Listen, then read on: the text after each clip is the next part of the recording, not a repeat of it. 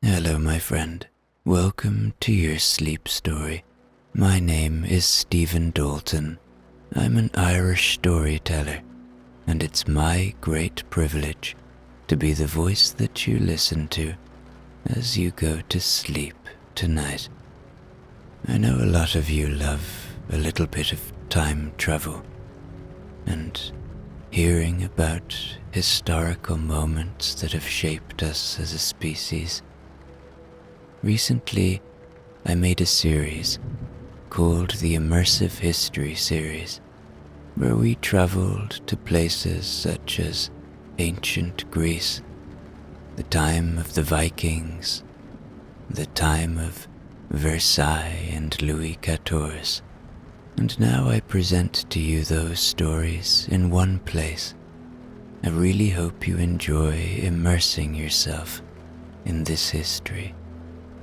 And if you'd like to support my work, you can do so on Patreon. The link is below this video. Okay, let's do the relaxation session now, which will take a few minutes before tonight's sleep story. I'm going to count down from 10 to 1, and as I do, allow yourself to let go more and more. 10.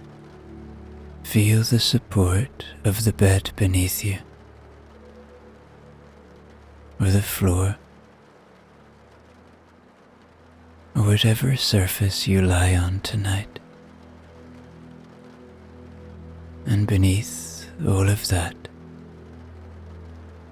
feel the support of the earth, that deep grounding support, that constant support, that unchanging, reassuring support that comes from our home, the earth. And as you become aware of it, see if you can release a little more.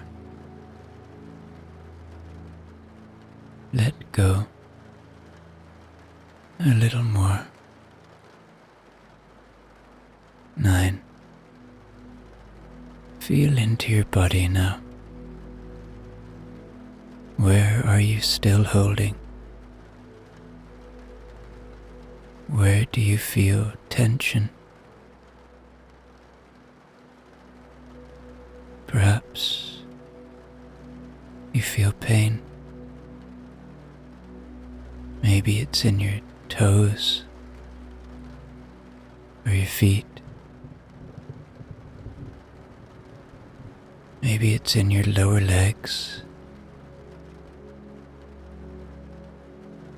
Maybe your thighs or your belly. Maybe you're holding in your chest. Or maybe you're like me and you hold too much tension in your hands or your face. And as you lie here now,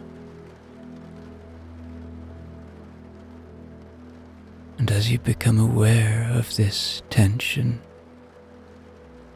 or holding on, notice the release that comes with awareness. Just let go now. 8. You are safe. Allow my voice to be a friend tonight, to be a gentle guide. Know that my voice will only ever take you to safe places. See if you can find the peace in that fact. See if you can find the trust. See if you can notice that when we feel safe, we can become curious, and we can feel a little light of joy within our hearts as we move closer and closer to sleep. 7. The day is done. Whatever has been,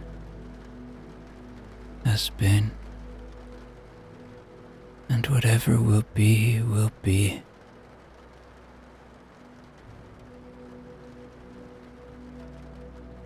Whatever thoughts arrive with you tonight, just notice them for what they are. Thoughts, a part of being human, but not you. You are not your thoughts. You don't have to follow them. They don't have to lead your emotions. And so if and when they come, and they will, let them float away now, like leaves on a moonlit river, or clouds passing by through a starlit sky. 6. This is your moment. This is your time. Allow that fact to enable you to settle in now, to feel cozy now, to feel the warmth and joy of the ability to just lie here and hear a cozy story.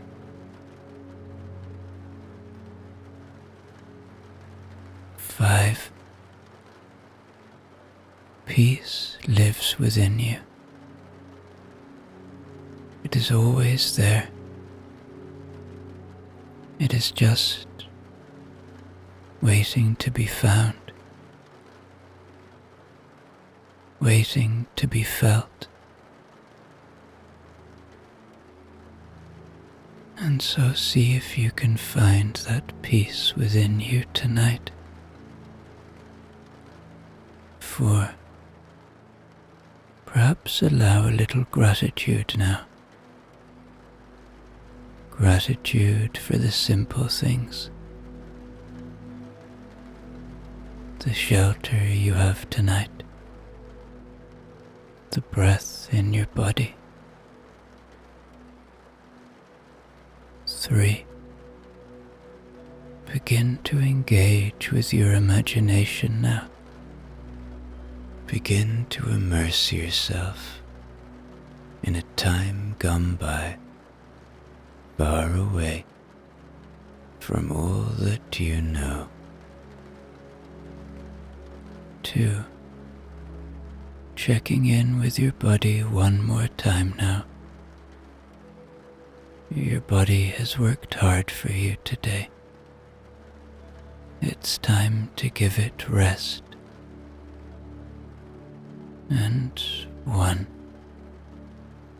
Completely letting go now, as I tell you tonight's sleep story.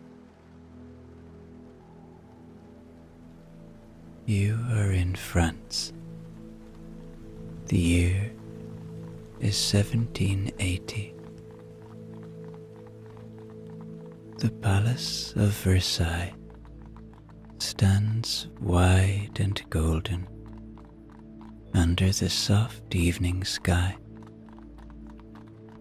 It is late in the day, and the sun has slipped down behind the trees of the gardens. The air smells of damp stone and the faint sweetness of late roses. And as you begin to walk through this beautiful place, you hear the fountains running. They are quiet, but they are running like distant voices behind a heavy door.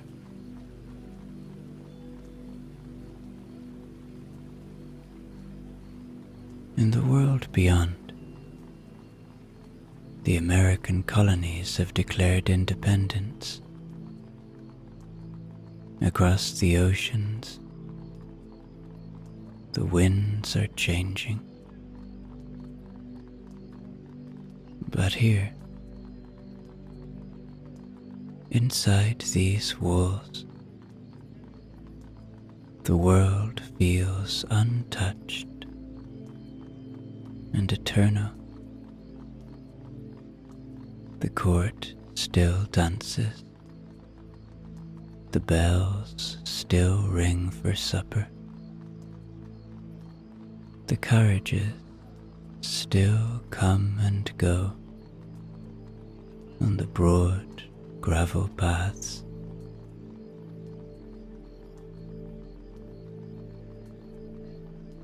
Tonight, you are part of it. You are a guest here, and the hours are yours to pass as you wish. There is no fear, no urgency, only the slow passage of the evening and the deep, certain comfort of belonging to a place made for beauty.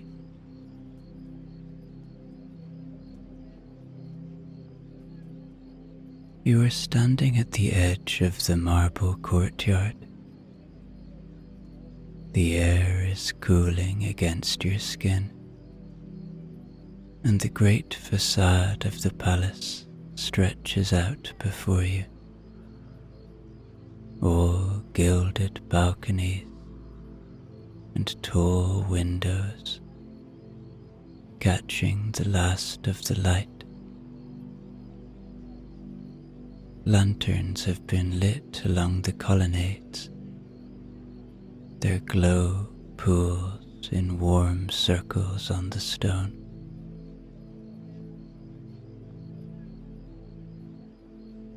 A servant passes by, his footsteps crisp and even. He carries a tray with a bottle of wine and 2 crystal glasses. His coat is blue, the color of a deep river, with silver buttons down the front.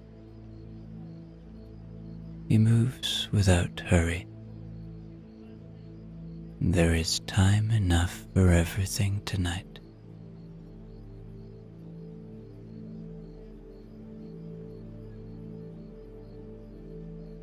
The marble beneath your shoes is smooth and worn by many feet. You can feel the age of it under you. Not old in a crumbling way, but old like a strong tree that has stood in a field for centuries Everything here has been made to last.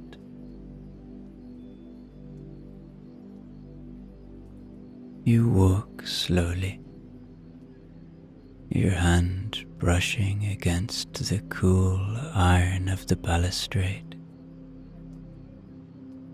Somewhere, a harpsichord plays a soft tune.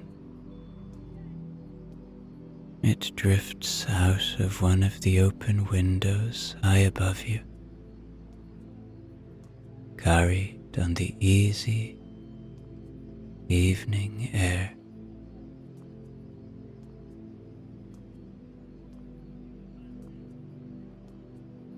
The palace gates are closed for the night. Inside the walls, 1,000 candles are being lit. 1,000 conversations are beginning. You are free to go wherever you like. No one will stop you. No one will rush you. You are safe here, and the night is just beginning.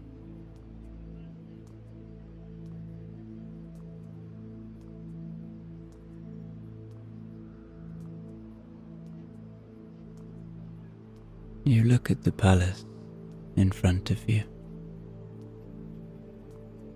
It is not just large. It is something else. You pause to really look. In front of you is the largest royal palace the world has ever seen.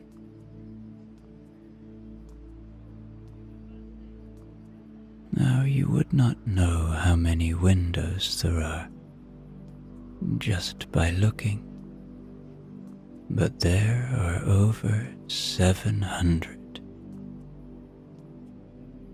You would not guess the number of rooms either, but there are more than 2,000. The walls stretch out so far that when you stand at one end, you cannot see the other. Versailles was not always a palace. Long ago, it was a hunting lodge for a king who loved the woods and the open air. That king was Louis XIII. It was his son, Louis XIV, who looked at the little lodge and decided it was not enough. He would build a home for the sun itself. A palace so vast and bright that no one would ever forget it or him. It took tens of thousands of workers to build it. Gardens were dug and shaped by hand. Lakes were carved out of the earth. The fountains, when they first ran, were among the most complex in the world, fed by rivers that had to be redirected just to keep them flowing.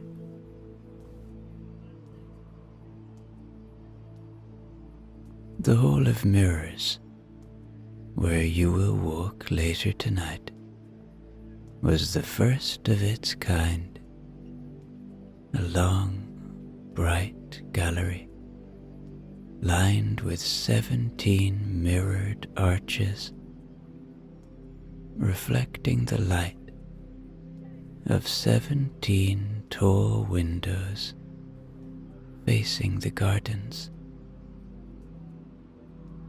In the late 1600s, glass like that was rare and precious. To fill a hall with it was something no one had dared before. You see, Versailles was built to be not just a home, but a symbol, a statement carved in stone and gold. It said that the king was strong, that France was rich, that life itself could be made perfect, if only you shaped it carefully enough.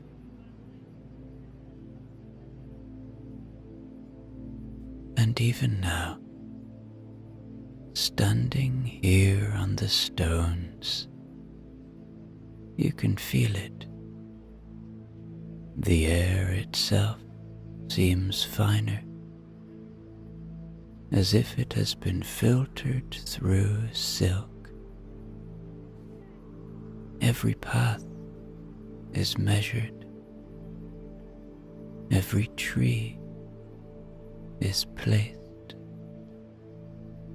Every wall stands at just the right angle to catch the light. You pass under a high arch, and the courtyard spreads out behind you. Ahead is the grand staircase. Beyond that, the chambers, the salons, the galleries,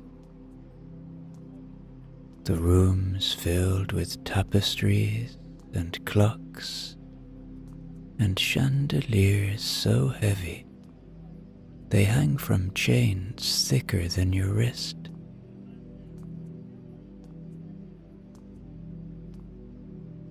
The palace was meant to hold thousands of people, courtiers, nobles, servants, guards, all moving through its halls with their own purpose. But tonight, it is quiet here and holds only a few hundred people. There is more space for you to breathe. You move through the doorway now into the palace itself. The air changes as you step inside. It is cooler here, touched with the scent of beeswax and old wood and faint perfume. The floors are marble underfoot. The ceilings soar high overhead, painted with scenes of gods and battles, all caught in the stillness of the evening light. The hush is deep. Only the faint murmur of distant voices touches your ears, soft as the sound of leaves in the wind.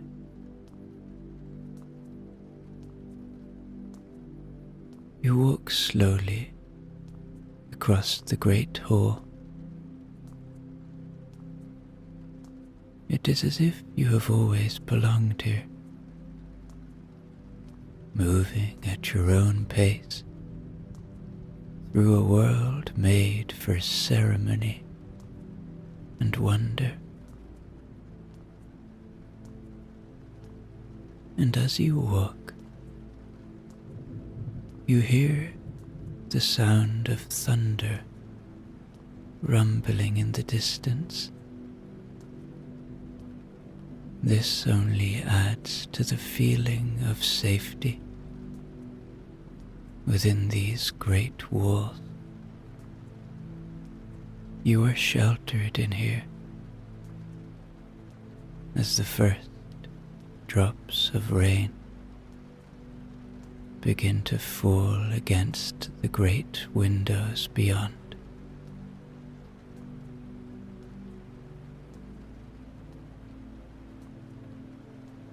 You turn a corner, and at the foot of a great staircase, a woman is waiting. She stands quietly, her hands folded before her, a slight smile on her lips. She is dressed in the style of the court, a gown of pale blue silk that catches the light when she moves. But there is something ageless about her, something kind.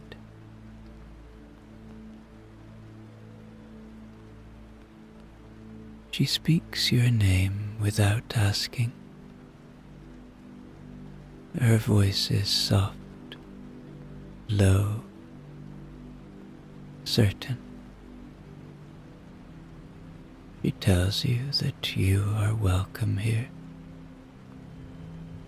She knows you have come from far away, from another time. There is no fear in her voice, only welcome.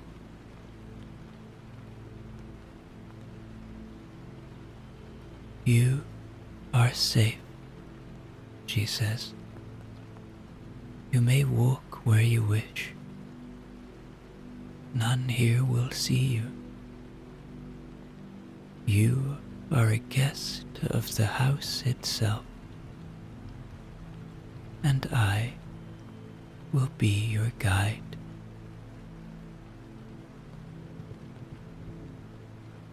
You feel a deep ease settle over you, as if some hidden door inside you has quietly swung open. You nod. You do not need to speak. She understands. She steps lightly up the staircase, and you follow. The marble rail is cool beneath your hand. The hall around you grows wider as you rise, opening into galleries lined with golden doors and crystal sconces that catch and hold the flickering candlelight.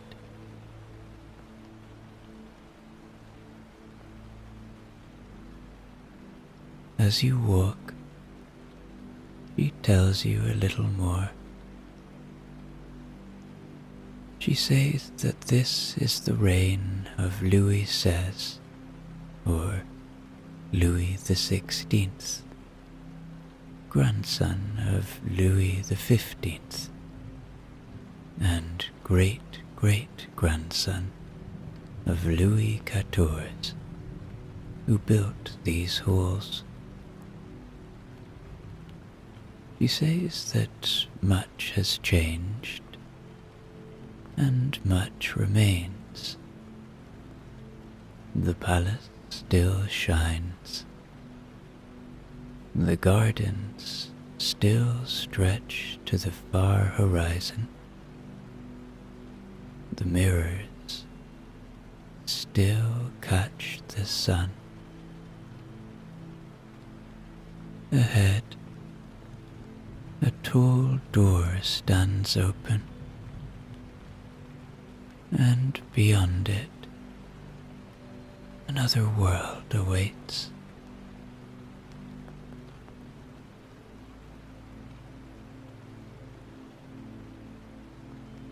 You step through the tall door and into a room of light. Hundreds of candles burn in the great chandeliers overhead. They sway slightly in the air, each flame steady and small, each one held in a cup of gold. Along the walls, more candles stand in high sconces. Their light falls across the polished floors, the painted ceilings, the heavy drape drawn back from the windows.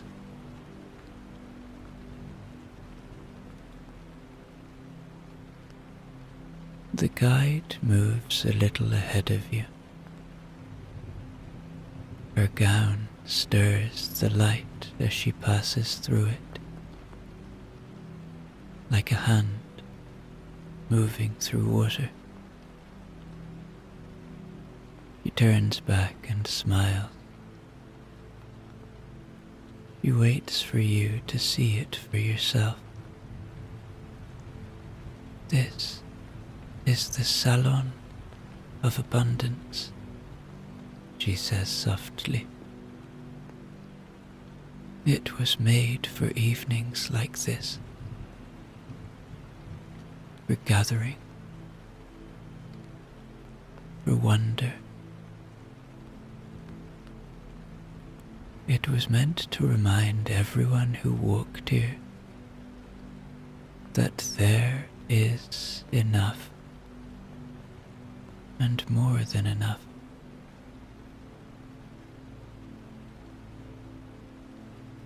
The candlelight pools at your feet.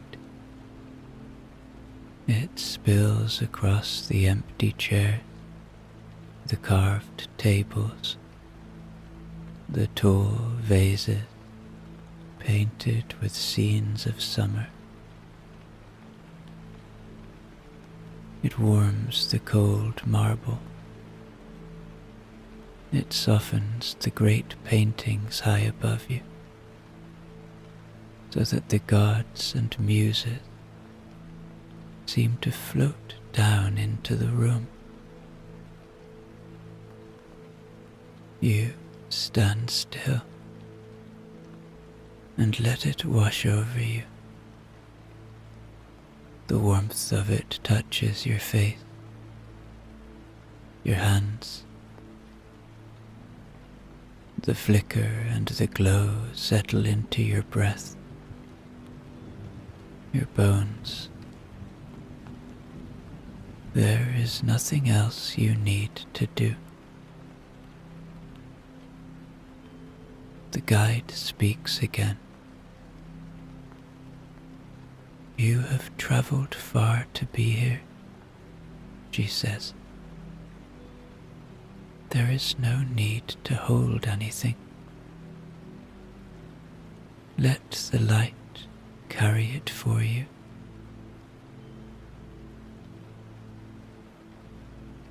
Perhaps you feel it then. The slow release inside you. The setting down of the old weights.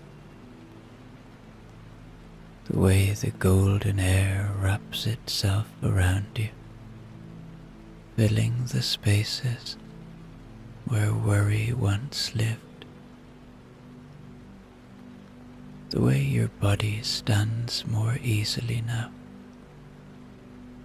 as if remembering something it always knew.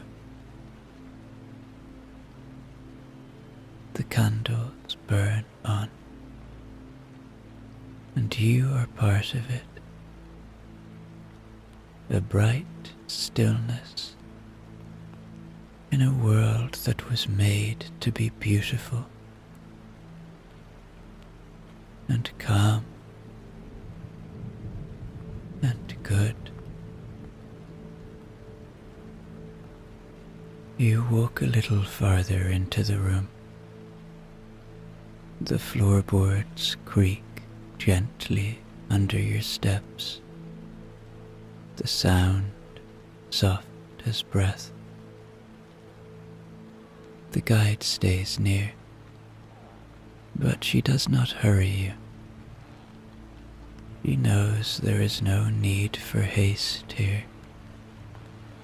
Time folds differently in places like this.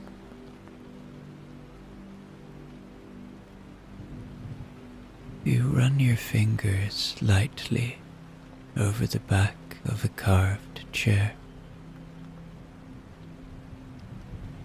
The candles flicker in your eyes. They seem endless. Above you, the ceiling rises away into a painted sky. There are angels there, and soft-colored clouds, and great ropes of flowers winding through the air. In the candlelight, the painting shivers gently, as if the whole ceiling were alive and breathing.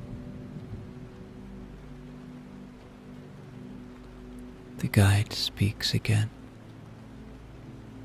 her voice as low and sure as before. All of this was made to lift the spirit, she says, not through power, not through fear, but through beauty, to remind you of what still lives inside you, always.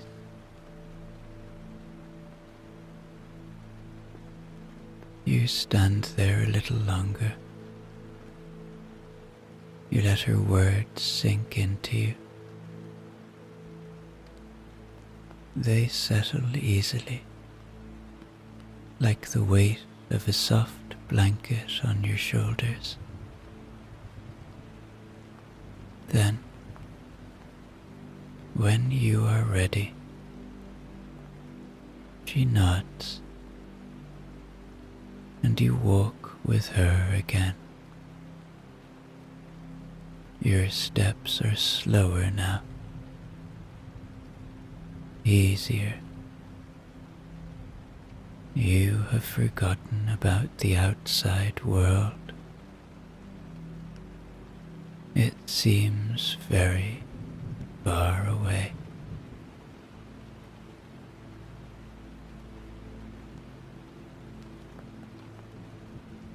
Through another tall doorway, the palace opens up again. Another hall stretches before you. More candlelight, more polished floors, a great hush that feels like the deep part of a forest at night. The only sounds, your footsteps and the rain outside.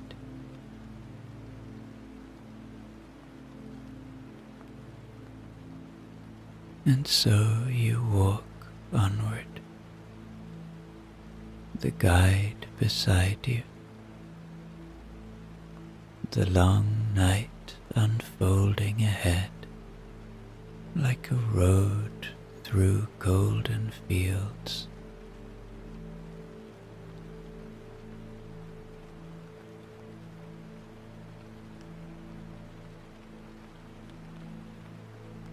You follow her down a long corridor.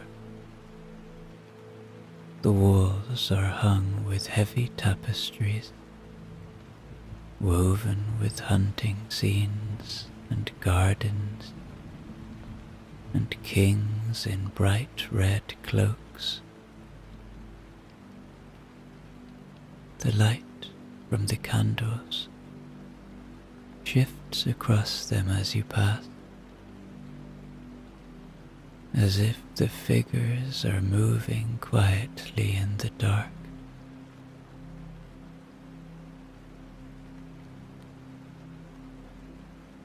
The guide walks a little ahead of you, her skirts brushing the floor. She turns her head slightly, and her voice comes back to you over her shoulder, easy and sure. My life here is not as grand as it may seem, she says. We wake early, always early, at the first bell, before the sun touches the gardens. She smiles a little, as if remembering something half tender, half tiring. We dress carefully, always carefully. Layers of silk, lace, stays, jewelry.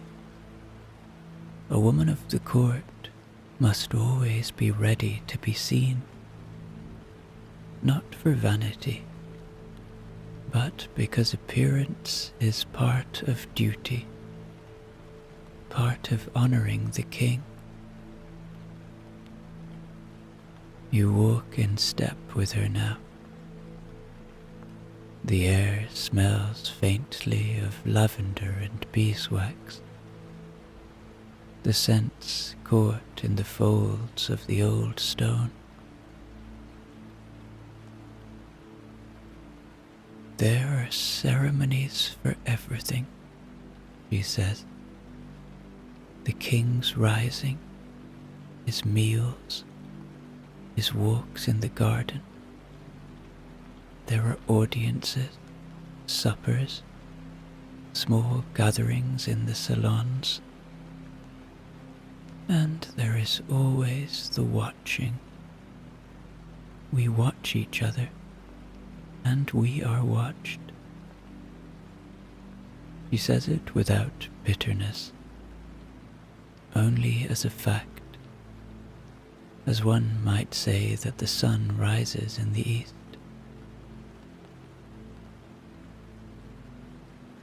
But there are quiet hours too, she says. Hours when you might sit by a window and watch the gardens grow gold in the afternoon.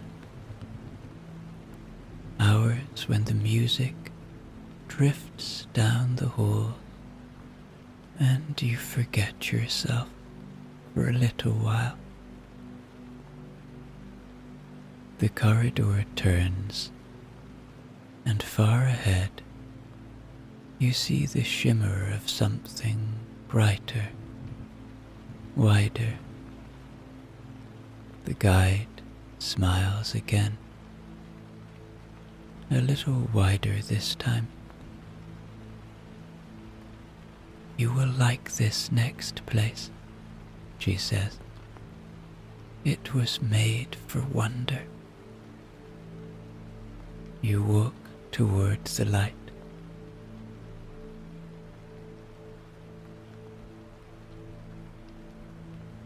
You step through a tall, arched doorway, and the hall of mirrors opens around you like a second world. The floor stretches out in polished wood, wide and smooth under the soft soles of your shoes. The ceiling rises high above, painted with great scenes of battles and triumphs, all caught in the golden haze of candlelight.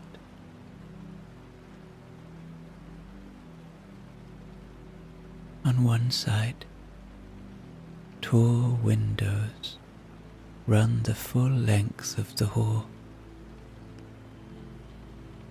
Their glass panes are dark now, with rainwater falling down upon them. But you can still see the shapes of the gardens beyond, the neat rows of trees, the still pools of water catching the last gleam of the sky.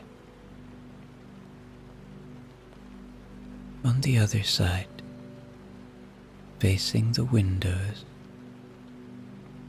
are the mirrors. 17 arches of mirror, each one reflecting the light and the dark, the candles and the night sky, until the whole hall seems to float in its own reflection.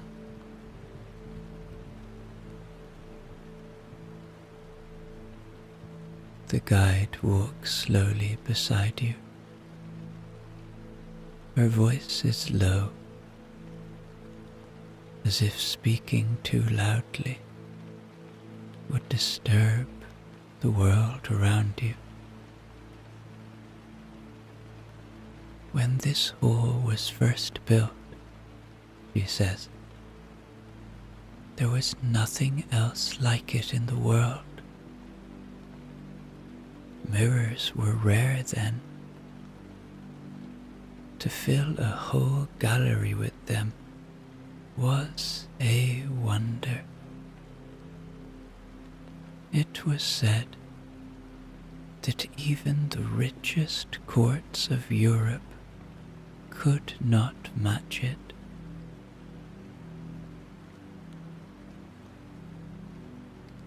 The chandeliers hang in rows from the ceiling, their crystal drops catching every flicker of flame and spinning it into small rainbows. The air itself seems to glow, heavy with warmth and gold.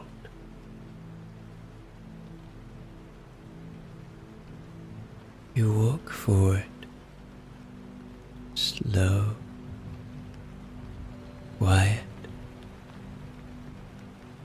your own reflection moving with you in the long, perfect glass. It does not feel like looking at yourself. It feels like walking through a dream of light and silence. The guide stops with you at the center of the hall. For a moment, there is nothing but the soft ticking of the candles burning,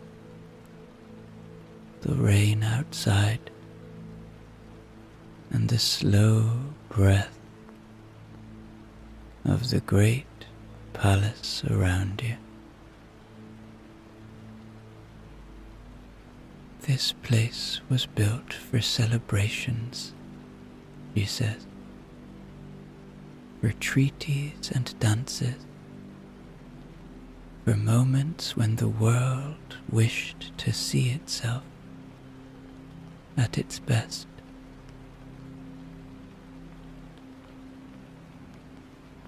And now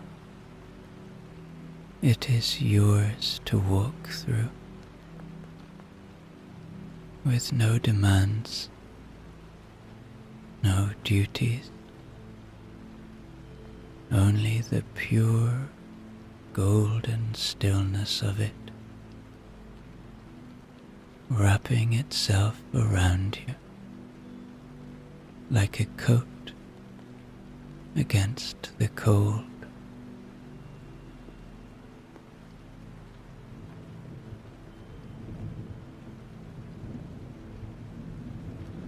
You stand still and look closer. At first, the hall seems so vast that you think it must have been born all at once, but it was not. Nothing here was rushed. Every inch was made by hand, by people who knew their craft. The guide's voice comes again, soft beside you. Each mirror was made one by one, she says, blown by glass makers from Venice and France, cut and polished by hand. They worked by daylight and by candlelight, by the shape of their breath on the glass. You look at the mirrors more carefully now. They are not the flat, perfect sheets of your own time. They have slight waves in them, slight bends, slight breathing imperfections. They hold the light differently because of it. Warmer, softer, more alive.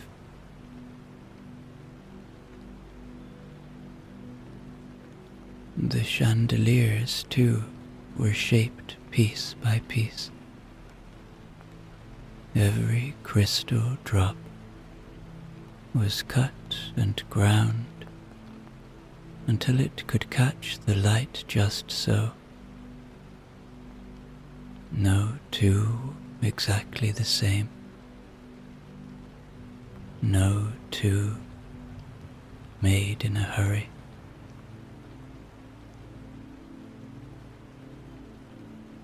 The floors you walk on were laid by men who spent months fitting each piece of wood into the next, hammering and smoothing, listening to the way the grain spoke under their tools.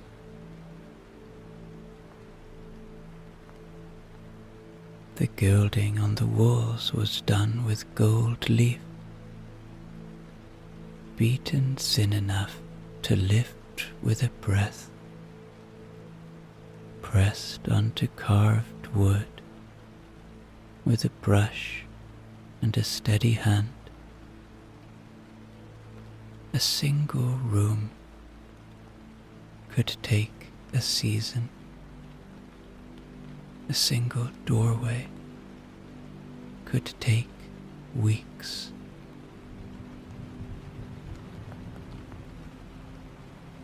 Outside, even the gardens had their craftsmen.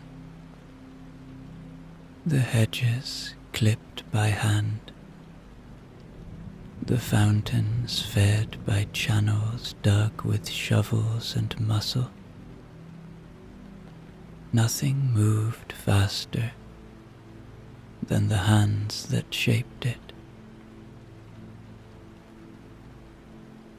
You feel the weight of that time in the stones under you. It is a good weight, a steady one, a reminder that the finest things are not hurried. They are built slowly, in patience and in faith.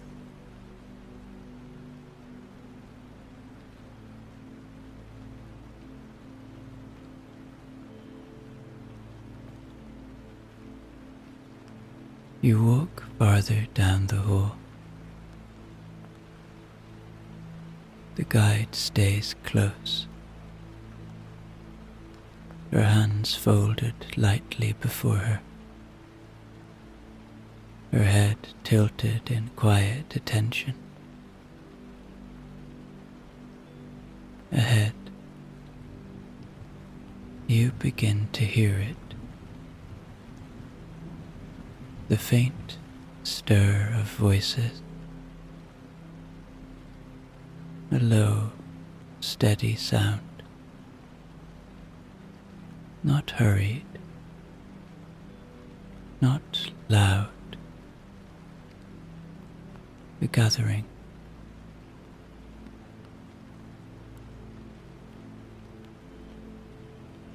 Candles burn more thickly at the far end of the hall.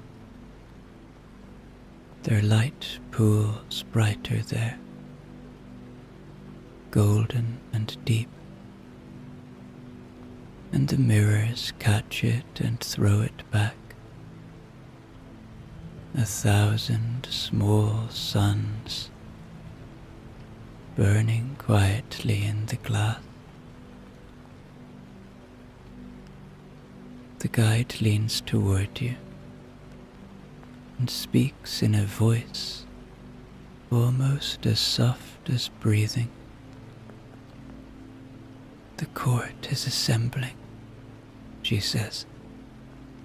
They come to wait, to be seen, to witness the king. You move slowly forward. Figures take shape in the candlelight.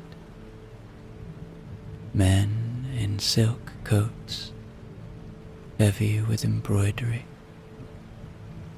Women in gowns that shine with every step. Their faces are powdered pale, their hair piled high with ribbons and jewels. They do not see you. You are not part of their world. You pass among them like a thought passing through a dream.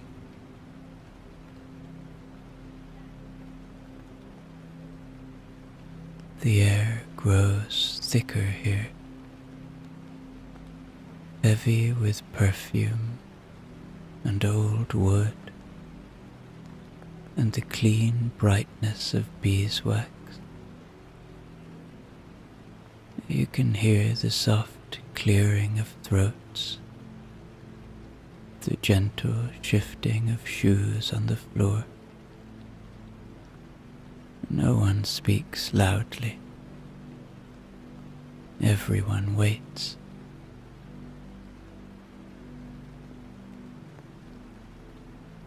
At the farthest end of the hall, a broad doorway stands open.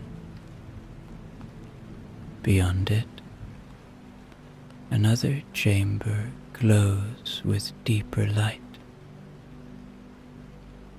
And you feel it then, the sense of gravity, of wait. The king will come that way.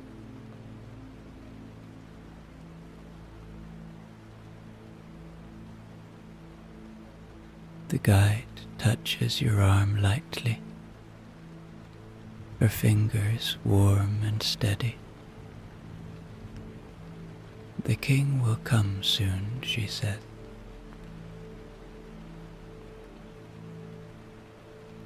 The courtiers shift and murmur softly. Fans flutter open and closed. Shoes glide carefully across the floors. The great mirrors catch every movement and fold it into light.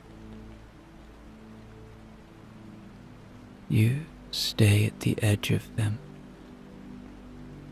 unnoticed. You watch as the old dance of appearances plays out. The careful nods, the practiced smile, the small, perfect steps. Then, after a long pause, the king appears. He is not what you expect. Not a figure of glory or fire. Just a man in a coat, heavy with embroidery. His hair powdered white. His face pale under the weight of duty and tradition. The guide stands quietly at your side. She does not bow. She does not lower her head. She simply watches, calm and sure, as if she knows that true greatness lies elsewhere. You see it too now. The king passes, but the real wonder stays behind him. In the work of the unknown hands that built this place. In the candles that still burn patiently. In the breath of music rising faintly from another distant room.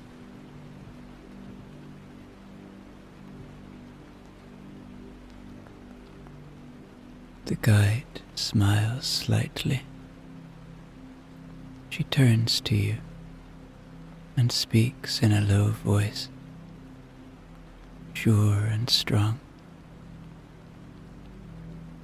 They call him king, she says. But this... She lifts her head lightly to the chandeliers, the mirrors, the living light. This was made by thousands of souls, not one.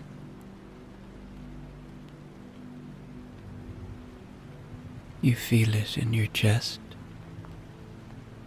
the quiet, unstoppable truth of it. The real greatness is slow and patient and shared, built from 1,000 small labors done well, by people whose names are lost, but whose work remains.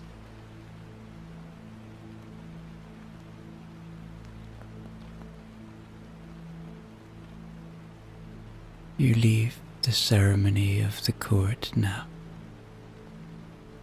and the guide leads you toward a staircase. It rises ahead of you in slow, easy turns, wide enough for 20 people to walk side by side, but now empty except for you.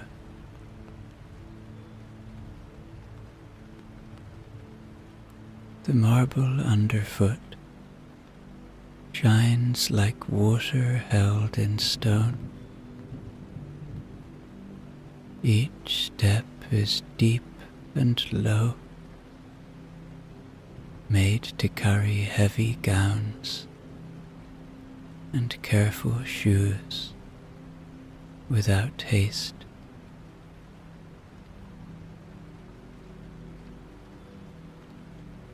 You place your foot on the first step.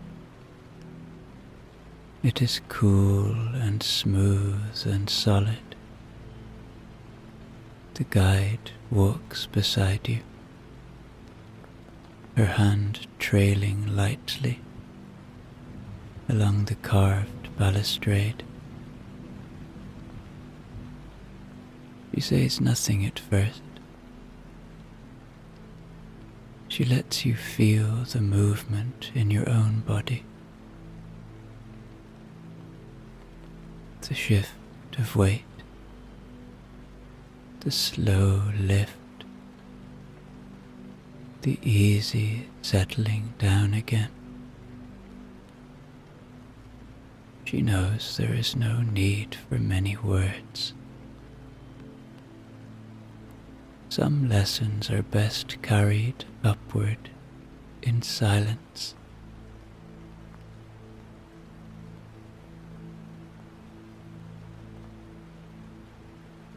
After a while, as you climb, she speaks in that low, sure voice you are beginning to trust. Each step is a leaving, she says. Each step is a small letting go. You feel it as you move. The floor below you is gone. The next rises to meet you. The space behind you lengthens and disappears.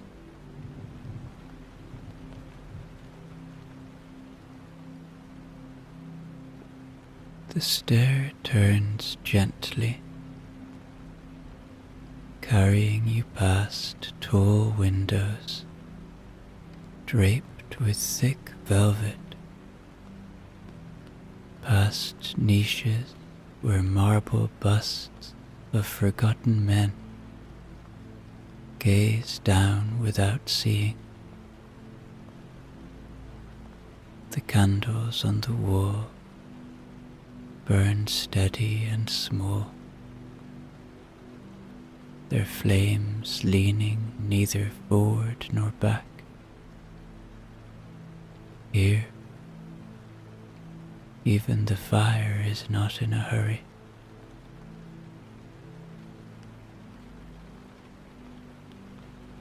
The guide walks easily beside you, her skirts whispering against the marble.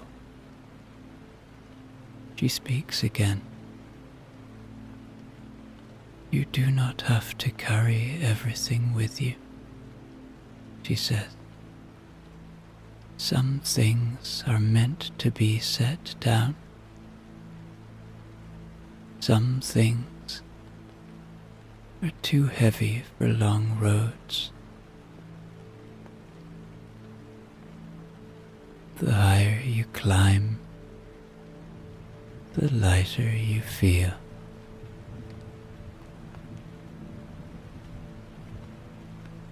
You notice it not in your legs,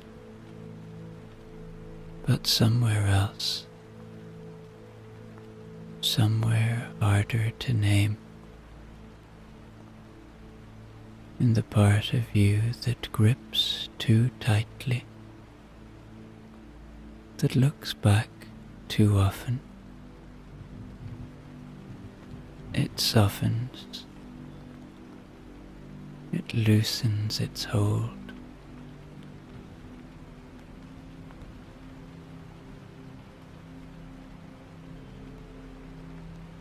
At the next landing, the staircase opens into a broad hall lined with tall doors and gilded panels. The air smells faintly of old paper and lavender, and the sweet, heavy scent of wood, warmed by centuries of candle flame. You pause there for a moment, your hand resting lightly on the cool marble rail. Your breath rising and falling, and with each breath you feel more and more relaxed.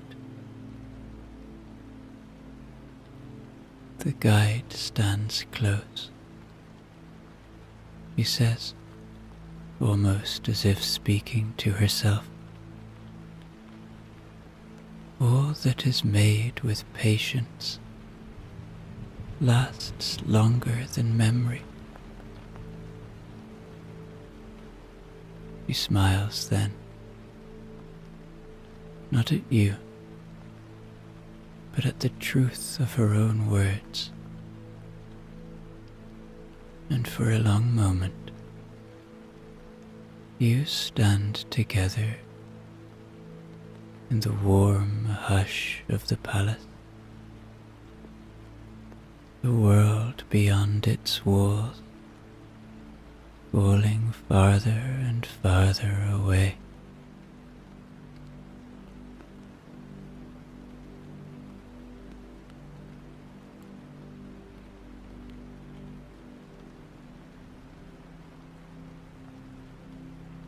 The guide now leads you down a long corridor where the walls are lined with portraits. They are lit only by the slow burning of the wall sconces. The faces in the paintings are faces of people long gone, but humans they were. Other people who just lived in another time, but have the same thoughts and wants and needs that you or I might.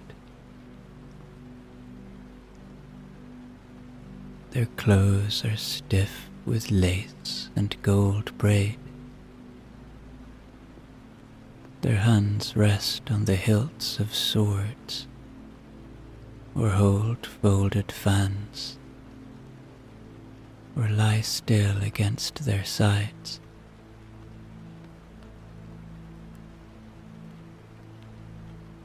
You are not part of their world, and they are not part of yours. But even still, you are connected to them in some way. Connected through humanity,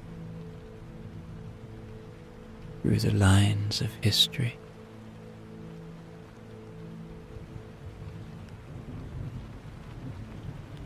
The first room you come to stands wide open. The guide steps inside without hesitation, and you follow. It is a grand chamber, the ceiling high and coffered, the walls panelled in pale wood, carved with the delicate patterns of vines and small birds. A great carpet stretches across the floor, worn soft by centuries of feet. There is a fireplace so large you could stand inside it and still not touch the lintel with your hands. The hearth is cold now, but you can smell the old memory of wood smoke caught deep in the stones.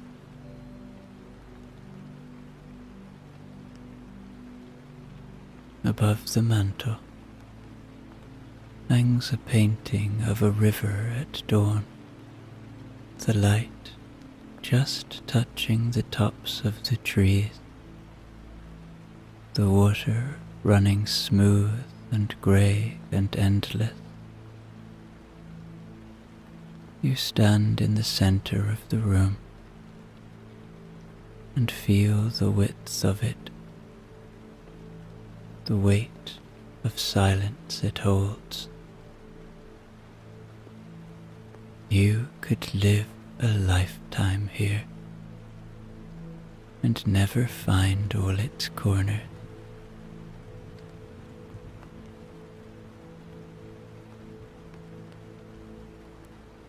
The guide says nothing for a long time.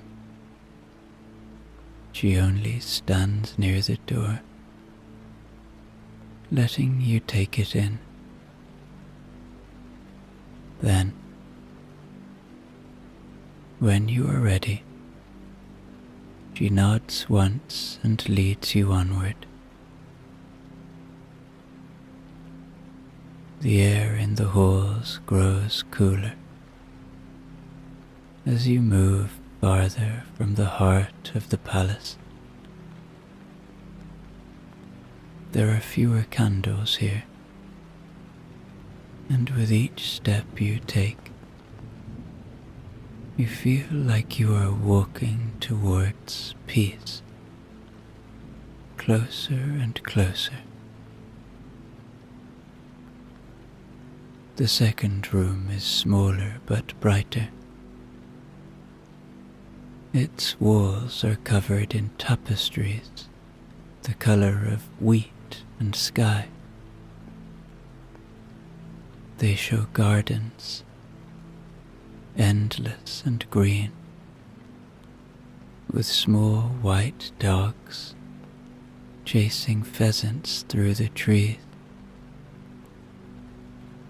The furniture is lighter here. Chairs with slender legs, small writing desks with inlaid wood, cabinets that gleam like honey under the candlelight. There is a tall clock against one wall, its face painted with the phases of the moon. And as you pass it, you hear the soft catch and fall of its hidden gears, counting the hours in a tongue older than words. The windows here are left bare, and you can see the gardens outside, black against the cloud-covered sky. This room feels younger somehow, more alive, as if whoever lived here had left only yesterday and might return at any moment with laughter and news from the day.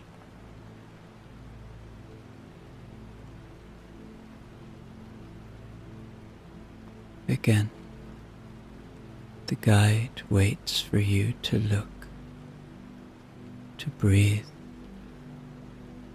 to gather the sense of it. She does not hurry you. She only watches with the faintest smile, patient as the stones themselves. And when you have seen enough, she turns, and you follow her deeper into the Palace of Versailles.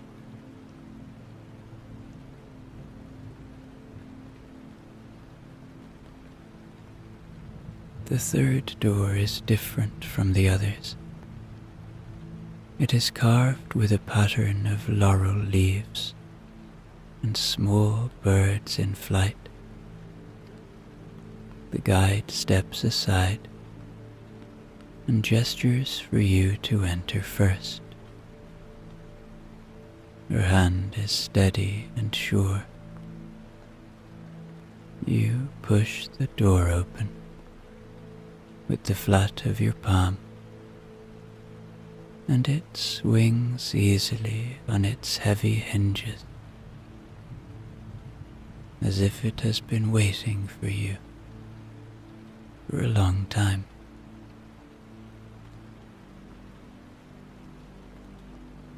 The room inside is unlike anything you have seen before. It is not large. It is not grand in the way the other rooms were grand. But it is more beautiful than anything you have ever known. The ceiling curves in a low, gentle arch overhead, painted the color of a morning sky just before the first light breaks. The bed is wide and low, covered in linen so fine they seem almost to float above the mattress. Beside the bed, there is a small table with a silver ewer and a bowl, and a single chair carved with the shape of vines and lilies.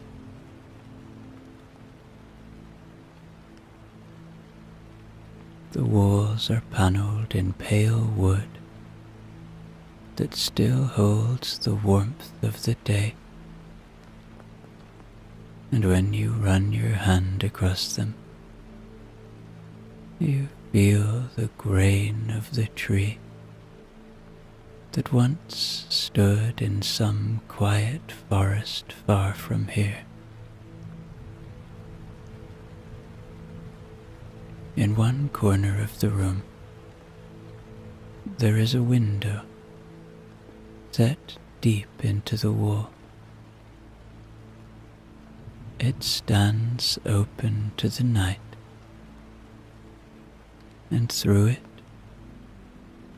you can see the faint glimmer of stars through a small opening in the clouds.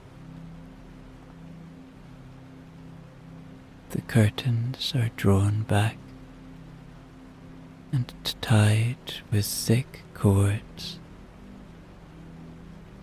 and the air that drifts in smells faintly of rain and stone and growing plants.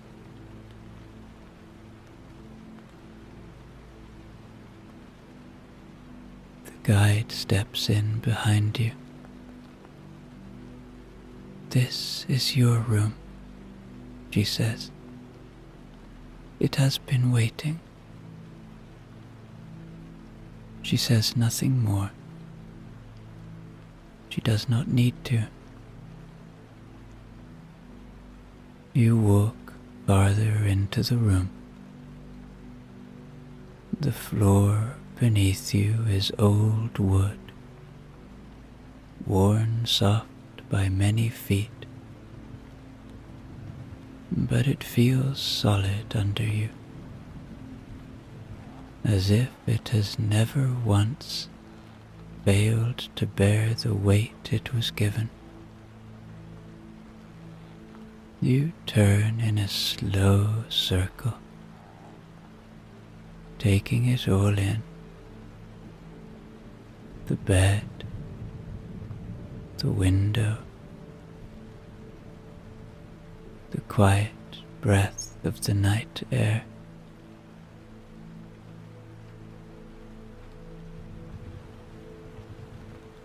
You stand still and let the room settle around you. Everything you carried with you before, the noise, the weight, the old sorrows, seems to fall away without struggle. You feel only the deep, clean stillness of the space, the way it holds you, without asking anything in return. You belong here, without need or proof. You have nothing to prove to the night, or to the stars,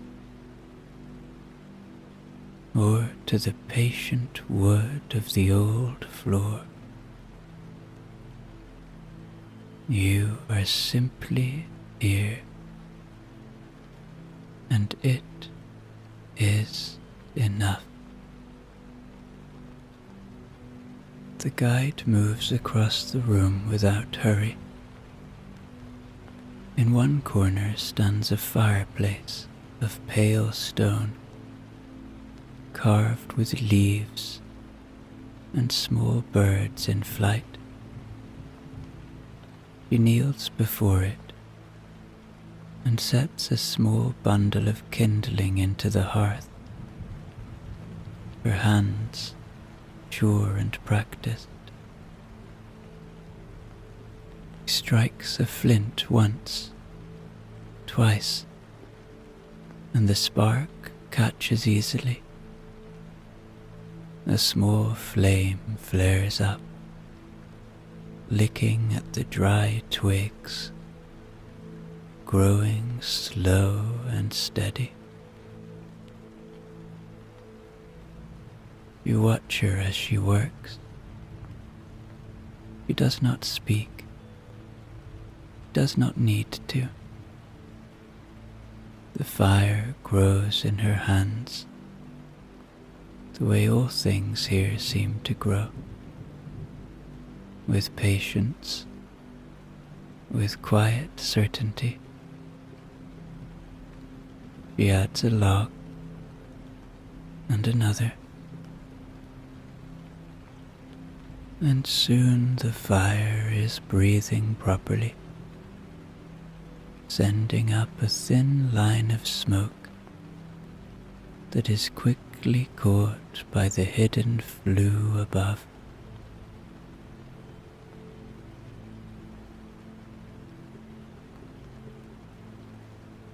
The light of the flames plays gently against the walls, painting them with slow waves of gold and shadow. When the fire is strong enough, the guide stands and brushes her hands lightly on the folds of her skirt. She glances at you and smiles, not the smile of a servant or a host, but the quiet smile of someone who knows how to make a place safe for another soul.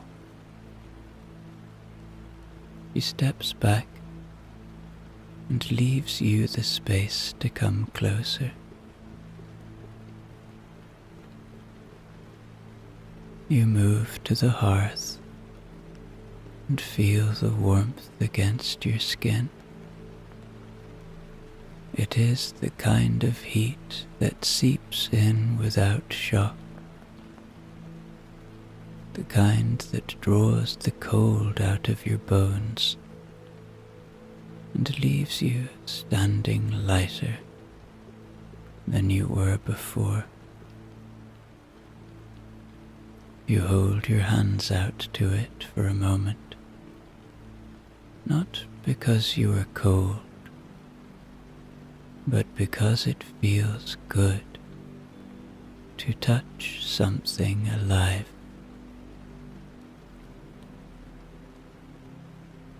You cross the room to the window. The stone beneath the frame is cool under your hands. You lean slightly forward and look out into the night. Below you, the great courtyard of Versailles lies quiet under the rain. You see the pathways, the curves of the fountains, the edges of the clipped lawns. You breathe in slowly here. The air smells faintly of wax, damp stone, and the faint memory of flowers long since closed for the night.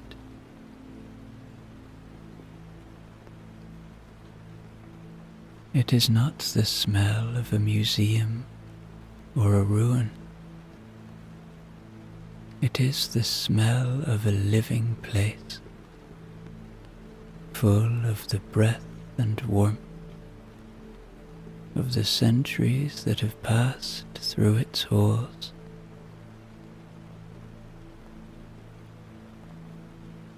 You realize then, not as an idea,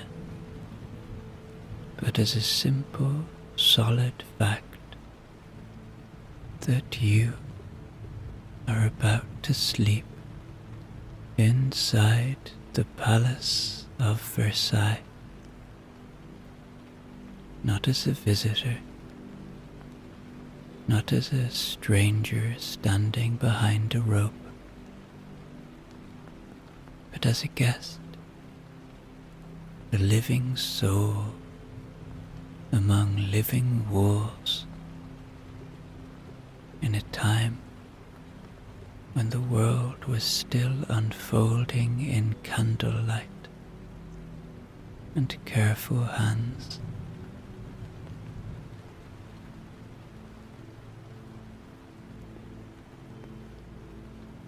The guide stands a little behind you. He waits until you are ready,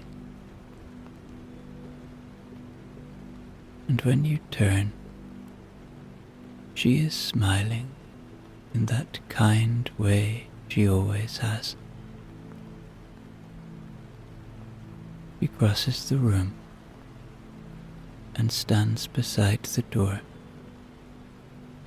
her hands folded easily before her. "I will be just next door," she says. "If you need anything at all." She pauses a moment longer, letting you see the truth of it in her face. Then she adds, even more gently, "You are safe," and she leaves you.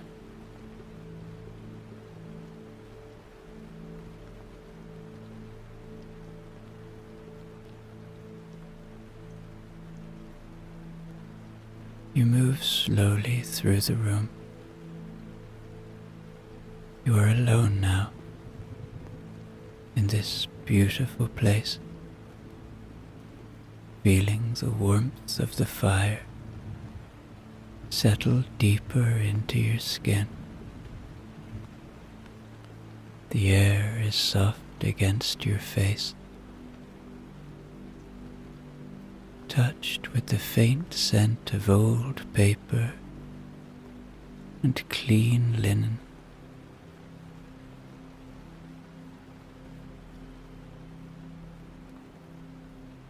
You cross to the small table by the bed, where a silver pitcher and bowl wait quietly for you.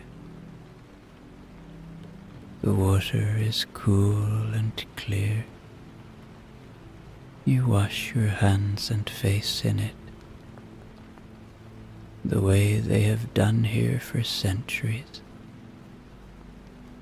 And the simple act of it feels like a kind of blessing,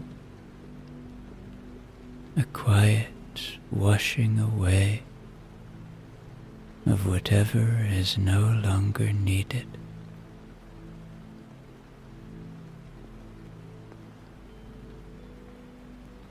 You pull back the covers of the bed and slip inside.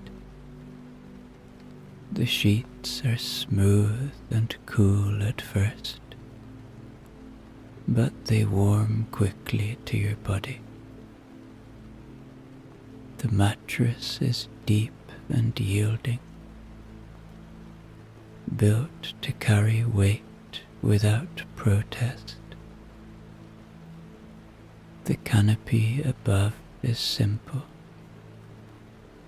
pale silk drawn back to reveal the soft curve of the ceiling, painted like a night sky.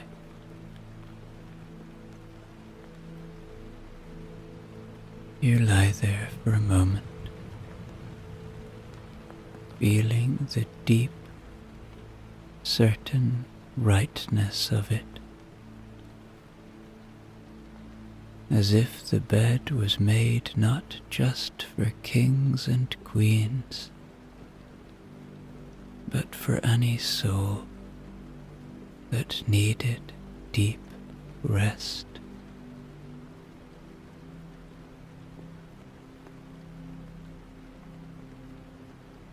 On the small table beside you lies a book.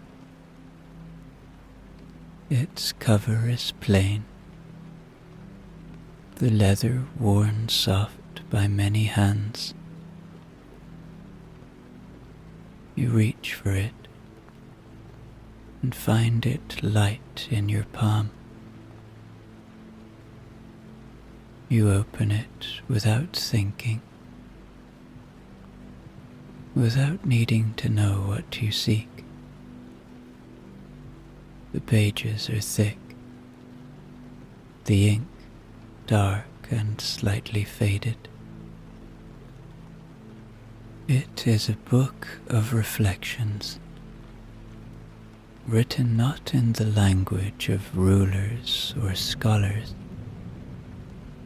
but in the simple, clear voice of a man who had spent much of his life walking alone through fields and woods, thinking about what it meant to be alive. You turn a page and begin to read. The words rise easily into your mind, quiet and sure.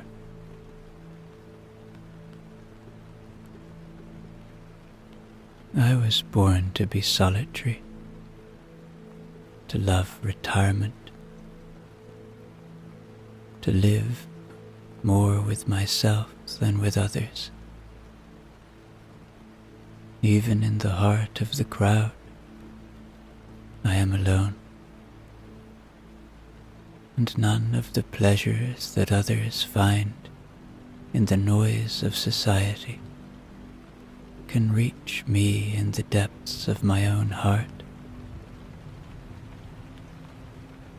You pause and breathe. The fire crackles softly at the hearth. You turn another page. I enjoy myself in 1,000 innocent ways. I have only to look at the grass, the trees, the flowers.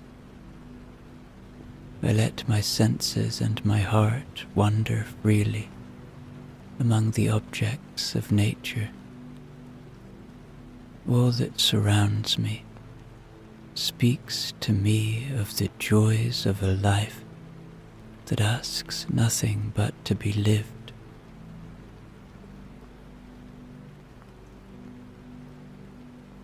The words settle over you like a second blanket, warm and sure. They need no explanation. They are enough in themselves. You turn a few more pages, letting your eyes drift easily across the lines.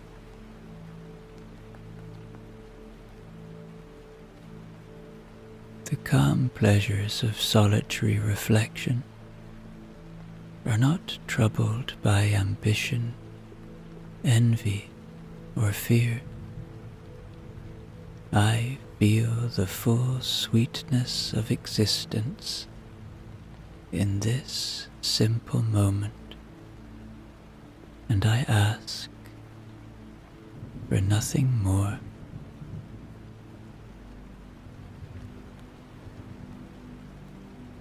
You close the book lightly on your palm. The room breathes around you. The soft crackle of the fire, the deep warmth of the bed, and the rain beyond the window. You set the book gently down and lie back against the pillows, letting your body sink deeper into the comfort that has been waiting for you all this time, letting the words of Rousseau, the French philosopher, settle into you. Those words of simplicity and appreciation for nature.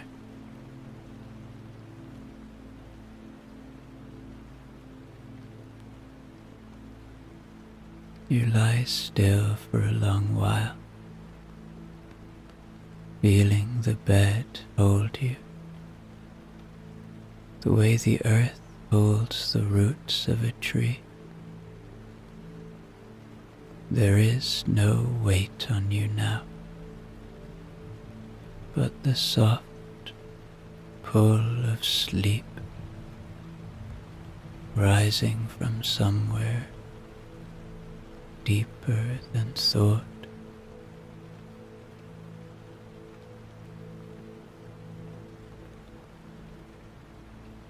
The fire at the hearth burns low and steady, The walls of the room seem to breathe with it, holding the warmth inside like a secret. You draw the covers up over your shoulder. The linen smells faintly of lavender and clean air. Your body sinks deeper into the mattress, and the world outside your skin grows softer, farther away.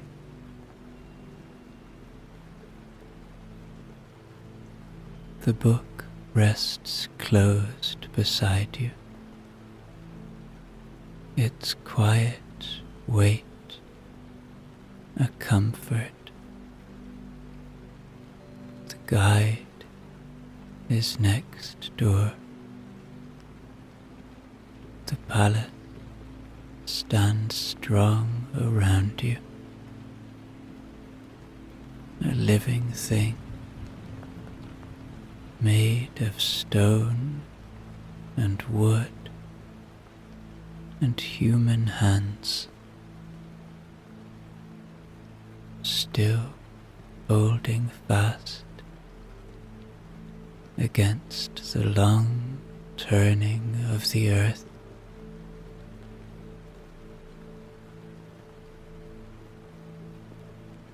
Your breath slows. Your thoughts drift like leaves across still water. You do not need to hold on to anything now. You are safe. You are home. The night deepens, and you drift into deep sleep. You are walking along the harbor in Alexandria, the city where the world gathers. The air is warm, but not stifling, carrying the tang of salt and a faint trace of spices.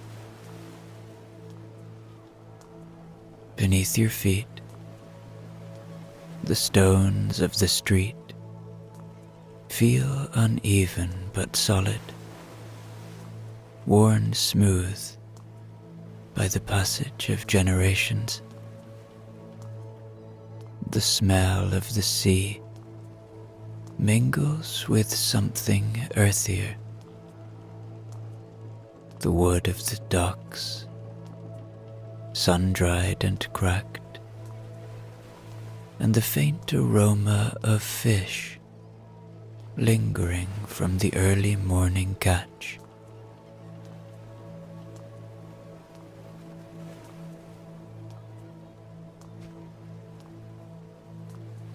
The Mediterranean Sea stretches out before you, calm for now, its surface catching fragments of light from the pale morning sky.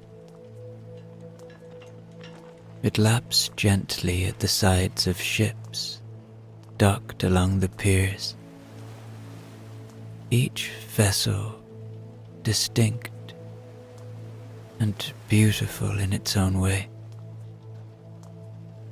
Some are wide and heavy, built to carry grain from Egypt's fields, while others are slender and sleek, with sails rolled tightly against their masts.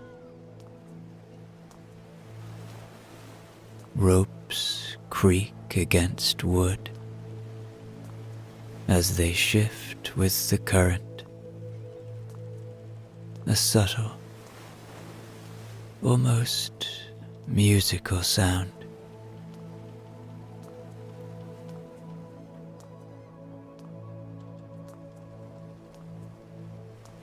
Close by, the harbor is alive with people. You hear their voices before you fully take them in. A mix of languages and tones, rising and falling in bursts. It is not chaotic.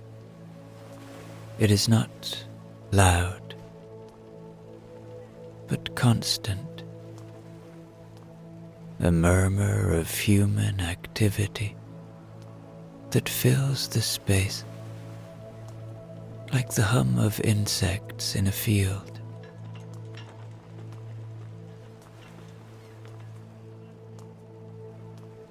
As you walk, you start to pick out individual sounds. A man's laugh, a child's chatter, the clipped commands of a sailor directing a crew.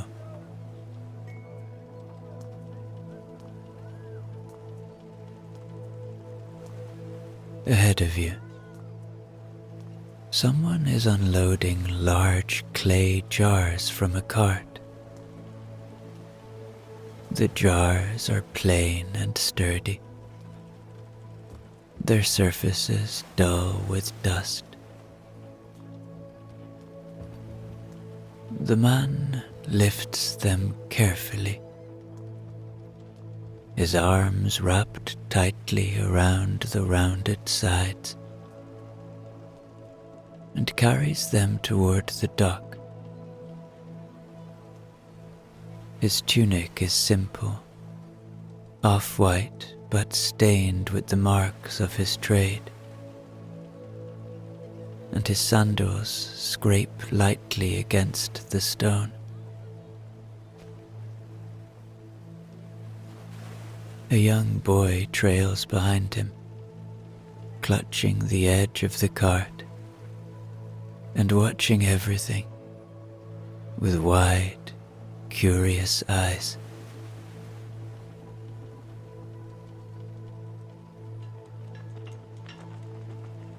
You pause for a moment, letting the scene settle around you. This is a place of movement, of labor, of exchange. But it is also a place of rhythms, of patterns repeated over years and decades. You feel yourself being drawn into it, as though this great ancient city itself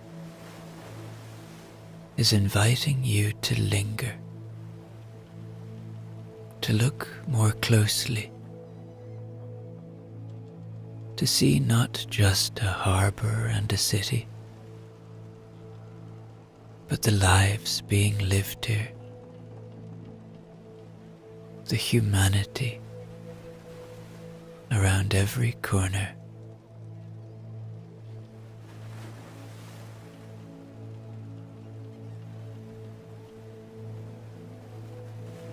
The year is 240 BCE, and you are standing in the heart of the Ptolemaic kingdom, ruled by Pharaoh Ptolemy III. He is the third ruler of the dynasty, founded by Ptolemy I, a general of Alexander the Great, who claimed Egypt after the death of his commander nearly a century ago. Alexandria, this thriving city at the mouth of the Nile Delta, has become a beacon of culture and learning, a meeting point of Greek and Egyptian traditions, and the jewel of the Mediterranean world.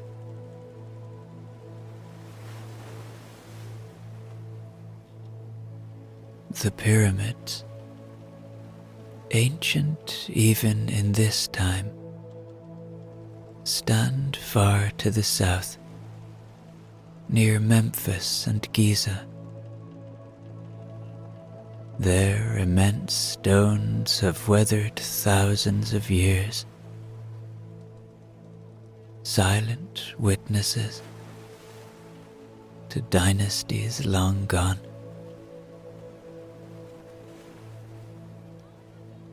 They belong to another age, a time when pharaohs of the Old Kingdom ruled over an Egypt that was isolated and self-contained. Now, in the age of Alexandria, Egypt is a cosmopolitan land, its traditions mingling with the influences of Greece, Persia, and beyond.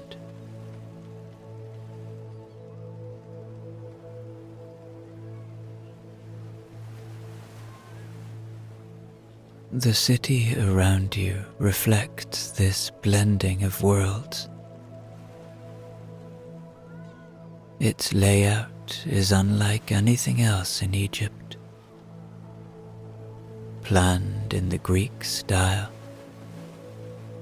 with wide avenues and orderly grids.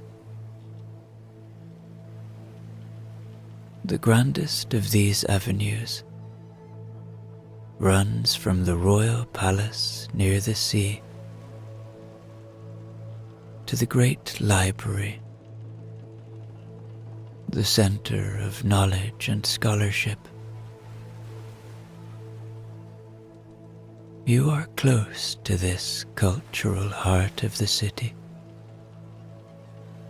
where philosophers, scientists, and poets gather to exchange ideas.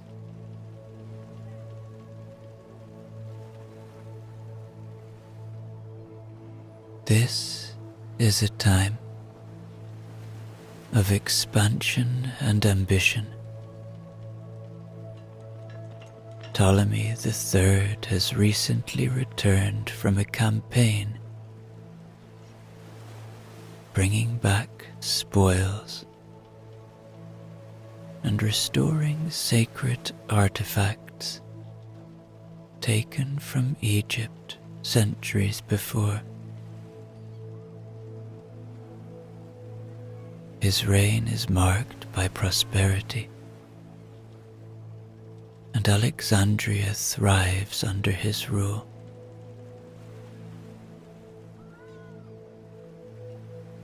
The lighthouse at Pharos, one of the tallest structures in the world, guides ships into the harbor, its beacon visible for miles.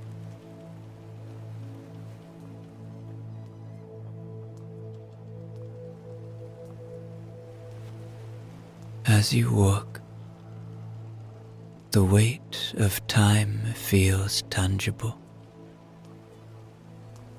You are not in a distant land, ruled by gods and mysticism, but in a vibrant, living world where people trade, create, and dream, much as they do in your own time. Yet, there is something undeniably different about this place. An energy that speaks of discovery and connection. You are here in the age of Alexandria.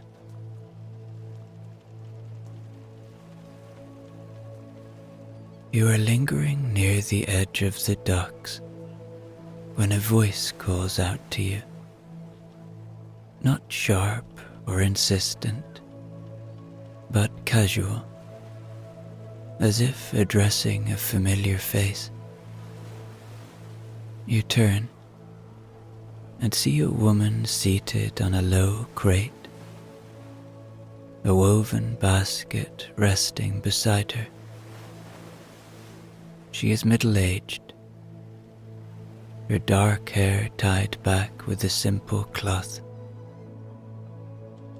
Her skin is bronzed and weathered, her face lined. But there is something unhurried about her, as though she carries no weight but the moment she is in. She gestures to you with an open hand, inviting you to come closer. Don't stay in the sun too long, she says lightly, her Greek softened with the lilting tones of Egypt. She smiles as she speaks, her hands busy weaving reeds into the beginnings of a basket. The reeds are thin and damp, and as she works, small droplets of water fall to the stones below. She seems to take pleasure in the work, her fingers moving steadily, almost rhythmically. It can fool you here, the sun, she continues. It feels kind, but it leaves its mark.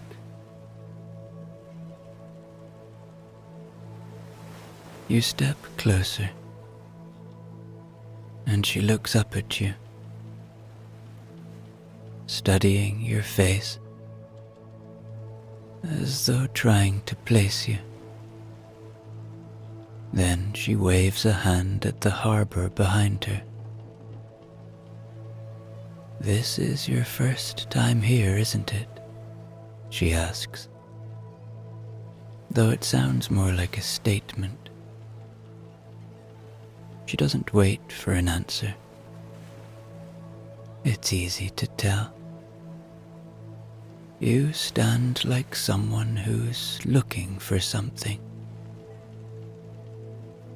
She pauses her weaving and leans back slightly, as if considering what to say next. But let me tell you something. Everything you need is already here. She gestures at the docks, at the crates piled high with goods, at the people moving past. The world has been brought to this place. If you can't find it here, it doesn't exist.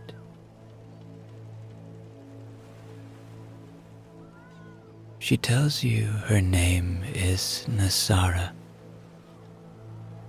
and that she has lived in Alexandria her whole life. I was born just a short walk from here, she says. pointing inland. My family still lives in the same house. Nothing special. Just walls and a roof. But it keeps the rain out when it comes. She chuckles softly, as if rain is more myth than reality. My husband fishes. My son works in the warehouses. And I make these. She holds up the beginnings of her basket. That's my life. It's not complicated, but it's good.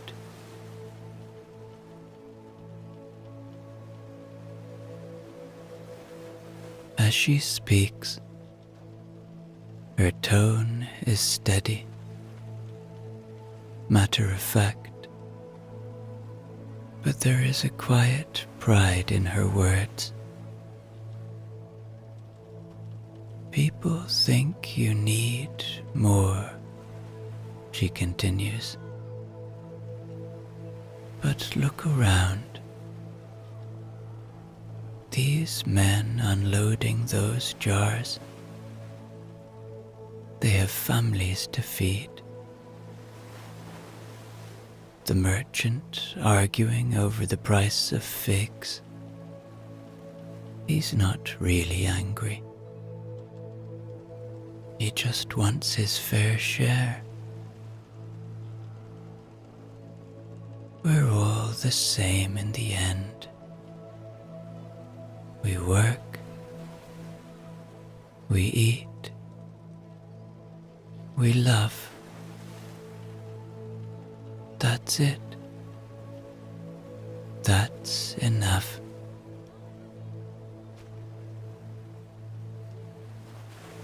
For a moment, you simply listen,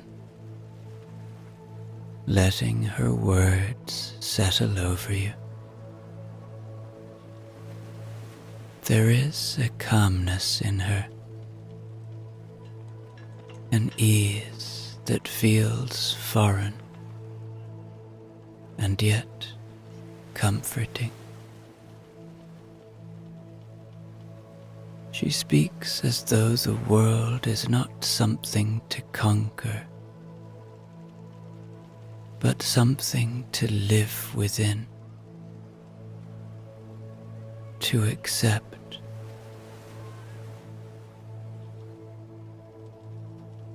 Do you see that ship? She asks, pointing to a wide, weathered vessel tied up at the pier. It came a long way. I heard they brought back books, scrolls. They say they'll take them to the library. You should go there if you have time. See what the scholars are learning. She shrugs. I don't need scrolls, but I like knowing they're there. That this city is alive with thinking, with dreaming.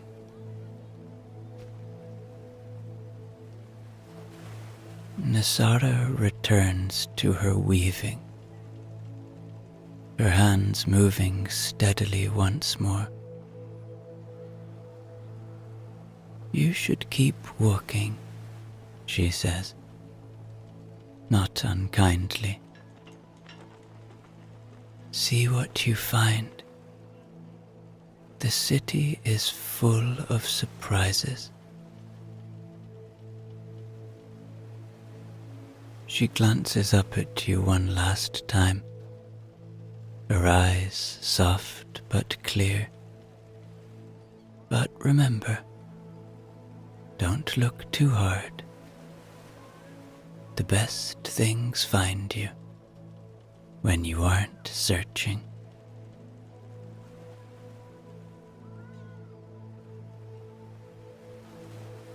You leave the harbor behind, stepping into the streets of Alexandria proper. The sounds of the docks fade slightly, replaced by the hum of the city. Footsteps on stone, the low murmur of conversation, the occasional bark of a street vendor calling out his wares.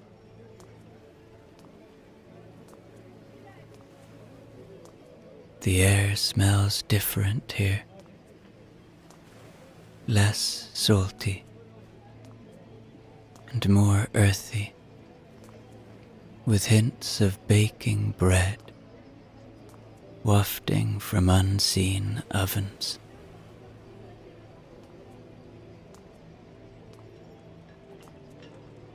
As you walk, something catches your eye.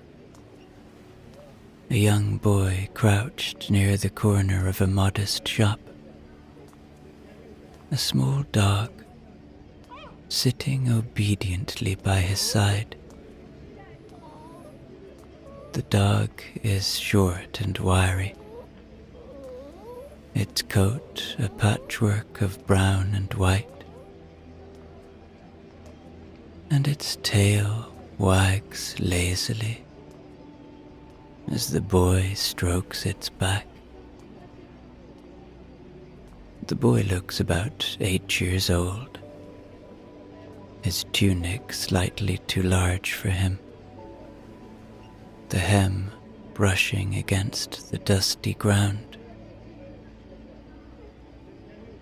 He holds a flat piece of bread in one hand, tearing off small bits to feed his companion. The dog sniffs each piece before taking it gently from his fingers, its ears perked with quiet attention.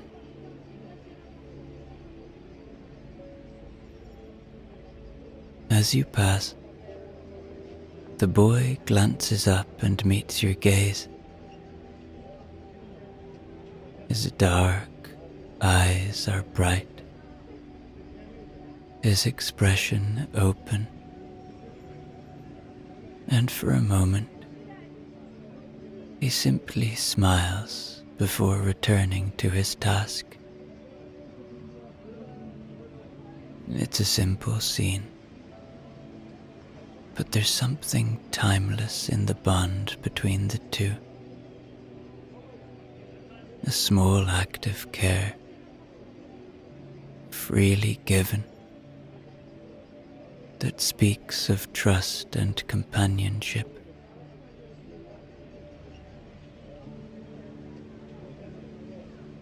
Further along, you come across an older man, seated on a low bench beneath the shade of a sycamore tree. He is bent slightly forward, his hands clasped around a wooden walking stick, polished smooth with age. Beside him, a girl stands, perhaps his granddaughter. Her black hair is tied back in 2 braids, and she holds a small clay cup in her hands. "Careful now," the man says, his voice deep and steady, speaking in Egyptian, a language unfamiliar to you. but full of warmth in its cadence.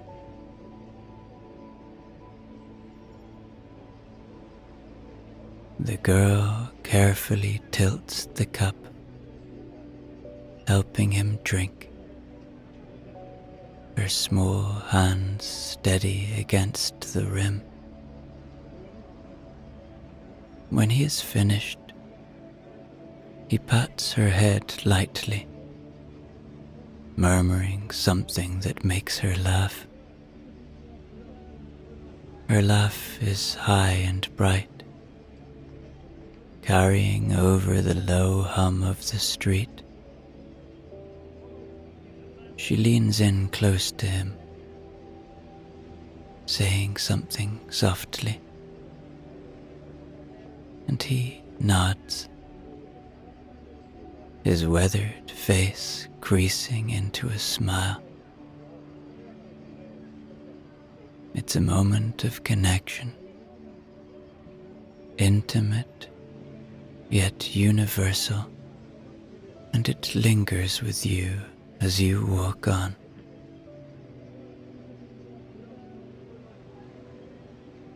Not far ahead, you notice a small market stall selling dates. The vendor, a woman with a brightly patterned headscarf, reaches out with both hands to help an older customer tie the rope around a basket brimming with fruit. The two women exchange a few words, their laughter mingling with the chatter of the street. The older woman places a hand briefly on the vendor's arm,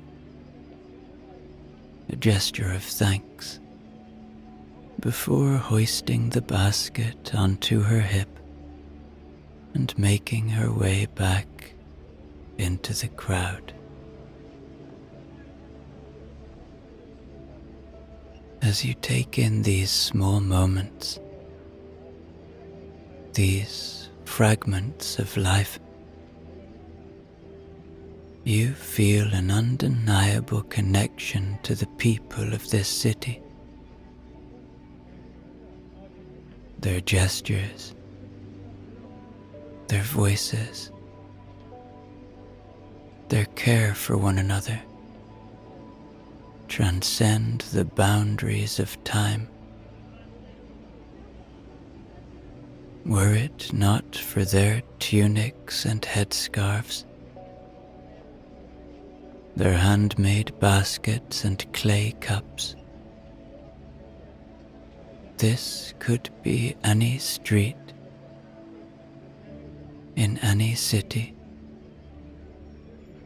in any time. There is something profoundly human in the way they move through the world, in their kindness, their quiet joys, their shared moments of understanding.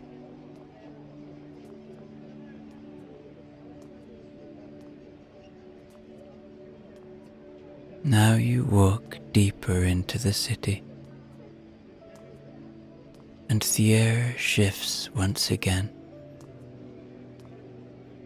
It's less bustling now, more tranquil. The narrow streets are lined with homes, their walls made of pale, sun-bleached limestone. Above you, balconies jut out,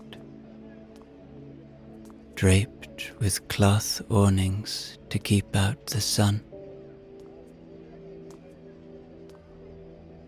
You are admiring the craftsmanship of a carved wooden door when you hear a voice nearby, soft but clear. "Are you new to Alexandria?" the man asks. He is standing in the shaded doorway of a house, dressed in a flowing white chiton, its folds crisp and clean. His sandals are simple but well made, the leather polished. His face is open and friendly, with a short cropped beard that frames a warm smile. "You seem like a traveler," he continues, gesturing with one hand. "Would you like to step inside? The heat can be relentless at this time of day." Before you can respond, he opens the door wider, revealing a glimpse of the cool interior. "Come," he says, encouraging but not insistent. "A drink will help you on your way." There is something about his manner, unhurried, sincere, that makes you follow him inside. You are now in a real Alexandrian home from more than 2,000 years ago. The air within is cool and still, a welcome contrast to the warmth outside. The floor is made of polished limestone, smooth beneath your feet, and the walls are painted with simple but elegant designs. Geometric patterns in soft reds and blues. The house smells faintly of cedar wood, likely from the beams supporting the ceiling above. The main room is spacious, with low wooden couches arranged around a central table. The couches are covered in cushions, embroidered with intricate patterns, their colors still vibrant.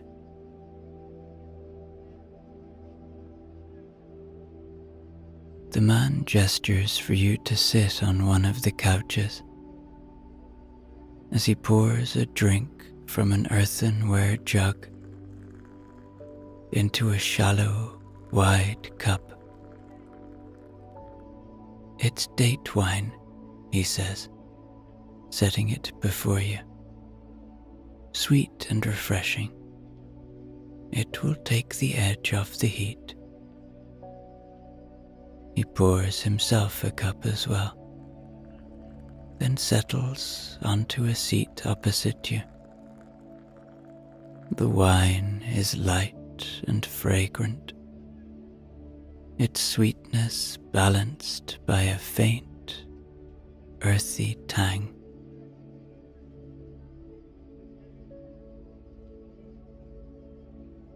You glance around the room, taking in the details. Along one wall, there is a large storage chest, carved with images of lotus flowers, its surface gleaming faintly in the dim light. Above it, a shelf holds a small collection of oil lamps, each one unique, some shaped like animals, others adorned with tiny, intricate figures. A bronze brazier stands in the corner, unlit but ready for use, its surface decorated with curling patterns that mimic vines.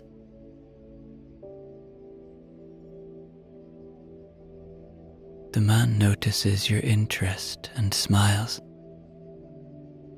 That brazier came from Memphis, he says. A gift from my brother. He has a talent for finding beautiful things. He pauses, then adds, but the real treasures of a home are the people in it. As if on cue, a young girl peeks out from a doorway at the far end of the room, her hair tied back with a ribbon. She hesitates for a moment, then steps forward, carrying a small clay jar. This is my daughter, Callista, he says. She's shy around new people. Callista sets the jar on the table and offers you a small smile before retreating. She's learning to make honey cakes, her father explains. Perhaps you'll stay long enough to try one. There is no urgency in his voice, only a genuine warmth that makes you feel entirely at ease.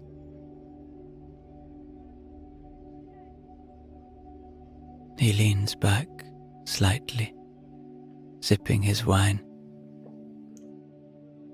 Alexandria is a city of wonders, he says, almost as if to himself.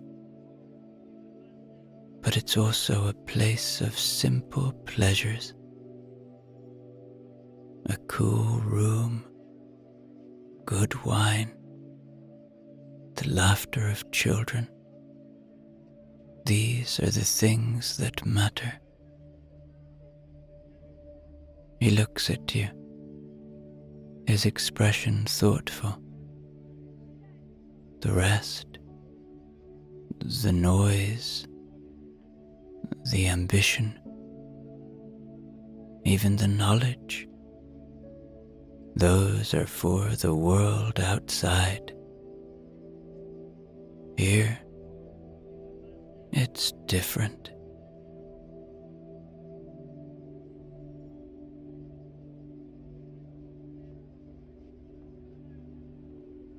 Then, as you are still seated in the cool, inviting, and peaceful room, a woman enters. Her steps are quiet but purposeful, and the man looks up with an easy smile. Ah, my wife, he says, his tone softening as he gestures toward her. You've come to meet our guest. The woman approaches, her hands lightly clasped before her. Her dress, a flowing garment of soft linen, dyed in pale blue, moves gracefully as she walks. She wears a simple necklace of polished stone beads, and her dark hair is braided and wound into a modest knot at the back of her head. Her presence is calm yet welcoming, her expression open as she regards you. Welcome to our home, she says, her Greek clear and measured. her voice carrying a warm undertone. I hope my husband has been a gracious host. She glances at him with a faintly teasing smile, and he chuckles softly. I have done my best, but you always host better than me, he replies, motioning for her to join him. She seats herself beside him on one of the low seats, smoothing the folds of her dress. Her gaze settles on you. You've come a long way, I think, she says, not as a question, but as an observation. Travelers always carry a certain look in their eyes. Curiosity, perhaps, or something else. It's a gift to see new things, isn't it? She reaches for the jug of wine on the table and pours herself a cup, her movements unhurried and practiced.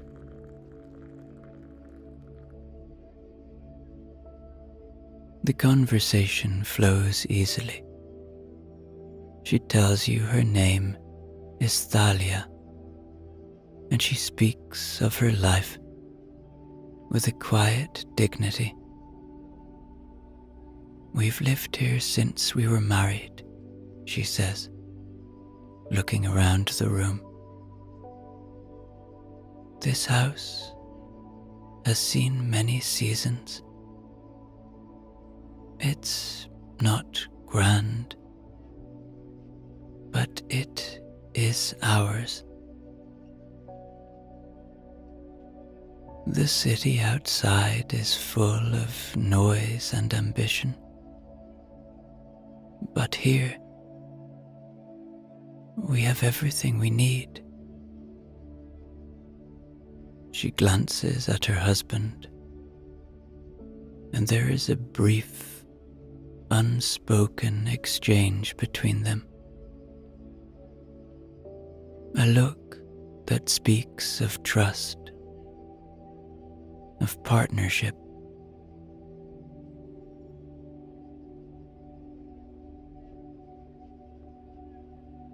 As the conversation turns, Thalia shares more about their daily life. In the mornings, I tend the garden, she says. We grow herbs, some vegetables. It's small, but it's enough. And when the heat becomes too much, we stay inside, as we are now. She pauses, considering something. The city is many things. Grand, alive, full of learning. But at its heart, it is just a place where people live, like anywhere else. We rise, we work, we care for those we love.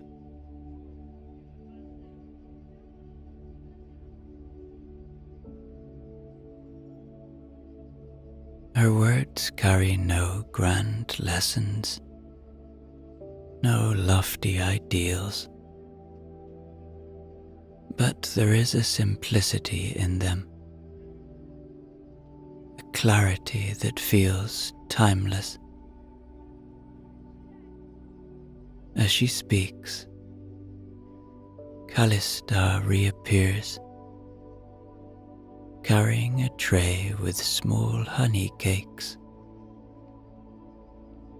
She sets it down carefully, her eyes darting shyly toward you, before retreating once more, Thalia picks one up and offers it to you. These are her first attempt, she says with a smile. Be kind.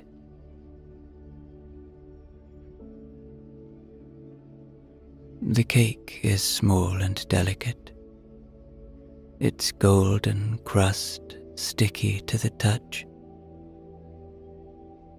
As you bite into it, the sweetness of honey fills your senses, rich but not overwhelming. The warmth of the family surrounds you,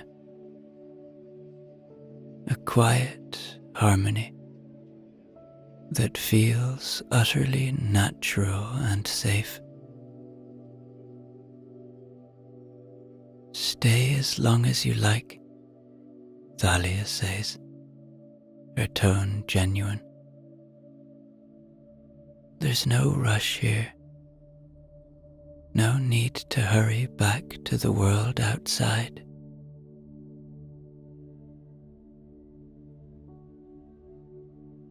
And so you sit for a while, in quiet meditation, enjoying feeling welcome.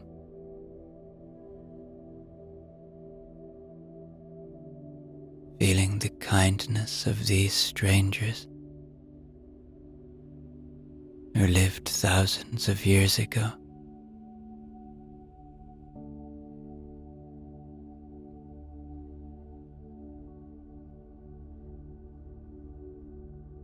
And eventually,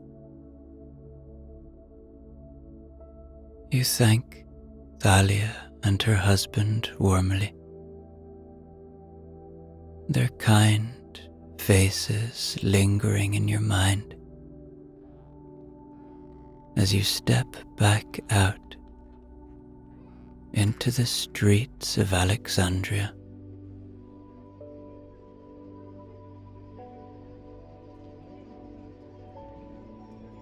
The afternoon sun still hangs overhead, but the air feels heavier now, as if the city itself is slowing, preparing for the shift of weather. You walk without urgency, weaving through the narrow lanes, each turn offering something new to catch your eye. You can still hear the Mediterranean Sea in the distance, the distant hum of the marketplace is quieter here, replaced by the softer sounds of daily life. A wooden door creaking open, the scrape of a broom against stone, and the occasional clink of pottery as someone works unseen.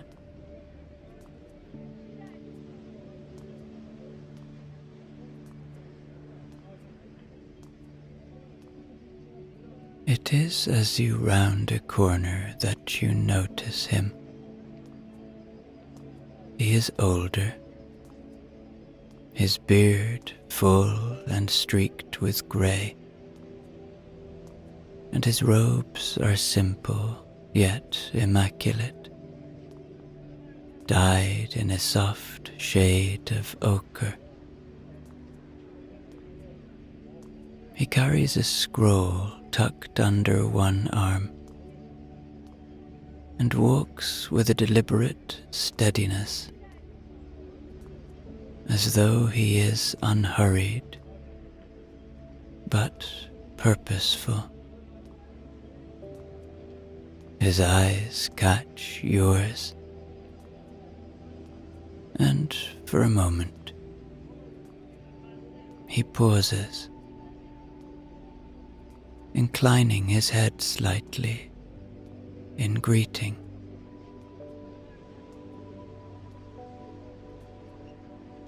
"Ah," he says, his voice low and measured. "A fellow traveler, I think." His Greek is fluid, the kind of voice you could listen to without ever tiring of its cadence. "You have the look of someone who is searching for something. Perhaps you do not yet know what it is." He smiles gently and gestures ahead. "I am on my way to the library. Perhaps you would care to join me? It is a place where questions find answers, and where those who seek are rarely disappointed."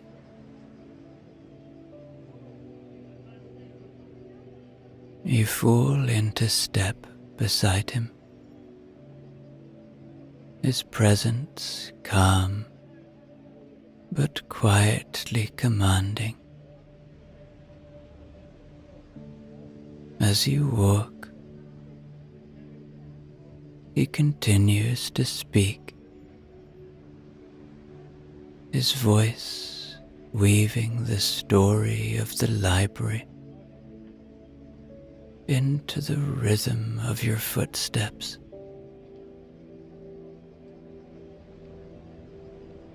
"It was Ptolemy the First, the general of Alexander the Great, who first dreamed of such a place," he says. "A home for all the knowledge of the world." His son, Ptolemy II, began to make it real, gathering scrolls from every corner of the known lands. Greece, India, Persia, Egypt itself. He gestures to the street ahead, where the lanes are beginning to widen, the buildings growing larger,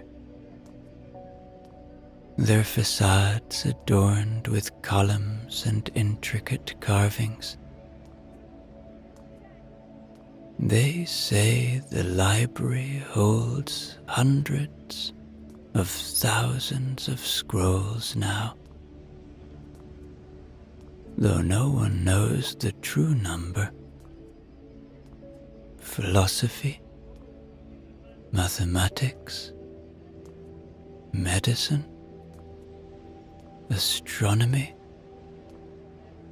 all the thoughts and discoveries of humankind collected in one place. His tone is not a boastful one, but a reverent one, as though speaking of something sacred.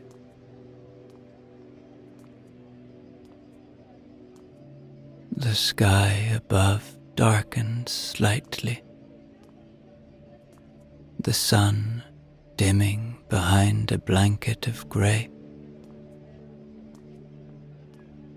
You feel the first cool drops of rain against your skin, light at first, but steady.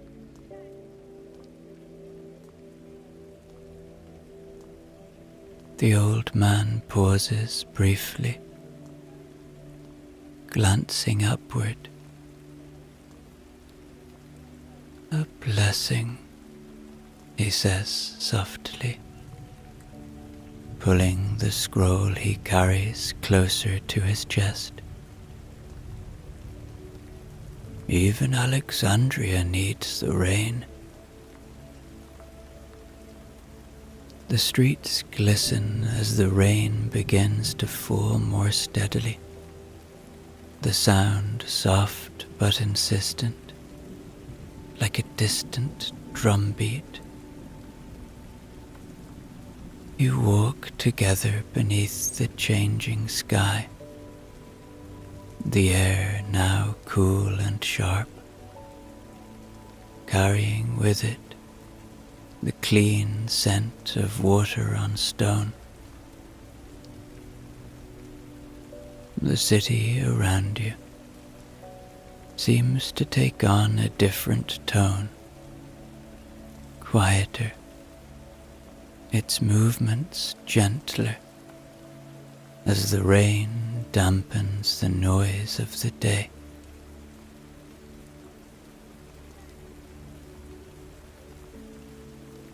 As you approach the library, its grandeur begins to take shape in the distance.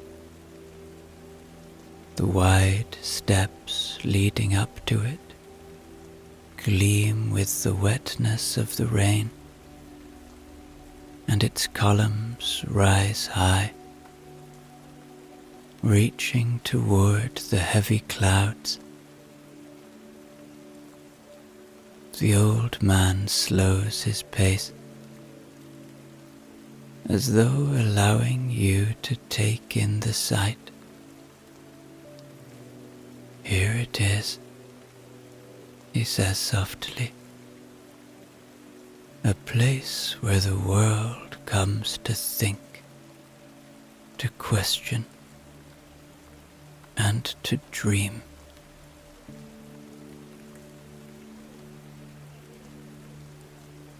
He places a hand lightly on your shoulder. "Let us step inside. There is no better place to be than the library on a day like this."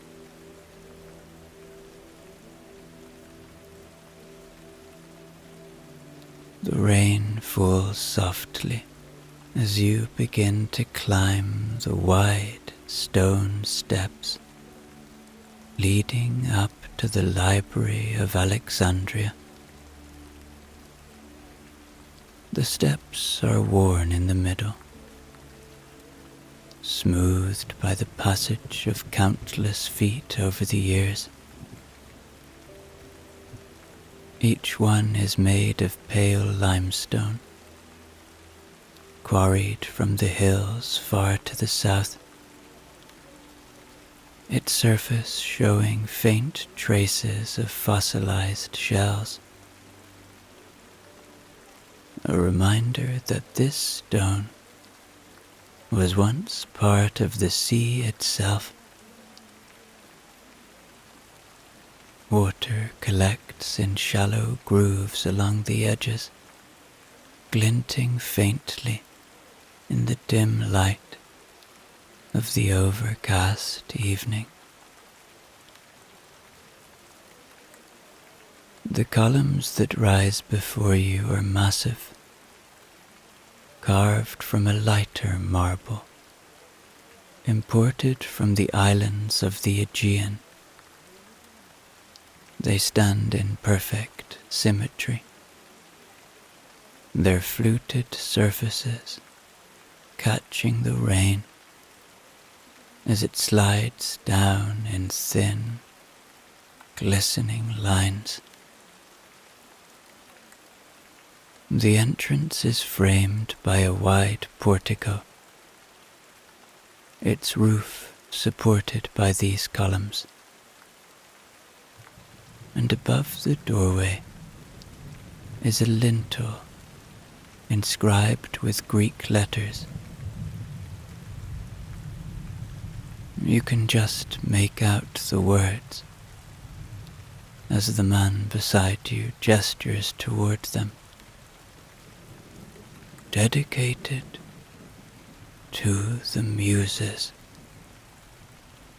His voice is reverent, as though even these simple words carry great weight.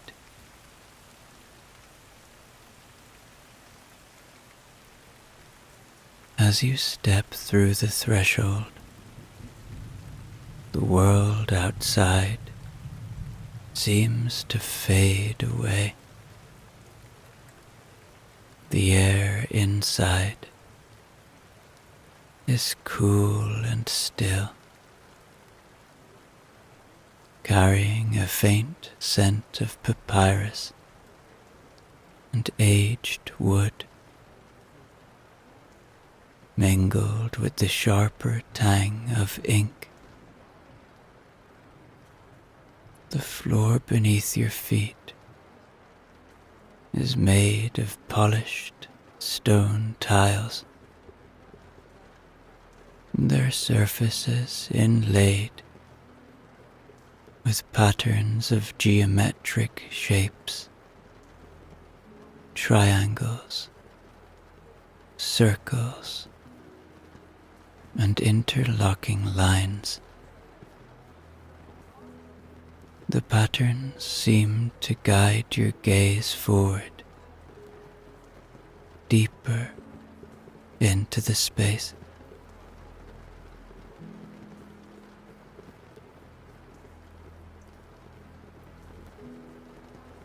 The interior of the library is vast, but not overwhelming.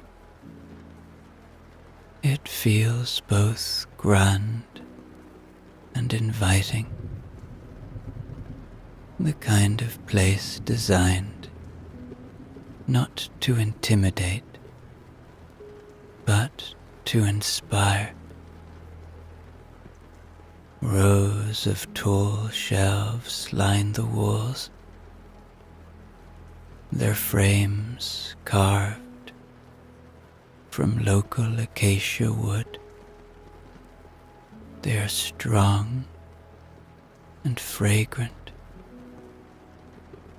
The shelves hold tightly rolled scrolls, their ends marked with small tags of parchment to identify their contents. Some are plain, while others are marked with symbols or seals, hinting at the treasures they contain.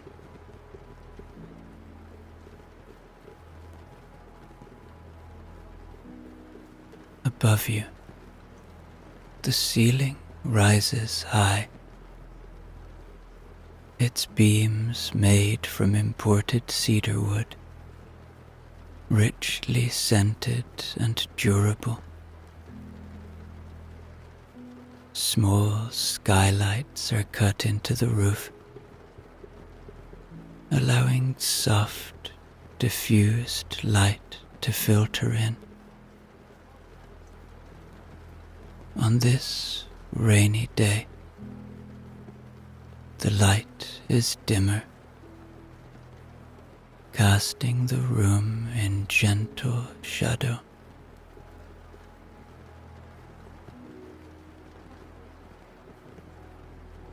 Along the walls,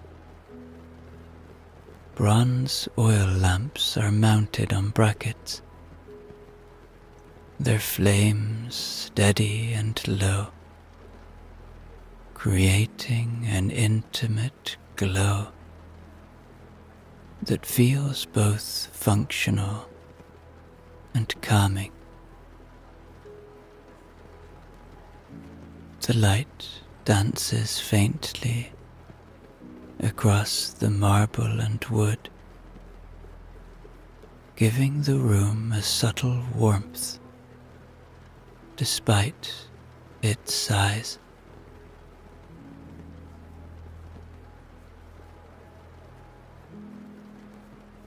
The man walks ahead of you, his sandals making soft sounds against the stone floor. He gestures toward a group of scholars seated at low tables near the center of the room. They are bent over their work, writing with reeds dipped in ink, or unrolling scrolls with practiced hands. The hum of quiet conversation fills the air, interspersed with the occasional scratch of pen on papyrus. Their voices are muted, respectful of the space, and their words carry a mixture of Greek and Egyptian tones.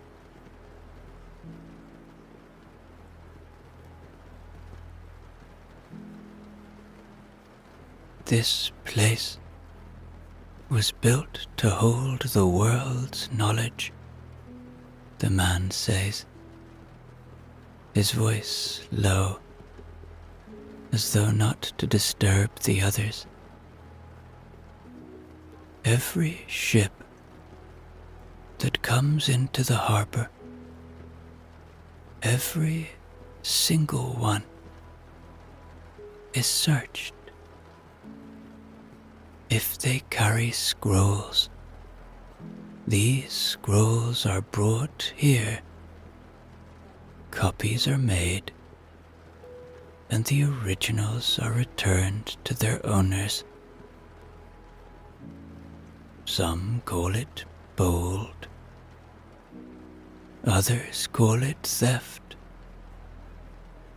But here, nothing is lost. Here,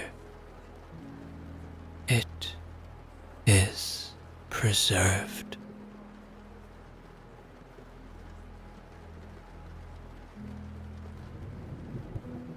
He leads you further in, pointing out details as he walks. The walls you see are not just stone, he explains, running a hand lightly over their surface. They are layered. Limestone for strength, plastered with stucco to protect against the dampness of the sea air.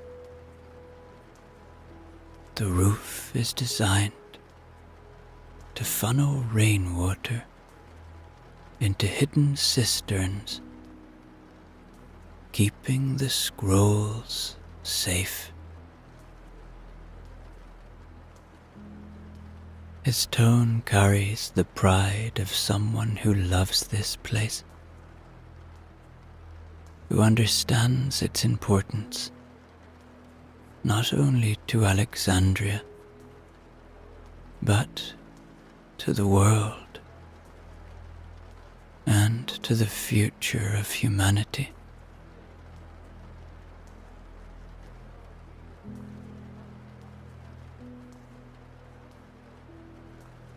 You notice small alcoves along the walls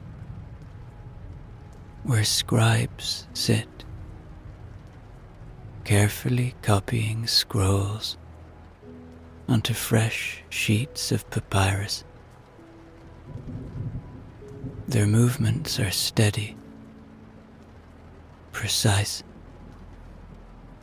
their focus unwavering. The sound of their pens moving is almost rhythmic, blending with the quiet murmur of voices and the faint crackle of the lamps. There is an order to everything here, a harmony that feels deliberate and safe, as though the library itself is a sanctuary from the chaos of the world outside.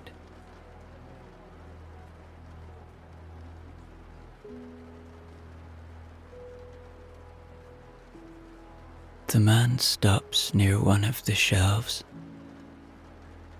pulling out a scroll and holding it carefully in both hands. He does not unroll it, but simply looks at it for a moment before placing it back. There are things here you cannot find anywhere else, he says softly.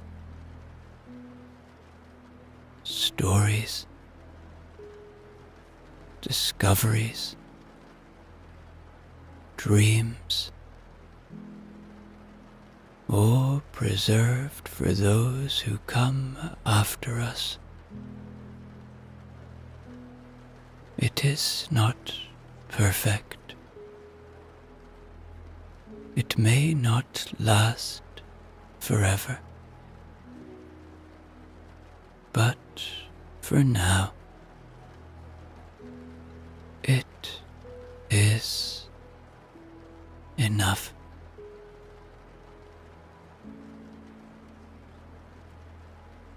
He turns to you, his expression thoughtful. This is a place for seekers, he says.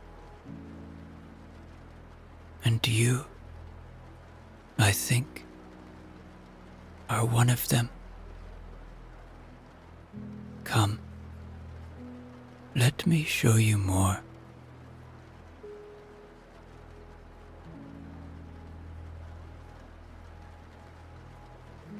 The sound of the rain lingers faintly, a soft patter that seeps into the silence of the library. It seems to come from everywhere and nowhere, like a memory carried in the walls. The steady rhythm of the rain is soothing as it blends with the occasional rustle of a scroll being unrolled and the gentle murmurs of scholars.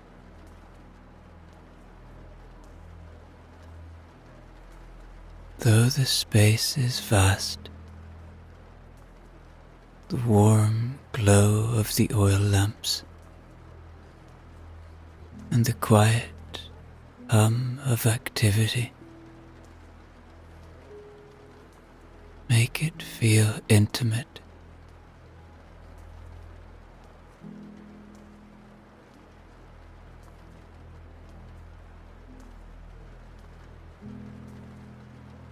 The man motions for you to follow him deeper into the library. Come, he says, his tone inviting. There is a place I want to show you.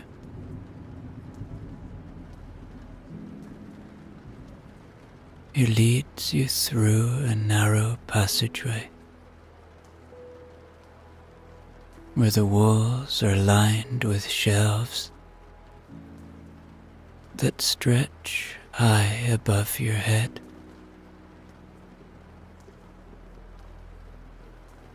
The faint scent of cedar and papyrus grows stronger here, mingling with the earthy tang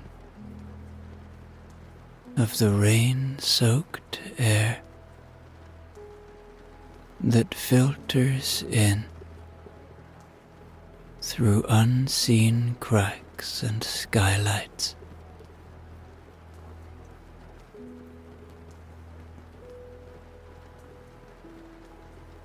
You emerge into a smaller, more private room. A low brazier sits at its center, the embers glowing softly and filling the space with gentle warmth. The walls are lined with shelves, but here they are lower, more accessible. The scrolls within reach.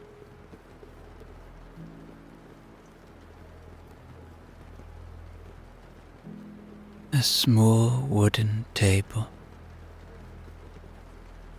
worn smooth by years of use, sits beside a cushioned bench. The man gestures for you to sit, and as you settle into the bench, you feel the quiet comfort of the space, the glow of the brazier, the softness of the cushions, the muffled presence of the rain beyond the walls.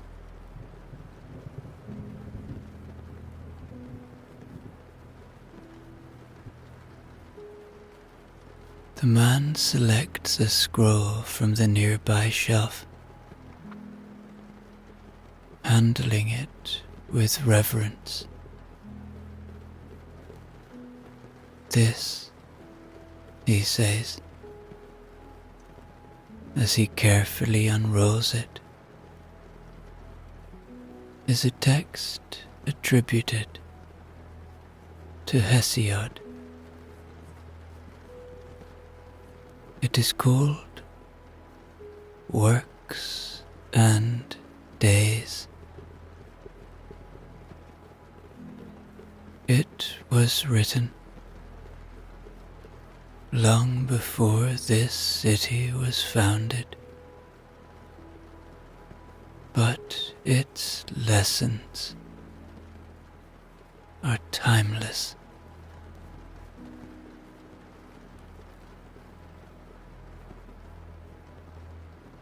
Hesiod spoke of how to live a good life, how to work with the world rather than against it.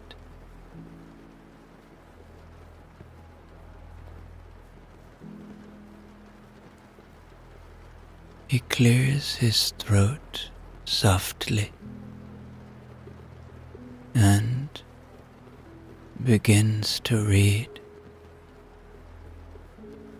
his voice low and steady,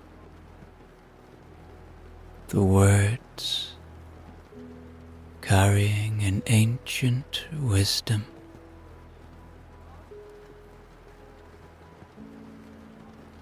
First of all, consider the seasons and the sacred power that moves through them. Work when it is time to work. Rest when it is time to rest, be mindful of the earth's rhythms, for they are wiser than the ambitions of men.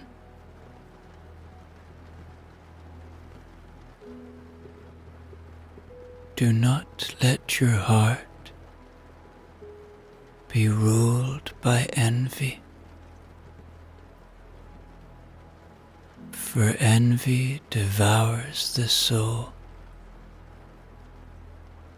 and blinds the mind.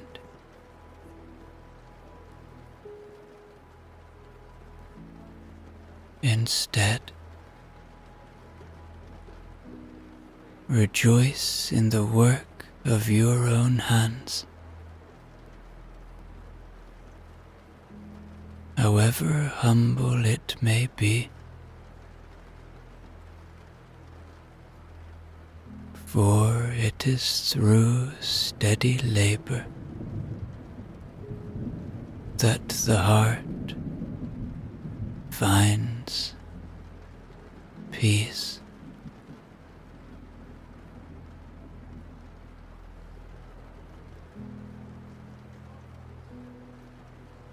Seek justice in your dealings, not for the sake of reward, but because it is right.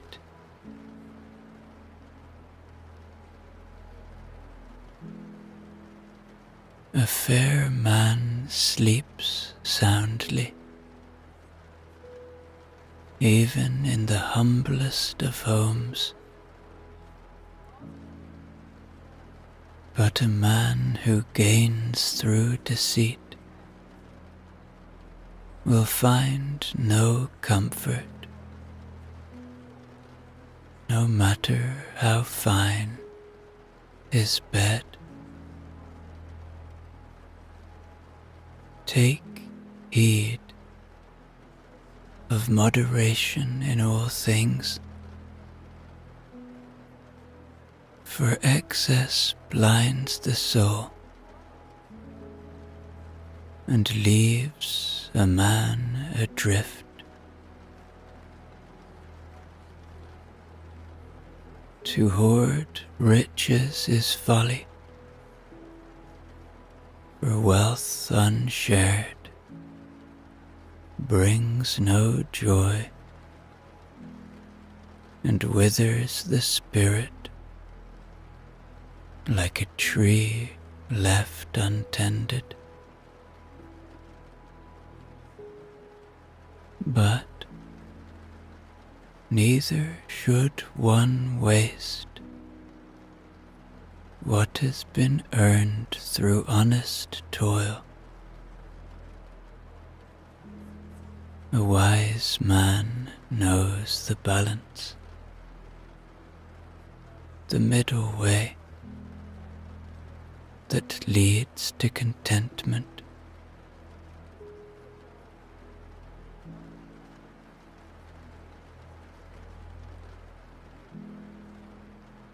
Be mindful of those you call friend, for good companions are a treasure greater than gold. Trust those who have proven themselves in small ways, for it is in the little deeds that character is known.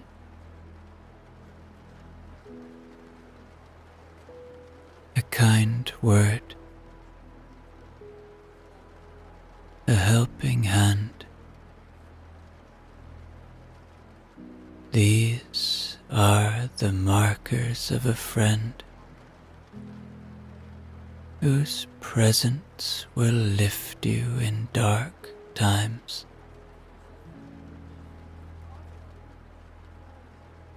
Avoid the company of the deceitful, for their laughter is hollow, and their promises like smoke carried on the wind.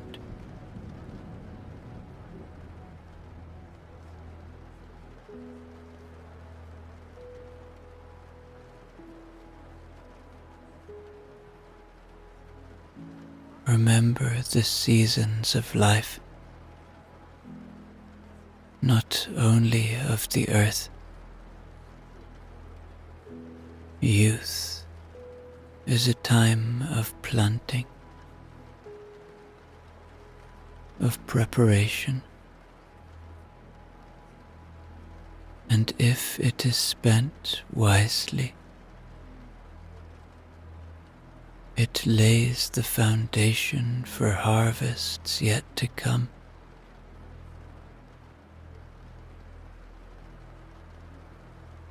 Age, though it slows the body, brings wisdom and reflection to those who have lived with purpose. Do not envy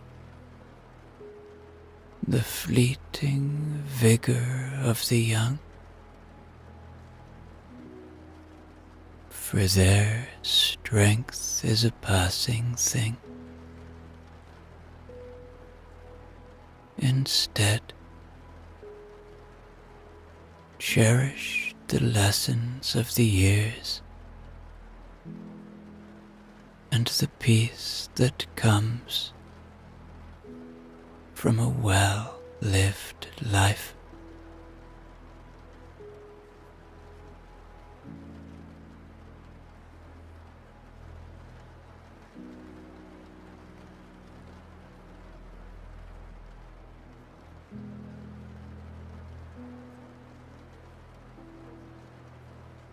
Sow your seeds in good soil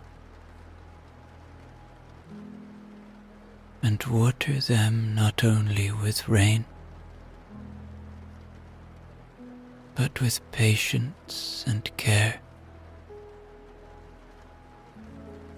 It is the steady hand, not the hurried one, that reaps the greatest harvest.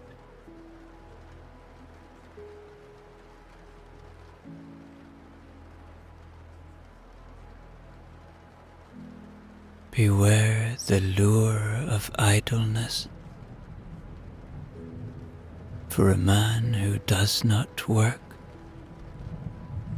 becomes as stagnant as water left to stand. Even in rest, let there be purpose, a moment to reflect, to plan, to dream, for it is dreams that guide us. But it is labor that turns them into reality.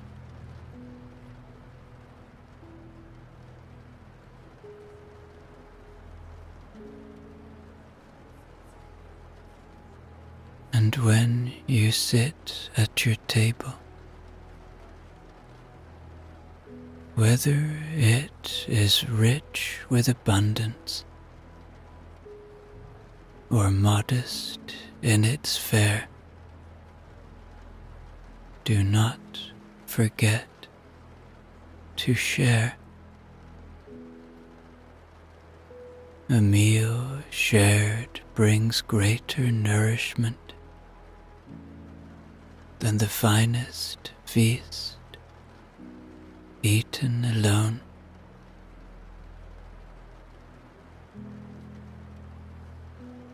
Look to your neighbor, not with suspicion, but with an open hand, for kindness offered freely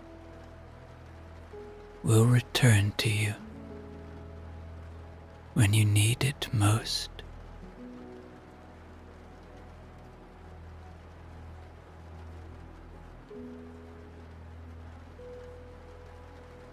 Live simply,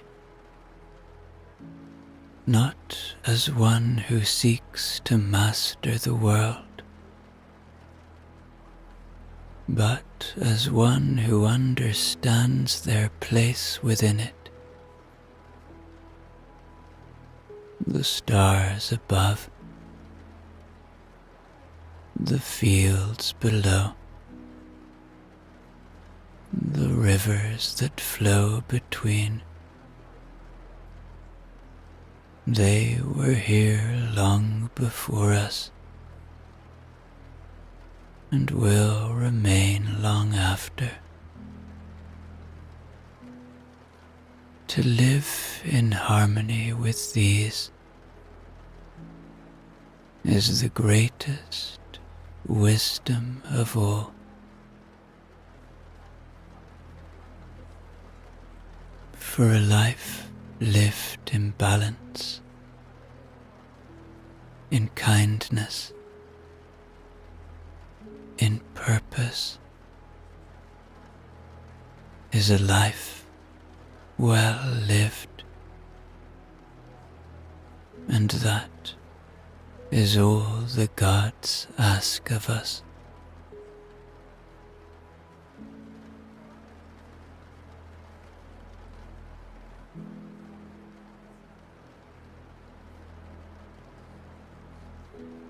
The man's voice trails off, and he looks at you with an expression that is both serene and thoughtful. Hesiod's words are simple, he says, placing the scroll carefully back onto the shelf.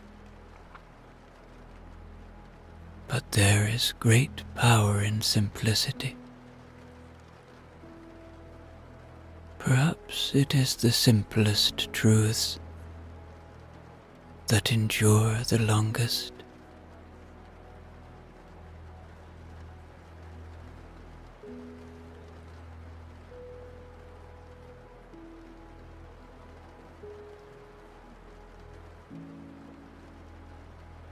The man looks at you. His expression thoughtful.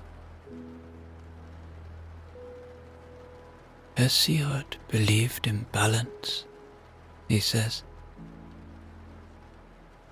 in finding harmony between the work of the hands and the work of the soul. It is a lesson that many forget, even in a place like this, where knowledge is prized above all else. But what good is knowledge if it does not bring peace to the heart?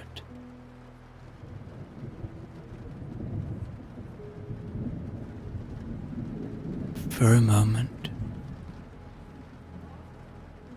there is silence. The room feels warm and safe. The words of the ancient poet, lingering like embers in the brazier's glow.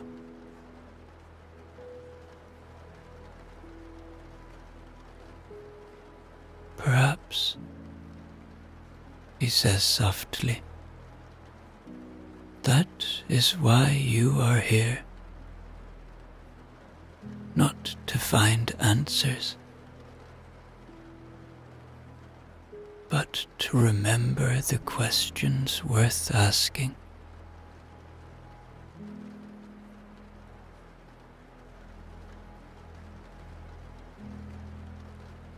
The man looks at you again with a thoughtful expression, as if weighing something in his mind. Then he nods, as though coming to a decision. You've traveled far, and I can see you are someone who seeks not just knowledge, but the quiet it brings. There is a place for you here, among those who think and dream. Come, let me show you where you can rest for the night.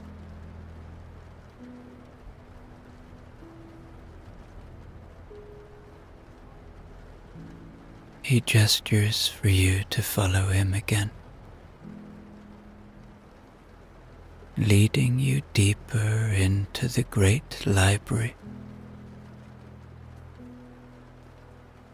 The rain continues its gentle patter outside, the sound now mingling with the steady crackle of oil lamps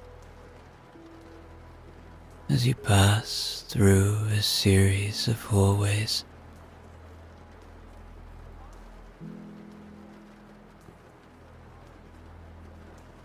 The air grows quieter with each step.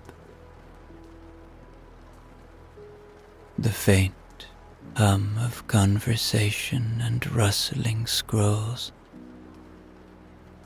fading into a comforting stillness.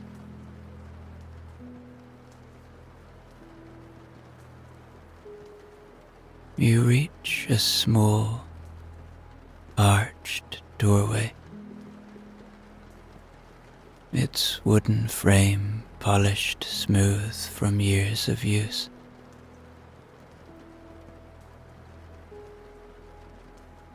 The man pushes it open to reveal a chamber lit softly by the glow of a single bronze oil lamp resting on a low table.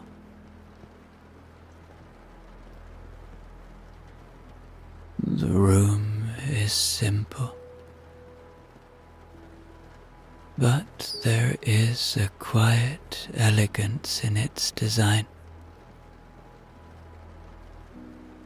The walls are smooth limestone, cool and pale,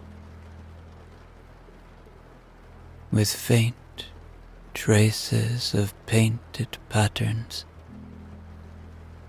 that have faded over time.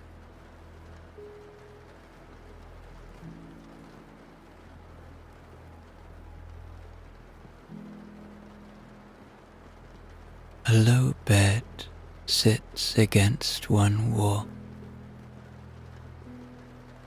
its frame made of sturdy acacia wood. It is covered with woven linens in earthy tones, their texture soft and inviting. Beside it, a small shelf holds a few scrolls neatly arranged, along with a reed pen and a small ink pot. A cushioned bench stands near the table, offering a space to sit and reflect.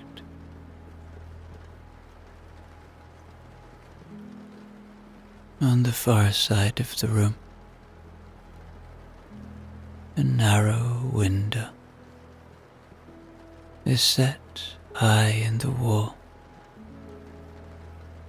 allowing a faint, diffuse light to filter in during the day, and the sound of the rain to drift in now, soft and rhythmic.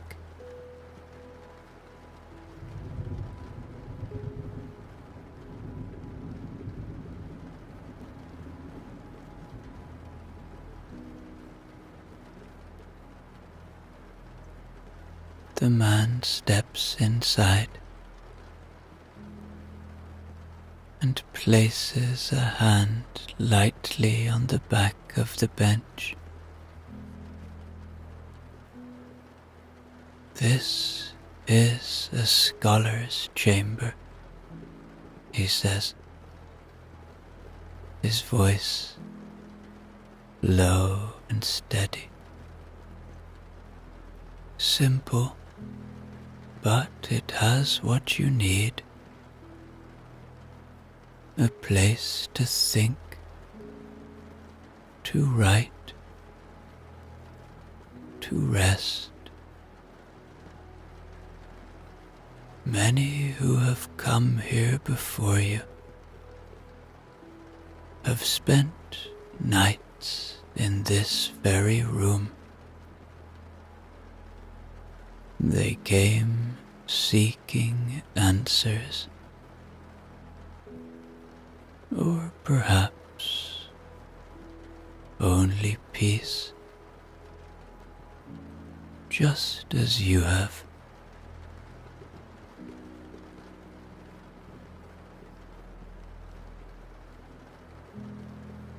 He takes a step back, letting you take in the space. The rain will keep you company tonight, he says, gesturing toward the window. And the library will keep you safe. In this place, you are among those who value what is eternal. Knowledge, understanding, and the quiet wisdom of the world.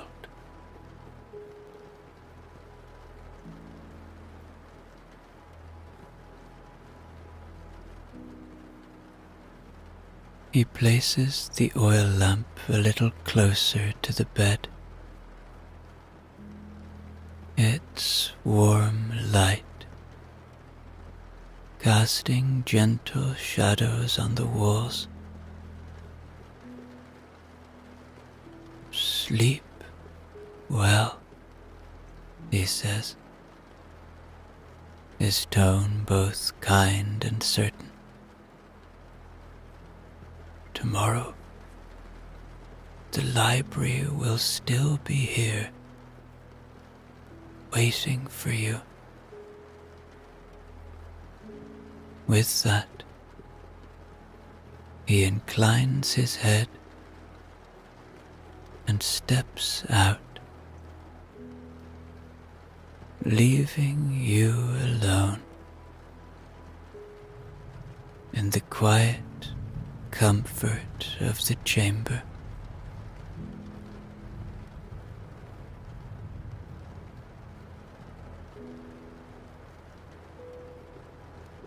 You settle onto the bed, the linens soft beneath you. The distant sound of the rain is steady, a soothing rhythm that seems to echo the calm of the library. The air smells faintly of papyrus and cedar wood, and the glow of the lamp creates a gentle warmth that fills the room.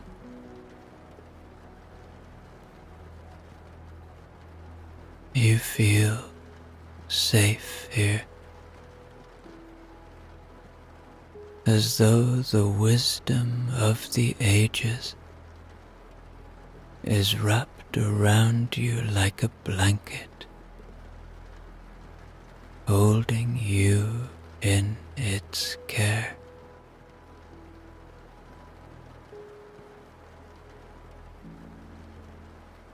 As you close your eyes, the world of Alexandria begins to fade, replaced by the quiet promise of rest. Here, within these ancient walls, there is nothing to fear, nothing to want, only peace and the steady rhythm of the rain as it lulls you into sleep. The boat moves toward the shore, its wooden hull gliding through the silvered water with a quiet, steady ease. The oars have long since been drawn in, and now the tide itself carries you the final distance, ushering you gently toward land. Ahead, the shore is soft with sand, edged by seaweed and smooth stones, where the waves break with a rhythmic hush. Beyond the beach, the land rises into rolling green fields, threaded with narrow paths that lead toward a scattering of wooden buildings nestled against the hills. The air is thick with the scent of salt and sun-warmed earth, mingled with the faint sweetness of summer grass. Overhead, the sky is vast and blue, the kind of blue that seems endless, untouched by storm or shadow. A handful of seabirds wheel lazily in the air, their cries sharp against the stillness of the morning.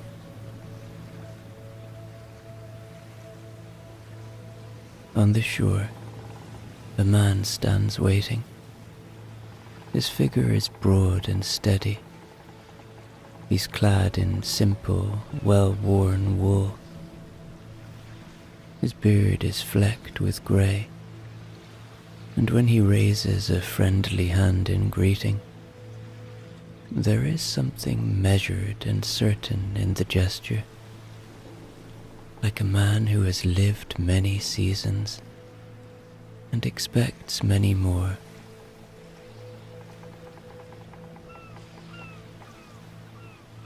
The boat shudders as it meets the shallows, the keel scraping softly against the sand. And as you step onto solid ground, the man inclines his head in welcome. "You have arrived on a good day," he says, his voice rich and warm, edged with the roughness of a man accustomed to wind and work. "The farm is at its finest in summer. You feel very safe here," as the man turns toward the path that leads inland, and you follow, your feet sinking slightly into the damp earth. With every step, the sounds of the sea soften behind you. You can still hear it, but now as well, you can hear the rustling of wind through the tall grass, and the distant murmur of voices, and the occasional lowing of cattle.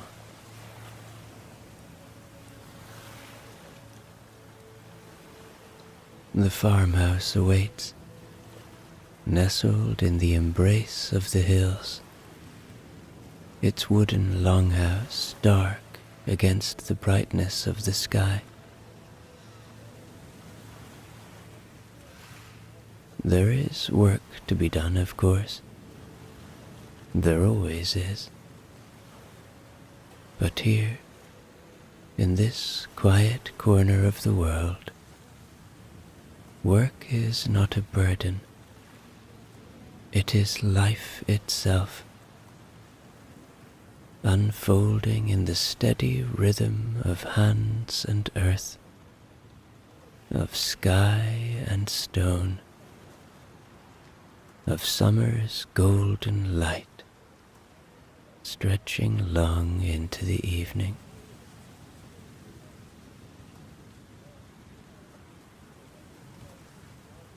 The man beside you does not slow as you near the house.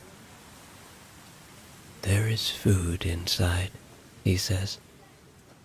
"You will eat, and then we will work." And that is all. No welcome, no ceremony, but it is enough. The year, by the way, is 894, and you are in the lands of the Norse, in what is now western Norway. The farmstead where you stand is not far from the fjords, those deep, glacial carved inlets that wind through the land like the veins of the earth. Beyond them, past the restless sea, lies the wider world, the kingdoms of the Saxons and the Franks, the distant isles of the Gaels, and beyond even those, the lands that only the most travelled of men have seen. It is a time of change for the Vikings. The great raiding days are not gone, but they are no longer what they once were. There is still silver to be taken, still kingdoms to unsettle, but the English are learning to resist. The armies of Alfred, King of Wessex, have begun to push back against the Norse, driving them from their camps, forcing them to scatter. Across the seas, the Frankish lands, once easy prey for ships that slipped silently up the rivers, have begun to fortify. The old ways, taking what cannot be defended, are no longer as simple as they once were. And so, many of these former warriors have turned their hands to the soil, not because they have forgotten war, but because war does not feed a family. A sword does not plant barley. A shield will not see you through the long, lean months of winter. Here, at this farmstead, life is quieter, though not without its hardships. The land is rich, the summers long and green, but winters are harsh, and the work never ends. This is a home of farmers, herders, traders, and smiths, men and women who understand that strength is not only in battle, but in the hands that build, in the backs that bend, in the patience to endure. The man walking ahead of you is one of them. He does not look back at you as he leads you toward the longhouse, nor does he explain your place here. That will come in time. For now, there is food waiting, and then there is work to be done.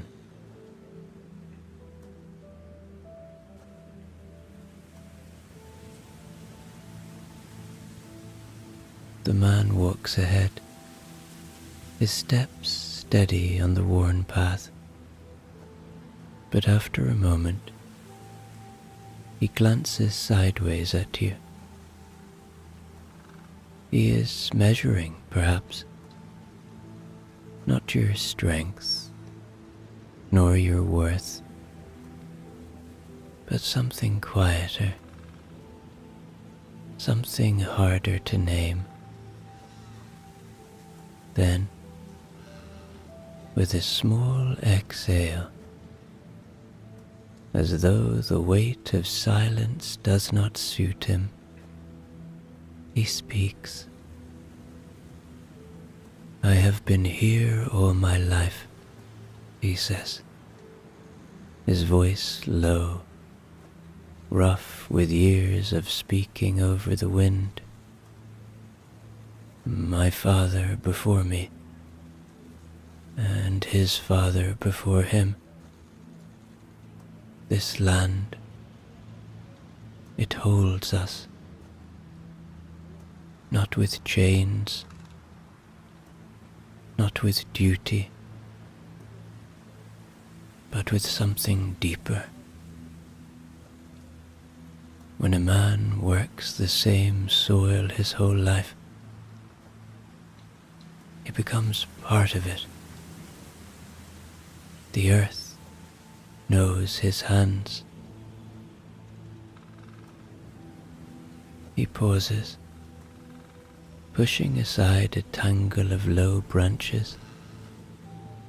As the path narrows, the scent of pine rises sharp in the air. You may have heard men speak of fortune, he continues, of gold, of silver, of great feasts in far-off halls. I have seen men chase such things until nothing of them remains. A man who desires too much is like a tree that grows too tall. sooner or later, the wind will take him. He gestures ahead, where the farmstead comes into full view. Fields stretching in golden green waves, sheep grazing along the slopes, the longhouse standing dark and solid against the sky. A handful of people move between the buildings, their figures half lost in the brightness of the sun. A woman carrying a pail of milk, a child running barefoot through the grass, an old man seated on a low stool, carving something from a block of wood. This, he says simply, is fortune. He stops for a moment, resting a broad hand on the rough trunk of a birch tree, as though feeling the life within it. I rise with the sun, he says. I labor until it sets. I eat what the land gives me. I drink water that runs cold from the mountain streams. I sleep beneath a roof built by hands I have known my whole life. Some call it a small life. I call it a life without waste. He turns back to you then, his gaze steady, unreadable. You will come to see it too, he says. But first, you will work. And with that, he starts walking again, toward the longhouse, toward the fields, toward the rhythm of the day that has not changed in 100 years.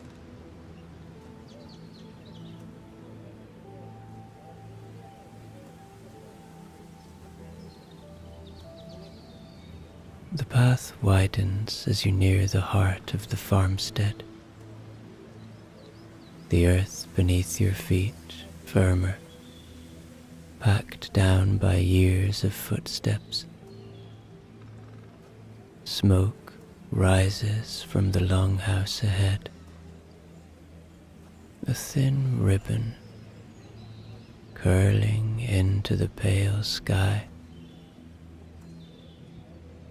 The air is thick with the scent of turf smoke and roasting meat, the sharp tang of fermenting ale somewhere unseen. It is not the scent of indulgence, but of necessity, of a meal that will fill bellies before the next labor begins.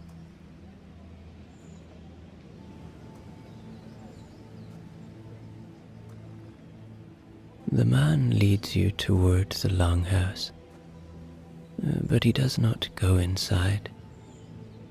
Instead, he veers left toward a low wooden fence where a handful of sheep graze, their wool thick and unshorn. A boy, no more than 12, sits on the fence rail, whittling a length of wood into something finer, his bare feet swinging idly beneath him. At the sound of your approach, he looks up, his expression unreadable, neither wary nor welcoming. "This is my son," the man says, gesturing toward the boy. Eric. The boy nods but says nothing. He turns the piece of wood in his hands, inspecting his own handiwork. The man watches him for a moment, then reaches over, taking the knife gently from the boy's grip. With a slow, steady movement, he shaves a fine curl from the wood, then hands the blade back. Slower, he tells the boy. Let the shape come to you. Rushing ruins the work. The boy nods again, but there is something different in the gesture this time. A quiet understanding, an unspoken respect. The man turns to you. That is the way of everything, he says. The land, the animals, the work of your hands. Nothing good comes quickly. He lets the thought hang there, as if weighing whether it is worth saying more. But then he simply gestures toward the fence. Come, he says. It is time you learn.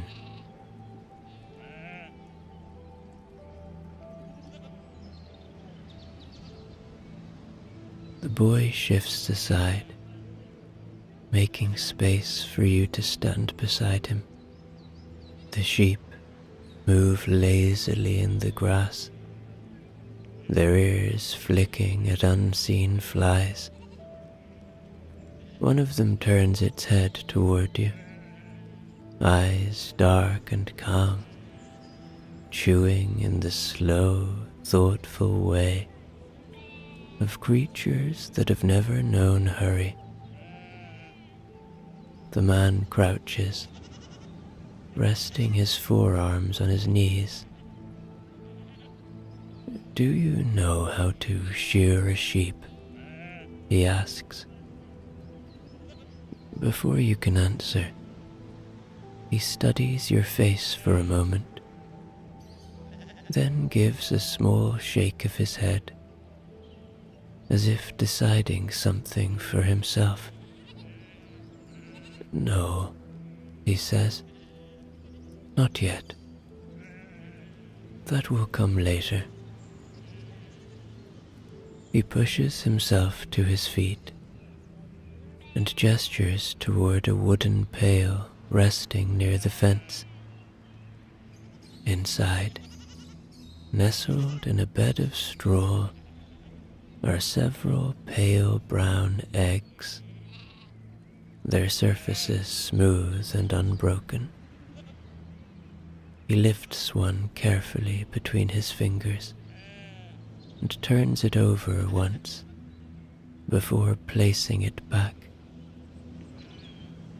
Gathering eggs, he says, is a small thing, but it is not nothing. The hens will not thank you for taking what is theirs. You must be gentle, quick, and calm, no different from anything else on a farm. He nods towards the longhouse, where a low wooden structure sits in the shade of the eaves, its roof thatched, its walls marked with scratches and old paint. From inside, there is the soft clucking of hens, the rustle of straw as they shift in their nests. Go, the man says. Take the pail. Be careful. The boy, Eric, slides down the fence and picks up the pail before handing it to you. He does not speak, but there is something watchful in his gaze, a quiet curiosity perhaps, or a faint amusement at seeing a newcomer given the simplest of tasks. The henhouse is warm and dim inside, the air thick with the scent of straw and grain. The hens pay you little mind, save for a few that lift their heads at your approach. They are not skittish, nor are they entirely trusting. They shift, ruffle their feathers, murmur softly in their own language as you reach into the nests, feeling for the smooth weight of an egg beneath the straw. One by one, they settle into the pail. The warmth of them surprises you, as though they still hold the memory of the bird that sat upon them. When you step back outside, the man takes one glance at the pail, nods once, and turns without another word. Not praise, not criticism, only acknowledgement. He walks toward the longhouse, toward the heart of the farmstead, where the sounds of work continue in their steady rhythm. Come, he says, you will eat. Then the real work begins.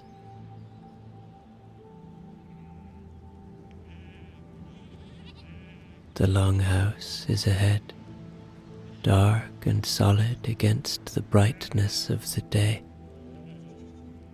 Its roof is steep and thick with turf, built to hold warmth through the long winters. Smoke curls from the hole at its peak, carrying the scent of burning wood. The walls are made of heavy timber, some of the beams carved with twisting knotwork. Simple, nothing like the great halls of chieftains, but enough to mark this as a home built with care, meant to last through generations. The man strides ahead, pushing open the wide wooden door without ceremony. You follow him inside. The shift in light is immediate. The brightness of the sun is left behind, replaced by the dim glow of fire and smouldering embers. A single long hearth runs through the center of the hall, lined with flat stones. The flames burn low now, the heat steady, controlled. A pot hangs over the embers, the smell of rich broth rising from within. Benches run the length of the hall, their surfaces worn smooth by years of use. At the far end, a loom stands tall, strung with threads that catch the firelight. A woman sits beside it, her hands working the shuttle back and forth. She glances up only briefly at your arrival, then returns to her weaving.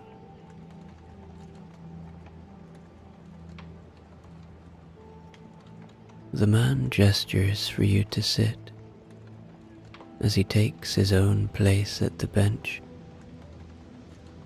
A wooden bowl is set before you, filled with broth.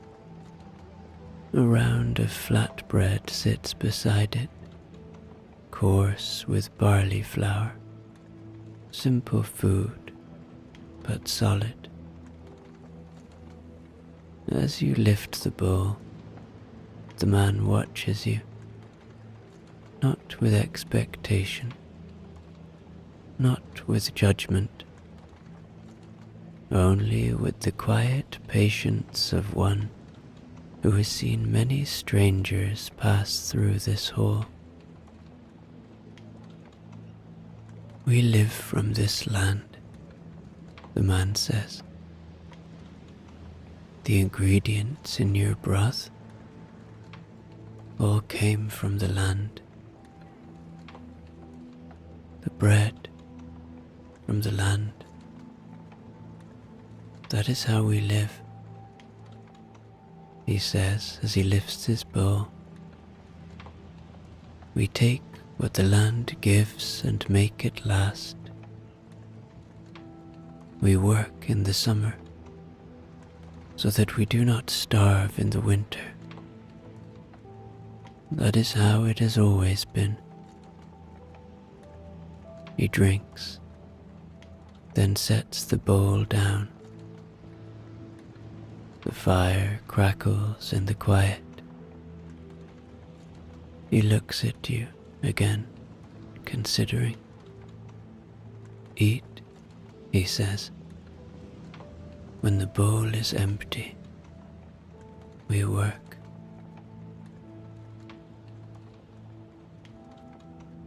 The food is warm, filling. The broth carries the deep salt of the sea. The bread, a quiet, steady weight in your hands. As you eat, no one speaks further. Words are not needed here. Not for eating, and not for resting. When the bowl is empty, the man rises. There is no rush, no urgency, only the quiet rhythm of a day unfolding, as it always does. He lifts his cloak from a peg by the door, drapes it over one shoulder, and gestures for you to follow. The longhouse door swings open to the brightness of the afternoon, the air thick with the scent of earth and sun-warmed wood. The farmhouse hums with its own quiet life. A woman kneels by the small garden beside the house, her fingers working carefully in the soil. A pair of boys walk along the fence line, carrying bundles of dried grass for the animals. The man leads you toward the barn, a long, low building set against the windward side of the hill. As you near, the scent of hay thickens, mingled with the sharp musk of animals and the damp coolness of stored grain. Inside, the light is softer, filtered through the gaps in the wooden beams. Barrels stand stacked along one wall, their lids marked with carved runes, symbols that tell what lies within, which harvest it belongs to, how long it must last. At the center of the space, a wooden trough sits half filled with grain, the pale husks catching the afternoon light. The man steps forward, running his fingers through the grain, letting it slip through his hand. The motion is absent, thoughtful. This, he says, is the difference between hunger and plenty. He turns to you. You will grind it, he says simply. He moves toward a heavy stone quern, its surface worn smooth by years of use. A broad, flat stone sits atop another, with a wooden handle set into its side. He places a handful of grain onto the lower stone, then grips the handle, turning it with slow, practiced strength. The upper stone grinds against the grain, the sound low and rhythmic, like the breath of the earth itself. A fine dust rises as the husks break apart, and beneath the meal gathers, rough, uneven, but ready for bread, for porridge, for whatever the season demands.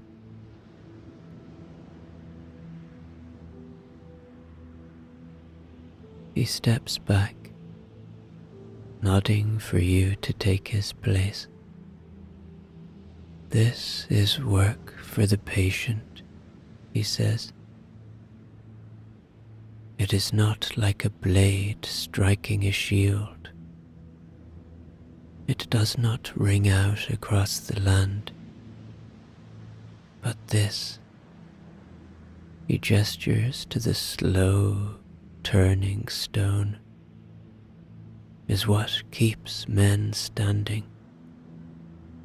A full belly does more for a warrior than a fine sword.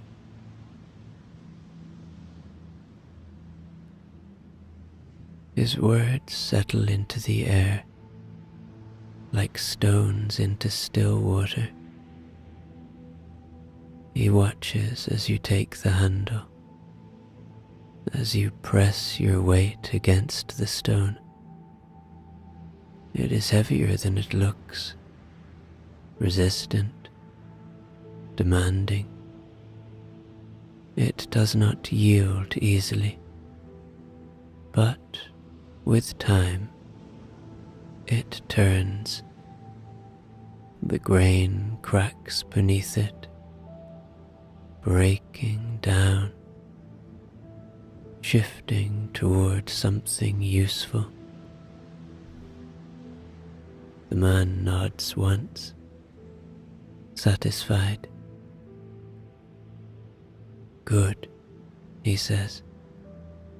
Now keep going. there is always more to be done. Outside, the farmstead continues its quiet, steady rhythm. The wind moves through the grass.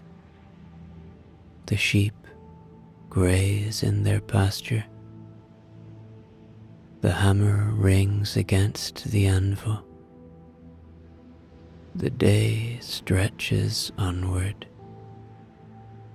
unhurried, unbroken,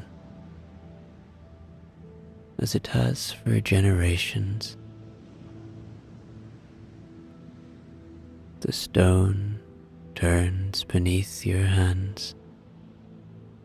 The grain breaks apart. The fine meal gathers at the edges. There is no rush, no need for urgency, just the movement, the wait,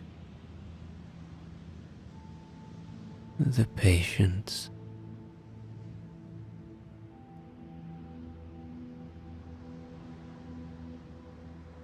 After a time, the man places a hand on the quern, stilling it. "That is enough," he says, "for now." He lifts the gathered meal, running it through his fingers, nodding once before setting it aside. He gestures toward the door. "Come," he says. "There is another kind of work to do." You follow him outside, into the gold of the late afternoon. The farmstead is quieter now. The earlier hum of tasks, the sounds of voices and movement, have softened into something gentler, more settled. The wind carries the scent of fresh cut hay, of damp earth where the river runs beyond the fields. The man leads you toward the edge of the farmstead, where the land slopes gently down toward the water. There, nestled in the shade of a great ash tree, is a low wooden bench. He gestures for you to sit. "You have worked," he says. "Now you must rest." He lowers himself onto the ground beside the tree, stretching one leg out before him, resting an arm across his knee. For a long moment, he says nothing. He only looks out across the river, watching the way the light catches the ripples, the way the reeds sway in the wind. "This," he says at last, his voice quieter now, "is also part of the work." The wind moves through the branches above, rustling the leaves, stirring the grass. The river flows on, unbothered by the weight of the world. "A man cannot plough all day," he continues. He cannot swing an axe from sunrise to sunset. If he tries, his hands will fail him when he needs them most. Strength is not just in what we do. It is in knowing when to stop. He leans back against the tree, tilting his face slightly toward the sky. The land rests in winter. The sea is not always rough. Even the gods sleep. His voice trails off, leaving only the wind, the water, the hush of the farmstead, settling into the softness of the evening, the weight of the day, the work, the movement. It all drifts away like husks caught in the breeze.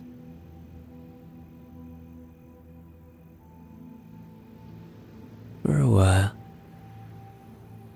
there is nothing to do but sit, to listen to the wind in the branches, to watch the light shift across the water, to let the body grow heavy, the breath slow, the mind quiet.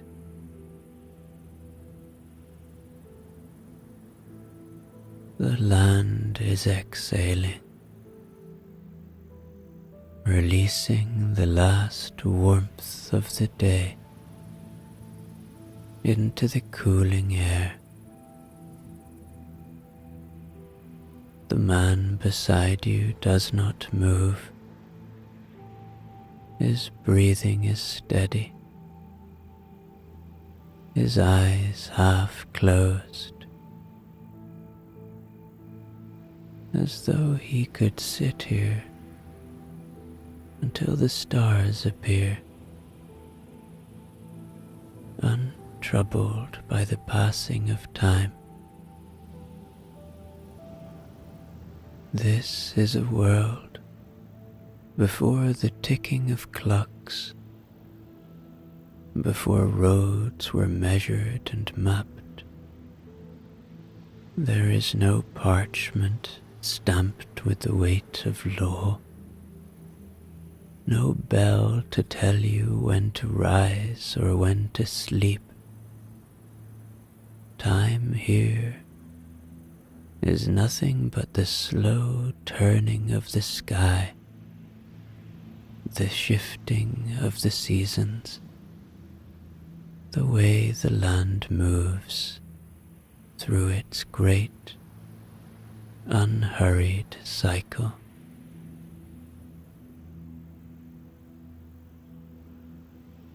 It is a world that does not ask you to be anything other than what you are. The water does not care where you have been. The wind does not measure what you have done. The earth beneath you holds no judgment, only the steady patience of something that has existed before you and will continue long after.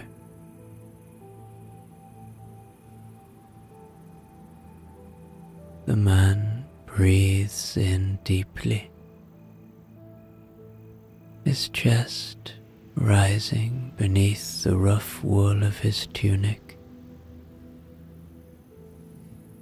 There is power in stillness, he says at last. His voice is softer now, edged with something that is not quite weariness, not quite reverence, but something in between. Most men never learn it. They think power is in the raising of a voice. But what is a warrior without rest? What is a field without the quiet of winter?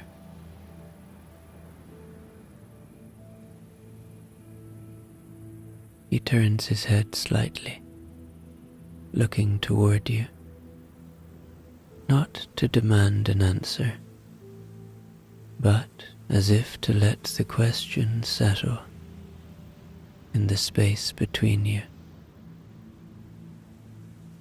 The gust of wind moves through the trees, sending a rustle of leaves to the ground. The light is different now, stretched longer, turning this beautiful Norse land to gold. The farmstead is sinking into evening, into the gentle exhale that comes when the work is done and the night is near.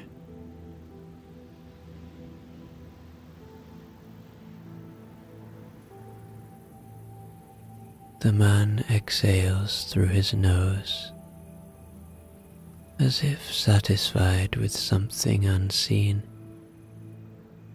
Then, without hurry, he pushes himself to his feet, brushing his hands against his tunic. "Come," he says. "The longhouse is waiting." And just like that, the moment passes, not lost, not forgotten, only carried forward, like the water, like the wind, like the quiet that lingers in the spaces between.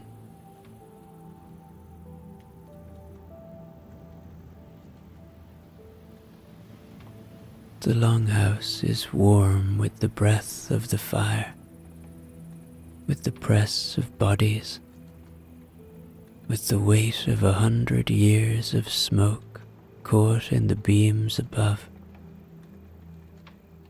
The hearth at the center of the hall burns low now, its flames no longer leaping, but settled into a steady glow.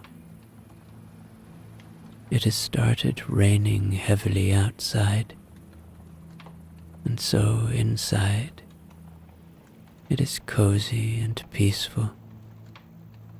The light shifts and moves across the faces gathered here, deepening the hollows of cheeks, catching in the glint of eyes that have seen many seasons pass. These people have gathered, as they do when the day is done, when the work is finished, when the fields are quiet and the animals are fed. The benches are full, bodies leaning in close, shoulders brushing against wool and fur. Some sit cross-legged on the packed earth floor, younger ones pressing forward, eager to listen. A child nestles against his mother's side, his small fingers curling into the folds of her cloak. The elders sit at the far end of the hall, their presence unmistakable, not because they demand it, but because it has been earned. They are not kings, not warriors in the way of the young, but something older, something deeper. They hold the weight of memory, the stories that stretch beyond the lives of those who sit before them. The oldest among them is Kettle the Wise, his beard long and grey, resting against the thick wool of his cloak. His hair is still full, though white as the snow on the mountain peaks, and his skin is weathered, lined by a lifetime of wind and salt. His eyes, though heavy with years, are sharp, quick, knowing. His tunic is simple, the deep brown of undyed wool, fastened at the shoulder with a silver brooch in the shape of a raven. An old piece, tarnished but well kept. Beside him sits Thora Hearthkeeper, a woman of many winters, her presence quiet but commanding, her hair long and silver is braided thick, coiled over one shoulder, tied with a leather cord. Her face is lined, but not with the deep furrows of sorrow. Hers are the soft creases of laughter, of long years spent tending, caring, watching over. She wears a cloak of dark blue, clasped with a brooch of polished amber, its surface worn smooth. Around her neck hangs a string of glass beads, each one a different shade, collected over a lifetime. On her other side is Jorund One Hand, though no one speaks his name as though it is a loss. The sleeve of his tunic is pinned at the shoulder, empty, but he wears it without shame. His face is broad, his nose once broken, but long since healed. His beard is shorter than Kettle's, streaked with grey, his hair tied back in a thick knot. His tunic is deep red, belted at the waist, a small knife tucked into the leather. His one remaining hand is strong, thick-fingered, the palm calloused. He does not smile often, but when he does, it comes like a sudden break in the clouds, brief but warm. Around them, the others settle. There is no command to be silent, no need for it. The hush comes naturally, the quiet weight of a people who have gathered like this for as long as they can remember. The rain pours outside, The fire crackles inside, sending a flicker of light up the length of the hall. The shadows move against the walls. The elders do not look at one another, but they do not need to. They know why they are here. They know what must come next. The stories are waiting.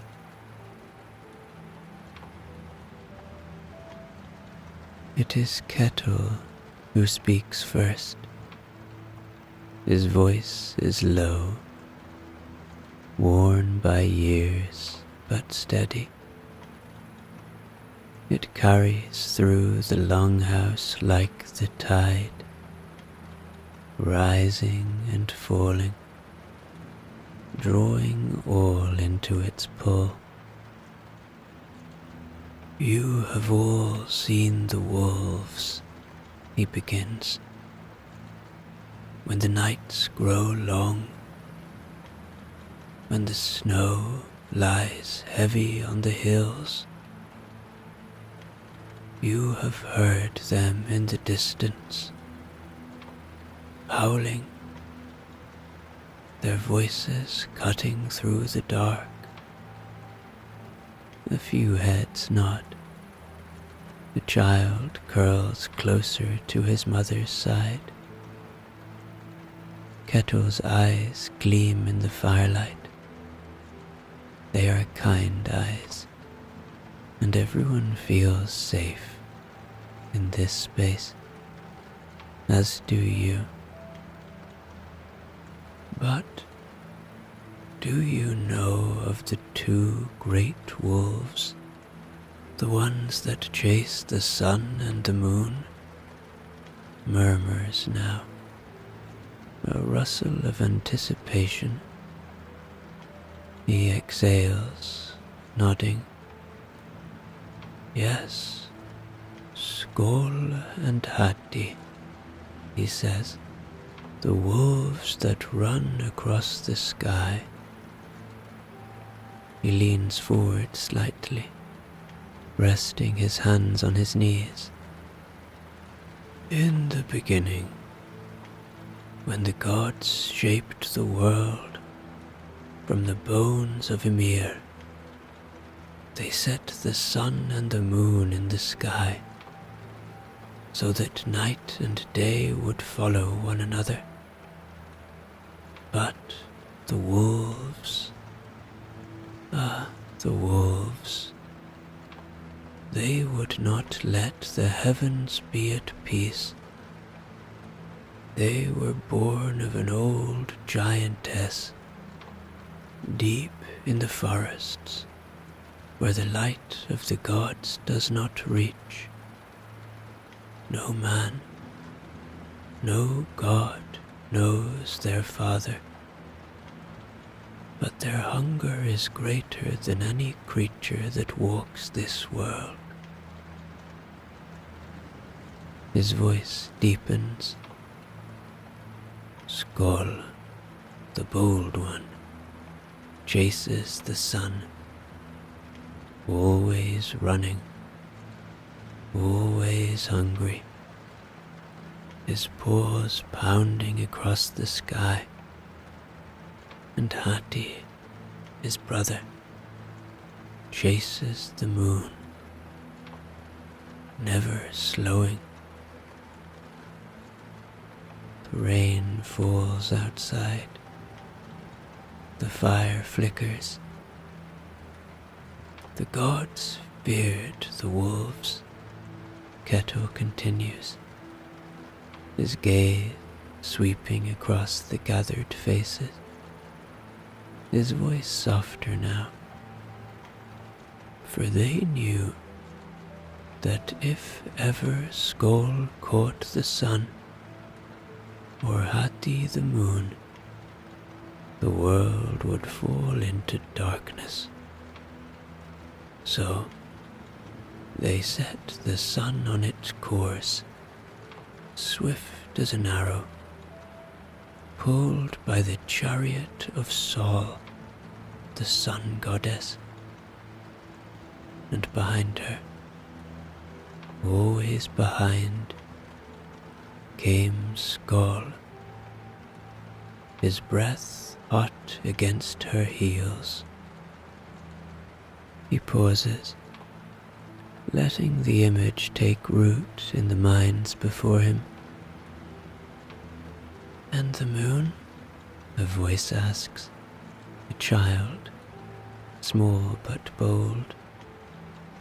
Kettle smiles, a flicker of approval in his eyes. The moon rides swift as well, driven by Mani, who guides its path. But Hati is ever behind him, running, running, never far. He looks towards the fire, watching the embers shift, as though seeing something distant. "There will come a day," he says, quieter now, "when the wolves will run faster than the gods, when Skoll will catch the sun, and Hati the moon, and the sky will go dark. That day will be Ragnarok, the end of all things." Silence settles over the hall, thick as the woolen cloaks draped over shoulders. Then, after a moment, Thora Hearthkeeper exhales through her nose, shaking her head. "That is for another time," she says, reaching for the cup of mead beside her. "The wolves have not caught their prey yet." A murmur of agreement ripples through the hall. The air is lighter now, the weight of fate pushed aside, at least for tonight. Kettle nods. "Not yet," he says, lifting his own cup, the firelight catching in the silver rim. The sun still rises. The moon still moves across the sky. For now, the world holds. The longhouse hums with quiet. The first story lingers in the air, in the flickering light of the fire, in the slow, thoughtful breaths of those gathered. Outside, the rain continues, and it is Thora Hearthkeeper who speaks next. She does not clear her throat or raise her voice, but when she begins, all eyes turn toward her. Her voice is rich, smooth as well-worn wool, carrying the weight of time. "You have all seen the stars," she says, "spread like scattered grain across the sky. And you have seen them move, slow and steady, through the seasons. But do you know who placed them there?" Some shake their heads. Others simply wait. Thora shifts in her seat, adjusting the drape of her cloak. The amber at her throat catches the firelight, glowing deep and golden. There was once a man named Vestane, she begins. Quiet man, a careful man. He lived alone, far in the north, where the winters are long and the nights are longer still. His house was small, tucked between the trees, where the wind could not find it. His fire burned steady. His hands were skilled, and he wanted for nothing. But there was one thing he loved more than all else: the night sky. Every evening, when the last light of the sun faded from the mountains, Vestane would step outside, wrap himself in his thickest cloak, and watch the heavens turn.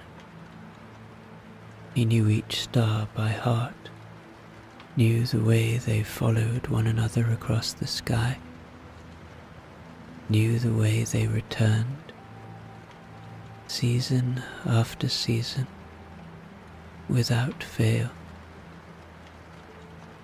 She pauses, her fingers brushing idly against the beads at her wrist. The rain falls, the fire pops. One winter, she continues, the sky was darker than before. Some of the stars were missing. Vestane watched night after night, waiting, but they did not return. He could not bear the sight of the empty sky, the hollow spaces where light had once been. So he made a choice. He took up his staff, wrapped his warmest furs around him, and set out beneath the heavens. He walked beyond the trees, beyond the frozen rivers, beyond the mountains, until the land itself seemed to end. And there, at the edge of all things, he found a great loom, larger than any hall, its frame made of ice, its threads woven with strands of silver light. The hall is utterly still now, listening. At the loom stood a woman, tall and quiet, her hands moving through the threads. Vestane watched as she worked, weaving new stars, placing them into the sky, one by one. Thora exhales softly, as if she can see it herself, the loom shining in the darkness, the woman's hands sure and steady. He asked her, "Why have some of the stars gone?" She did not stop her work, but she answered him, "They have dimmed, as all things must. Nothing can shine forever." Vestane stood for a long while, watching the silver thread pass between her fingers. Then he said, Let me help you. The woman did not laugh. She did not shake her head. She only stepped aside and said, "Then weave." And so he did. He did not know how at first. His fingers fumbled, the silver thread slipping from his grasp. But he was a careful man, a quiet man. He watched, he learned, and slowly he began to weave. Together, they placed the stars back into the sky. When Vestaine grew tired, he rested. When he grew hungry, the woman handed him a bowl of warm milk, sweet with honey, though he did not see where it had come from. And when the work was done, when every missing star had found its place again, the woman looked at him and said, "You have done well." He bowed his head, though he did not know if she was a goddess or something older still. Then he turned, walked back the way he had come, back across the ice, back across the frozen rivers, back to his little house, tucked between the trees. But every night, when he looked up, he saw the stars he had placed with his own hands. And so do we. Thora falls silent. The fire burns low. Someone exhales softly. A sound half like wonder, half like sleep.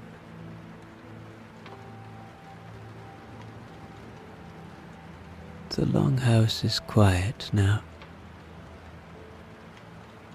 cozy from the rain outside, wrapped in the warmth of firelight and the steady breath of those gathered. The weight of Thora's story lingers in the air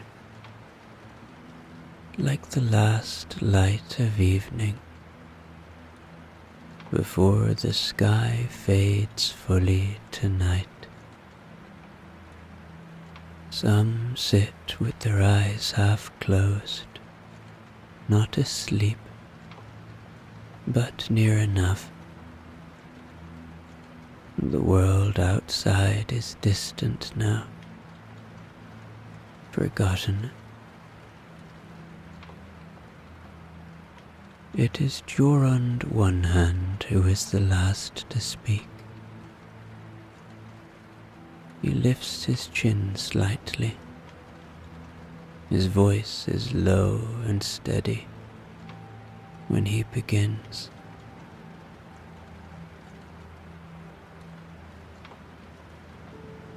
There was once a fisherman, he says, who had no name. A soft murmur ripples through the hall at that. A story without a name is a rare thing. Jorund's lips curve slightly, the closest thing to a smile. Not because he had never been given one, he clarifies, but because he had given it away. He lets that thought settle before continuing. He lived by the sea, alone, with only his nets and his boat. He did not speak much, for there was no one to speak to, and he did not want for much, for the sea gave him all he needed: fish for his supper, water to drink, the salt air to fill his lungs. But one winter, the sea grew restless.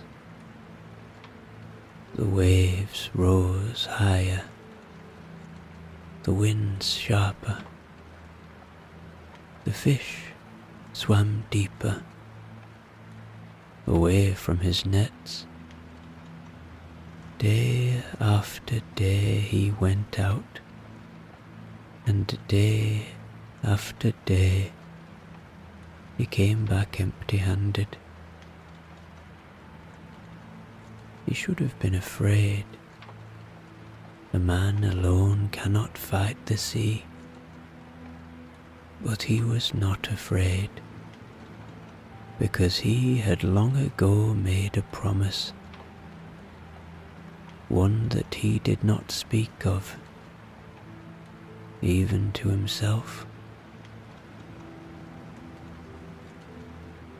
And so, one evening, when the wind had stilled and the water was like black glass, he set out again, rowing past the rocks, past the shallows, past the place where the land could still be seen. The night was clear, the stars high above, and when he looked down, he saw them reflected in the water,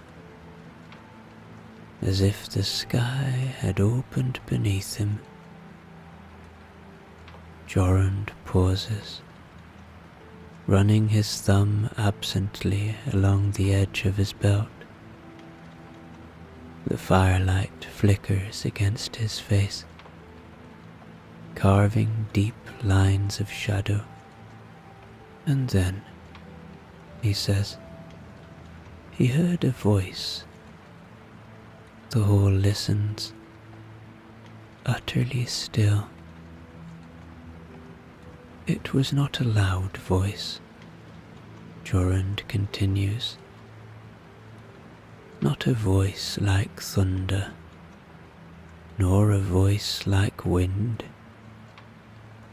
It was quiet, like the tide when it slips over the sand. The breath of the fire shifts, settling deeper into the embers. It said, "You have come far." Jorund exhales, his gaze distant, as if seeing it himself. The fisherman did not answer right away. He only rested his hands on the oars, watching the dark water. Then, at last, he said, "Not far enough." The voice was silent for a long while. The fisherman listened to the stillness, to the soft lapping of the water against the boat, to the quiet hush of the night. Then the voice spoke again. "What do you seek?" it asked. The fisherman did not know how to answer. He had come because something had called him, something deep and old as the tide itself. and as he sat there, floating in the hush of the night, he felt a kind presence. Not something seen, not something spoken, but something known. The air around him was different now, softer somehow, like the first breath of morning before the world wakes. A feeling of peace settled over him, quiet and deep, like the lull between the waves. And then he understood. He had come not for fish, not for riches, not for anything that could be held in his hands.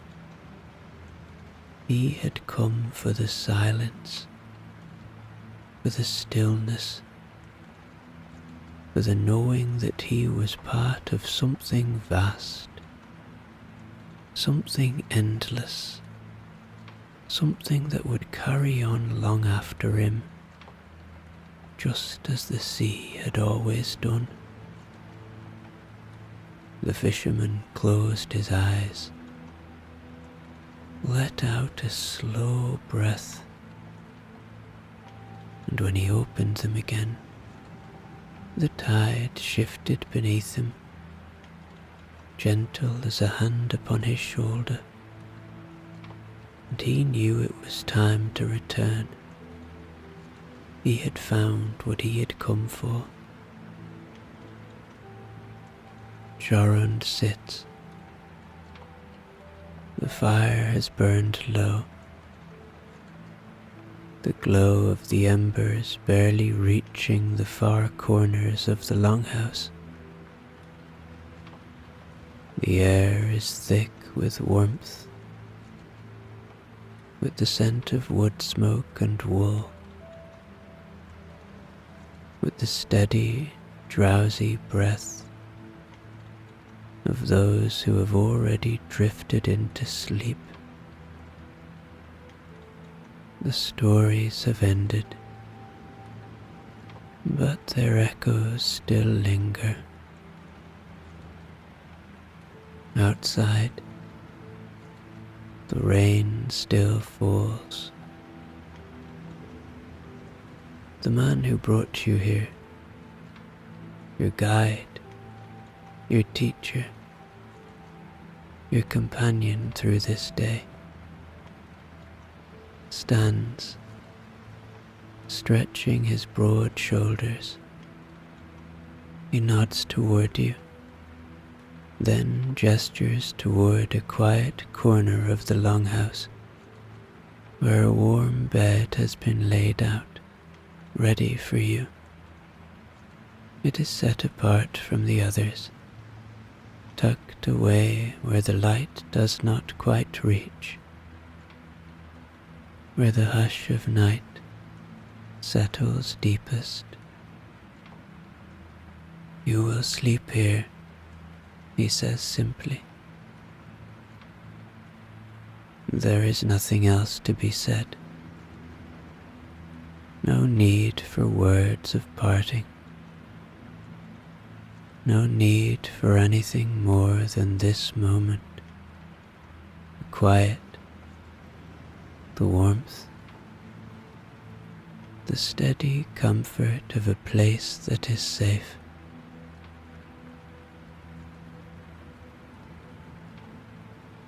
The rain falls outside, and the sounds of the longhouse are gentle now. The low murmur of the last voices fading into silence.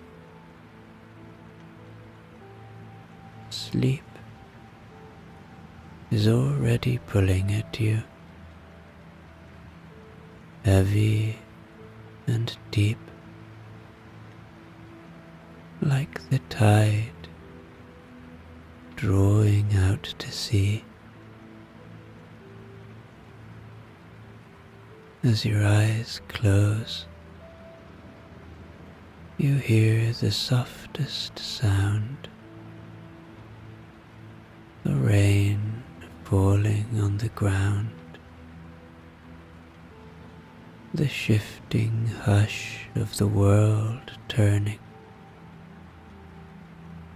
the steady rhythm of a life older than memory. The longhouse holds you. The land holds you. And sleep takes you, safe and warm, in this ancient Viking world.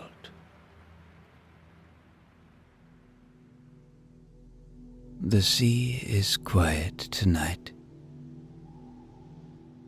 A slow, endless hush as the boat drifts forward, carried by winds too soft to be heard.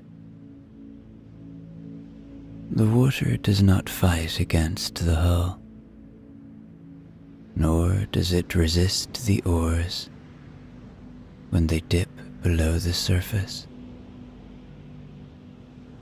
Only a gentle ripple, a murmur, before the silence returns.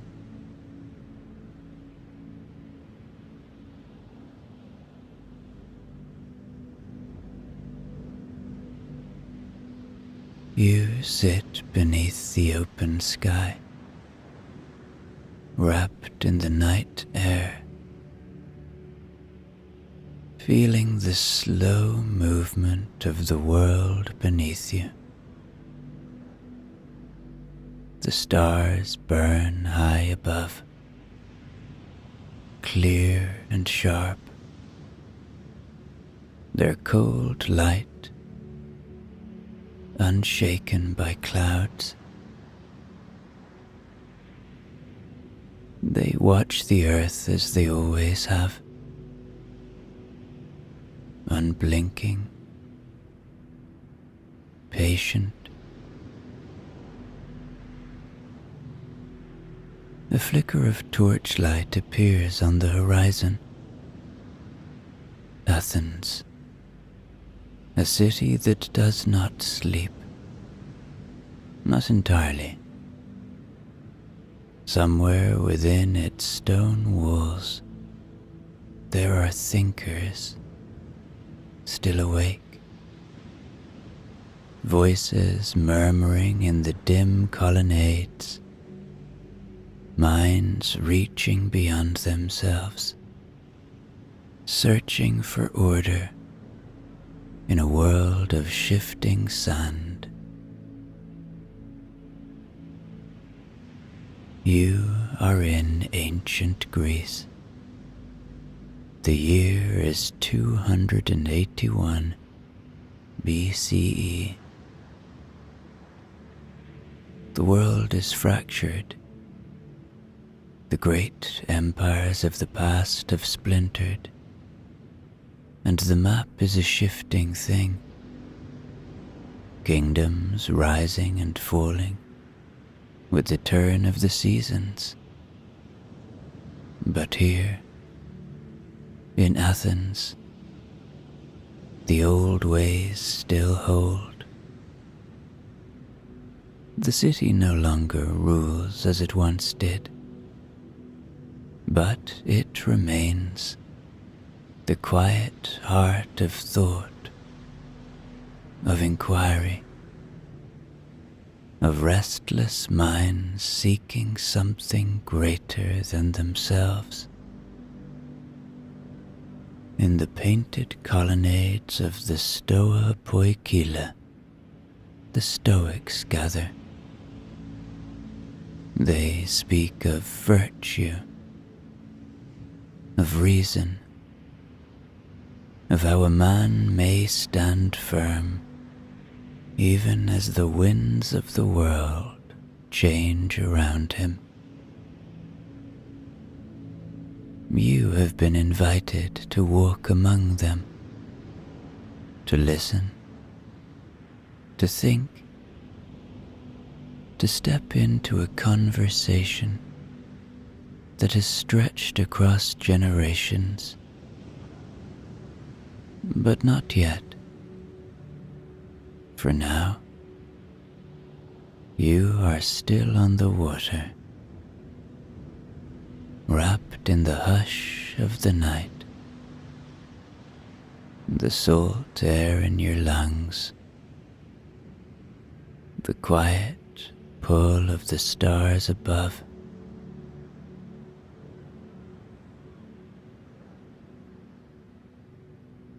You breathe in deeply, letting the thought settle. How many others have made this journey before you? How many have stood on the decks of ships, just like this, their eyes lifted to the sky, wondering if there is meaning in the patterns above? The stars shift, but they do not change. They remain. And so, for now, you wait. Athens will come in time. But for this moment,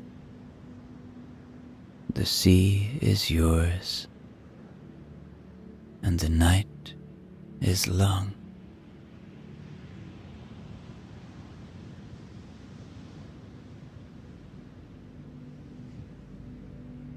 The lantern's glow on the horizon does not waver, though the city beyond it remains unseen. Athens lingers just beyond the darkness, a place of marble and dust, of voices that have never stopped asking what it means to live well. But the night still holds you in its quiet hands, and there is no need to rush. The boat rocks with the slow breathing of the sea, a gentle rise, a soft fall. The wood beneath you is warm from the heat of the day, though the air has cooled now, carrying the faint scent of salt and distant land.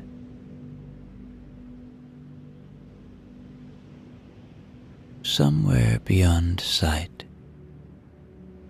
the hills of Attica stretch beneath the night, their olive groves and cypress trees turned to shadow.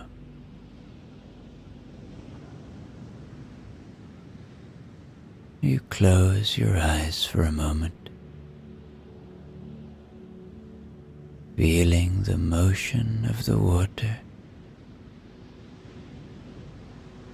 the rhythm that has carried travelers across these seas for generations.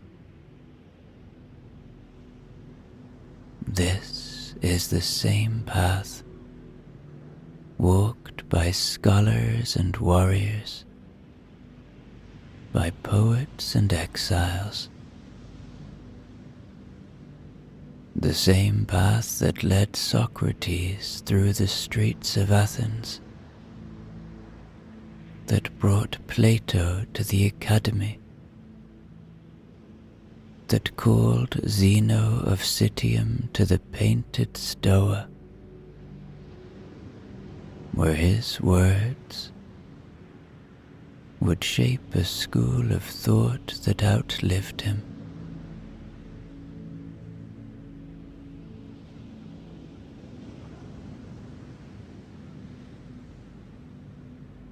Your eyes flutter open again, and you look up to the constellations. Their shapes older than the city that awaits you.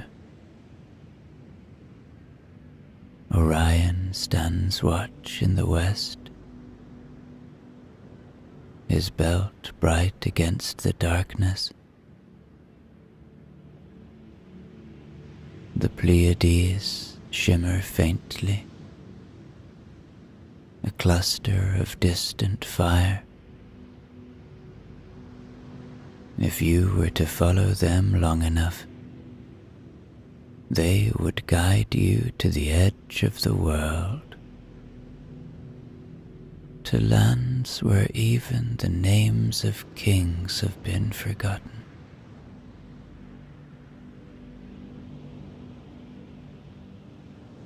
But you are not sailing to the unknown. You are sailing home.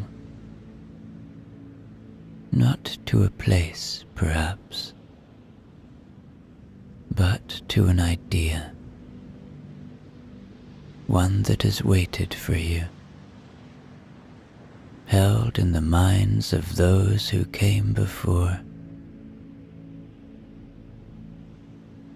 The Stoics say that a man should not be shaken by the whims of fate, that his virtue must be a steady flame, untouched by the winds of fortune.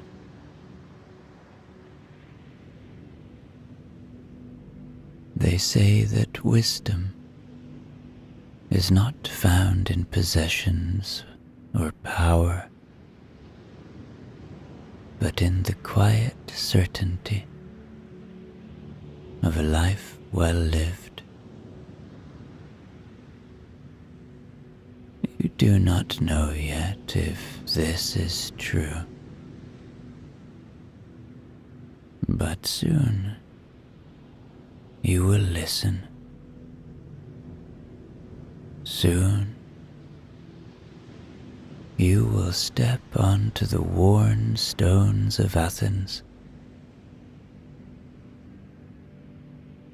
and walk the same paths as those who have wrestled with these questions before you.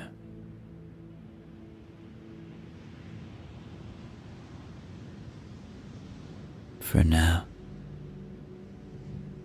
the city remains a flicker on the horizon,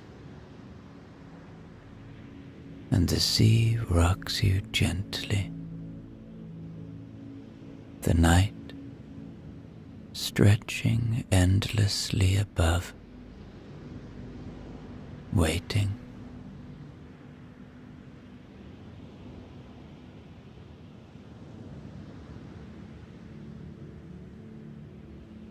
A quiet voice stirs the night. You watch the stars like a sailor, the man says, his tone warm, without expectation. His Greek is clear and measured, the voice of someone accustomed to speaking over the wind, over the waves. You turn to see him sitting near the stern, his back against a coil of rope, arms resting loosely over his knees.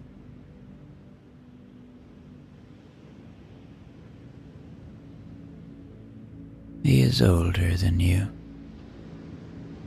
though not very old. The kind of age that carries stories. His tunic is salt stiff, and faded by the sun. His skin darkened from years at sea.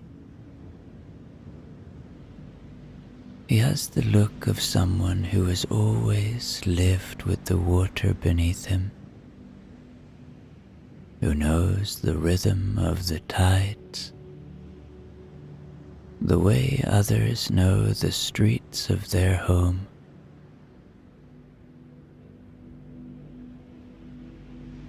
He nods towards the sky. That's how we find our way. The stars don't change. Only we do. He gestures with a calloused hand toward the east, where the faintest sliver of dawn still hides beyond the edge of the world. That's where we came from. Chios, my home. Have you ever been?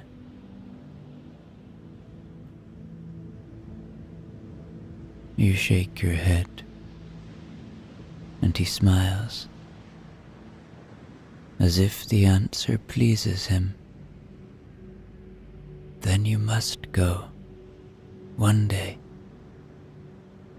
The best figs in all of Hellas.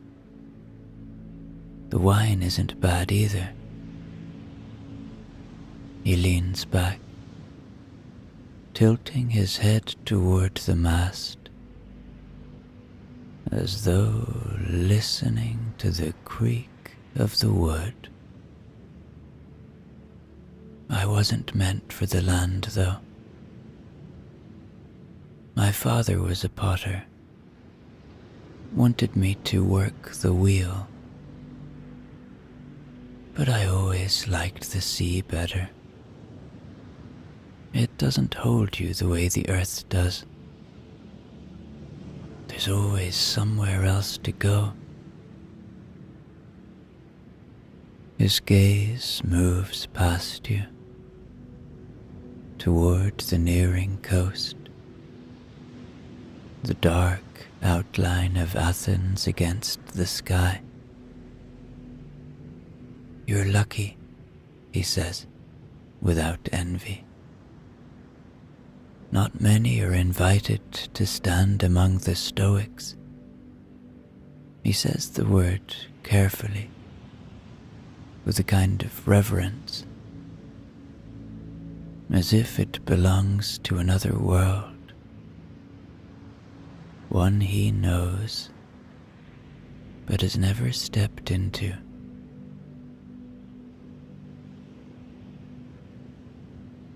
Athens is different from the islands, he continues. The sea shapes a man one way, the city another. On a ship, you learn what you need to survive, where the winds are turning, how to tie a line,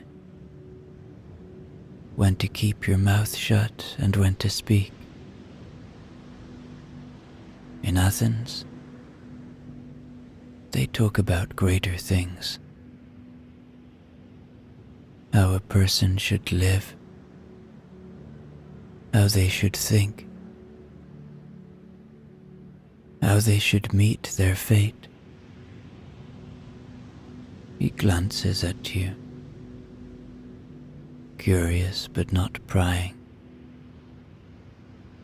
Is that why you're here? You don't answer right away. The boat rocks gently beneath you, and the question lingers in the air, unhurried. You could say yes.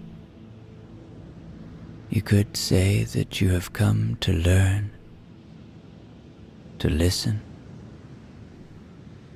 to understand something that is always felt just beyond your grasp. But in truth, you are not entirely sure.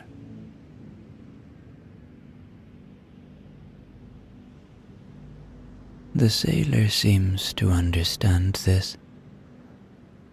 He only nods, as though he has heard your answer already.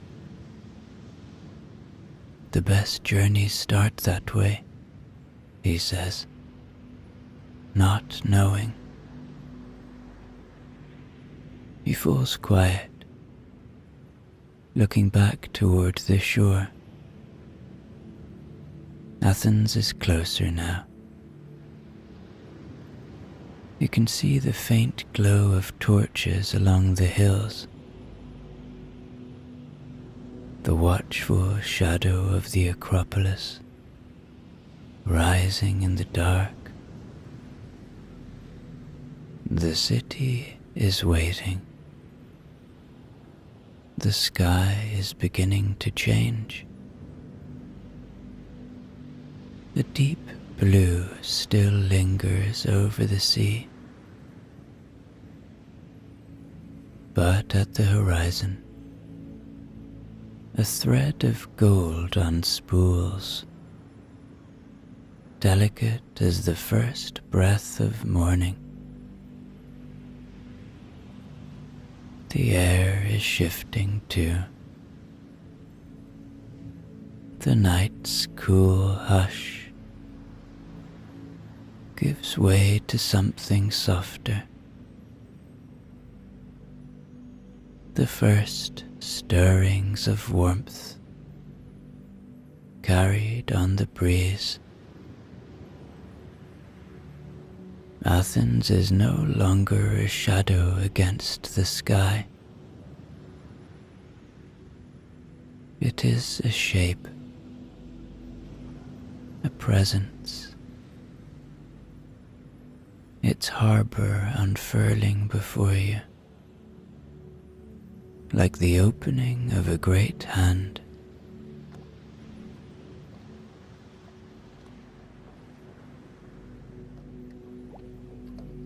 The boat drifts closer, the water thick with the scent of brine and wood smoke. Already, the port is waking. Along the shoreline, ships of every size rock gently against their moorings. Merchant vessels heavy with grain and amphorae, small fishing boats pulled onto the sand, their nets still damp from the night's catch. There is movement on the docks. Men wade knee-deep in the shallows, guiding cargo from ship to shore. Others lift sacks over their shoulders, calling out to one another in voices rough from the morning air. A pair of boys race between the crates, their laughter quick and bright, slipping between the heavier sounds of the port coming to life. The world is stirring, but it has not yet fully woken. Lanterns still flicker in the shadows beneath the wooden piers.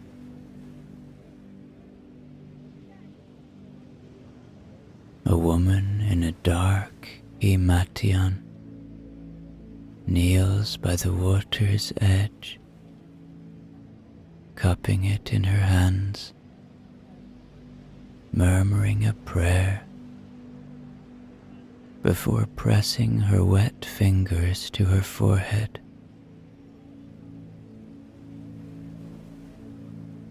above, on a sloping street that leads into the city, the first vendors are beginning to set out their wares. Clay jugs, honeycombs thick with golden syrup, figs split open to show their dark hearts.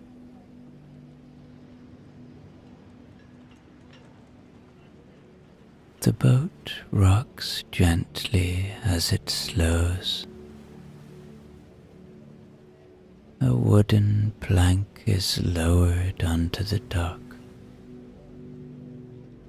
and the sailor beside you stretches, rolling his shoulders before standing. "Athens," he says, looking toward the city. "You'll like it."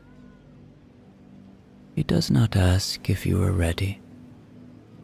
He simply nods once and steps onto the dock, vanishing into the slow-moving crowd. And then you see them. Two figures stand just beyond the pier, waiting. A man and a woman, both wrapped in the unadorned, draped wool of a philosopher's robe. Their faces are lined with age, but there is something else in them, something measured, something steady, the kind of steadiness that comes not from certainty, but from having walked a long road and knowing that the road continues.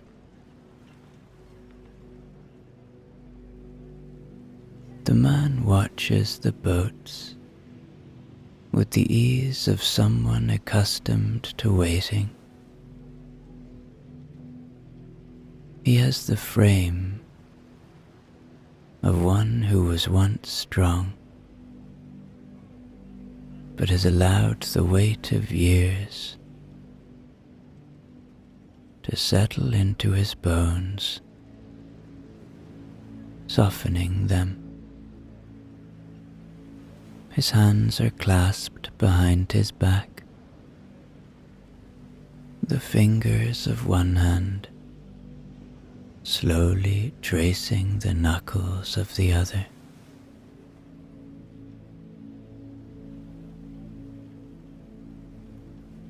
The woman stands beside him, her gaze scanning the pier. She is older than the man, or at least it seems so at first. The streaks of silver in her hair catch the morning light, and there is something in the way she holds herself, a stillness, a patience, as though she has seen 100 dawns, just like this one, and expects to see 100 more.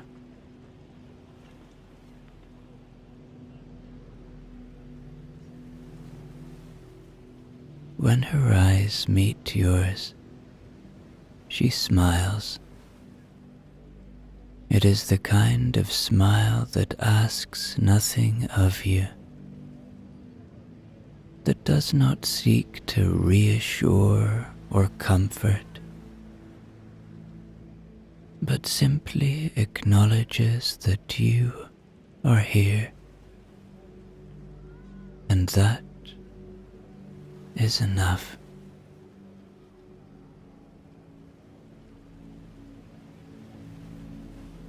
The man steps forward first. "Welcome to Athens," he says, his voice low and steady, like a river that has carved its path through stone.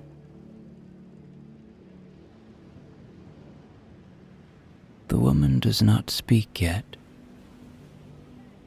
She only gestures toward the city, where the streets are beginning to brighten with the pale gold of morning. The world is waiting, this ancient world that you are privileged to witness. And so, with them at your side,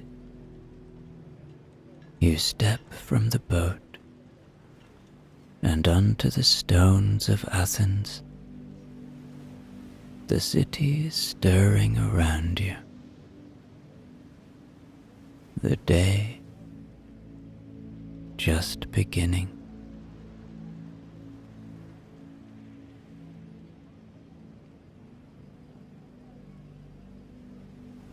The stones beneath your feet are cool, smooth from the passage of thousands before you. The air carries the scent of damp earth, of wood smoke curling from unseen hearths, of crushed olives left behind in the wake of an early morning vendor.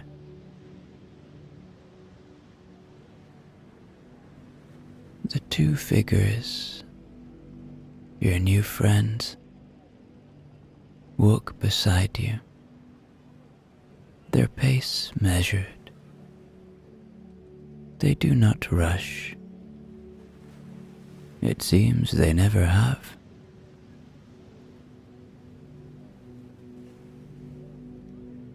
The man gestures ahead, where the street slopes gently upward, lined with the whitewashed walls of houses, still quiet in the morning hush. "It is best to walk slowly," he says, his voice low and untroubled, as though the thought has only just come to him. That way, you see more,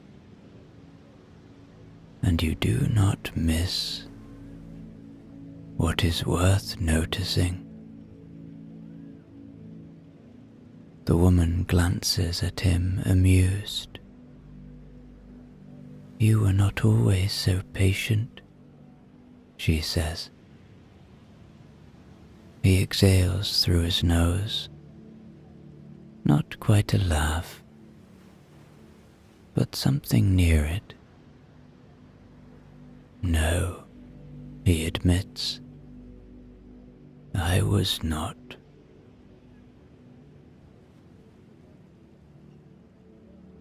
They walk in silence for a few moments, their sandals meeting the worn stones. Then the woman speaks, tilting her head toward you. "Do you know how he came to philosophy?" You shake your head. She smiles. "Ah, a story then." The man exhales again, shaking his head, but he does not stop her. When he was young, he wished to be a soldier, she begins. Not out of duty, but out of pride. He wanted to be strong, to be known. She glances at him, raising a brow. Isn't that right? He sighs. It is true. She nods, satisfied. And so he trained. He learned to wield a spear, to carry a shield, to move in the phalanx as a man among men. But one day, before his first battle, he saw something. She pauses, letting the city fill the space between words. A cart creaks in the distance, its wheels heavy with clay pots. The murmur of voices drifts from an open doorway. The warm scent of baking bread curling through the air. You ask what he saw. The man answers this time, his voice quieter now. A soldier, tending to his wounded friend. The woman nods, and in that moment, he understood something. The man's gaze is distant, as if he is seeing it again. That morning, long ago. That to wield a sword is easy, he says. But to know how to live, that is the harder thing.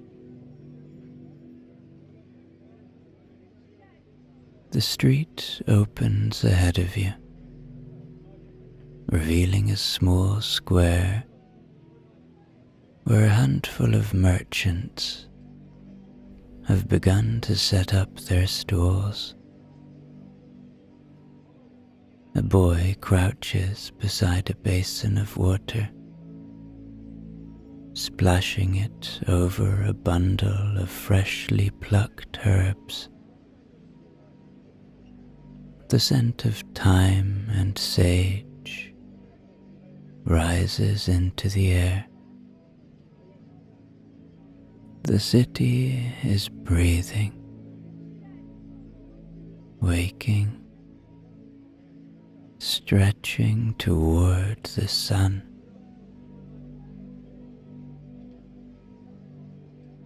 The woman turns to you, her expression steady, kind. And what of you? She asks. What is it that you seek? The question lingers in the quiet morning air. The answer is not hurried. It will come in time.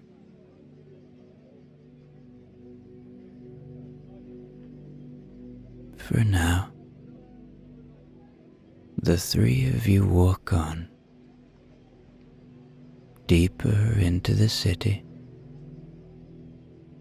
toward the place where thought is shaped and reshaped, where wisdom is sought,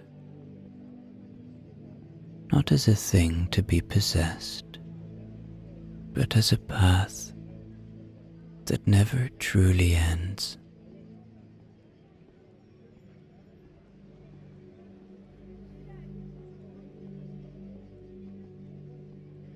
The streets widen as you move further from the port. unfolding into the heart of Athens, where the weight of history is worn into every stone, every column, every echo of voices rising with the morning air.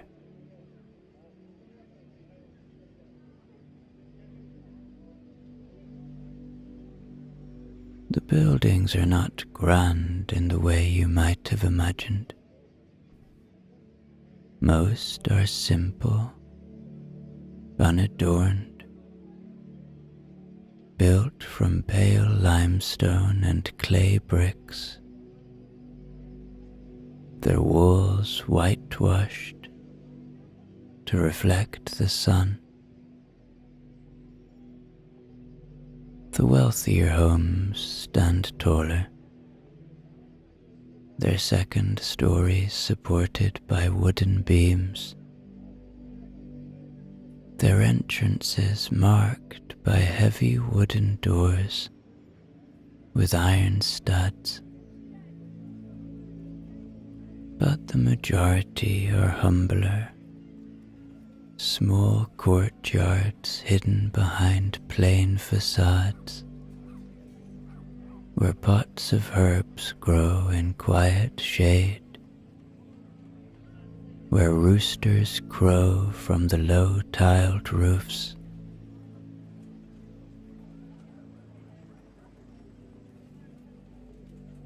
The roads are uneven, paved in some places with large, worn slabs of stone, in others with little more than compacted earth.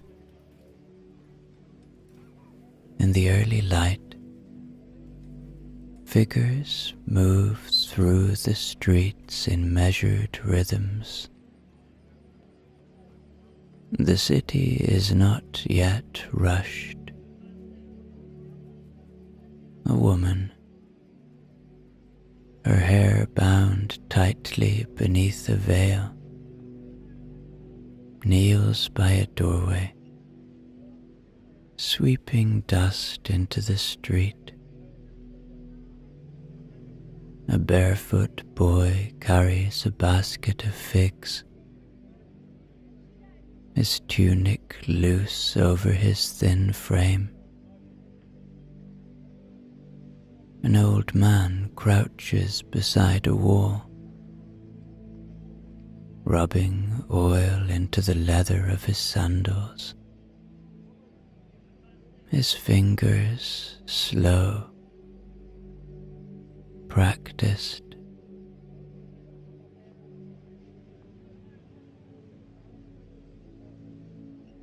The air is thick with smells: fresh bread, clay, the lingering dampness of the night just gone, and beneath it, always, the faint scent of olive oil, the lifeblood of the city, carried in amphorae to every household, pressed in courtyards, and stored in great jars that line the walls of kitchens.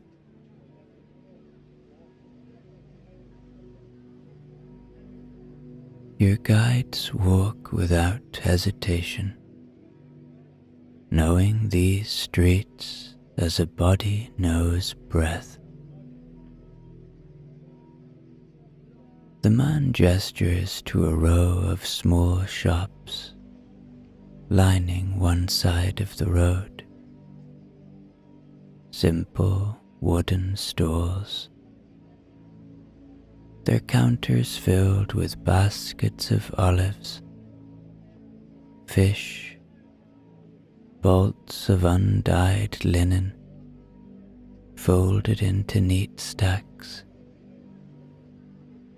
The shopkeepers wear plain tunics, tied at the waist with simple cords, their sandals worn smooth from years of standing on the same stretch of stone.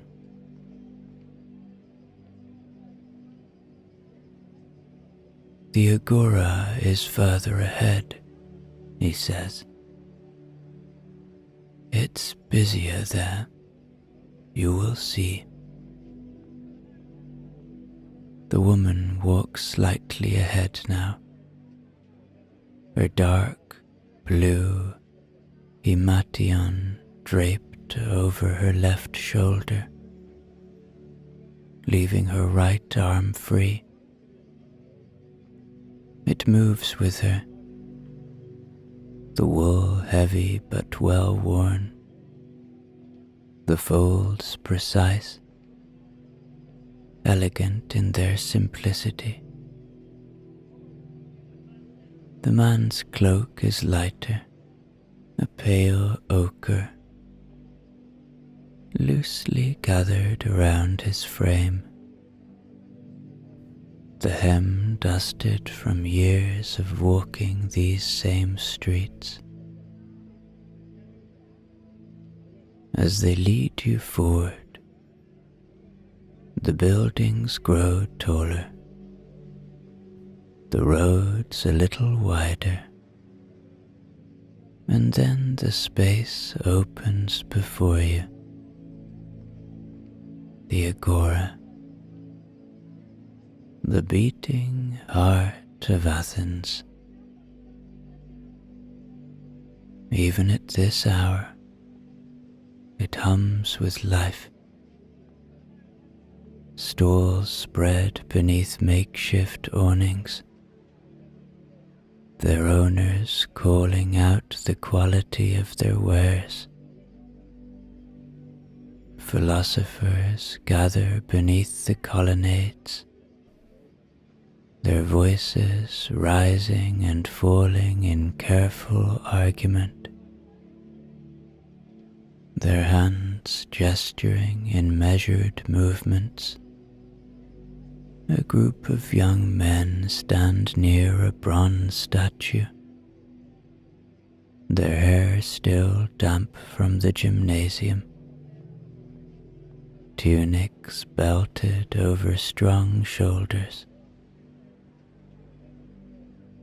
Across the square, a woman pours water from a clay jug into a public fountain, the stream catching the light as it spills into the worn stone basin. Nearby, a pair of craftsmen unroll a bundle of leather, their conversation low, deliberate.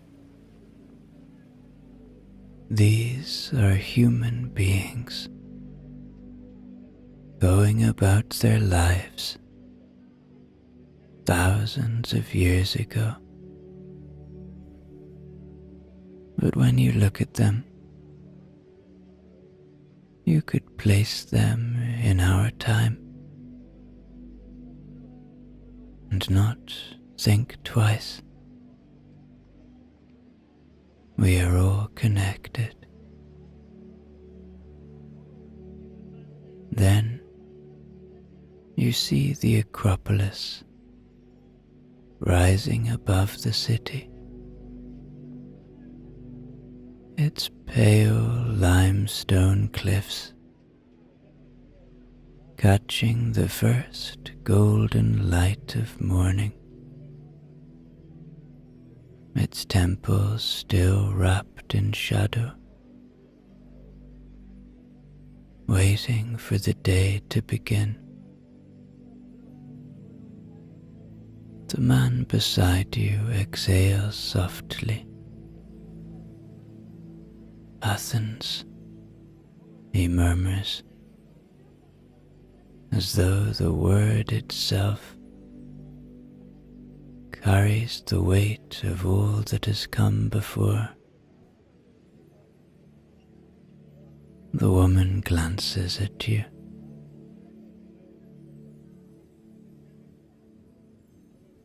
Her expression is unreadable, but kind.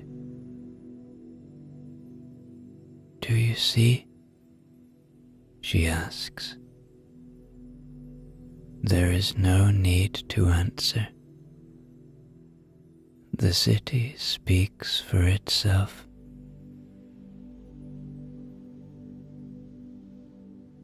The woman walks with a quiet purpose, her steps steady, unhurried.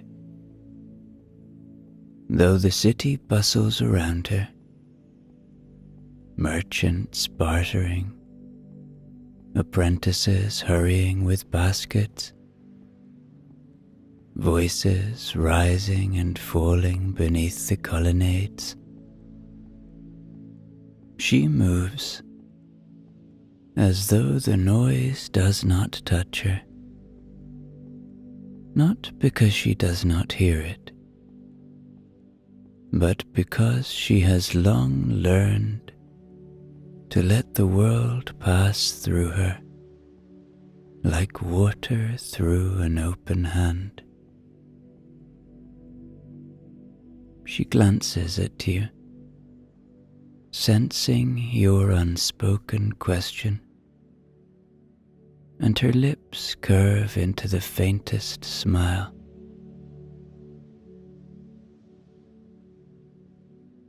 "You wonder about me," she says simply. It is not an accusation, nor a challenge, just an observation given lightly, without expectation.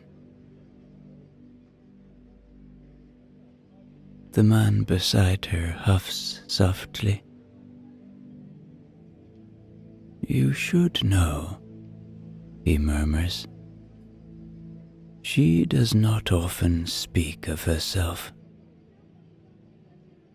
The woman lifts a brow, and yet here I am, speaking. The man only gestures ahead. "Then go on." She considers for a moment, adjusting the drape of her himation, where it gathers at her shoulder. "I was not meant to be a philosopher," she says at last. "At least, not by the thinking of most." She gestures, just slightly, to a group of men gathered near a columned portico, their voices sharp with debate, their hands cutting the air in emphasis. In Athens, a woman's place is not in the agora or the stoa poikila, or in the symposia where men argue over wine. She is expected to remain in the home, behind the courtyard walls, tending to the hearth. She pauses, then glances at you. Does that surprise you? You think for a moment. This city is filled with wisdom, with learning, and yet you have seen few women here, their presence slipping between the columns like shadows. She gestures toward a passing woman, older, dressed in dark robes, a basket of fresh wool slung over one arm. She walks with the same quiet purpose as your guide, though she does not stop. There have always been great women thinkers, she says. Women who listen, who learn, who seek wisdom, not only for themselves, but for the world beyond them. She looks up briefly, as if recalling something distant. I was fortunate. My father believed knowledge belonged to all who desired it. He let me listen when the Stoics spoke. He did not send me away when I asked questions. And I had many questions. The man beside her chuckles. Still do. She does not deny it. He taught me to think, to observe, to consider what is within my control and what is not, and when he was gone, I remained. She looks ahead, her expression unreadable. It was not always easy, she says. Men do not always listen to women, even when the words are the same. She lifts a shoulder in the faintest shrug. But the world is what it is. A Stoic does not complain that the wind blows cold. She only draws her cloak tighter.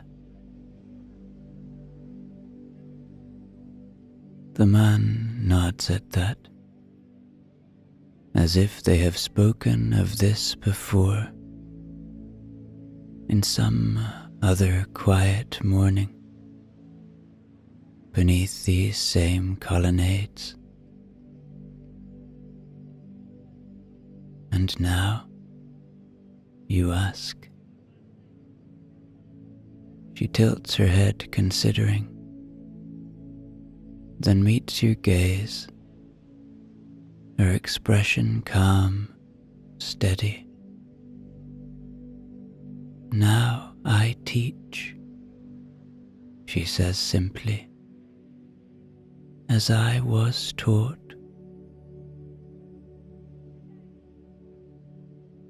The three of you step past the marketplace, moving toward a quieter street, where the air is cooler, and the city noise softens to a murmur.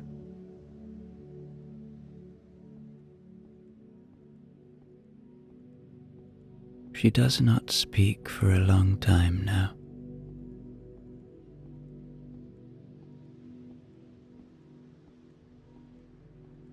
And then the man speaks, his voice softer than before. This was once the house of a great orator, he says, nodding toward a modest doorway, its frame chipped where countless shoulders have passed through. Demosthenes, a man who could bend the will of Athens with his words alone.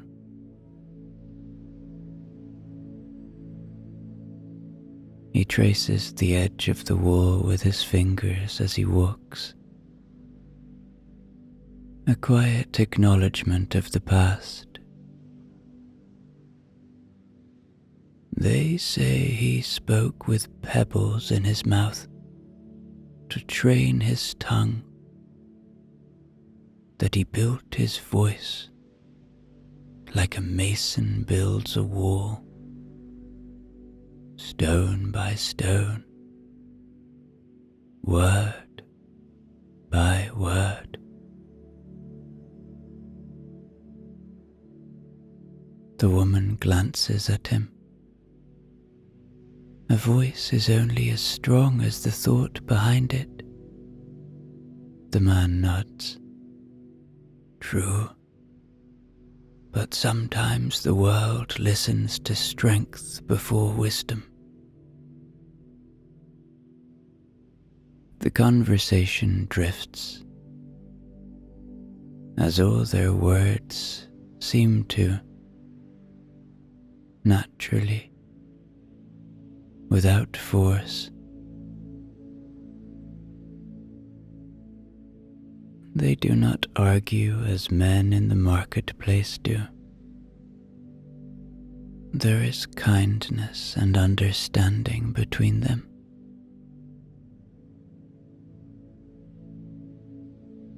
You walk through a narrow passageway where the walls rise high on either side,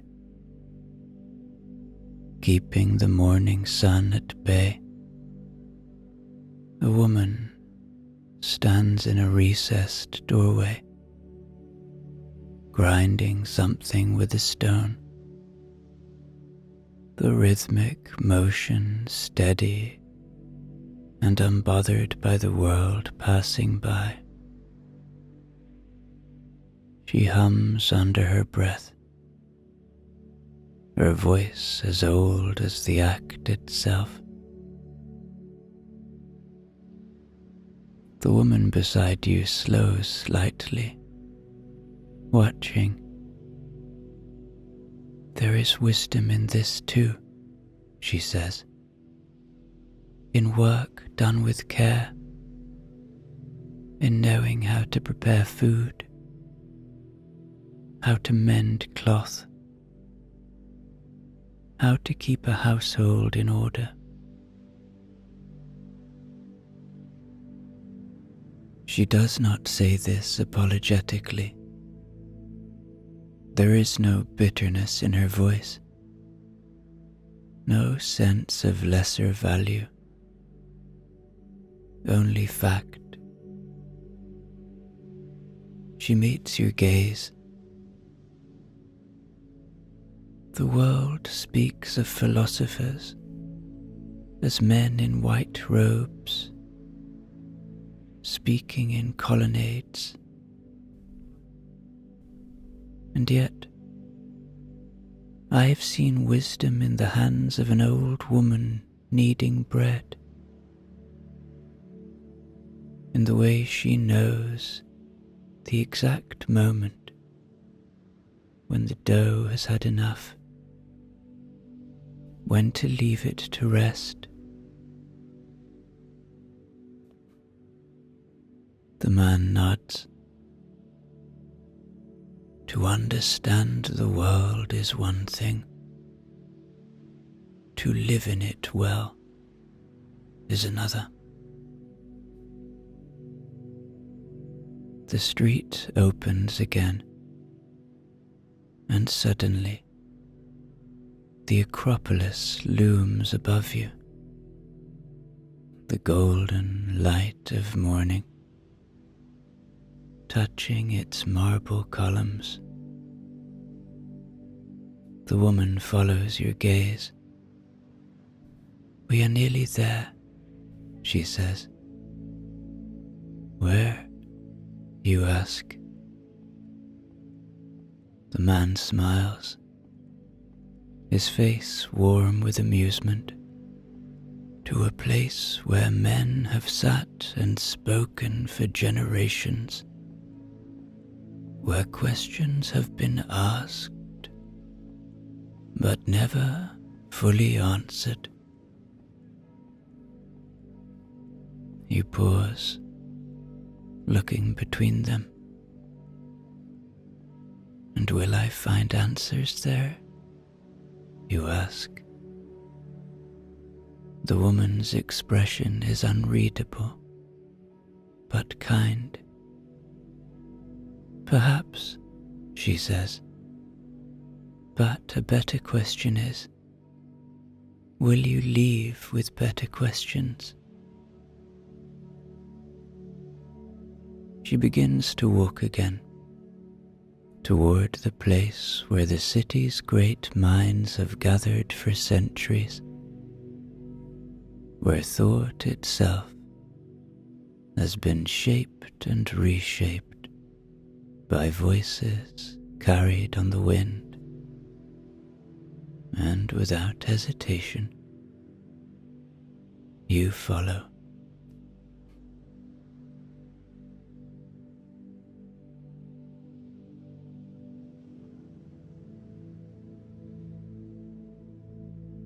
Eventually you arrive at the Stoa Poikili, or painted porch, a place of both beauty and profound thought. This is the very spot where Zeno of Citium began teaching his philosophy around the year 300 BCE, giving birth to what we now know as Stoicism. As you approach, the murmur of thoughtful discourse reaches your ears. Philosophers and students gather in small groups, their voices blending into a harmonious hum of inquiry and debate. The air is filled with the scent of olive trees and the distant aroma of baked bread from nearby stalls. You breathe in this moment, and as you do,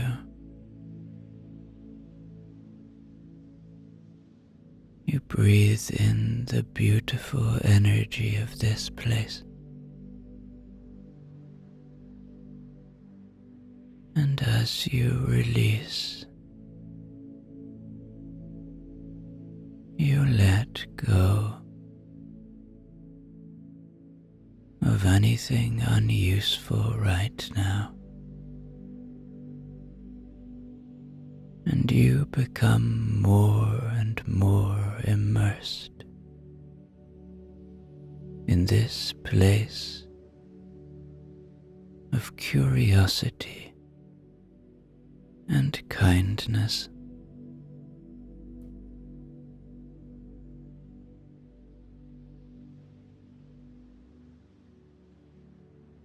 Your guides lead you to a figure standing near one of the painted walls, a man of dignified presence, his hair touched with silver, his robe simple yet immaculate. This is Cleanthes, the successor to Zeno, and the current head of the Stoic school.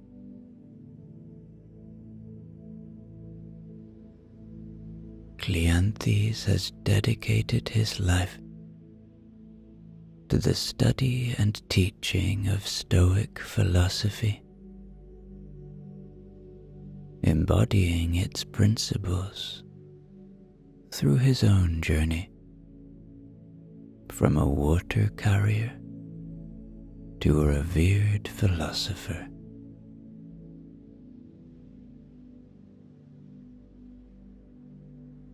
He turns to you, his eyes reflecting both wisdom and warmth.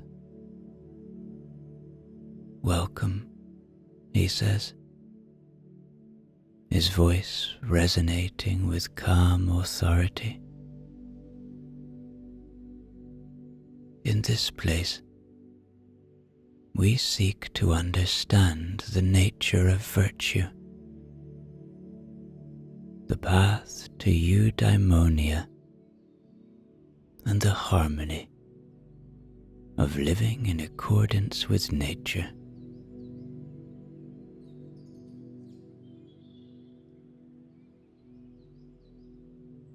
This is a very calm place. All you can hear are the sounds around you of nature. The wind blowing through the leaves on the trees,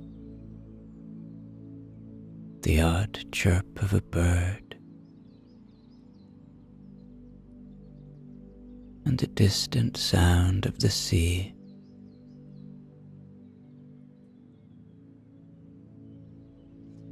As the morning unfolds, you find a place among the students. The cool marble beneath you, the soft rustle of scrolls, and the general state of calm in this place creates a serene backdrop. Cleanthes studies you for a quiet moment, his gaze neither searching nor expectant. There is no need for introductions, only presence around you. People talk among themselves. The morning is warming, but here in the Stoa, the air is cool, shaded by the colonnade. Then Cleanthes begins to speak, and all attention turns to him. The mind, Cleanthes begins, his voice slow, deliberate, is like this city before dawn, before the market wakes, before the shouts and the bartering, before the dust rises from the streets. In that stillness, you can see clearly. But as the day unfolds, noise and movement take hold. Distractions press in.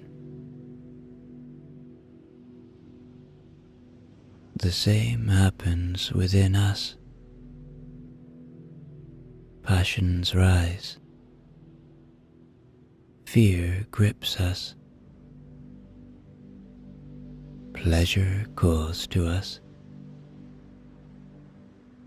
And soon, the mind is no longer our own. It is driven, pushed, pulled, like a boat caught in the wind.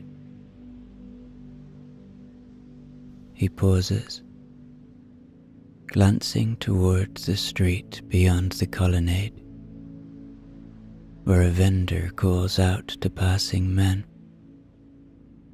lifting a jug of fresh pressed oil to the light. "Tell me," he says, looking back at you, "have you ever been carried away by anger, by desire, by worry?"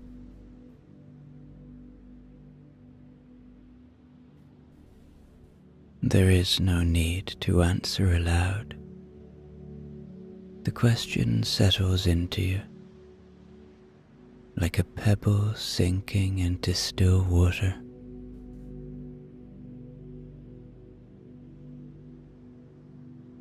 All humans have, he continues.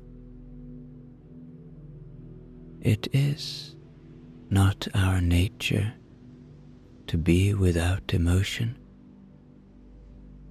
But the Stoic asks, who is master and who is servant?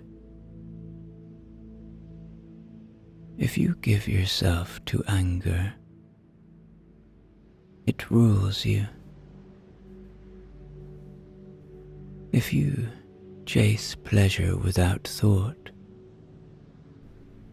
you are its slave.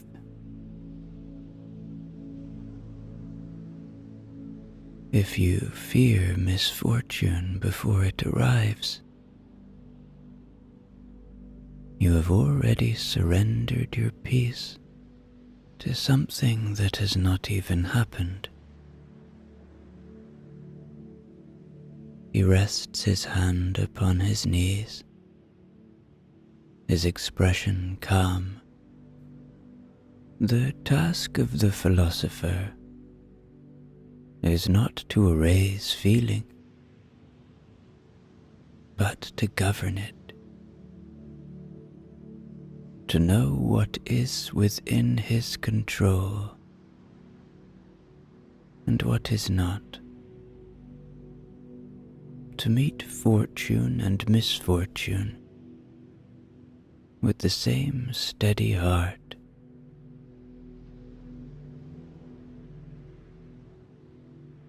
He gestures upward toward the sky, where the sun is beginning to crest the rooftops, spilling golden light across the stones. The seasons change. The tides rise and fall. The world moves as it will, whether we fight against it or not. And so we ask, what is truly ours? What cannot be taken from us, no matter the whims of fate?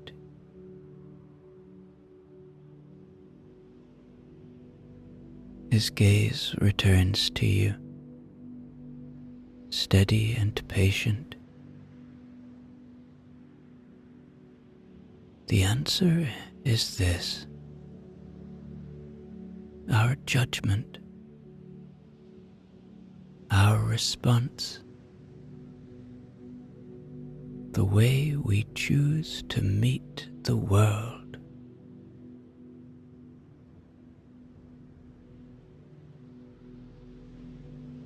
The Stoa is silent now. The students around you listening, their bodies still, their minds turning over his words.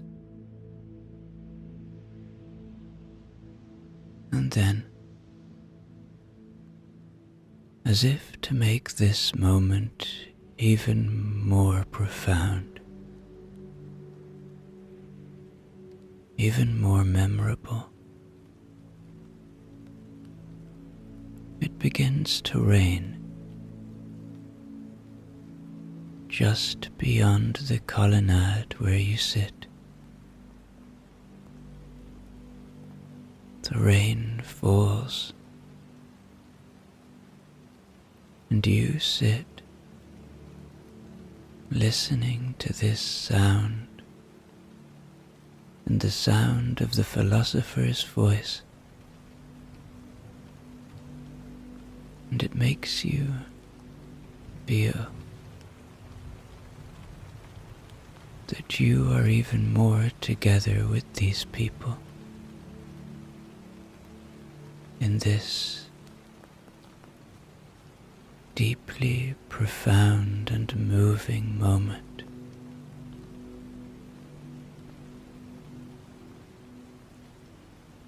Consider this, Cleanthes says.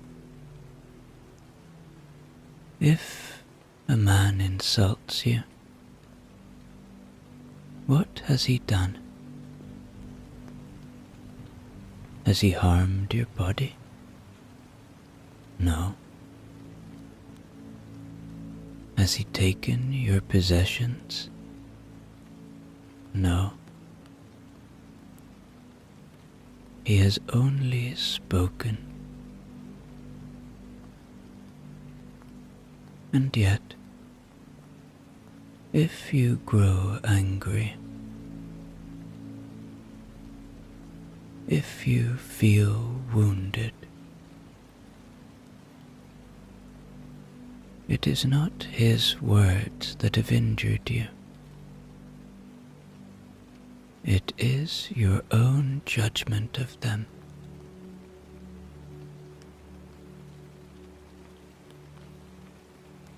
He spreads his hands, as if offering something weightless. You cannot control what others do. You cannot dictate the will of the gods, nor the turning of fate. But you can govern yourself. And if you master your own mind,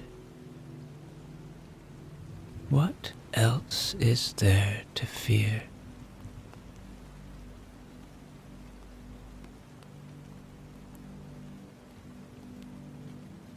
The rain falls and falls now, as Cleanthes looks upon you, not as a teacher weighing a student's understanding, but as a man offering something simple, something fundamental.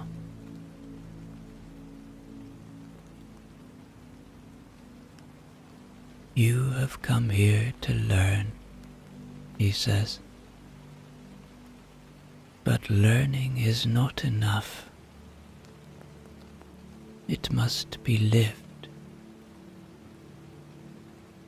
And so I ask you now, when you leave this place, when you step back into the noise and dust of the world, how will you carry this with you? The question is not meant to be answered immediately. It is meant to be held, to be turned over, to be lived.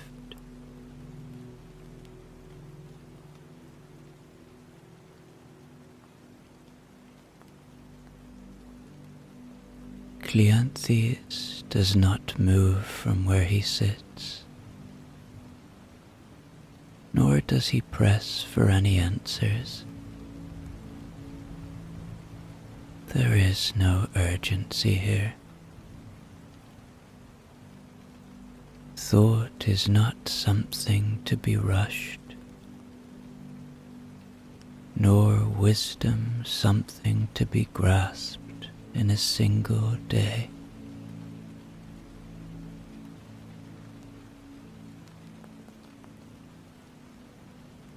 The students around you remain still. Some watching Cleanthes, others gazing out into the distance.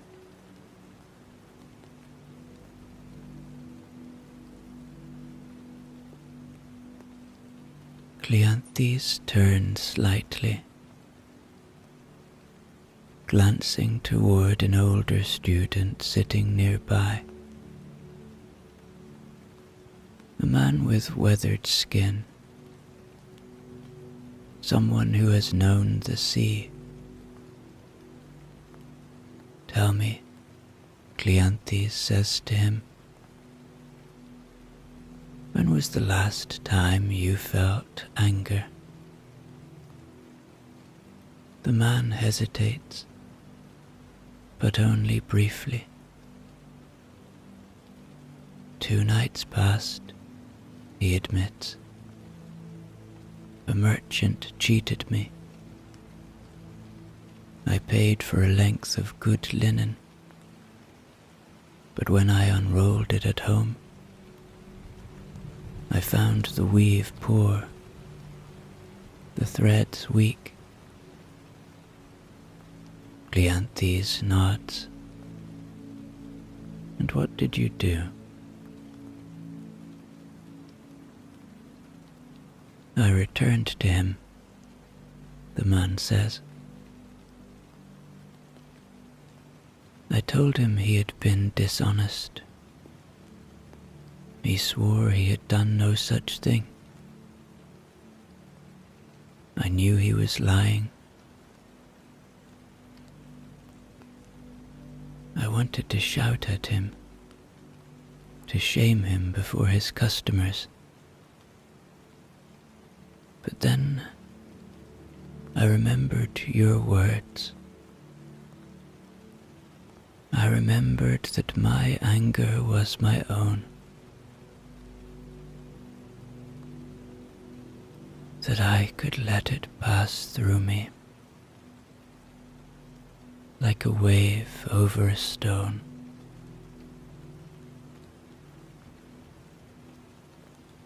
Cleanthes tilts his head slightly. And so, I left, the man says simply. I let it go, and the merchant remains as he was. But I remained as I was too.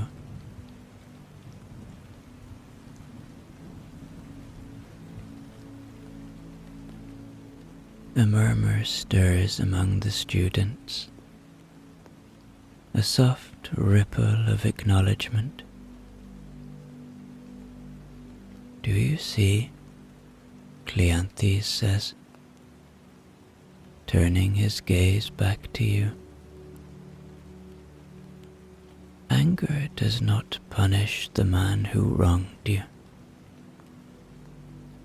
It punishes you. If a storm comes upon the sea, the sailor does not curse the waves.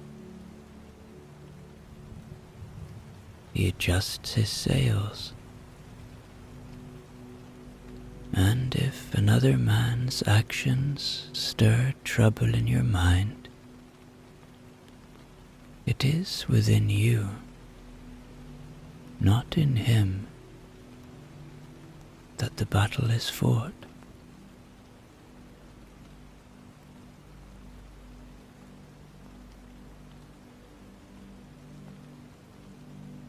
The woman beside him, your guide, shifts slightly and asks, "And what of sorrow?" she asks. "What of grief?" Cleanthes does not hesitate. We do not ask a tree not to bend in the wind, he says. And we do not ask the heart not to feel loss. Stoicism is not the absence of sorrow, nor the absence of pain. It is the understanding that these things will come, and when they do, they will not break us.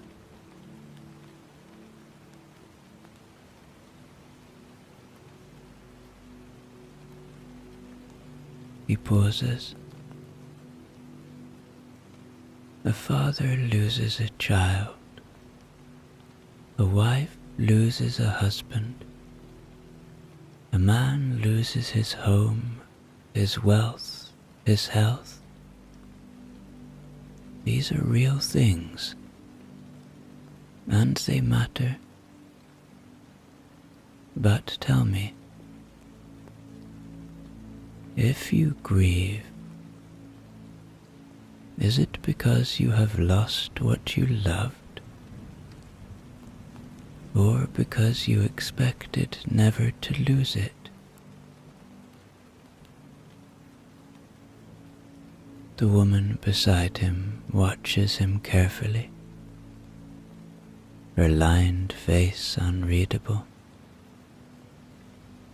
Both, she says at last. Cleanthes nods. Yes, both. But which is within your control? She is silent for a moment, and then speaks. Expectation. Yes, Cleanthes says. Expectation. The false belief that we own anything beyond ourselves, that the world will shape itself according to our will.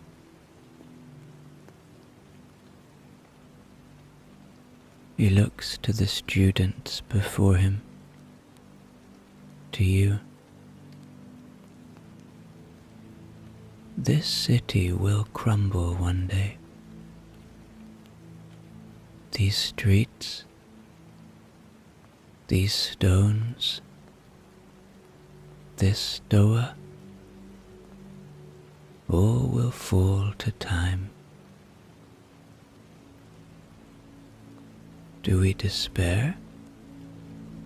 No, because we knew from the moment we were born into it that it was not ours to keep. Hold what you love, he says. Love deeply. Love well. But do not cling to what was never yours to hold forever. Grief will come, but it will not own you.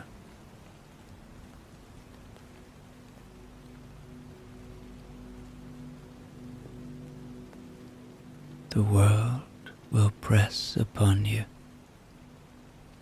he continues. Fortune will rise and fall, as it does for all men. You will be wronged. You will face loss. You will be tempted by pleasures that do not last. But remember this: no person is free who is a slave to their own desires. No person is strong who cannot bear misfortune. No person is wise who does not govern himself first.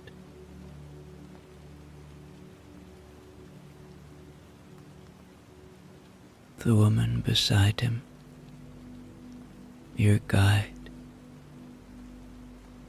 glances at you with something close to amusement. He means to say, she murmurs, that what you have learned here is nothing until it is lived.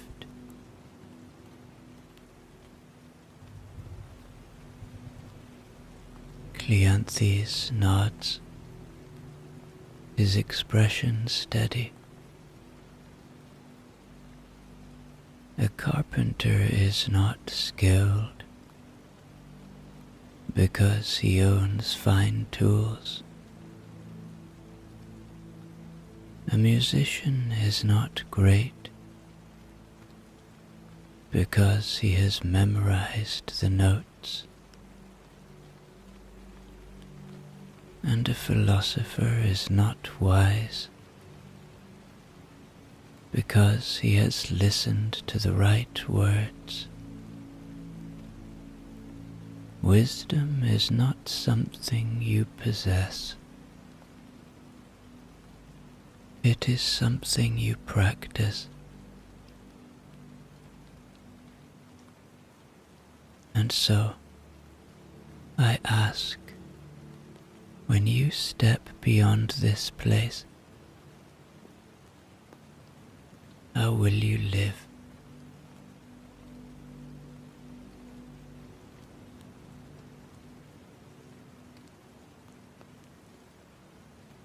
Your guides then rise, their movements unhurried, and the woman places a hand lightly on your shoulder. You will think on this, she says, but for now, you will rest. She turns, walking with the same quiet certainty she has carried all through the city. Without hesitation, you follow. Cleanthes remains behind, his presence unmoving, his words settling into the air.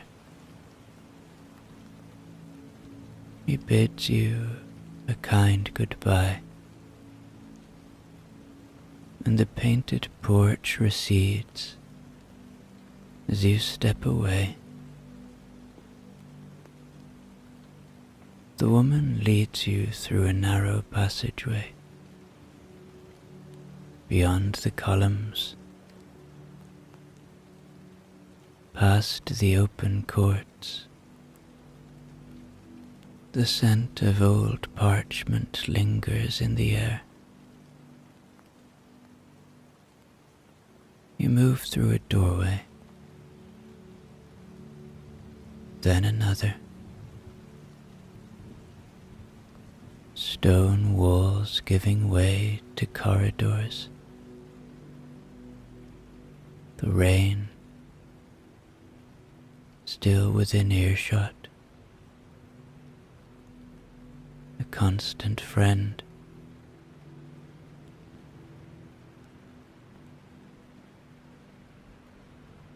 The woman walks without speaking. You two are comfortable in silence now. She walks like she is leading you to safety, to stillness. The path turns again, and you step through into a small chamber, simple and warm, its purpose clear at once. A low couch rests against the far wall, its surface covered in soft linen, the folds neat, waiting. A small table sits beside it, bearing a clay lamp, the flame burning steadily. A woven basket in the corner holds spare blankets thick and well worn. The space is unadorned but not empty. It carries the feeling of care, of hands that have smoothed the bedding, of footsteps that have passed through here quietly, ensuring that all is as it should be. The woman gestures toward the couch. "Here," she says, her voice quiet. "This place is yours to rest. No one will disturb you. You are safe." She moves toward the lamp, adjusting the wick slightly, making the flame burn lower. The time has passed today, and it is almost night, and you feel tired. The woman glances toward the doorway, where the open shutters reveal the night beyond. The rain is steady now, its presence neither harsh nor fleeting. It falls in the courtyard beyond, collecting in shallow pools, slipping down the stone eaves in thin, glistening streams.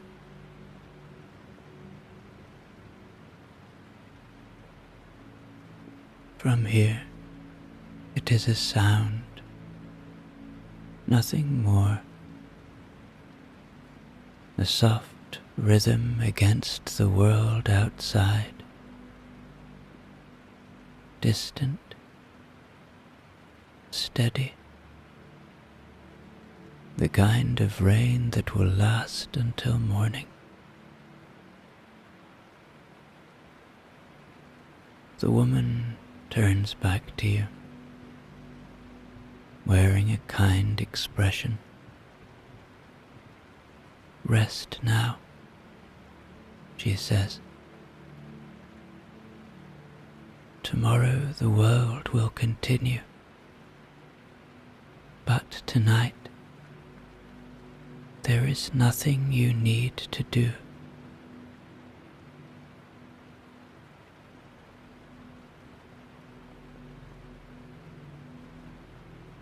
"Sleep well," she says. And then, with no further words, she is gone.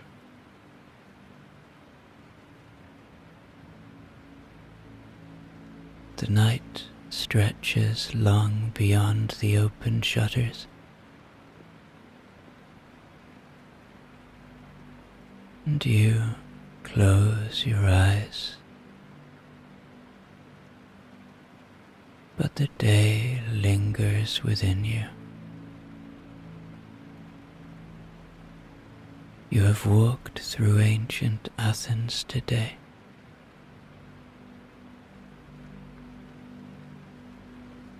You have seen its life, its thought, its rhythm. You have stood where philosophers have stood, beneath the shelter of the painted porch.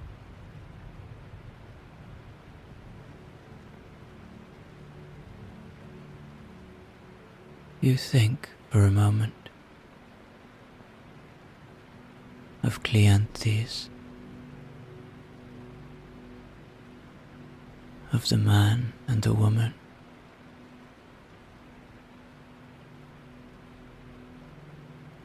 Your new friends in a place far away from you, in both time and location, and yet a place close to your heart in so many ways.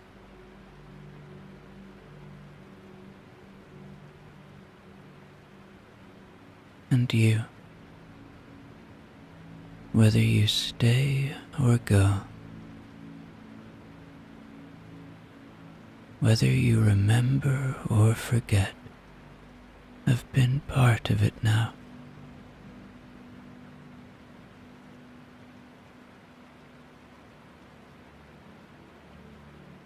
But for now, you don't need to do anything, to be part of anything, to think or dwell upon anything. For now, you rest.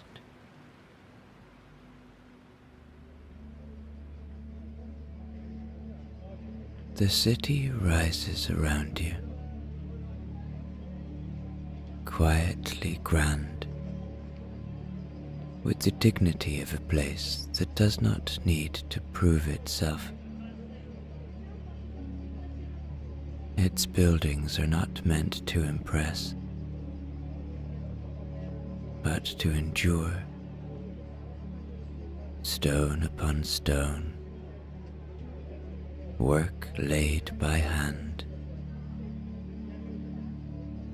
Each arch and column holding within it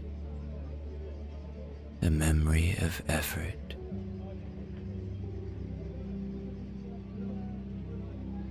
You do not rush. A man walks past with a roll of parchment under his arm. Another follows, wheeling a cart of pigment jars, red ochre, malachite, lead white, the colors of saints, of skies, of skin. They pass you without notice. You are neither stranger nor native. You are simply another figure walking through this great time in history. And overhead, a dome rises, not distant, not commanding, but familiar, as though you have always known it. You begin walking toward it, drawn not by urgency, but by the sense that something important is waiting, and has been waiting a long time. The streets are narrower than you imagined. The buildings bear faded traces of old coats of arms and devotional frescoes. Everywhere there is a quiet confidence. Florence is not boastful. It has no need to be. Its greatness lies not in spectacle, but in attention to proportion to beauty, to the life of the mind. The year is close to 1490. Lorenzo de' Medici, known as Lorenzo the Magnificent, is recently gone. He had been more than a ruler.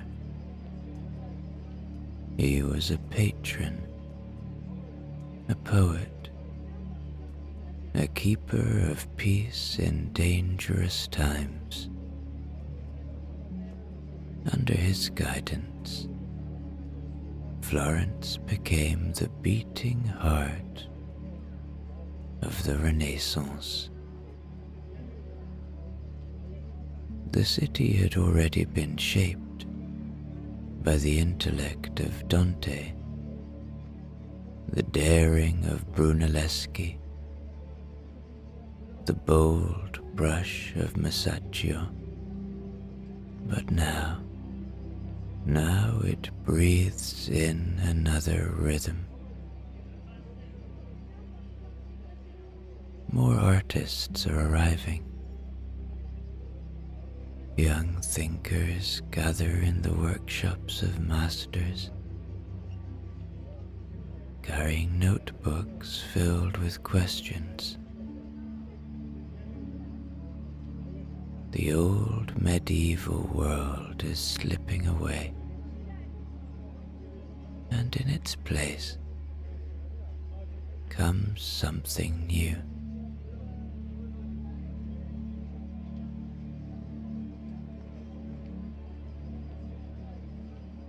They are beginning to call it a rebirth, Rinascita,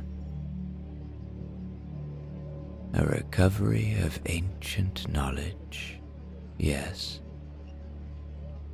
but also a flowering. It is not only about the past, it is about the possible.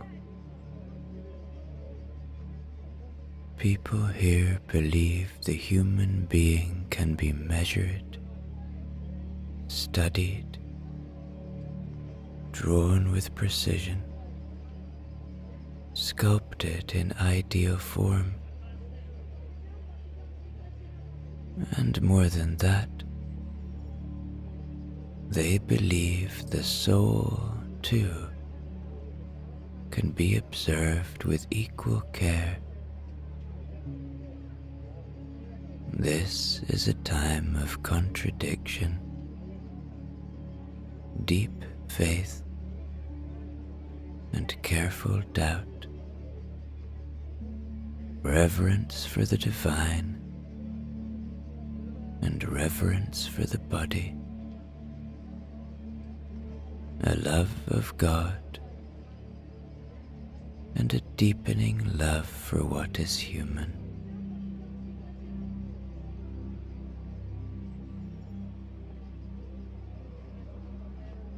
You pass a quiet church square where two men sit at a wooden table, heads bent over a sketch of a pulley system. Nearby,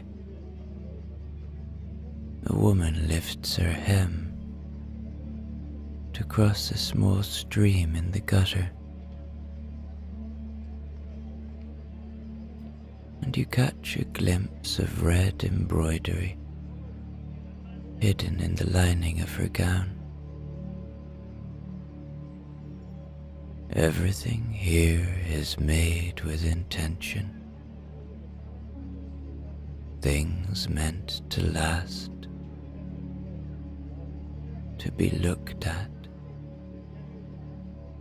to be remembered.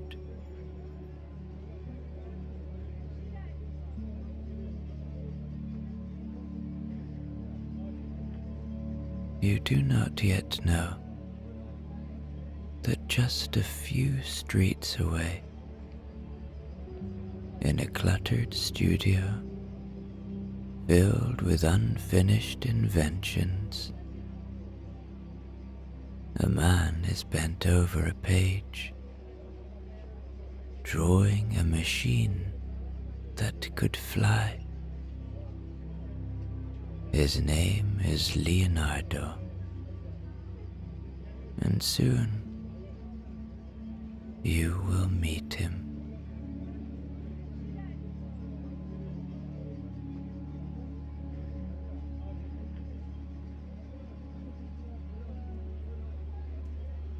You continue walking. There is no clear destination,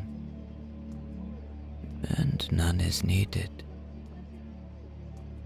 Florence rewards the wandering mind, the patient observer. Around you, buildings are arranged, not for the spectacle of symmetry, but for the flow of life. Workshops tucked into arches, taverns with open windows, the rhythmic sweep of laundry hanging from upper stories, the smell of garlic and wax and river water on the air. You turn into a quieter street, where the stones are worn smooth by centuries of footsteps. Here, the city speaks more softly. A boy passes with a bundle of firewood tied to his back.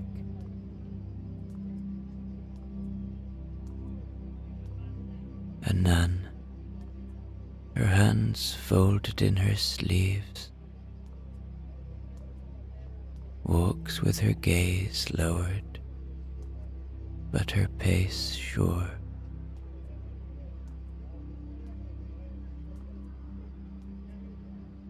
The sound of bells echoes off the walls,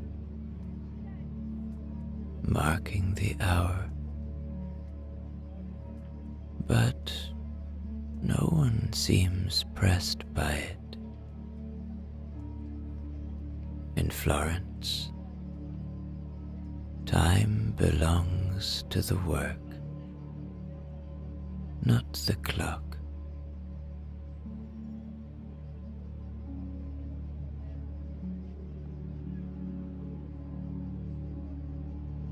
A little farther on,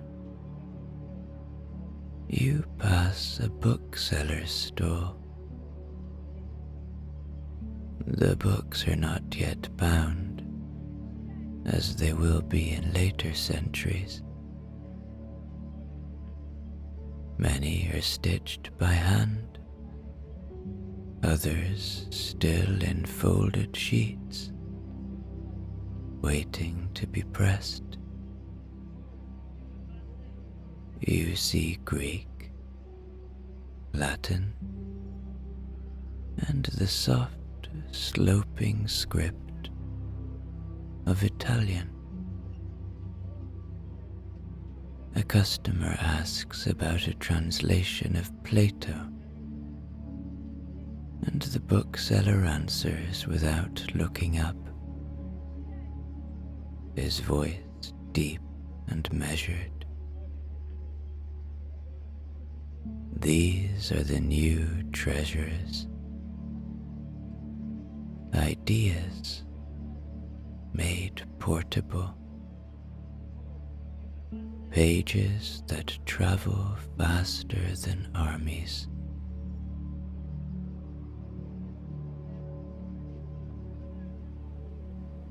Florence sits on the banks of the Arno, a river that both divides and unites the city.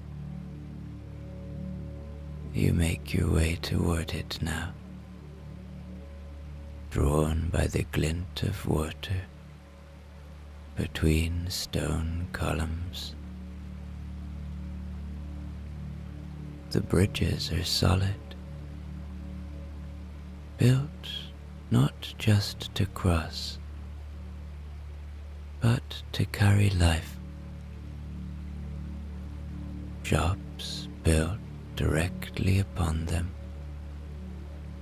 vendors calling to passers-by. The sound of water below a constant murmur.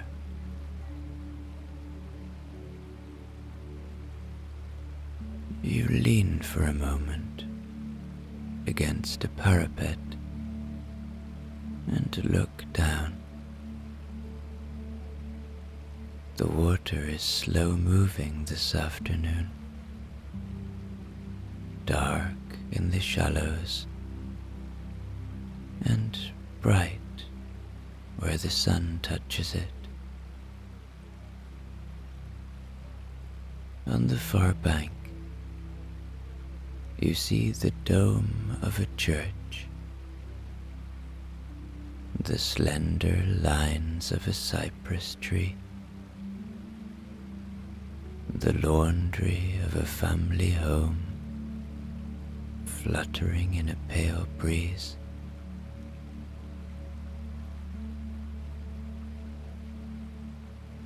You breathe in this moment, in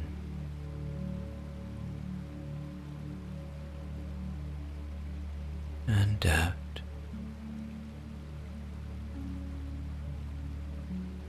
You really begin to settle now in this special time in history.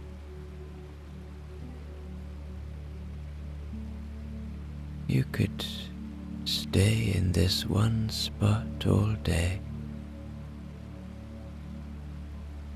and never reach the end of this moment, never finish seeing or hearing or breathing what this city has to offer. But Florence is not meant to be finished.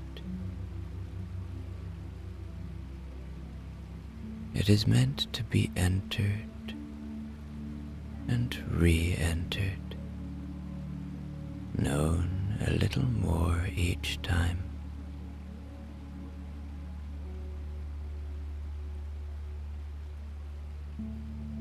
And so you leave the river behind and turn again into the heart of the city, drawn by something you can't name, a thought, a question,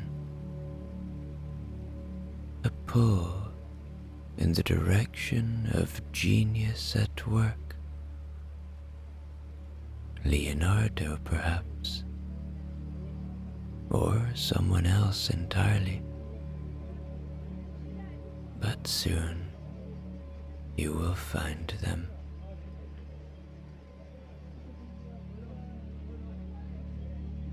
You cross another square, smaller than the grand piazzas, but full of quiet detail. A tailor's shop stands open to the street, with bolts of dyed cloth stacked like towers against the walls.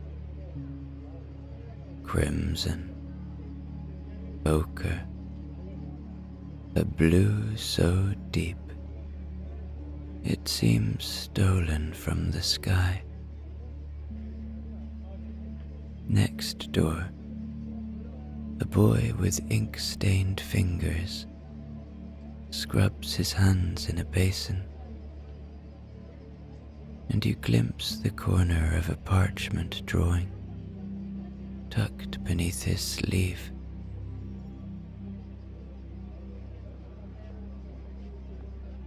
You ask no one for directions, but you begin to notice small signs that you are near something, someone you are supposed to visit. A finely drawn diagram of a wheel chalked on a wall in passing, so precisely made, it feels like it belongs more to a sketchbook than to stone.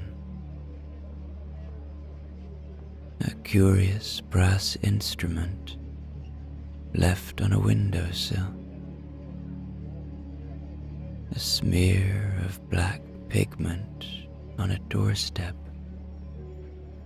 like a footprint left behind by thought.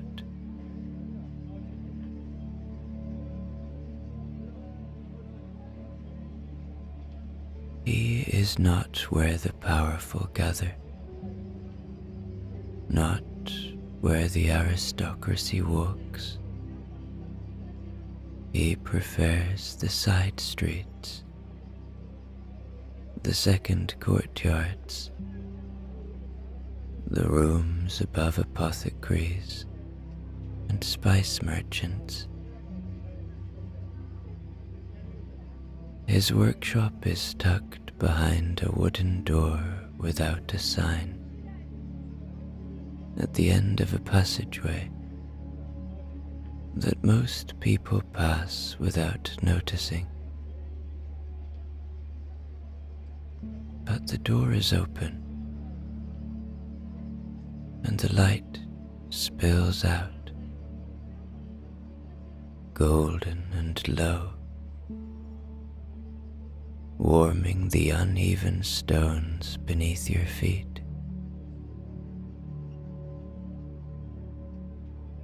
Inside, there is silence.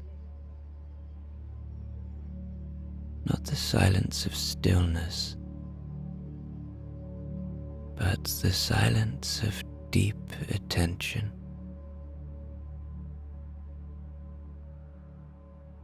You step through. No one stops you. And there, bent over a table, hair falling loose around his face, a smudge of charcoal across the back of one hand, is Leonardo da Vinci.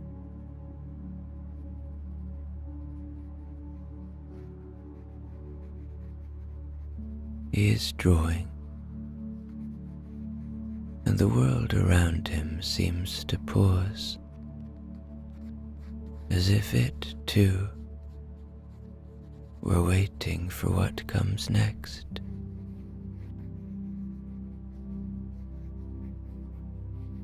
He does not look up. You remain near the door, silent, still, as though you have entered a chapel during prayer. The room is filled with the low amber light of late afternoon, casting long shadows across the floor and catching on glass jars lined along the shelves. Some are filled with pigment, ultramarine, ochre, cinnabar, while others hold stranger things,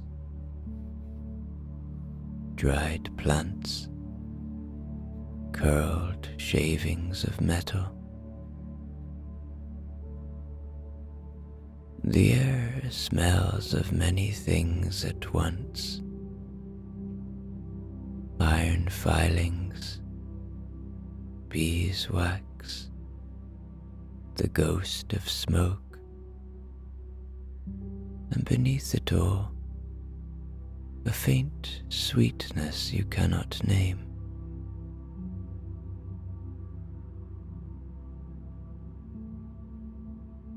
The table he works at is cluttered, but not in chaos. Everything has its place, even if the logic is known only to him.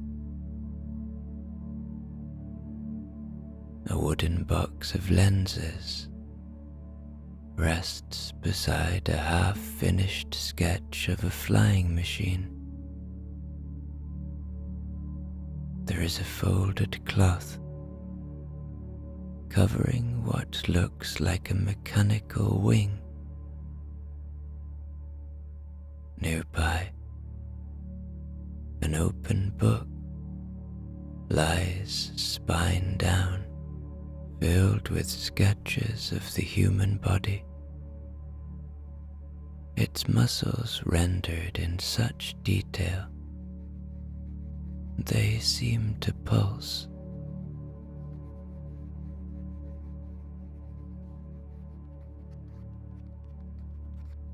Leonardo works without haste, his hand moving steadily across the page. The drawing is not a landscape or a figure, but a strange mechanism. Wheels within wheels, a spiral connected to a pendulum, something that looks like the inside of a clock and the beginning of a dream. He stops for a moment, picks up a small mirror and peers into it, not at himself, but at the page. Then he nods, makes a note in reverse script, and returns to his drawing.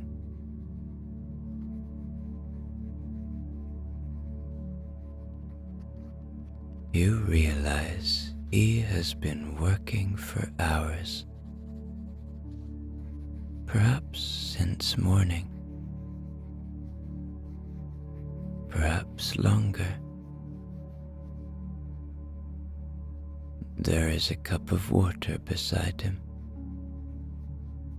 half full and forgotten, and the flame in the corner lamp has been trimmed to last through the dusk.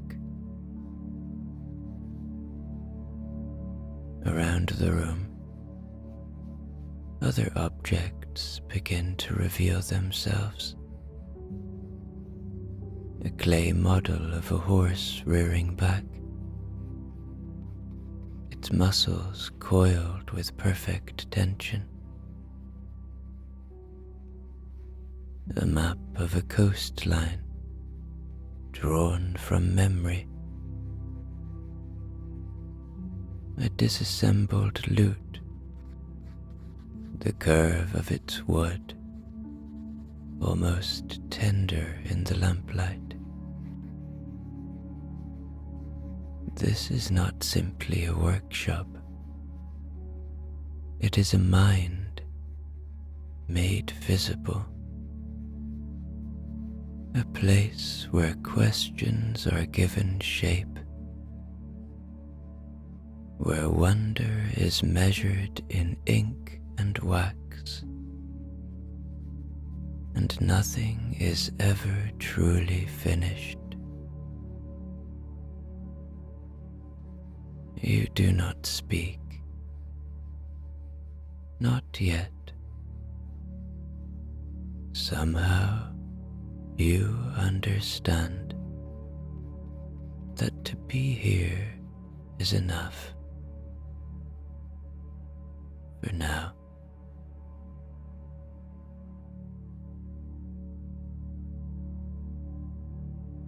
He finishes a line with one last stroke, then rests the stylus lightly beside the page, and only then,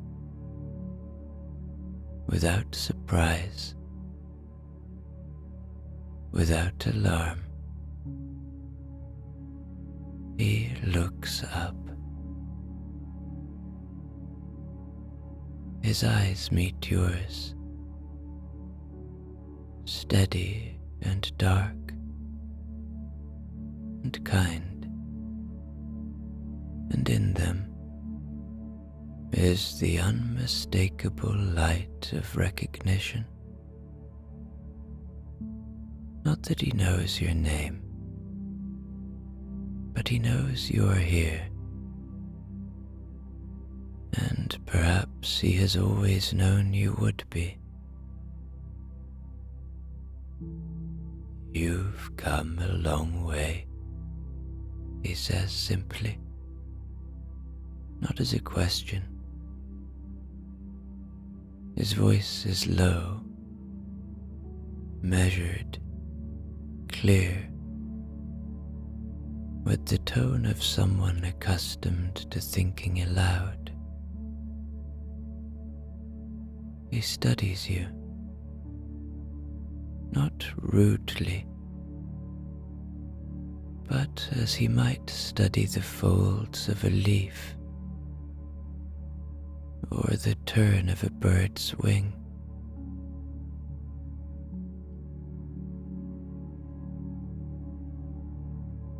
You've arrived at a good hour, he says, rising from his seat.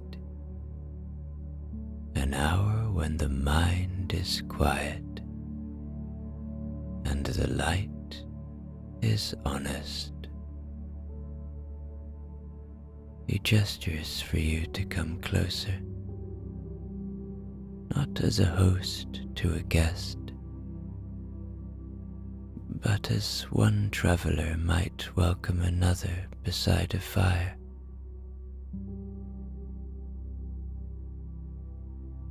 You step further into the room, and already you feel something changing. Not in him, in you. Something loosening. An old tension you hadn't realized you were carrying. He moves slowly, deliberately, picking up a drawing and turning it toward you. What do you see? He asks, not testing you, but inviting you. It is a sketch of a bird in flight. Above it, strange notations. Beneath it, a faint suggestion of wings made by hand. You try to answer, but he smiles. You don't need to explain, he says. Looking is enough. Most people never really do. He crosses the room and lights another lamp. The shadows shift, and you see him more clearly now. His robes streaked with dust and pigment, his hands marked with ink, his eyes alive with quiet amusement. There are many kinds of knowledge, he says. The kind that builds bridges, the kind that mixes pigment, the kind that cures fevers, but the only kind worth seeking, the only one that makes a soul lighter, not heavier, is the kind that teaches you how little you need to know. He pauses, then adds with a half smile, I've spent my life drawing what I can never fully understand. And then, gently, he asks, would you like to see more? You nod, and he turns, walking slowly through the room. Not ahead of you, not behind, beside you, as if already the two of you are thinking together. He pauses before a covered table, lifts the cloth without flourish, and reveals what lies beneath. An arm sculpted from clay, still unfinished. It rests on a board, palm half curled, fingers suspended in the act of either reaching or releasing. I have studied this arm for years, he says. Not this one, this model, the arm itself, the way it moves, the way it holds sorrow, or mercy, or hunger. He looks down at the clay. It is one thing to measure a muscle, another to draw it,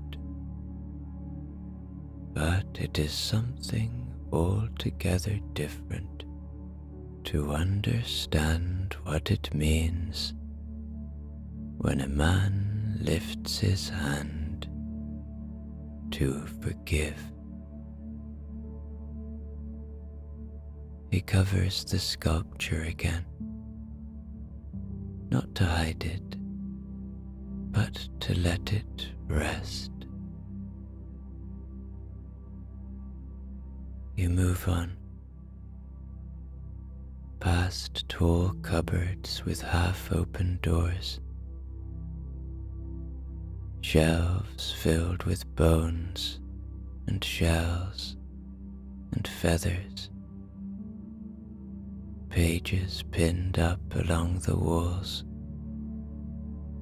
some drawings, some words written backwards in his mirrored script. A journal lies open on a desk. You glance at it, and he says, "Take it. Read it. It is only thought, frozen in ink for a moment. Thought should be shared, or it rots." you read a line that simply says, "The eye sees more clearly when it forgets what it expects." Another reads, "There is no end to the turning of circles, not in machines, not in men. He watches you read, not impatient, but as if he's wondering what your eyes will rest on. And then he lifts a long wooden box, opens it, and reveals dozens of delicate instruments, compasses, measuring rods, small weights, mirrors curved and polished until they seem almost liquid. "These are my tools," he says, "but they are only shapes. The real work happens here." He touches his temple, then his chest, and here.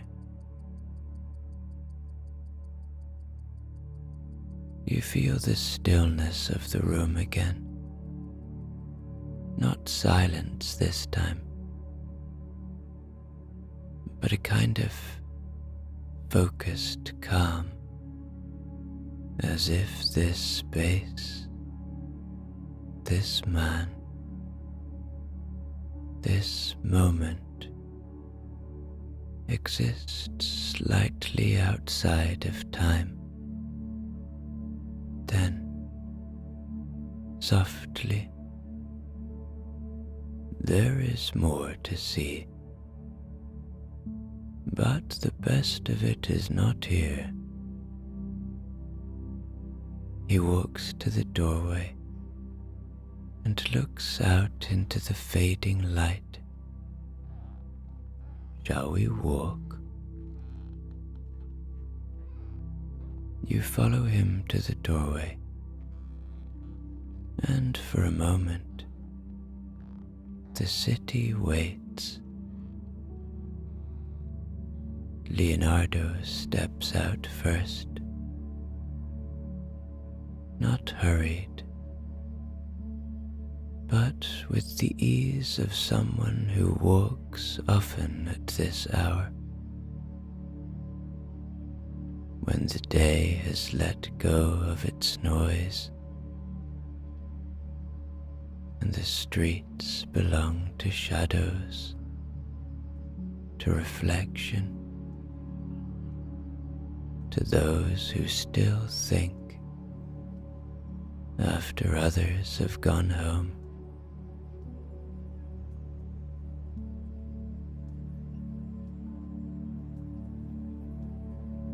Outside, Florence has softened. The sun is lowering behind the rooftops, and everything it touches, shutters, chimneys, flagstones, is washed in a gentle gold, like memory settling over stone.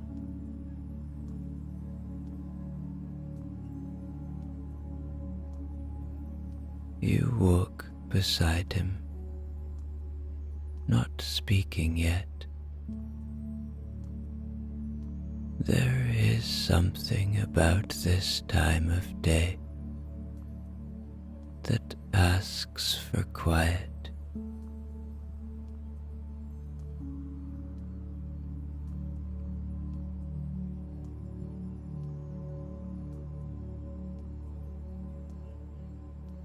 He does not lead you to the grand piazzas. He moves through the smaller streets, the kind locals use when they wish not to be seen, where the smell of bread lingers in stairwells, and voices drift from high windows in dialects older than books.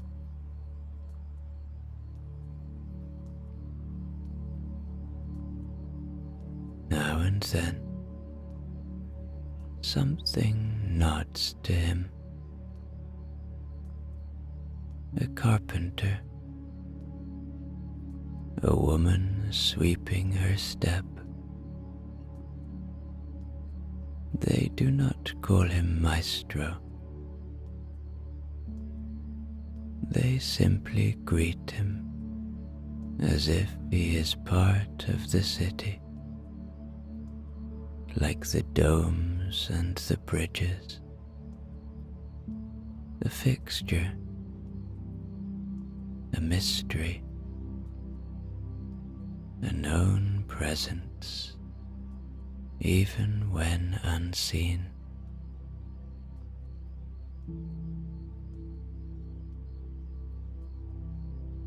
He pauses before a wall where ivy climbs between faded frescoes, one of them barely visible now.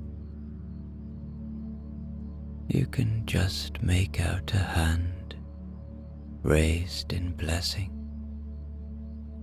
a face washed thin by years of weather. He studies it with care, then says, "We mustn't try to preserve everything. Letting things fade is a kind of honesty. Some beauty was meant to vanish." He turns to you, and his voice is warmer now. I think people believe the purpose of art is to capture what is eternal, but I disagree. Art shows us what is passing and asks us to love it anyway. You walk on. The cobblestones are still warm beneath your feet,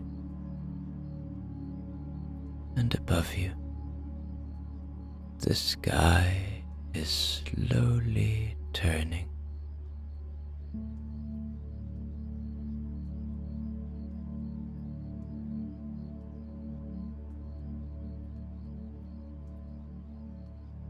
You walk in silence for a time.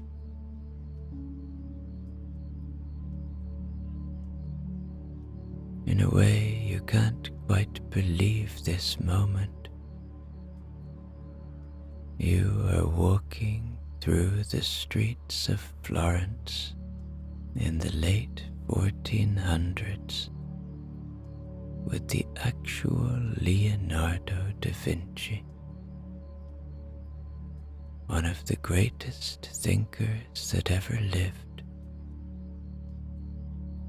the painter of the Mona Lisa, a visionary, a master.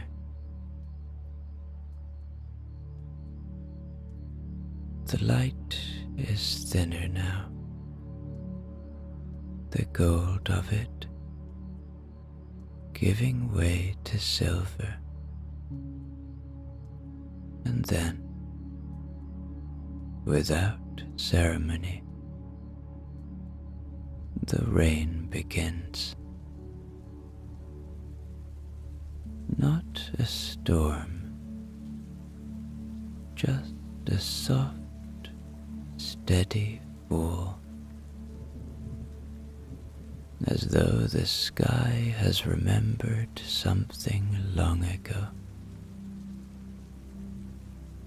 and needed to release it. You pause, and Leonardo lifts his face to it, not to hurry, but to feel it,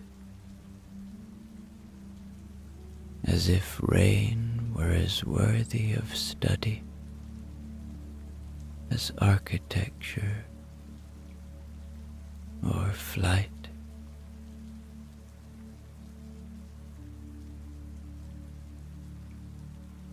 Come, he says after a moment. I know where we can go. He turns down a narrow lane where the stones are slick with years, and at the end of it stands a church, not towering or severe, but wide and quiet, with a facade darkened by time, and a great wooden door already ajar.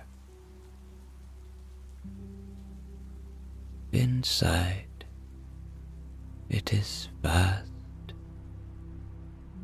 cool, still.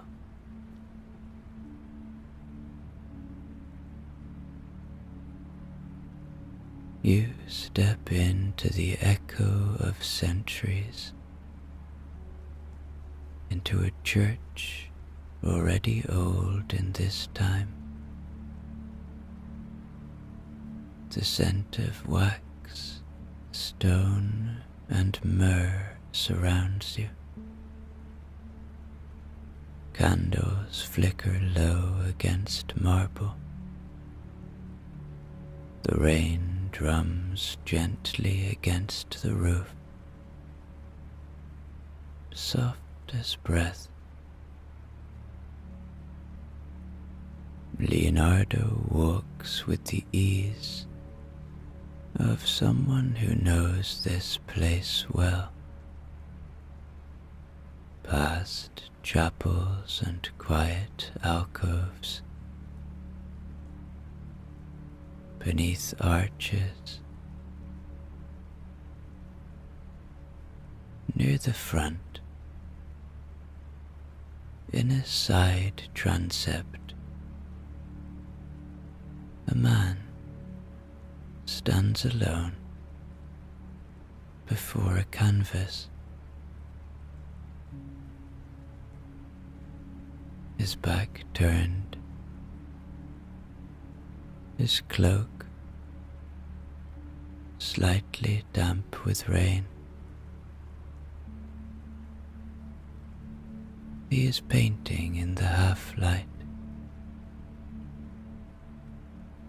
his hand moving slowly across the surface.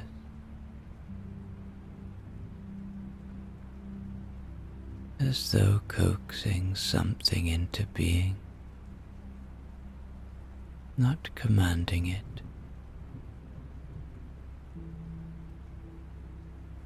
Leonardo slows beside you. Ah, he says quietly, that's Botticelli. The name lands softly, not as legend, but as something human.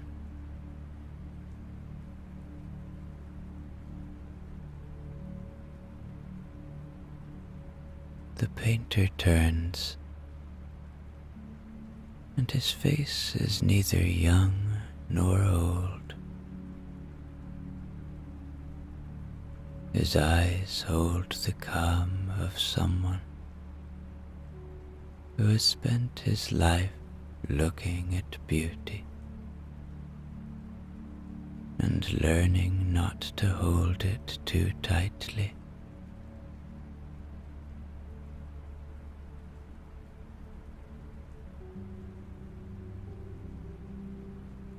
He nods at Leonardo with a smile, like one craftsman greeting another. I thought it was your footsteps I heard, Botticelli says. Then, noticing you, and who have you brought this time? Leonardo smiles. A guest, one who sees without asking too much. Botticelli sets down his brush and wipes his hands on a cloth. I've always liked that kind. The three of you stand in the quiet space, the rain above, the candles below, and the painting in between, half finished, half begun.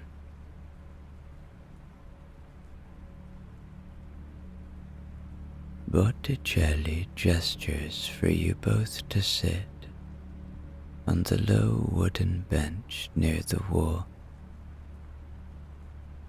The paint on his hands is still fresh, and a faint streak of blue rests along the cuff of his sleeve.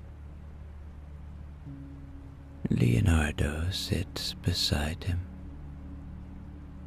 his robe folding softly at the knees, his gaze still fixed, now and then, on the unfinished canvas before them.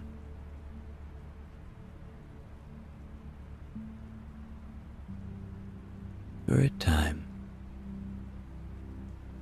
no one speaks. The quiet is not awkward, only natural. The church holds silence the way a river holds water. Then Botticelli says, without turning,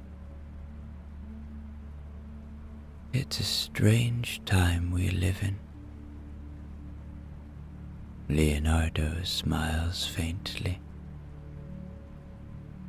All times are strange to those paying attention. Botticelli chuckles.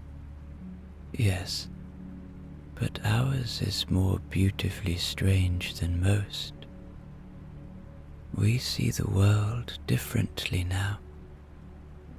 We measure it, paint it, question it.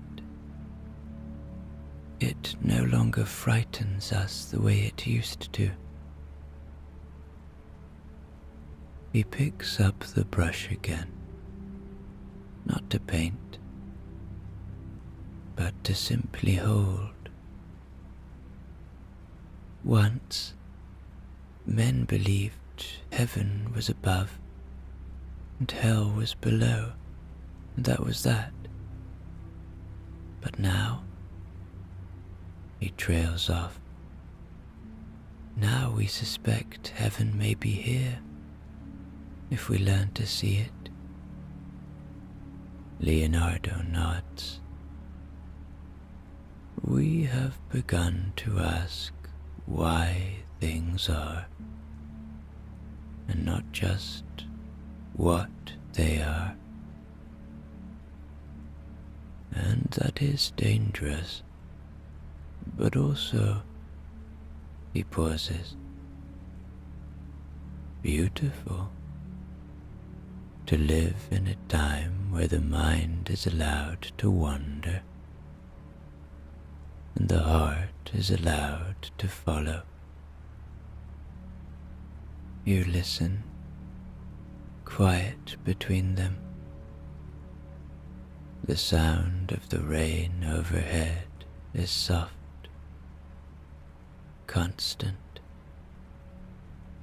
a rhythm for thought. Botticelli turns slightly toward you.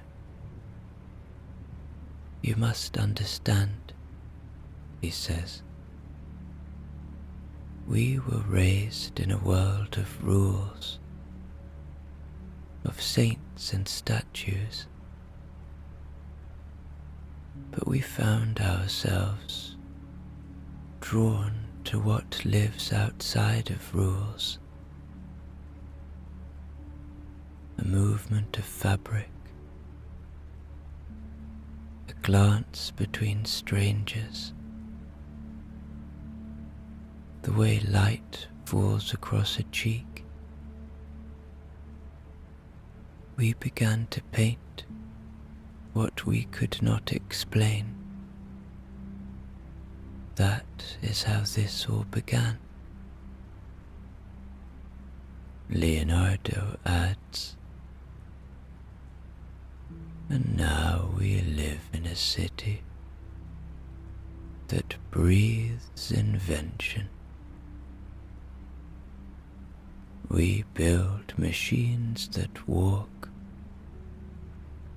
and towers that do not fall. We try to hold wind in our hands. We map the moon. We draw the muscles beneath the skin. He leans back. And still, we wonder if we know anything at all. Botticelli sets the brush down again. But we are hopeful, he says. Leonardo looks at him, amused. Are we? Botticelli smiles. We are, because we still believe in beauty, not as decoration, not as luxury, but as a kind of truth. And as long as we believe in that, what is there to fear in the future? Leonardo is silent for a moment. Then he nods slowly. Yes, that is well said.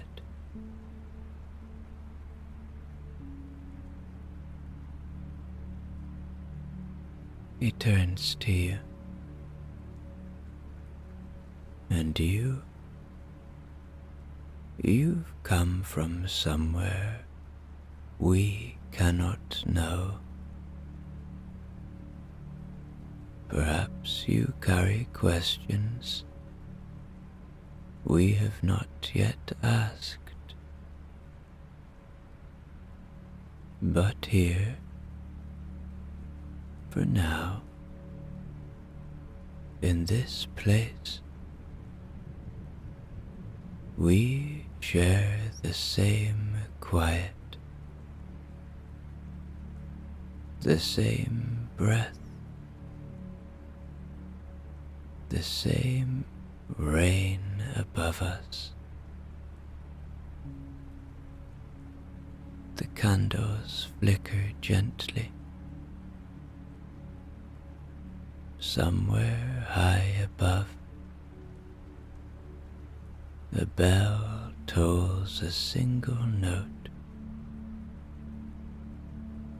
neither beginning nor ending, only now.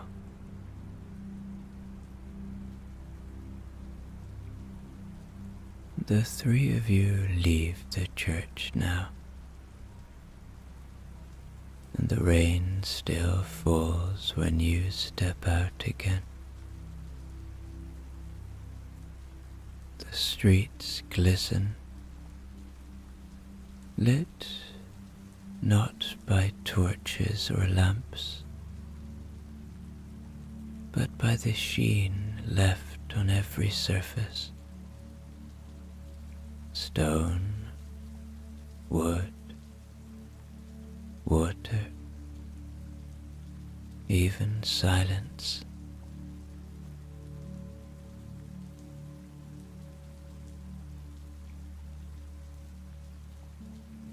Leonardo walks beside you, his hands clasped behind his back, his mind never fully at rest. Even now, Botticelli follows a little behind, half humming to himself, as if carrying the rhythm of a painting, still forming in his thoughts.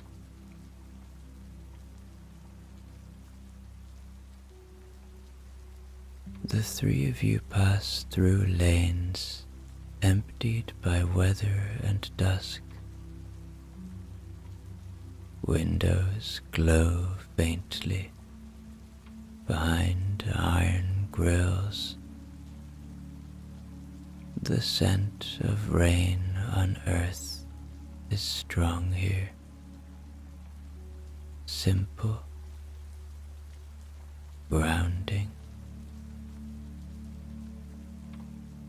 Florence has quieted. Its pulse is slower now. Its mysteries content to sleep a little while.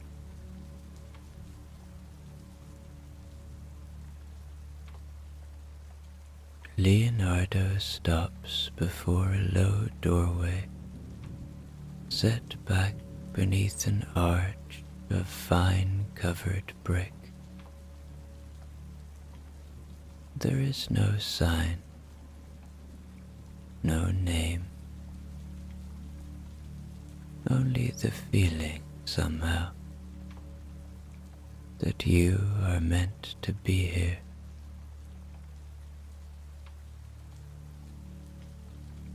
He opens the door for you. The room within is warm and small. Its walls lined with shelves, and the soft, dry smell of paper and oil. The fire burns low in a wide hearth. The bed is tucked beneath the window, its blankets already turned down, as though the space has been waiting all this time. Botticelli remains by the door, his eyes soft. Leonardo steps toward one of the shelves. He draws out a book, wrapped in cloth to protect the leather binding. This, he says, placing it in your hands, has guided more men than armies ever have. You unwrap it carefully, The cover is simple, worn by use. You read the title, written in a hand older than theirs. The Consolation of Philosophy by Boethius. Leonardo nods. He wrote it in prison, and still he chose to speak of wisdom, of justice, of joy. Botticelli smiles faintly. It is the kind of book that teaches without raising its voice. You feel the weight of it, solid, enduring, like something that knows it will outlive time. You don't need to read it all, Leonardo says, as though hearing your thought. Just let it be near to you. Sometimes that's enough. He places his hand lightly on your shoulder. There will be more questions. There always are. But tonight, you rest.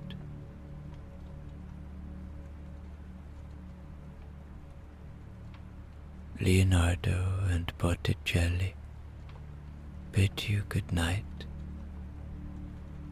and with that, they are gone. You sit near the fire. The rain still falls outside, and you feel cozy and safe here inside, in this place offered to you by your new friend Leonardo. The book rests in your lap. The cloth folds around it like a robe, soft with age. And as you open the cover, you see the pages, dry and delicate. The ink is faded but legible. The language slow, steady. You begin to read, and the world around you becomes still.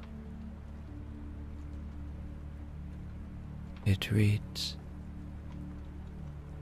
"If you seek truth,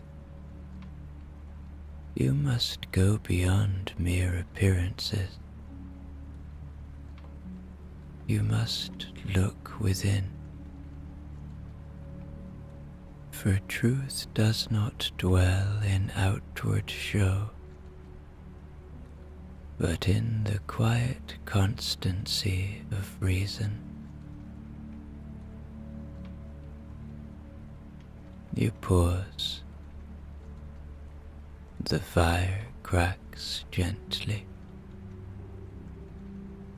The voices of Leonardo and Botticelli are gone now, not absent, just respectfully distant, as if giving you space to be alone with thought. You turn another page. No man can ever truly be secure unless he has cast aside all fear, and no man can be free unless he finds his freedom not in fortune, but within his own soul.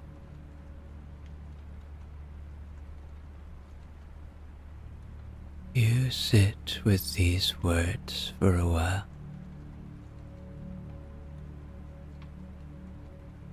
They do not rush. They do not demand belief. They only offer themselves like a quiet friend in the dark. Another passage catches your eye. Happiness cannot consist in things governed by chance. The fleeting cannot bring peace. True happiness comes from wisdom, and wisdom dwells in the heart of one who is not troubled by change. The words are old, and yet they feel close, closer than the bed behind you, closer than your own breath. You are not exiled. You have merely forgotten your true home.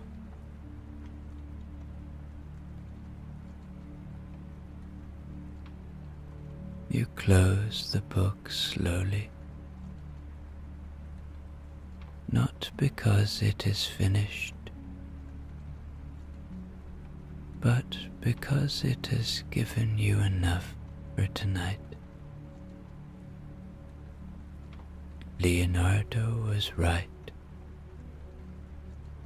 Sometimes the book only needs to be near.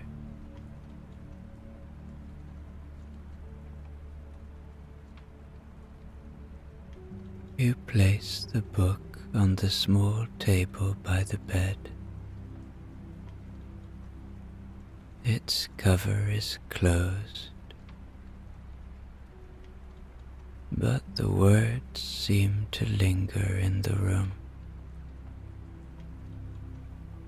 like the fading notes of a bell,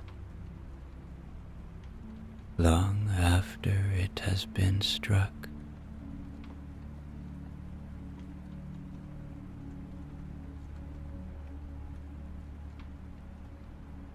Outside, the rain still falls. The fire still warms the room, and the light in the room is low and golden, casting no shadows, only warmth.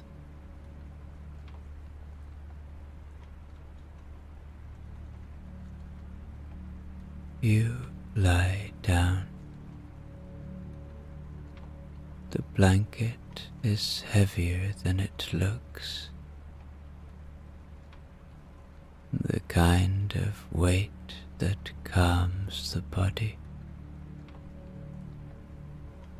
tells it, you can stop now. You are home.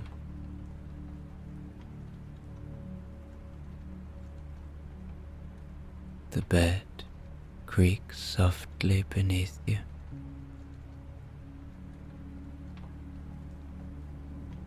And then no more. pillow welcomes your head without question.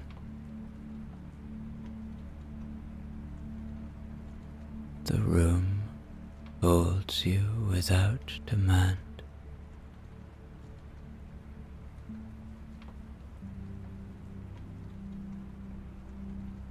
You feel the shape of the day begin to slip away. The winding streets, the candle-lit church, the voices of two men who live as if time were a friend, not a master.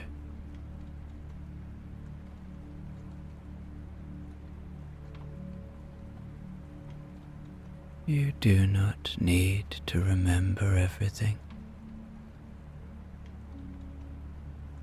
It is enough that you were there.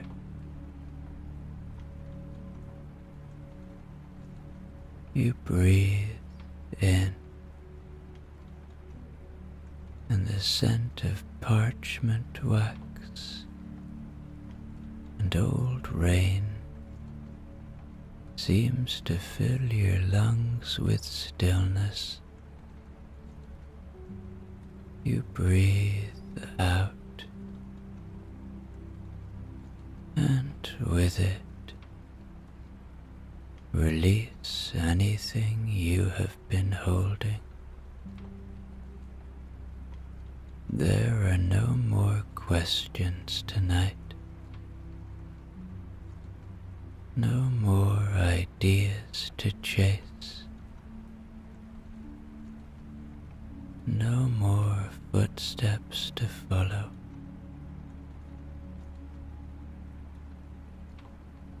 Only this moment,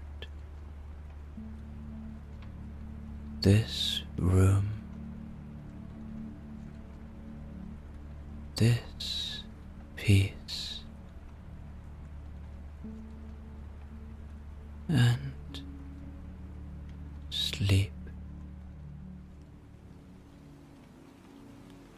Welcome to medieval Ireland.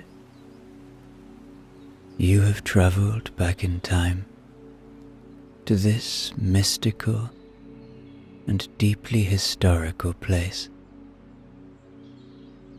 Here you are safe. Here you will only encounter kindness and fellow souls who wish to heal you. Welcome to a journey you will never forget. A deep immersion into a world that most of us could only dream of visiting.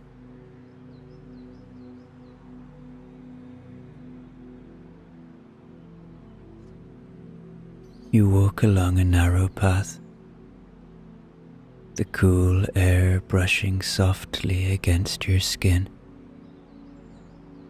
The light is low, the sun hidden behind a pale wash of cloud, casting the land in shades of green and grey. To your left, a low stone wall runs alongside the path, the stones darkened by centuries of rain and softened by moss and creeping ivy.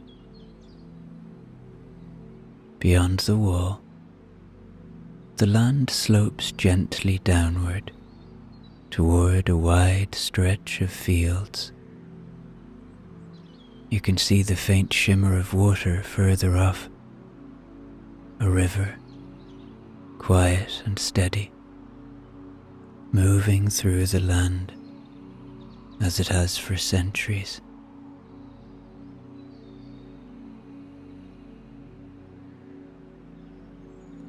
The path beneath your feet is worn smooth by countless footsteps. There's a quiet rhythm to the sound of your walking. The soft scuff of your boots against the earth. The occasional crackle of a twig beneath your heel. You breathe deeply, the air cool and sharp, with the scent of damp grass and wood smoke. Somewhere behind you, you hear the distant sound of a cow lowing, a low, familiar sound that seems to settle into the earth itself.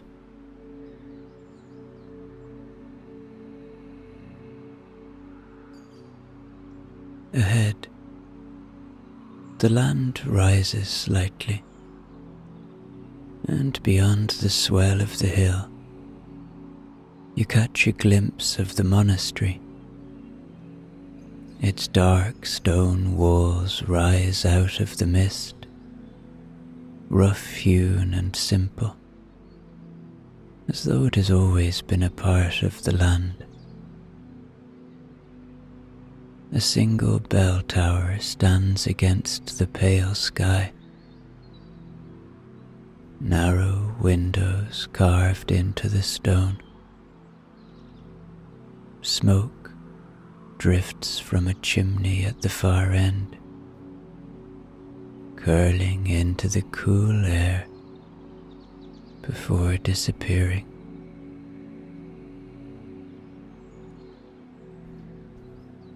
Perhaps you feel a quiet sense of belonging as you approach. The weight of the modern world slips further away with each step.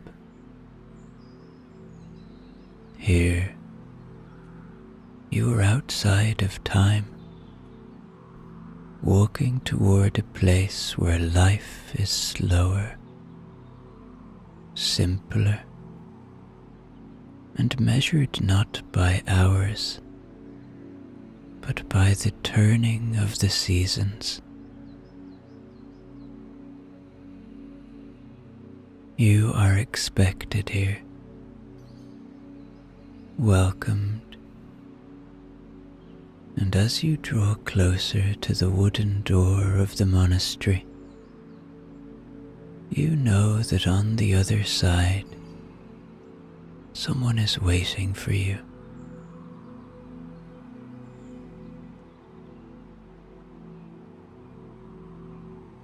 You stand before the heavy wooden door, your hand resting on the iron handle. The grain of the wood is worn smooth beneath your fingers, marked by time and weather. The door is set into thick stone walls. You pause for a moment, listening to the quiet. The faint sound of birds in the trees. The whisper of the wind against the stone. The distant murmur of the river beyond the fields. For a moment, it feels as though the world holds its breath.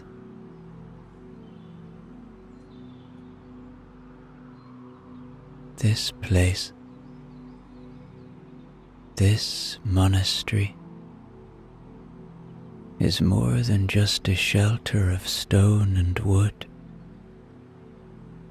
It belongs to a long and sacred tradition, one that reaches back through centuries of quiet devotion and careful work.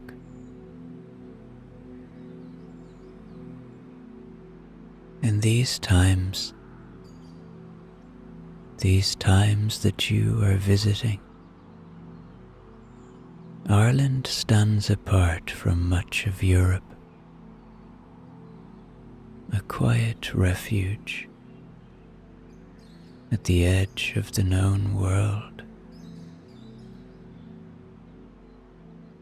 After the fall of the Roman Empire, much of the continent sank into uncertainty.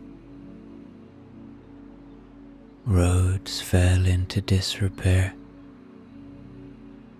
Cities were abandoned, and the great centres of learning that had once flourished under Roman rule crumbled into silence. Knowledge, the collected wisdom of centuries, teetered on the brink of being lost.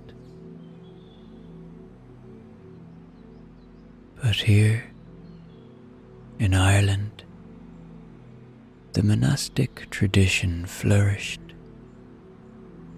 The monks of Ireland became the quiet custodians of civilization. They gathered what could be saved: Latin manuscripts, works of philosophy, mathematics, and scripture, and carefully preserved them within the walls of their monasteries.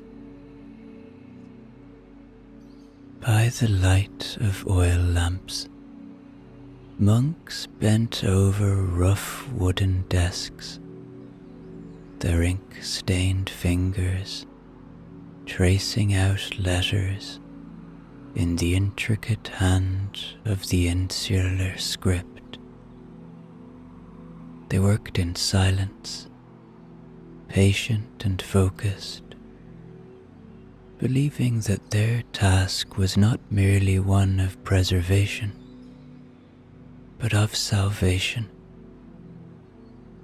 that by saving knowledge, they were saving the soul of humanity itself.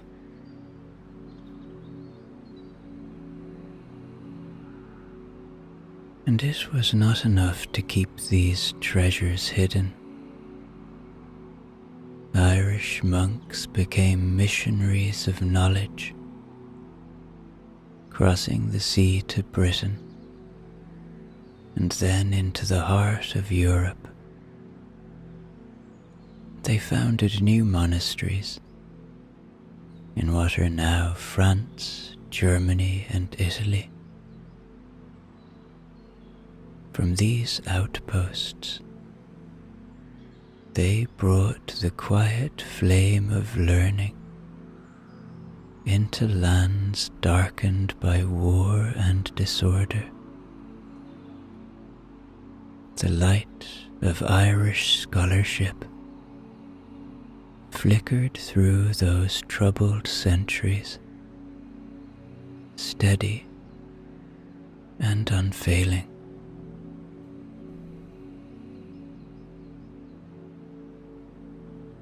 You stand at the threshold of that tradition now. Behind this door lies not just a place of worship, but a living link to the past. You feel the quiet weight of it in the stone beneath your feet, in the cool breath of air that seeps through the cracks in the wood. This is a place where time bends, where the work of centuries continues quietly in the hands of those who have devoted their lives to it.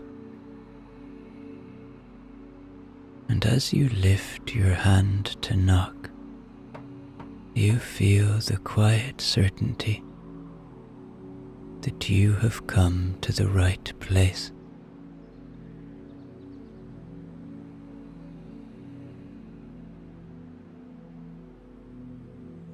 The The sound of your knock is soft against the heavy wood. For a moment, nothing stirs. Then you hear the quiet creak of footsteps beyond the door, the scrape of wood against stone as the latch is drawn back. The door opens inward, and a figure stands before you. A monk, dressed in a simple woolen robe, the hood pushed back to reveal a weathered face and a head shorn close to the scalp.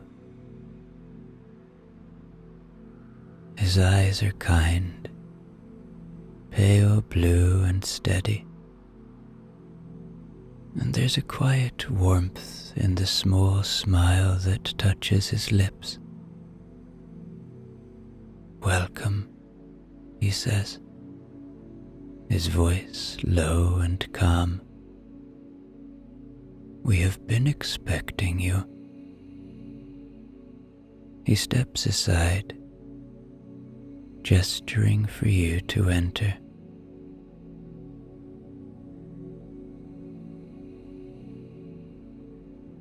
The coolness of the stone passageway breathes out to meet you as you step over the threshold. The air inside carries the scent of beeswax and parchment,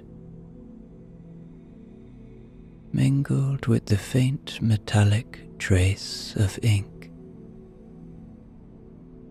The floor beneath your feet is made of uneven flagstones, smoothed and worn by many years of footsteps.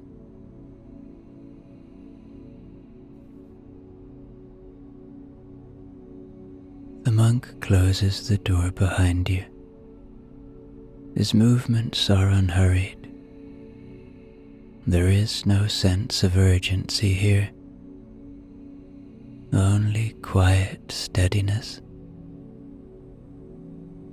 He watches you for a moment, then begins to walk down the corridor.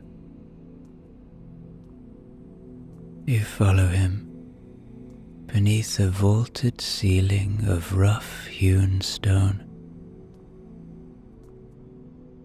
Narrow windows set deep into the walls let in pale streams of light. The flicker of candle flames glows in iron sconces along the walls, casting soft halos of light against the stone. "You have come a long way," the monk says, glancing at you over his shoulder. "But there is no hurry now. There is time enough for everything." He leads you through a low archway into a wider hall.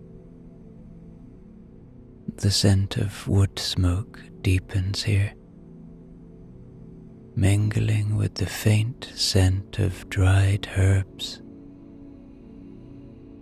Several long wooden tables stand in rows, benches lined neatly beneath them.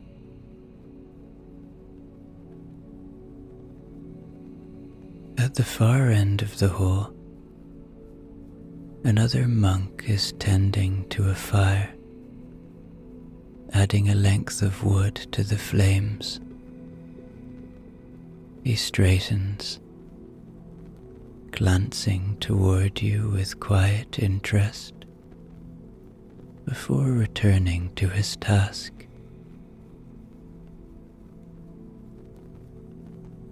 This is the refectory, your guide says. We take our meals here, in silence mostly, though at times the abbot reads to us from the Gospels as we eat. There is comfort in shared quiet. He pauses beside one of the tables, his hand resting lightly on the edge of the worn wood.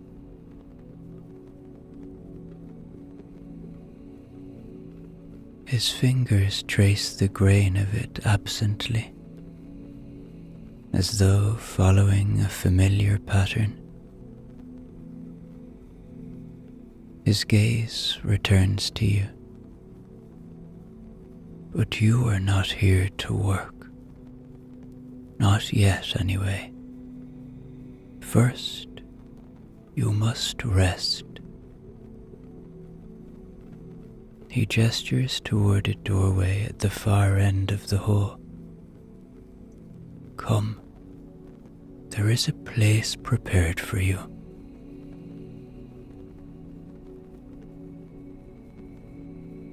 You follow him through the doorway and into a narrow passage. The sound of your footsteps echoes softly as you walk. A door stands slightly ajar at the end of the passage, and the monk pushes it open with the palm of his hand. A small room lies within, simple but not harsh.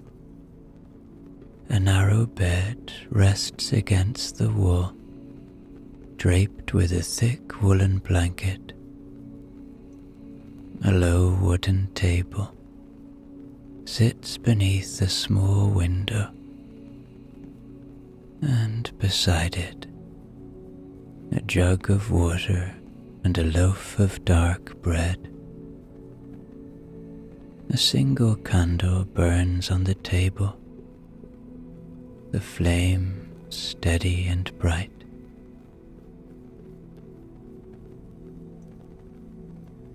This is your room, the monk says. You are safe here. Rest as long as you need. He steps back towards the doorway. When you are ready, you will find us in the cloister. Then he is gone, the door closing softly behind him. You sit on the edge of the bed, feeling the weight of the quiet settle around you. Outside the small window, you can hear the low murmur of wind through the trees, the soft rustle of leaves, and beneath it all, deeper and steadier, the faint tolling of a bell from the bell tower, counting out the passing of the hours.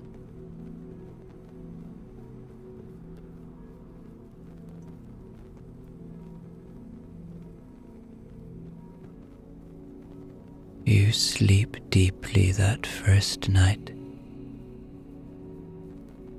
The quiet of the monastery wraps around you, steady and unchanging. The thick stone walls hold back the night, enclosing you in a space where time seems to loosen its grip. The distant sound of the bell tower, marking the passing hours, drifts through your dreams, low and steady, like a heartbeat.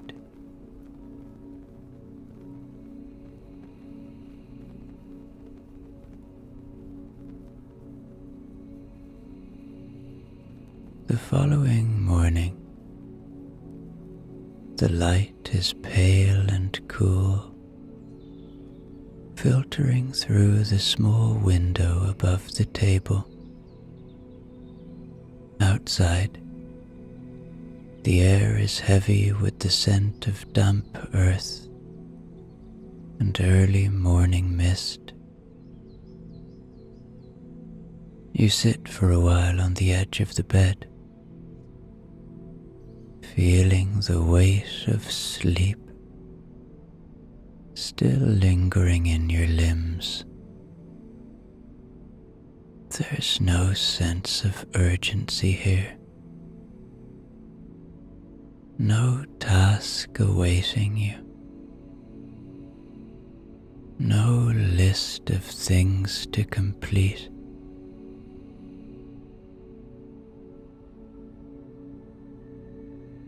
The silence is deep and natural,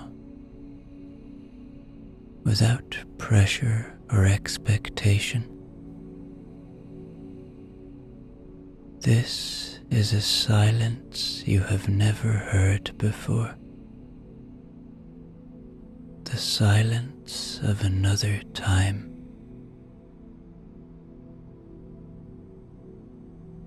You rise slowly and cross the room to the table. The jug of water is cool beneath your hands, beads of moisture collecting on the clay surface. You pour a little into the wooden cup and drink. The taste, clean and cold on your tongue.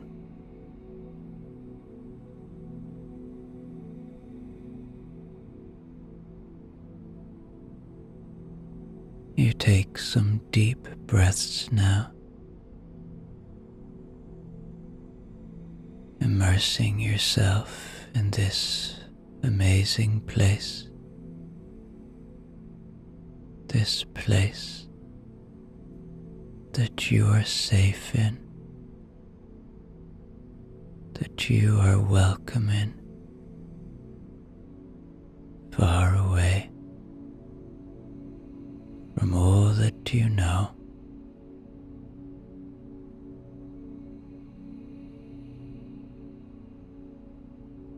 A soft knock at the door draws you from your thoughts. When you open it, the monk from the evening before stands on the threshold. His face is calm and open. "Good morning," he says. "If you are ready, the others are gathering for morning prayers." You follow him through the quiet corridors of the monastery. The air inside the stone halls is cool and still, but through the narrow windows you can see the soft light of morning spilling across the fields beyond.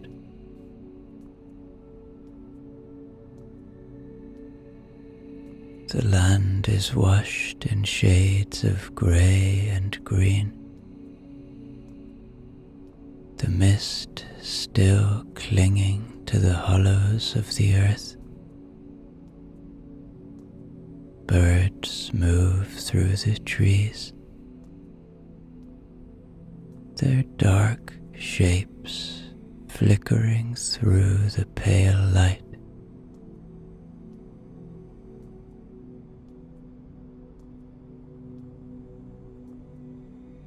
The monk leads you through an arched doorway and into the cloister The open courtyard is edged with narrow stone columns, each one worn smooth by centuries of weather and touch. Beyond the courtyard, you can see the outline of the chapel, its pointed roof, dark against the pale sky. The sound of footsteps on the stone is soft and measured. A few other monks pass by, their heads slightly bowed.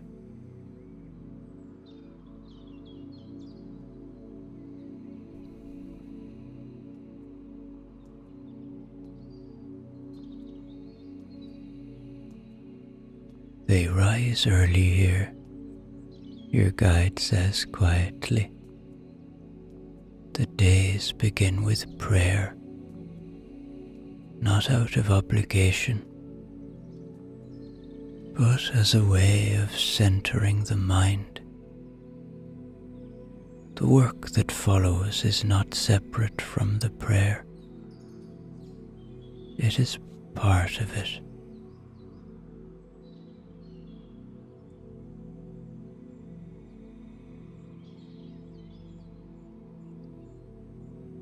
A bell sounds from the tower above, low and clear.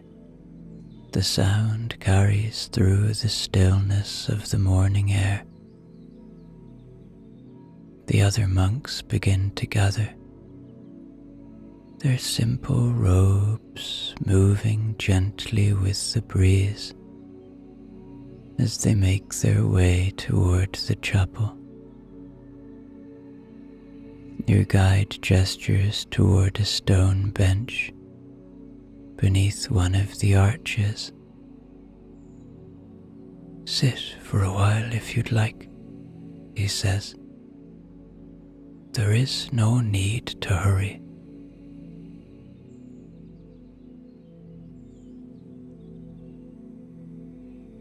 You settle onto the bench. The stone beneath you is cool and worn smooth. Across the courtyard, the chapel doors stand open, revealing the dark interior. The monks file inside, their movements quiet and unhurried.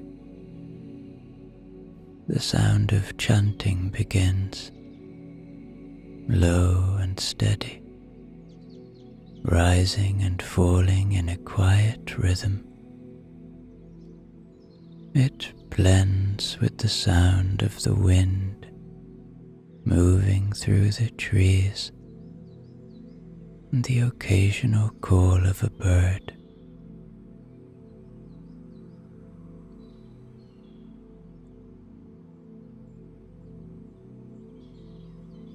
You watch the monks, these people from hundreds of years ago, humans like you and I, no different, just living in a different time. Perhaps you feel a connection to them. And now you sit with your eyes half closed, listening. The chant settles into the space around you, merging with the quiet weight of the morning air. Somewhere beyond the cloister,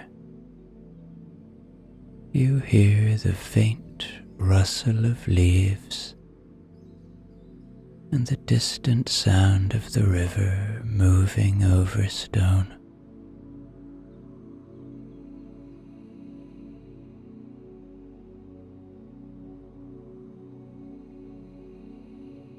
Time seems to stretch here, unmeasured and unbroken. There is nothing you need to do, nothing you need to solve. You breathe deeply, feeling the cool air in your chest, and let yourself rest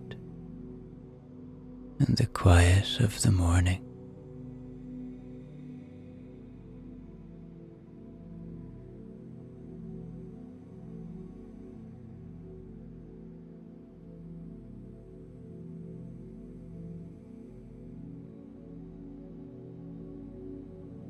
The chanting from the chapel fades into silence, and the monks emerge one by one. A few glance toward you as they pass, offering small, unobtrusive smiles, not demanding anything of you, simply acknowledging your presence.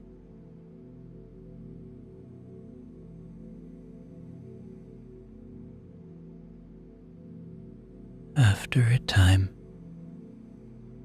your guide returns. He stands for a moment beneath the archway, watching the light flicker across the stone floor. Then he sits beside you on the bench, his hands resting lightly on his knees. For a while, he says nothing, and you feel no need to speak. The quiet here is not empty. It's full in a way that you can't quite explain. A quiet that holds space rather than taking it away.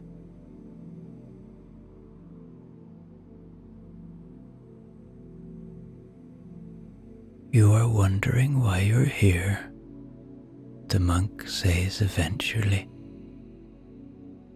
His voice is soft, low enough that it barely carries beyond the archway. That's natural. Most people arrive with questions,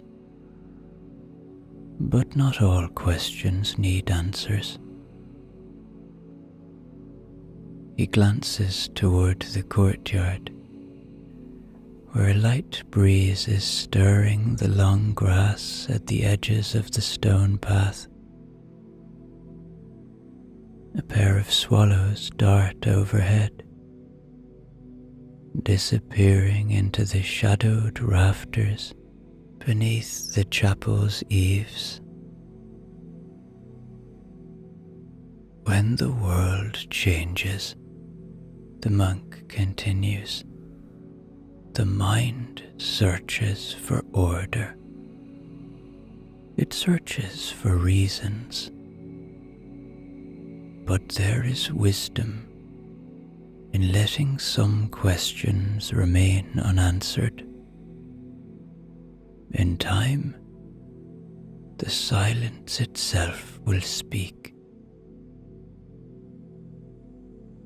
He rises, his movements slow and fluid. His feet make almost no sound on the stone floor. He looks down at you with the same quiet steadiness he had when he first opened the door. There's no need to think too much about it, he says. Come. The others will be gathering for the midday meal soon.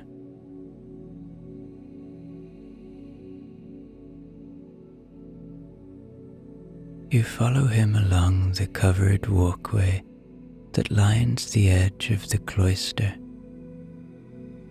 The scent of fresh-cut grass drifts in on the breeze, mingling with the earthier smell of stone and damp moss.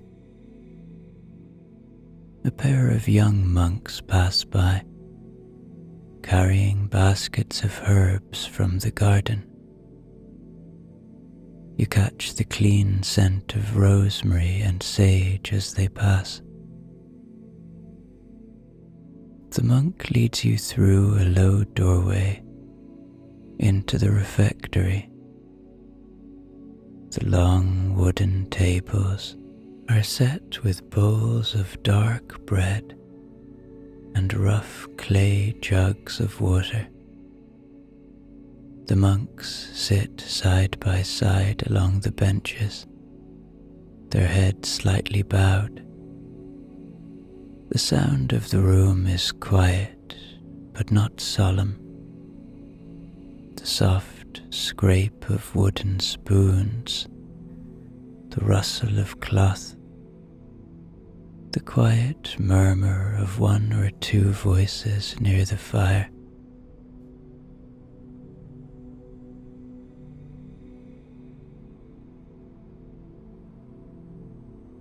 Your guide gestures toward a place at the table. Sit. Eat. His mouth lifts slightly at the corner. You'll find we keep simple meals here, but the body doesn't need more than that. You take your seat, feeling the solid warmth of the wood beneath your hands. A young monk sets a bowl before you. Barley soup, thick with root vegetables and wild herbs. Steam curls up from the surface, carrying the scent of thyme and bay. The bread is dark and dense, still warm from the oven. When you break off a piece, the crust crackles beneath your fingers. You eat slowly, letting the warmth of the food settle into your chest.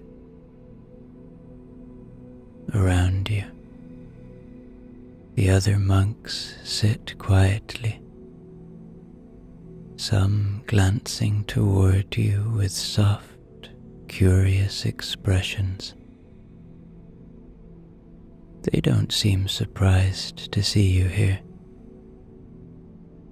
There's a sense that you are welcome, that your presence here is not a disruption, but something natural.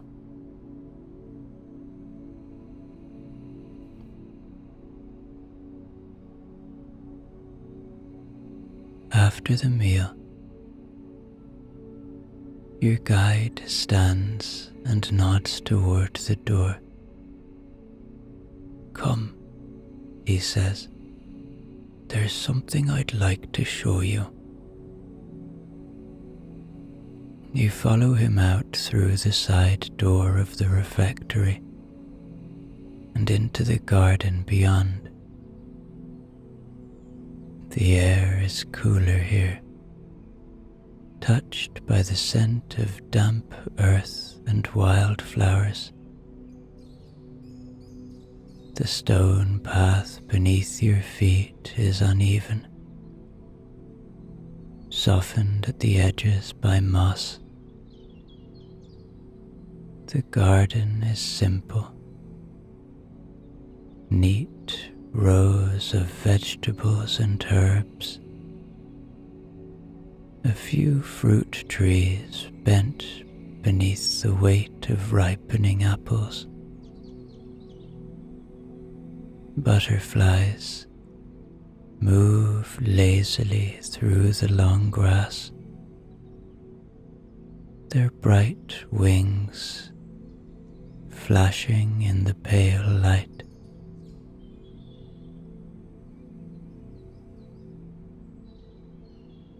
The monk stops beside a wooden bench, his hand resting on the back of it. He looks toward the apple trees, his gaze distant. Most of the work here is quiet, he says, tending the garden, copying the old texts, binding the pages when they fray, repairing the roof when the wind pulls at the thatch. It's not complicated work, not in the way the world beyond the walls might call complicated, but it requires attention and care. He looks toward you, his eyes clear and steady. There is peace in that, he says, in doing one thing at a time, without hurry or expectation. The mind quiets when the hands are busy.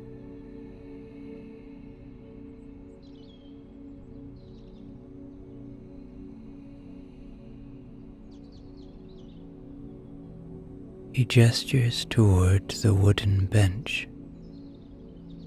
Sit, if you like. There's nowhere else you need to be. You sit. The wood beneath you is rough and cool. The sound of the river drifts in from beyond the garden wall. The monk sits beside you, his hands resting loosely in his lap. Neither of you speak. There's no need. You close your eyes, listening to the sounds of the garden, the soft hum of bees in the lavender, the slow movement of the wind through the grass.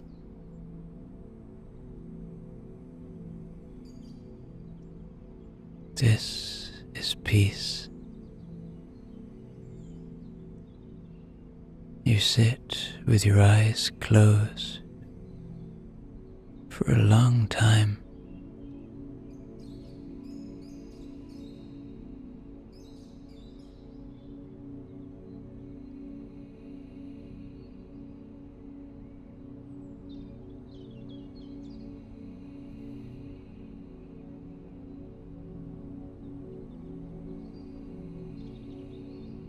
After a while,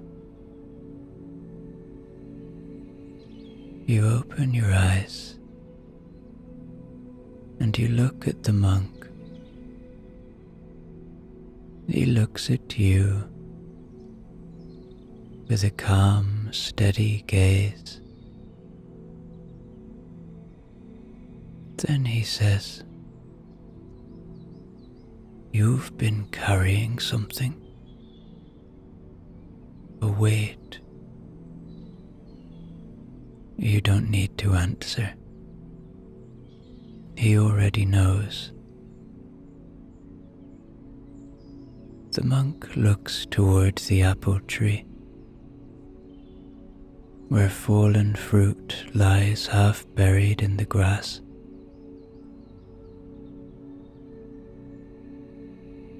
People carry things for years, he says, sometimes without even realizing it. Regret, guilt, fear, even hope can become heavy if you hold it too tightly. But the truth is, most things are not meant to be carried forever. He leans forward, resting his elbows lightly on his knees. His gaze returns to you. There's an old teaching, he says, about a monk who crossed a river with a traveller. Now the traveller was weak, so the monk carried him on his back through the water. But when they reached the other side, the monk set the man down and walked on. After a while, the traveller turned to the monk and asked why he seemed so light, so free. And the monk said, "Because I set you down when we left the river. Why are you still carrying me?"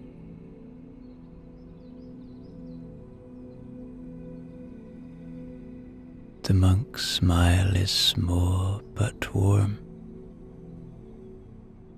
There is wisdom in knowing when to put something down, he says.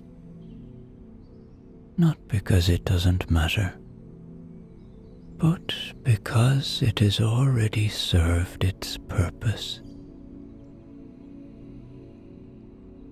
He stands slowly and gestures toward the apple tree. "Come," he says. You follow him across the soft grass to where the apple lies in the shade of the tree.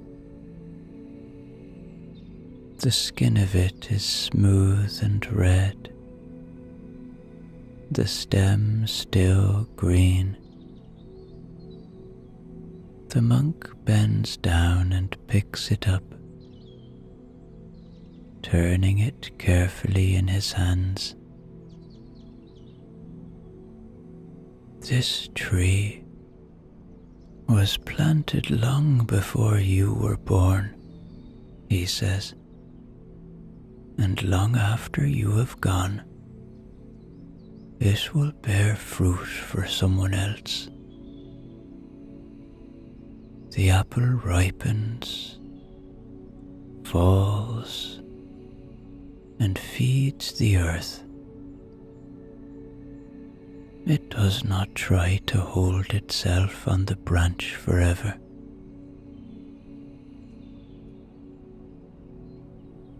He places the apple in your hand. Its weight is light but steady. "Let it go," he says softly. "Whatever you've carried, whatever you've held for too long, let it go now. You don't need to hold it anymore." You stand beneath the tree, the apple cool in your palm. The sound of the river drifts in through the trees, quiet and constant. The monk steps back,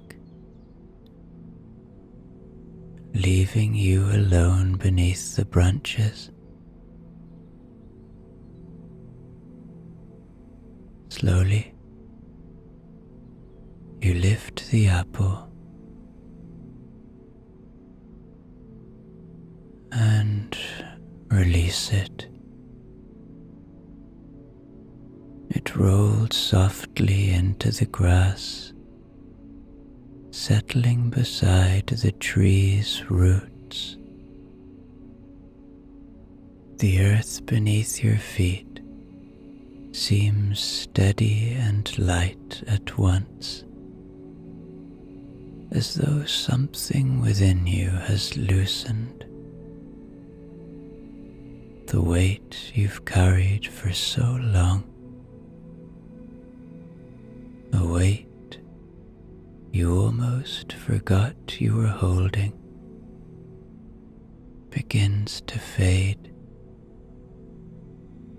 dissolving into the quiet of the earth.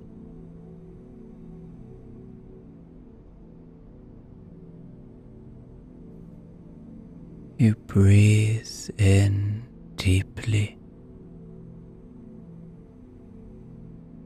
feeling the cool air settle in your chest.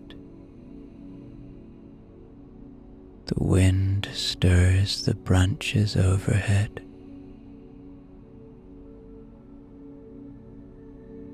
The monk watches you with quiet understanding. It's not that you'll never feel it again, he says. We all gather things as we move through life, but you've set it down now. And when you feel it creeping back into your hands, you'll know how to let it go.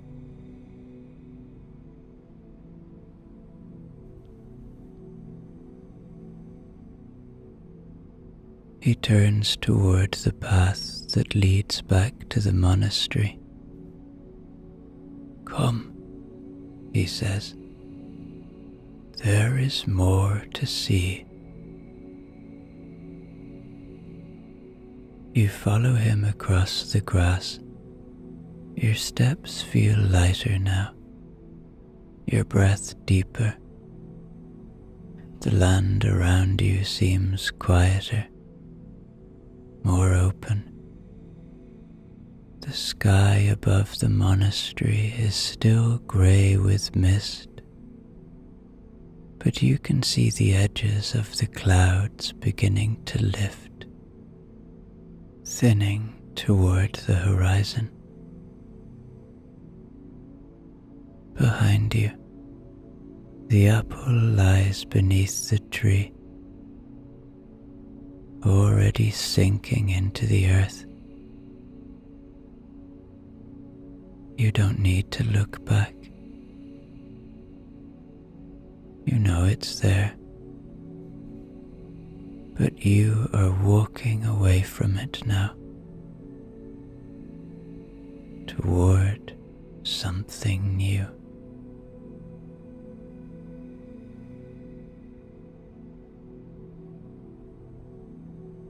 You follow the monk along the path that leads toward the edge of the monastery grounds. The grass beneath your feet is damp with morning dew, and the soft earth gives slightly under your heels. The sound of the river grows louder as you walk, a steady murmur threading through the air like a quiet chant.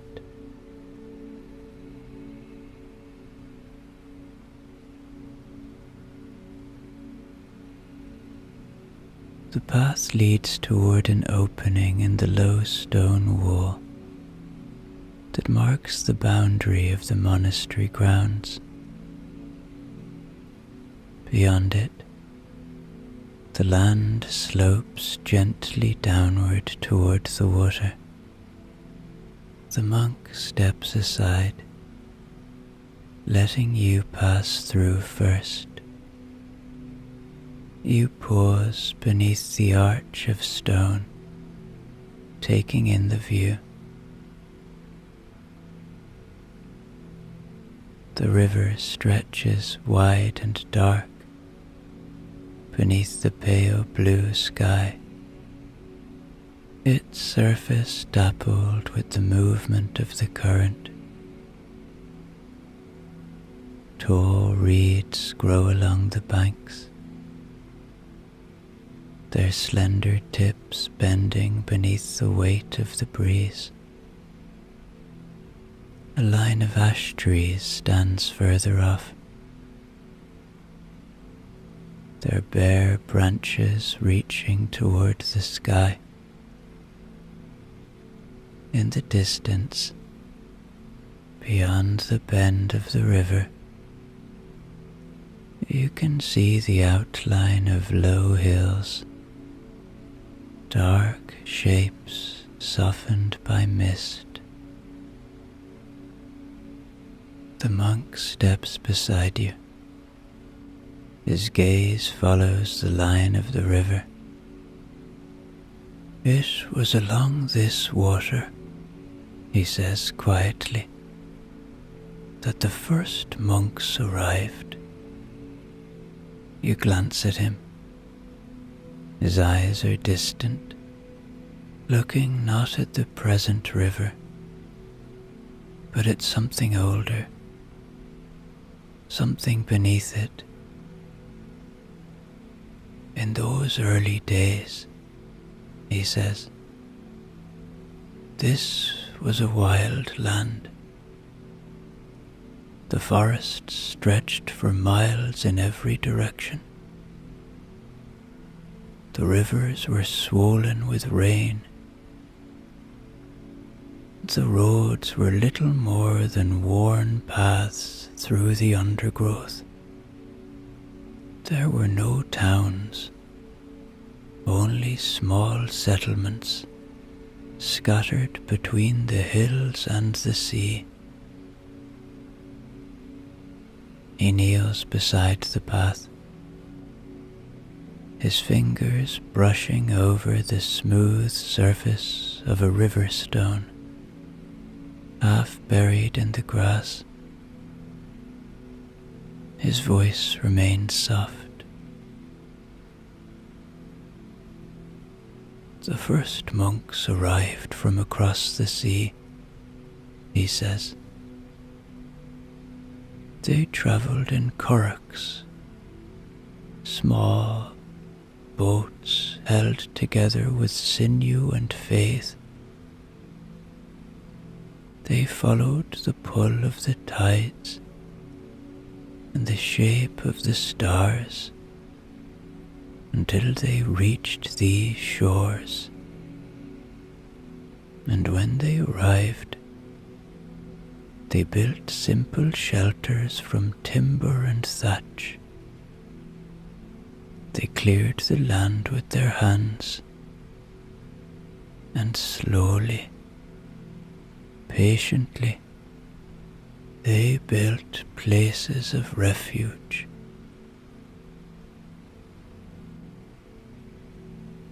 You watch his hands as they rest lightly against the earth.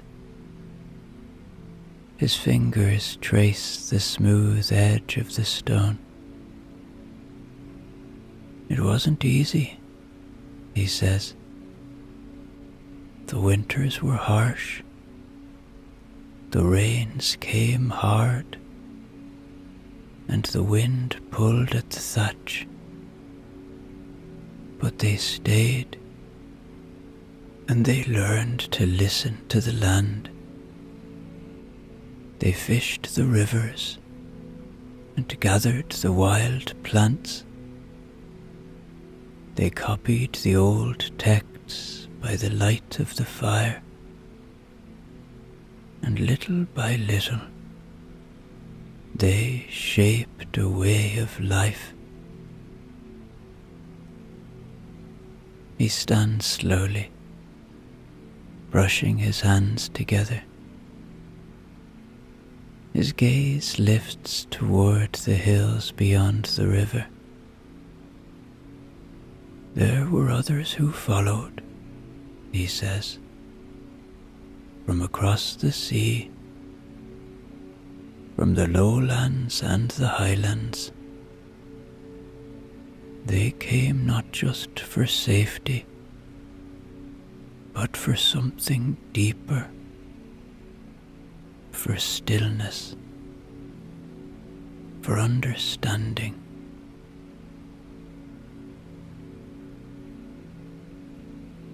The monk's gaze returns to you. His eyes are clear and steady beneath the shadow of his hood. That is what they built here, he says. Not just walls of stone, but a way of being. A life shaped by the seasons, by the rising and falling of the sun. They worked the land,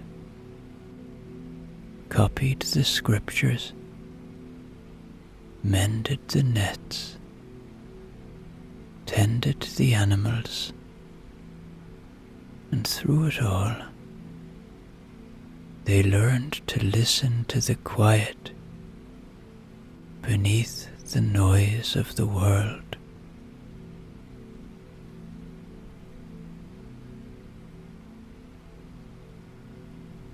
He gestures toward the river.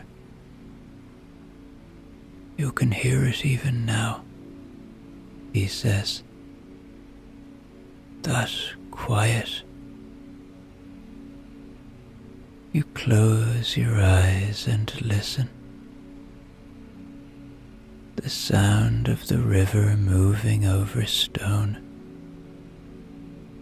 The rustle of the reeds along the bank. The soft call of a heron rising into the air. Beneath it all, the quiet hum of the earth itself, steady and constant.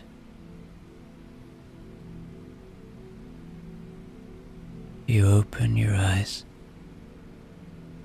The monk watches you with quiet understanding. It's still here, he says. That way of life. We are not the first to live this way, and we will not be the last. He steps toward the riverbank, his sandals pressing lightly into the soft grass. Come, he says. Let me show you something. You follow him along the edge of the water. The ground beneath your feet grows softer. The river bends here, curving around a stand of willow trees, whose branches trail low over the surface. A small jetty of stone juts out into the water, and the monk steps onto it, his feet quiet against the wet stone. Look there, he says, pointing toward the base of the nearest tree. You see it, a carved stone half buried beneath the roots of the tree. The surface is worn and softened by time, but you can make out the faint outline of a pattern, a twisting knotwork of lines flowing into one another in a quiet, endless rhythm. The old ones carved these, the monk says, long before the monastery was built. Some say they marked the meeting of the river and the land, a place where the worlds touch. He glances toward you, his mouth curving slightly at the corner. Some things are older than history, he says. Older than memory, but they remain, even when the shape of the world changes.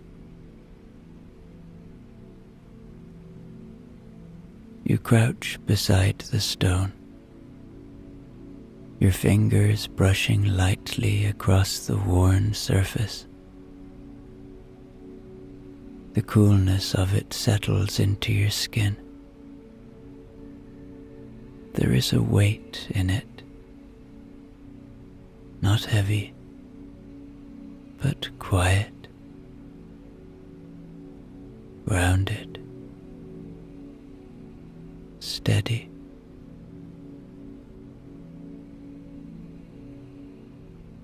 The monk kneels beside you.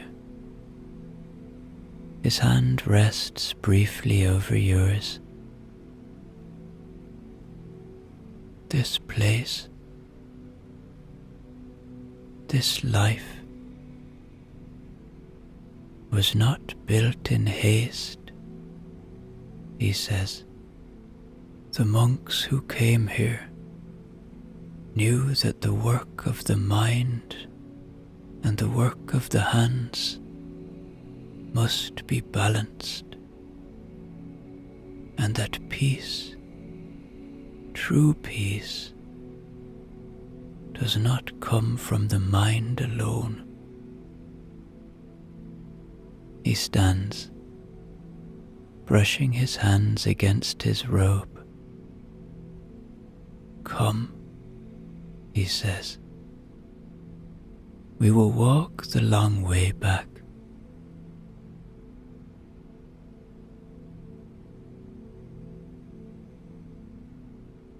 You rise and follow him as he steps away from the river.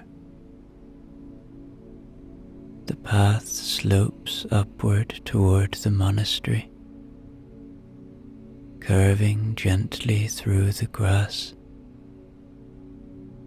The sky is beginning to brighten, the mist beginning to lift. Beyond the river, the hills are dark and clear against the pale sky.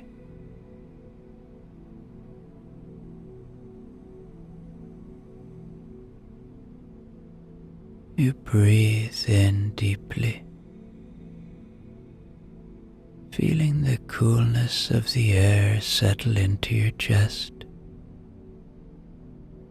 The weight of the stone lingers in your palm, long after you've let it go. The monk walks ahead of you, his steps slow and even, and as you follow him up the path, you feel the quiet of this place settle deeper into your bones.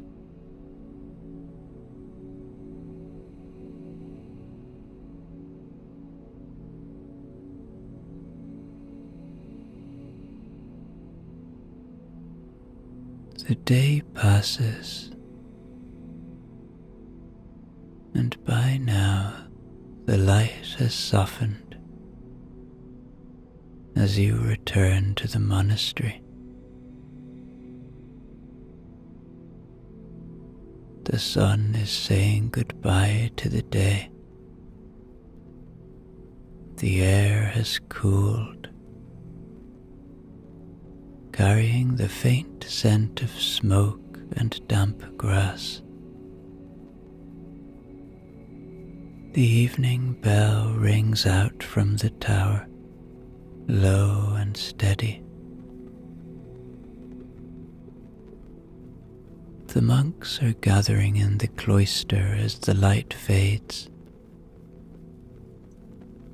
The fire crackles in a low stone pit at the center of the courtyard,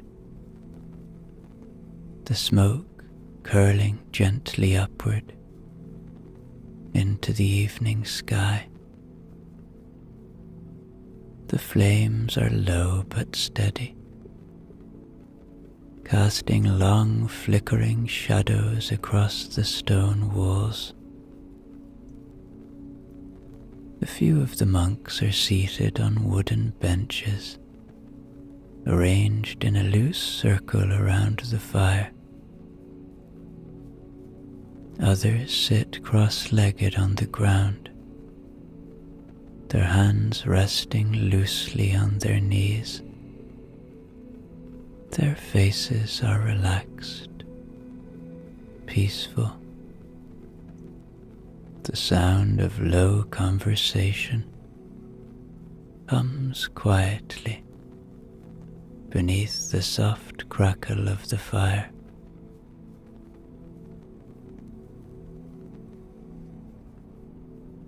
Your guide gestures toward a space on one of the benches, and you settle into it, feeling the warmth of the fire against your skin. The monk sits beside you, his robe pooling around his feet. Across from you, a younger monk with dark, curling hair sits with his hands folded in his lap. His eyes are bright and attentive. He glances toward one of the older monks sitting at the edge of the circle. A man with thin white hair and deep-set eyes, and gives a small nod. The older monk lifts his head. His eyes seem to catch the firelight, glinting with a quiet brightness. His hands rest lightly on his knees as he straightens his back. When he speaks, his voice is low and calm. There's an old story, the monk begins, that has been told in this valley for many years. Long before this monastery was built, before the first stones were laid, the people of this land gathered at the river to make offerings to their pagan gods of the water and the earth. They would leave baskets of grain, jugs of honey, and sprigs of heather along the riverbank. The firelight flickers across his face as he speaks. His gaze shifts toward the dark outline of the hills beyond the monastery walls.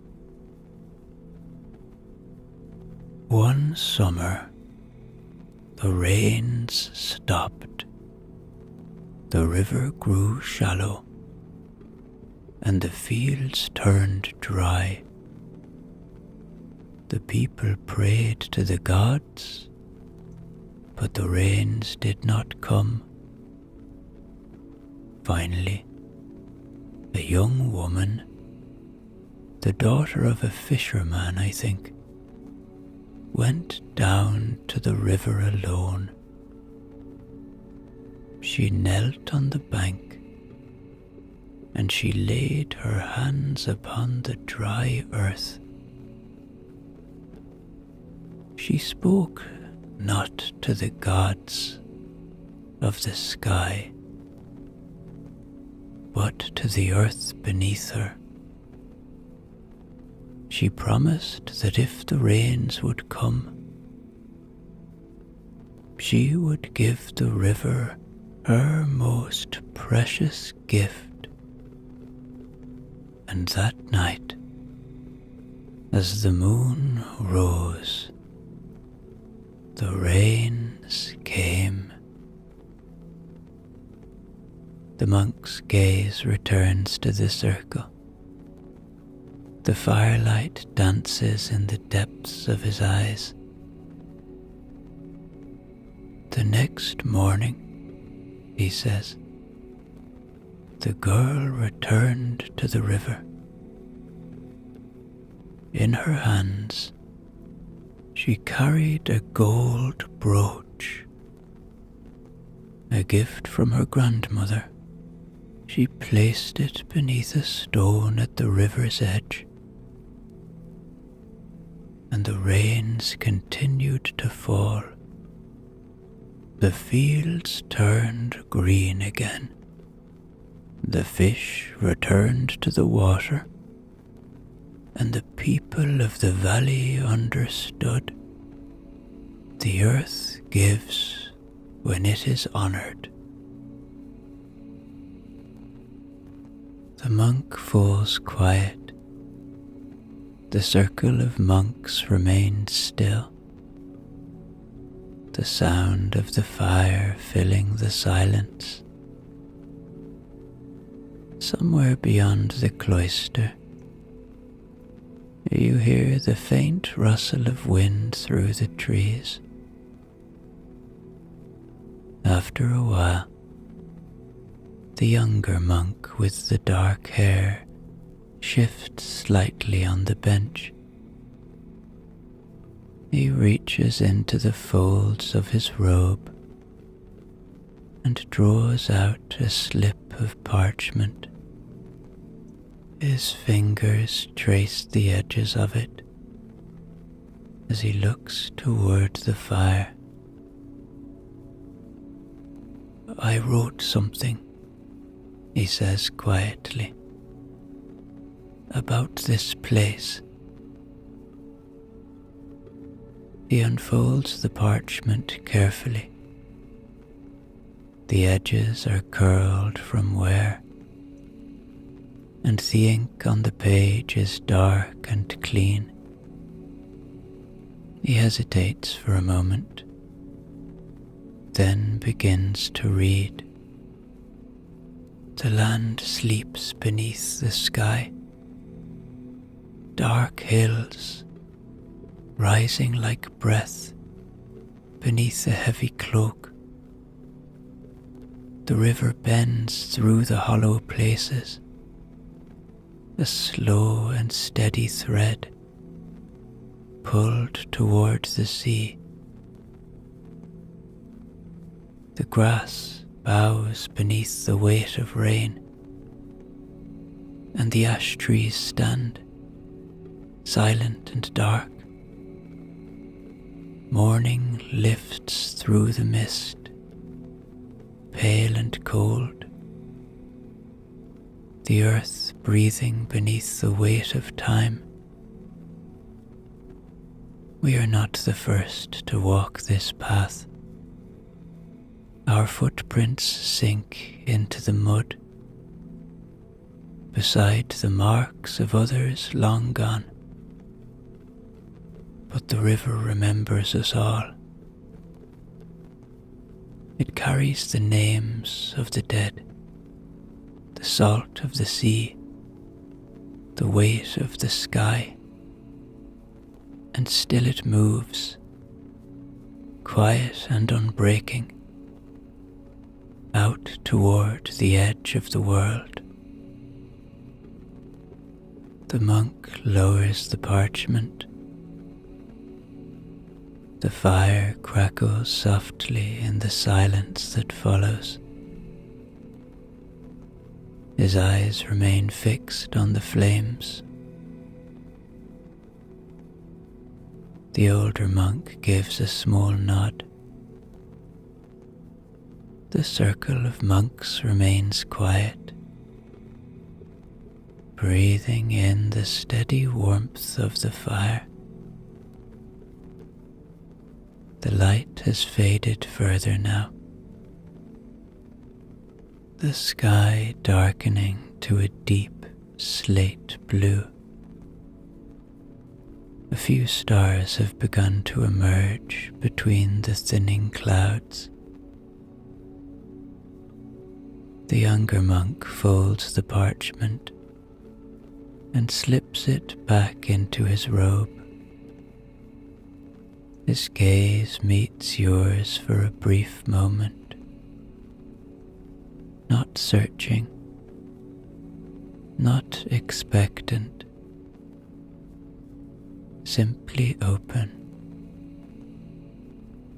Then he lowers his head and closes his eyes.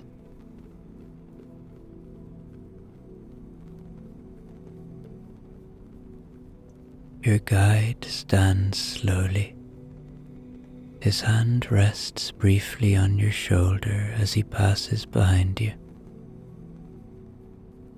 "It's late," he says. "Rest now. The morning will come in time." The monks begin to rise, one by one, moving quietly toward the far end of the cloister. The fire sinks lower, the light softening. You remain seated for a while longer.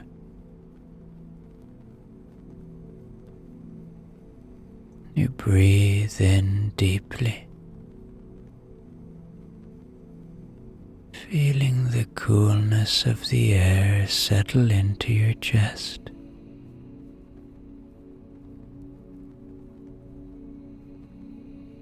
And then you rise and follow the others toward the quiet of the stone halls and your safe, comfortable room.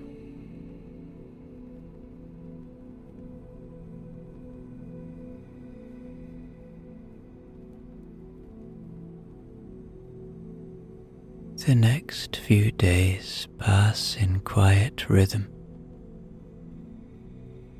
You rise each morning to the sound of the bell tolling from the tower.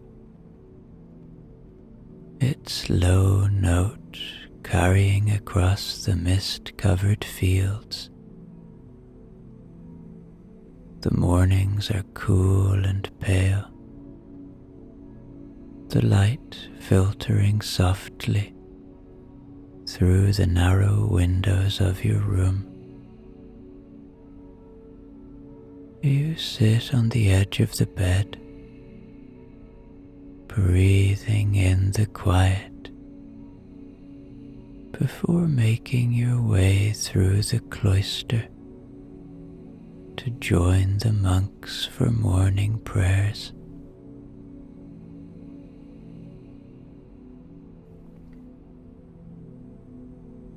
The chapel is dim and cool, the scent of wax and stone heavy in the air. The monks' voices rise and fall in a quiet chant, a low and steady hum that seems to vibrate through the walls. You sit with your hands resting in your lap, letting the sound wash over you. There is no need to understand the words. The rhythm of it is enough. The gentle rising and falling. the echo of breath and voice in the hollow of the stone. After prayers, you follow the monks into the refectory. The meals are simple: dark bread and porridge in the mornings, lentils and root vegetables in the evenings. Sometimes a monk will bring in a handful of apples or a jug of fresh milk, setting them quietly on the table without ceremony. You eat slowly, feeling the quiet weight of the space around you.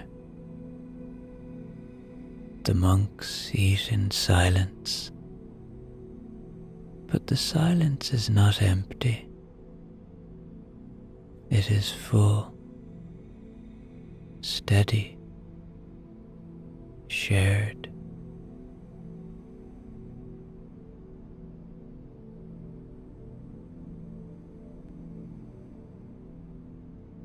You spend the afternoons working beside the monks in the garden. You kneel in the dark soil, feeling the cool weight of the earth beneath your hands. You press seeds into the ground, pulling weeds from beneath the neat rows of herbs and vegetables. The scent of rosemary and sage rises into the air as you work. The monk with the dark hair kneels beside you, his hands moving carefully through the soil. He doesn't speak, but now and then he glances toward you and smiles.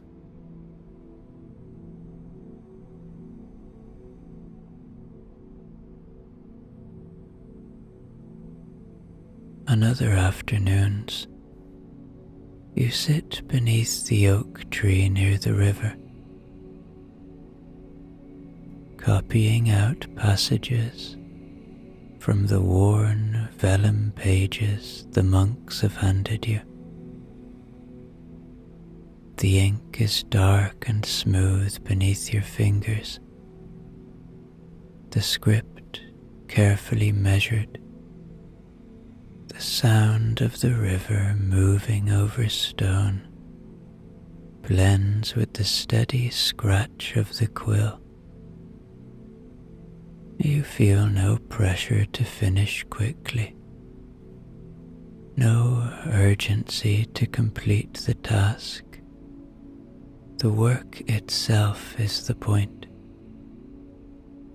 the careful shaping of each letter, the quiet repetition of motion.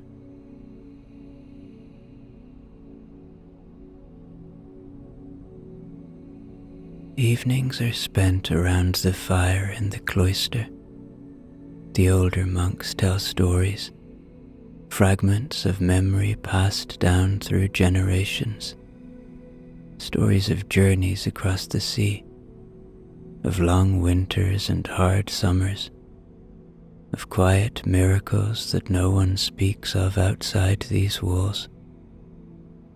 One evening, the older monk tells a story about a fisherman who dreamed of a hidden island beneath the waves, a place where the world began, where the sea met the sky. Other evenings, the younger monk reads his poetry, spare and quiet, shaped by the land itself. His words carry the rhythm of the river and the movement of the wind. He speaks of hills wrapped in mist, of the sharp taste of salt in the air, of the long stretch of light across the fields at midsummer. You listen with your eyes half closed, the sounds of the words sinking into your chest like water into earth.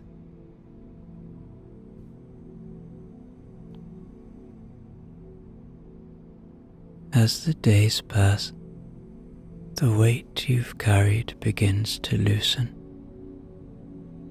You feel it in the way your shoulders settle as you kneel in the garden, in the way your breath slows as you walk the path along the river. You sleep more deeply now, waking with the soft light of dawn slipping through the narrow window above your head. There is nothing to solve here, nothing to untangle. The quiet of the place settles into you, soft and steady.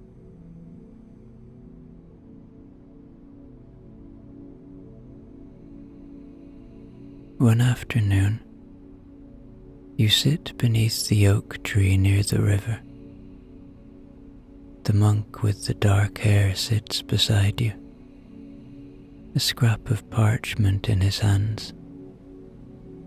He traces his fingers across the edge of it, his gaze following the movement of the water. "You are different," he says. He glances toward you. Lighter. You feel it too. That quiet space inside you, opening further each day. The shape of it is not emptiness. It is room. Room to breathe, to rest.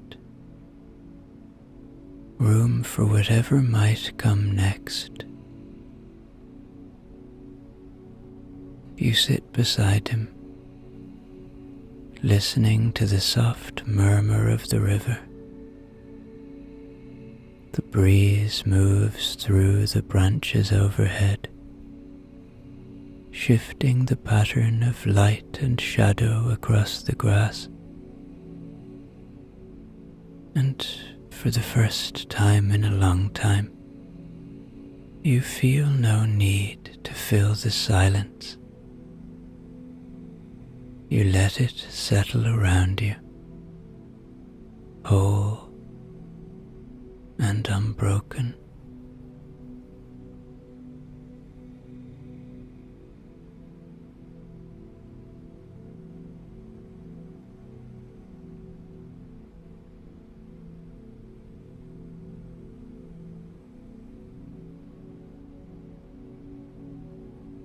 That night, the monastery is quiet beneath the dark weight of the sky.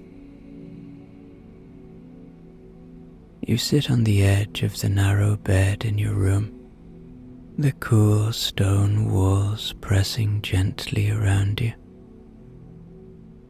The single candle on the table flickers low, its light casting soft, wavering shadows against the rough surface of the wall. The air is still, heavy with the faint scent of beeswax and damp wool.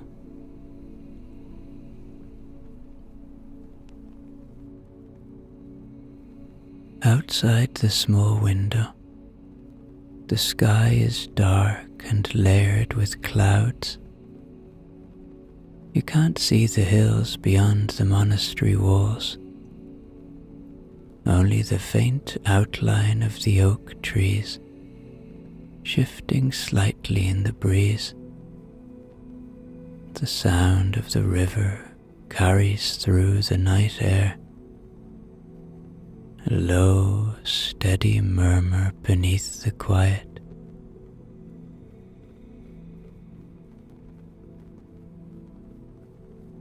You lie back on the bed, your head settling into the rough linen pillow. The blanket is heavy over your chest, the weight of it grounding you. Your breath slows as you listen to the quiet of the monastery.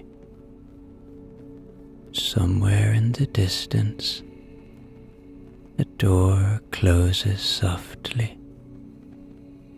A footstep echoes along the stone floor. Then silence again, deep and whole.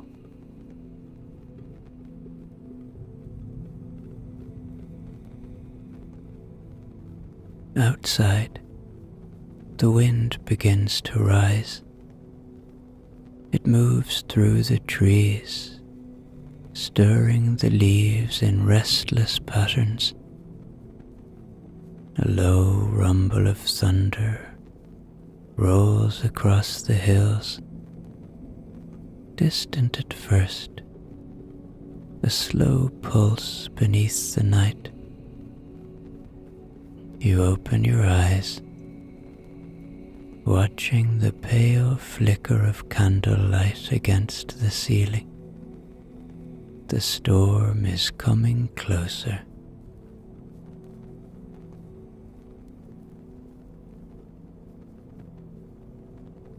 The first drops of rain strike the roof, soft, scattered sounds that deepen into a quiet rhythm.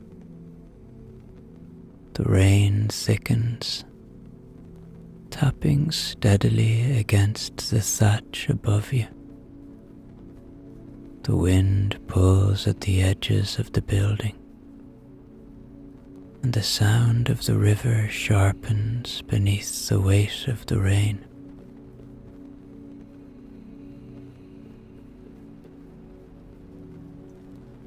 The candle on the table flickers low and goes out. Darkness settles over the room, soft and whole. You close your eyes, listening to the rain. It moves in steady sheets across the roof. You feel cozy here though, and safe in your shelter.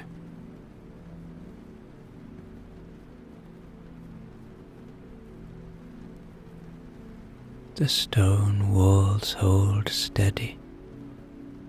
The blanket is warm against your skin. The weight of the bed beneath you feels solid and sure. You breathe in deeply, feeling the coolness of the air settle into your chest. The storm will pass. The rain will soften. The river will keep moving. And tomorrow, when the light returns, the monastery will be waiting. The chapel, the garden, the oak tree beside the river,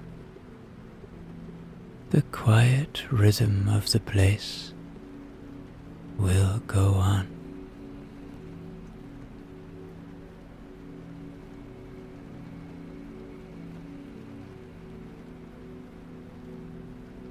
You feel the heaviness of sleep beginning to settle into your limbs. Your breath slows. The weight of the blanket holds you steady.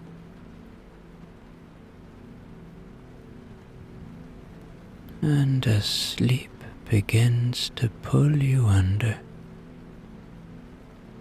You feel it, the deep quiet beneath the sound of the storm, steady and whole.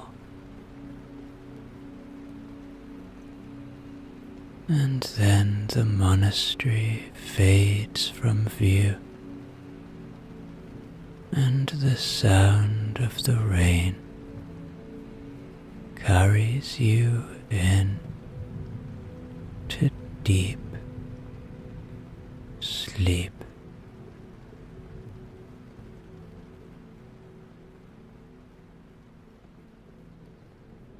The road beneath your feet is firm and dry, its surface a mix of packed earth and small, smooth stones.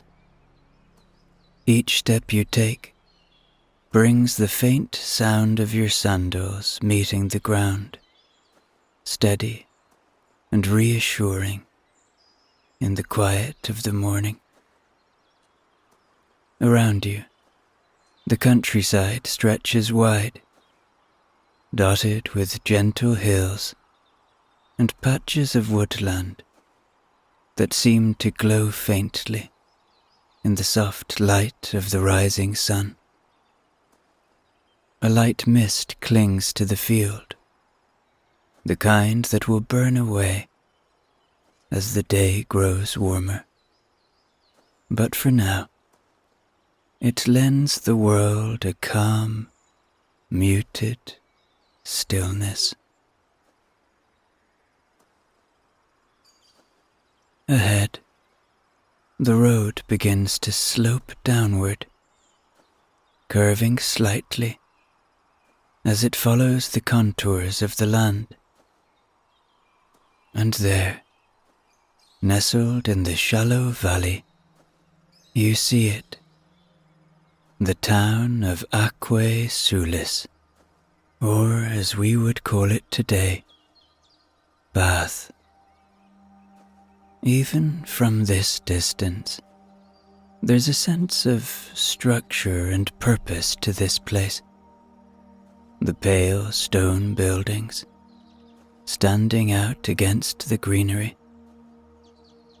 Smoke rises lazily from a few chimneys, curling upward into the cool morning air, and you can just make out the faint hum of activity, a murmur of life beginning to stir. You pass a stone marker by the side of the road, its surface worn smooth by years of wind and rain. The carved letters are still visible though, pointing the way to Aquae Sulis, and reminding travelers that this road, like so many others, leads to a place shaped by Roman hands. The air here feels different too. There's a faint warmth to it, carrying with it a scent you can't quite place. A mixture of earth and minerals, sharp yet oddly inviting.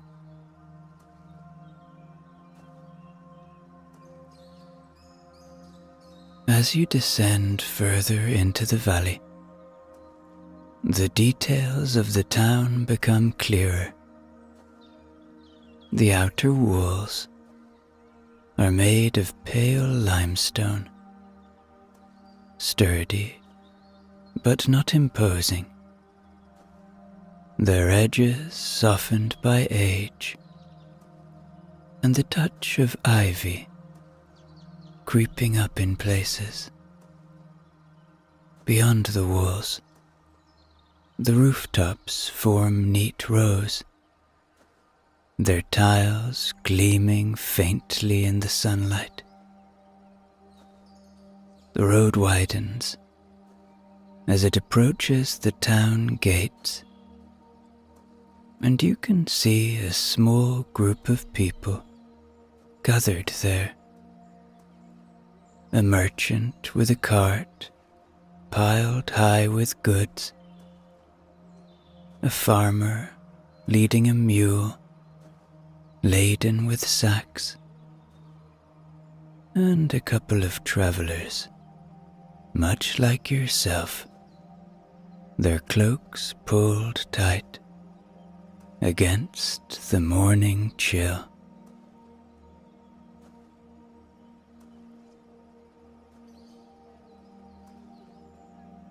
The closer you get, the more the sounds of the town begin to reach you.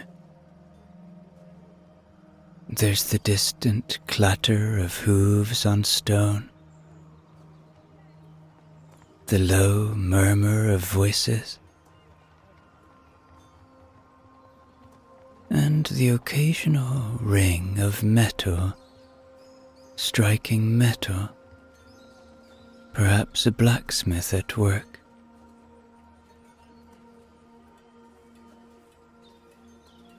The air grows warmer still, and the mineral scent is stronger now, mingling with the more familiar smells of baking bread and fresh hay.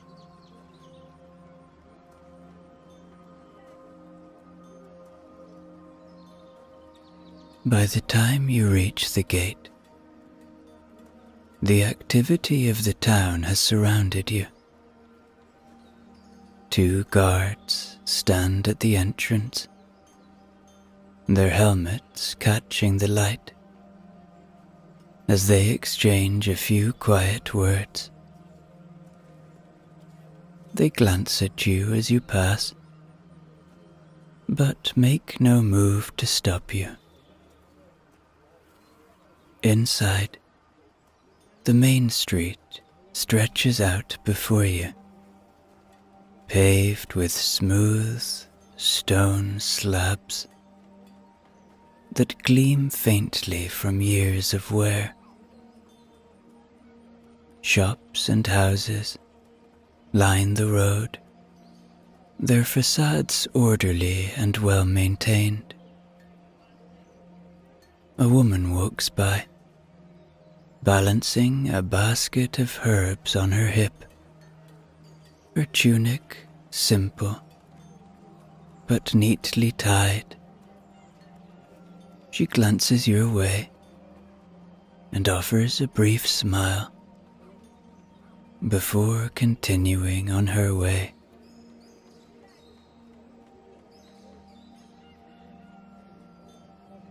There is a feeling here, not a grand or overwhelming one, but something quieter.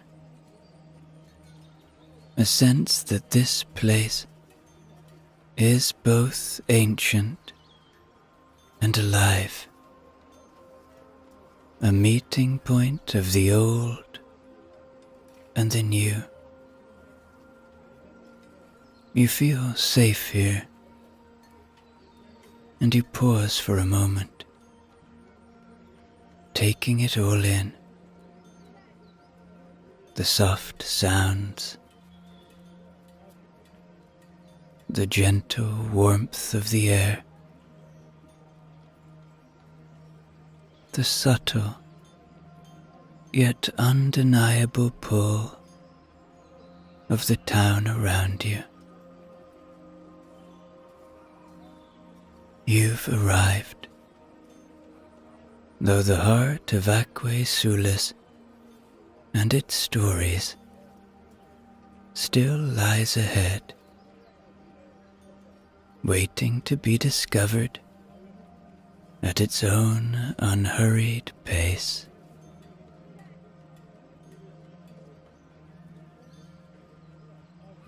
To your left, you notice a shop with an open front, Rows of amphorae, large ceramic vessels with elegant curved handles, are neatly displayed, their surfaces painted with intricate designs. A man, likely the potter, sits just outside, shaping wet clay on a wheel. He pauses to wipe his hands and glances up at you with a friendly nod before returning to his work. Ahead of you, the road forks. A smaller path leads toward what appears to be a market square, where you can see traders setting up their stalls. The larger road continues straight, sloping gently downward toward the heart of the town. You follow this main road, letting the flow of life guide you. A boy runs past, carrying a bundle of firewood, his bare feet slapping against the stones. He laughs as he disappears into a side street, his voice echoing faintly.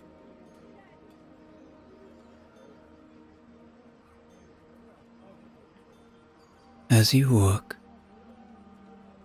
you notice the walls of the buildings around you.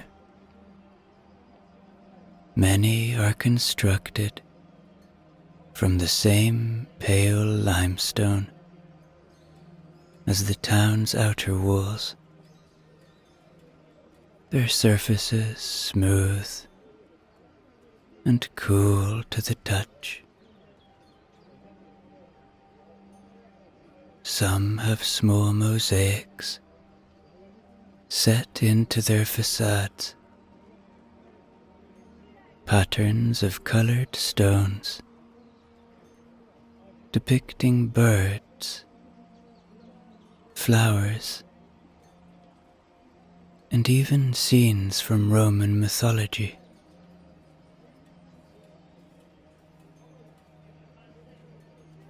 One mosaic, just outside a doorway, catches your eye.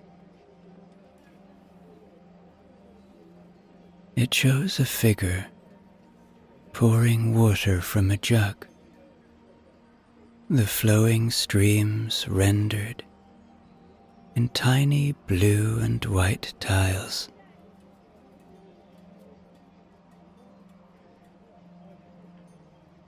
The warmth in the air is more noticeable now, and with it comes a faint sound, the soft gurgle of running water. It's distant, but distinct, a reminder of why this place exists.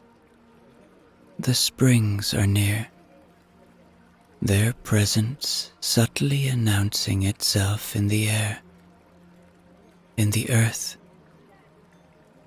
and even in the soundscape of the town.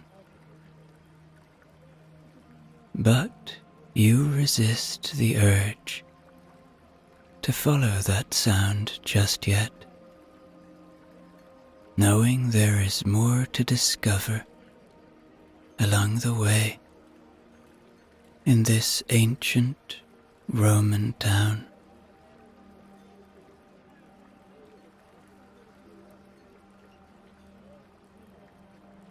Up ahead, a man stands by the roadside, adjusting a yoke across his shoulders. 2 heavy buckets hang from it, their contents sloshing faintly as he shifts his weight. His tunic is plain but clean, and his face is weathered by years of working outside. As you draw closer, he notices you and offers a nod, his expression warm but curious.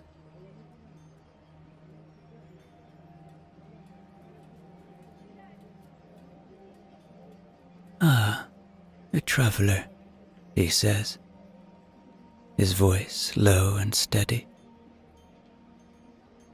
"You've come to Aquae Sulis, then. A good choice, if I may say so. Are you here for the waters, or just passing through?" His manner is calm and open, as though he has all the time in the world to talk. He gestures to the buckets at his sides. "The water from the springs. It has its uses, you know, not just for bathing. The healers say it works wonders, even if you drink it, though you'll want it diluted. Powerful stuff, straight from the earth like that." He pauses, studying you for a moment, then adds, "I've lived here my whole life, right here in this valley. Never seen the need to leave. Everything you could want is here. The baths, the market, the people. We get visitors from all over, Gaul, Hispania, even Rome itself sometimes. Always something new to see, someone new to meet. But what about you? What's brought you to this place?" His voice is kind, without a trace of judgment. And as he speaks, the faint gurgle of water seems to grow louder, mingling with the quiet life of the town around you. His face then softens into a thoughtful expression, and he gestures broadly toward the town behind him, as though inviting you to take it all in. "Aquae Sulis, they call it now," he begins, his voice carrying a quiet pride. "The Romans gave it that name when they came here and built their town around the springs. But before that, long before, this land belonged to the Dabuni, a tribe that's lived here since anyone can remember. They worshipped the springs as sacred, a gift from their goddess Sulis. They believed she watched over the waters, healing the sick and granting wisdom to those who sought her favor." He shifts his weight slightly, his gaze turning toward the distant hills that frame the valley. When the Romans came, they didn't destroy what was here. Instead, they honored Sulis by building a temple and grand baths around her springs. They said she was their Minerva, the goddess of wisdom and healing, and they combined the two. This place belongs to both now, Britons and Romans alike.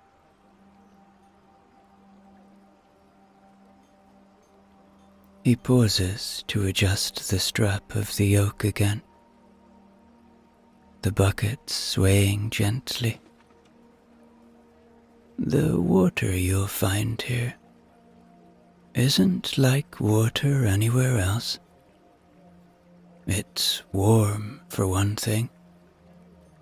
Comes up from deep underground, full of minerals that are supposed to mend the body and ease the spirit. Even the Romans, who think they've seen everything, were amazed when they found it. They built this town just for it, a place for rest and recovery at the edge of the empire.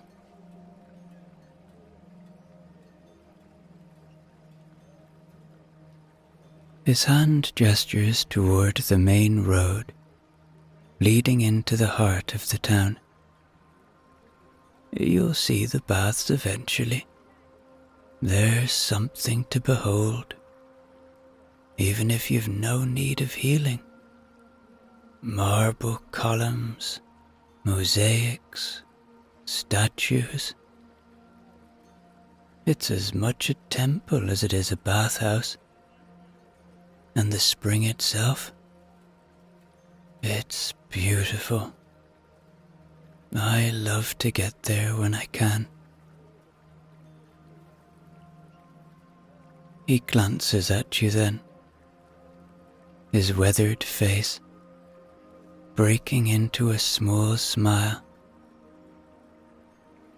This place has always been a meeting point. Romans and Britons, farmers and traders, the sick and the curious. Everyone comes here for something,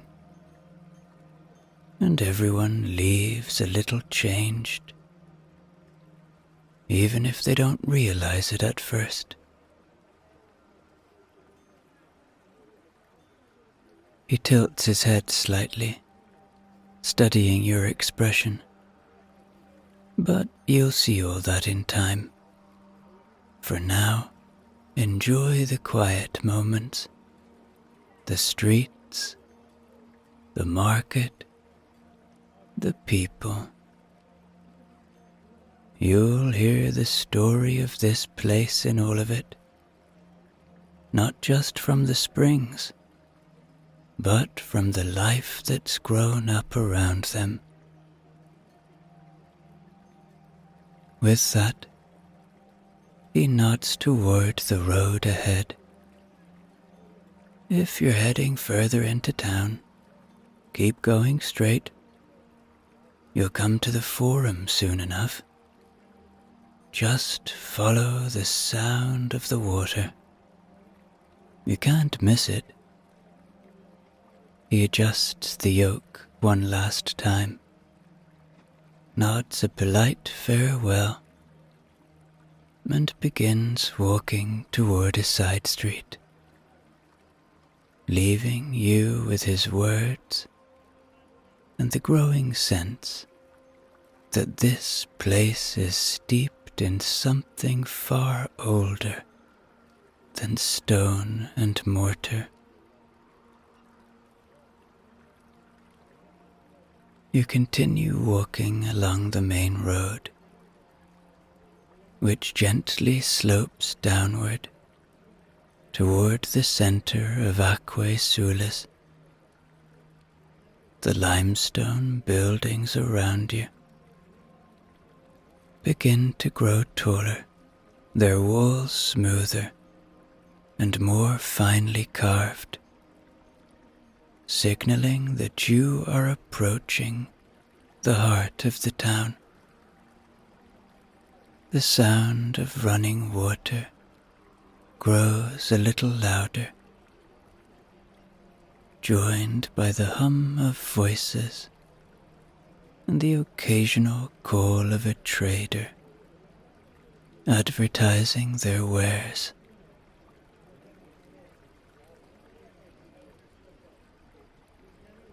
As the road widens, the center of the town comes into view. The Forum stands before you, a grand rectangular space surrounded on all sides by tall colonnades. The columns are carved from pale stone, their smooth surfaces reflecting the sunlight, and their bases and capitals are adorned with intricate patterns of leaves and scrolls. This is the beating heart of the town, a place where the people of Aquae Sulis gather not only to trade, but to share news, settle disputes, and to be social. The floor of the Forum is paved with large, flat stones, their surfaces worn smooth by countless footsteps.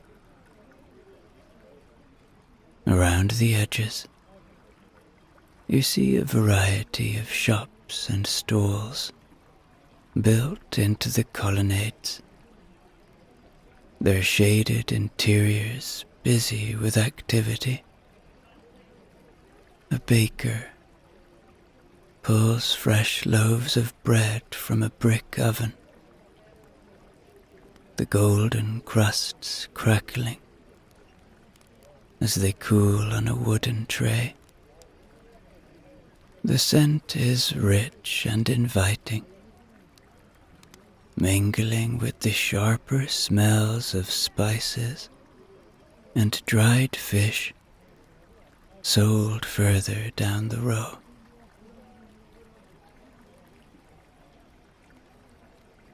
In the center of the Forum, a statue rises on a high pedestal.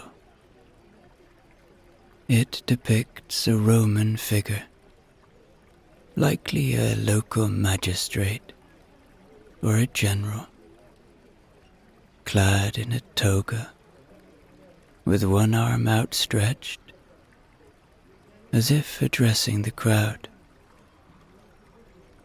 The inscription at the base is in Latin, declaring his contributions to the town, perhaps a donation toward the baths or the aqueducts that bring fresh water to the fountains you now hear gurgling softly nearby.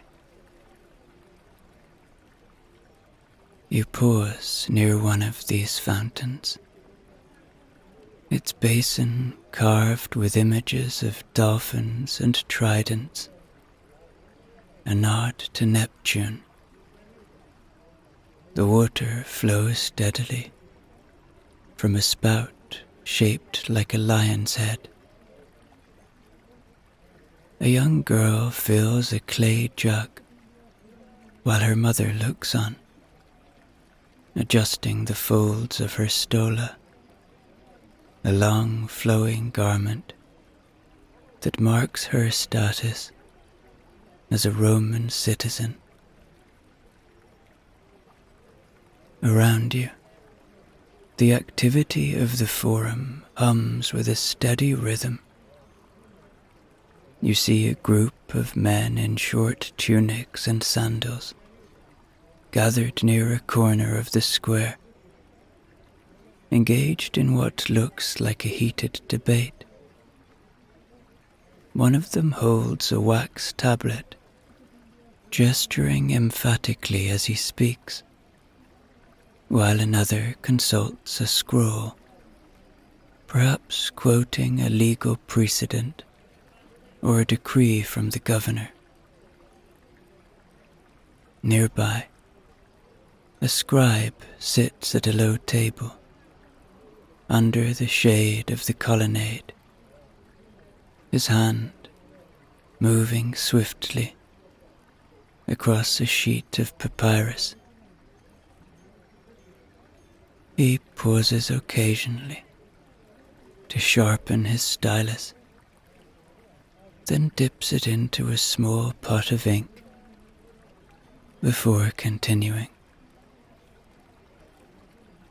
A merchant leans over the table, dictating what appears to be an inventory of goods: olive oil, wine, and perhaps amphorae of salted fish brought in from the coast.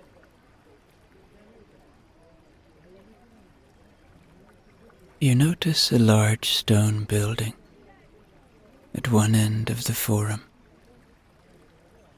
its entrance marked by a pair of bronze doors. This is the basilica, where legal matters are handled and disputes are settled. A small crowd has gathered near the entrance, listening intently as a magistrate in a white toga bordered with purple speaks from a raised platform. His voice carries across the square, firm and authoritative. As you walk further into the forum, your attention is drawn to a group of performers standing near the base of the statue. One plays a flute, while another juggles a set of brightly colored balls. A small crowd has gathered to watch, their laughter and applause ringing out as the juggler catches the balls in increasingly daring patterns. The forum is alive with the many facets of Roman life: commerce, law, art, and religion, all mingling in this one space. Yet, despite the activity, there's a sense of order to it all, a rhythm that reflects the discipline of Roman design and governance.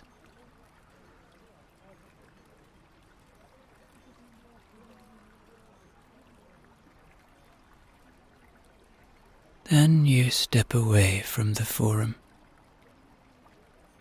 following a smaller road that slopes gently downward. The air here feels warmer, almost humid, and the soft gurgle of water grows stronger.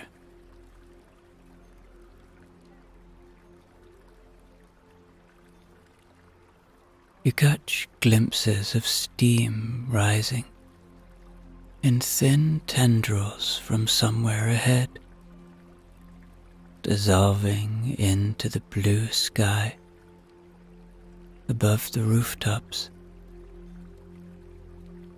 There's a faint mineral tang in the air now, sharper than before, and you instinctively slow your pace, as though the very atmosphere is inviting you to move more gently more deliberately.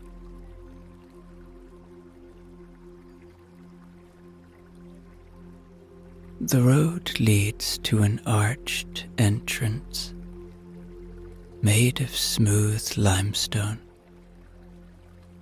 its surface carved with Latin inscriptions dedicating this place to Minerva and Sulis. The letters are sharp and precise, their edges catching the light. Two grand doors stand open, and the gentle sound of voices and water spills softly out into the street. You pause at the threshold, hesitating, and it's at that moment you notice a figure standing nearby.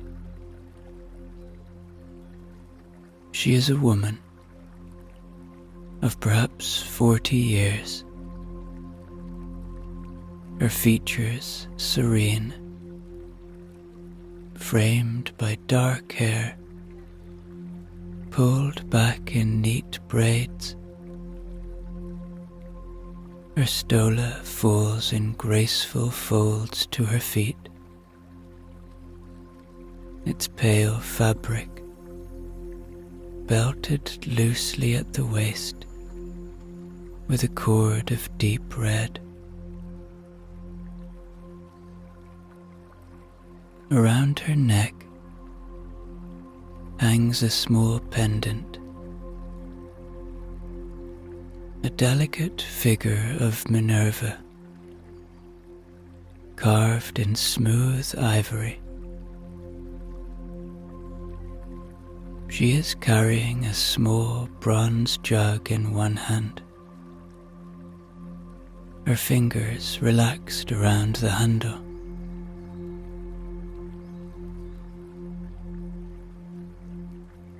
She turns toward you with a gentle smile, her eyes warm and kind. "You must be new here," she says softly, her voice soothing. "You've come for the baths, haven't you? It's your first time, isn't it?" There's no judgment in her tone, only an understanding that feels as though she already knows why you're here. You nod, and her smile widens ever so slightly. "Come then," she says, her voice low and steady. "I'll show you the way. It can feel overwhelming at first, but once you're inside, you'll understand. The water here, it's unlike anything else." She gestures for you to follow, and together you step through the archway into the baths. The change in atmosphere is immediate. The air is warmer here, almost heavy, and carries a faint mist that clings to your skin. The scent of minerals is stronger now,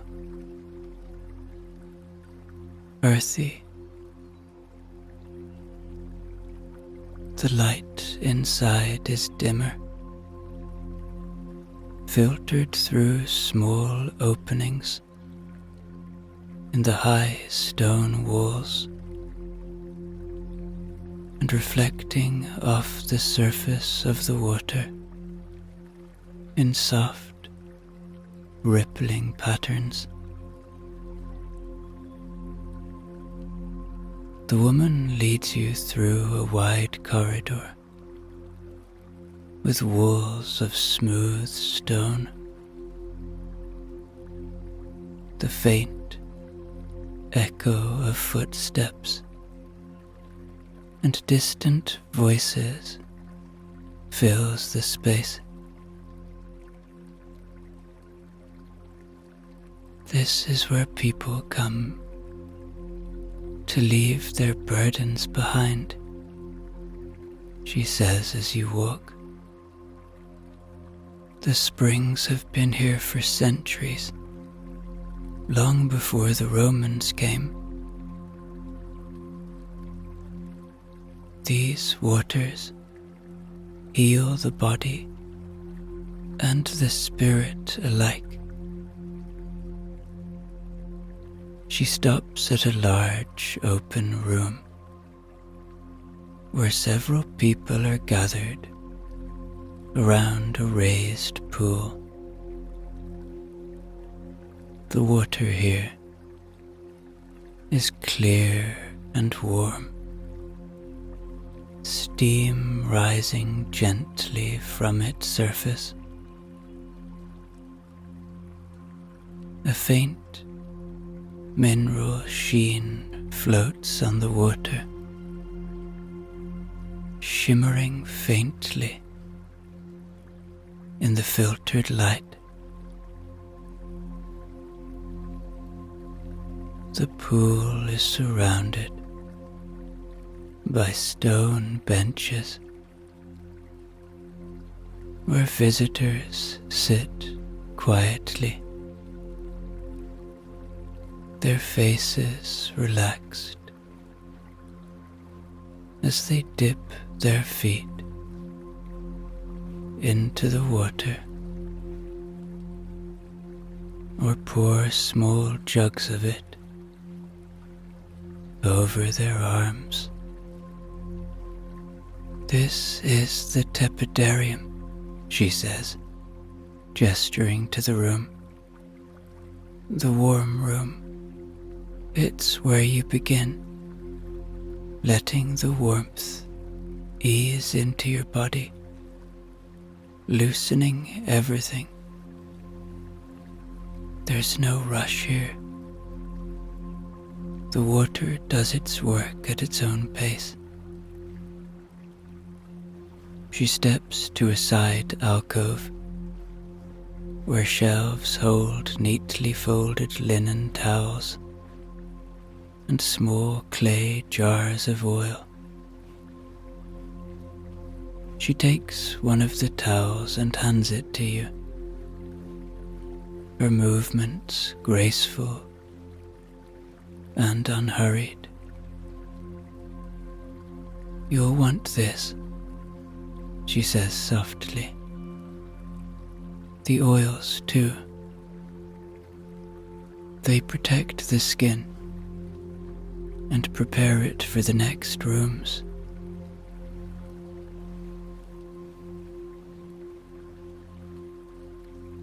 As she guides you onward, the sound of the water continues, a gentle cascade that seems to hum through the walls themselves. The air becomes warmer still, the heat wrapping around you like a soft, heavy blanket. You feel your muscles begin to relax, your steps slowing as you follow her deeper into the baths toward whatever lies ahead.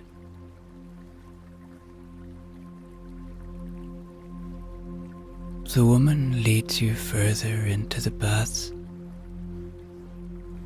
the warmth increasing with every step. The sound of flowing water deepens,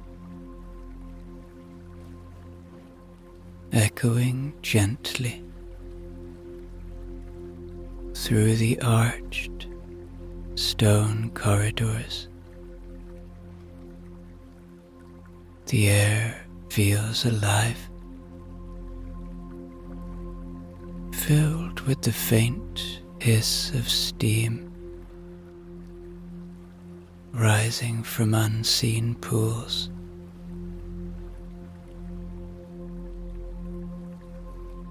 The faint mineral tang in the air grows richer, grounding you with its earthy presence.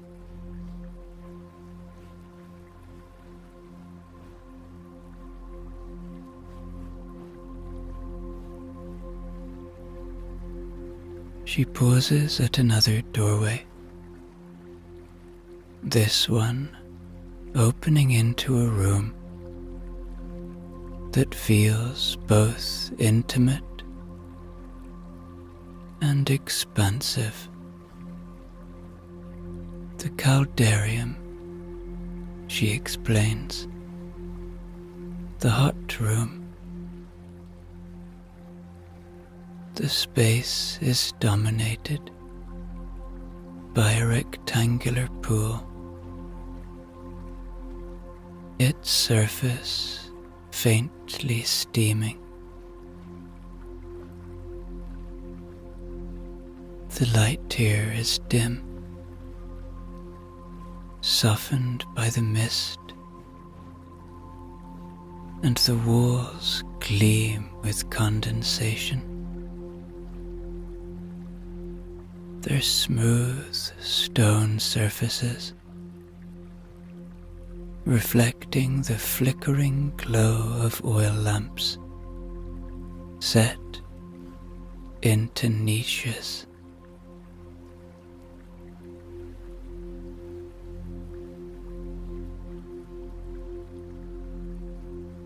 This is where the true work begins, she says softly,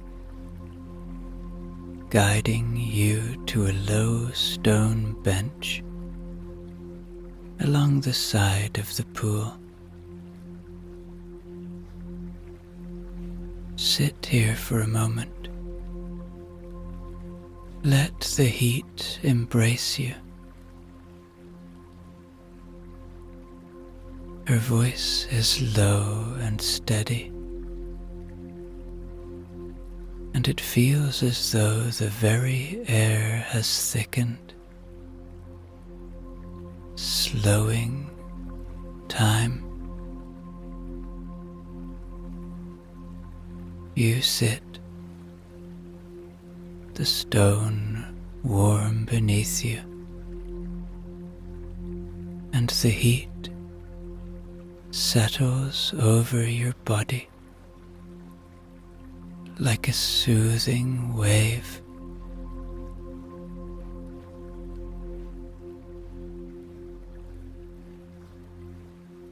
The woman disappears briefly and returns with a small bronze bowl filled with fragrant oil. Its scent is subtle but grounding, a mix of laurel and rosemary, with a faint sweetness that lingers in the back of your senses.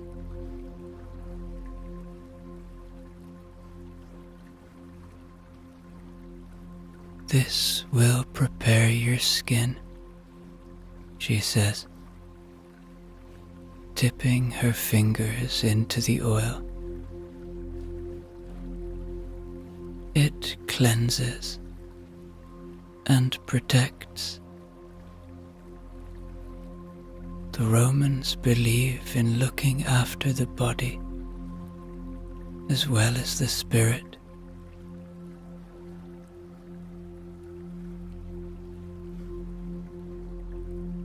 Her movements are unhurried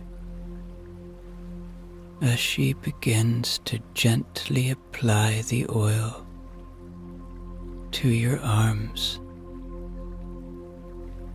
Her hands, warm and sure. The sensation is both soothing and grounding. The glide of her fingers, releasing tension you didn't even realize you were holding. She works with care, spreading the oil in slow, circular motions, pausing occasionally to add more from the bowl.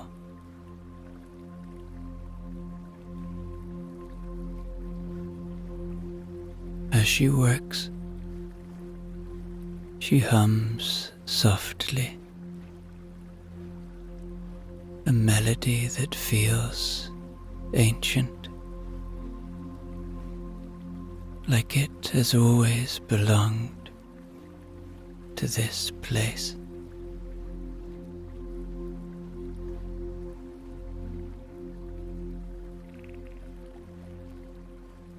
After your arms, she moves to your shoulders. Her touch, firm but gentle. The oils carry the warmth of the springs into your skin, she explains quietly. They soften the muscles and prepare them for the next step. The body holds on to so much, but here we let it go.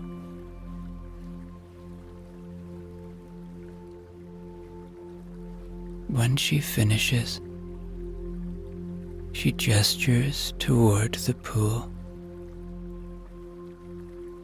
Now, step into the water. Slowly, let it welcome you. You rise, the warmth of the oil lingering on your skin, and approach the edge of the pool. The water is clear, its surface rippling faintly with the movement of the steam above it. As you step in, the heat surrounds you instantly, wrapping itself around your legs and rising as you sink deeper.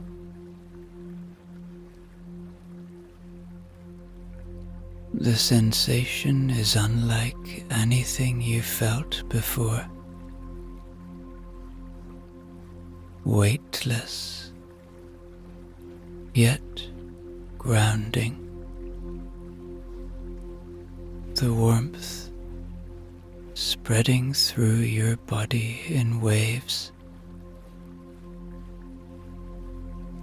You settle into the pool, the water rising to your shoulders, and close your eyes.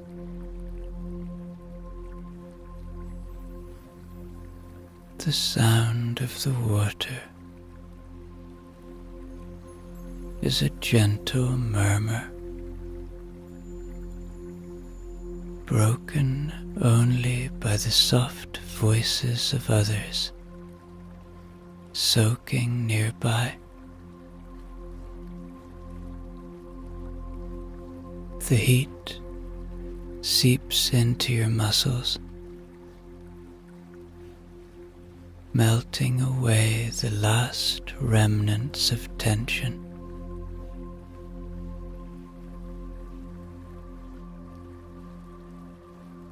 After a time, minutes, perhaps longer, it's hard to tell here, she speaks again. When you're ready, we'll continue, she says softly, her voice just above a whisper.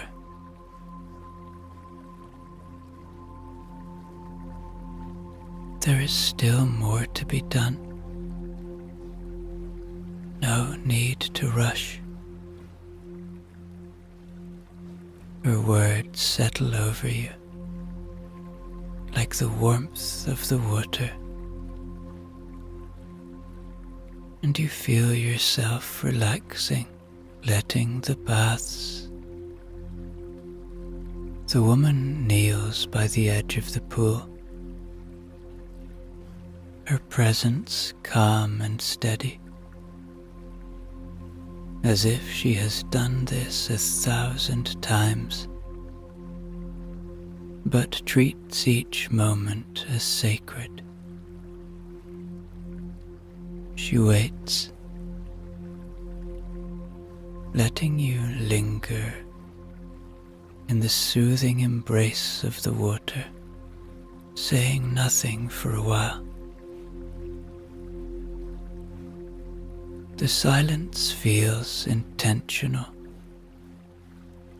as though it, too, is part of the treatment. A space for you to simply be.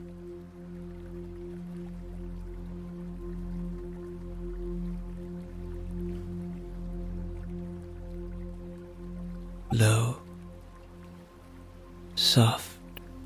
Take a moment, breathing deeply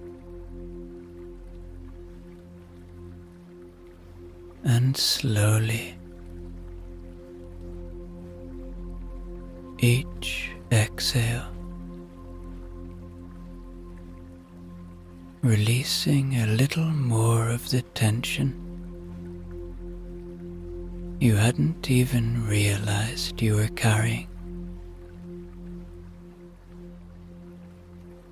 Again, she murmurs,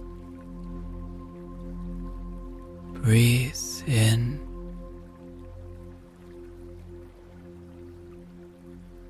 and out.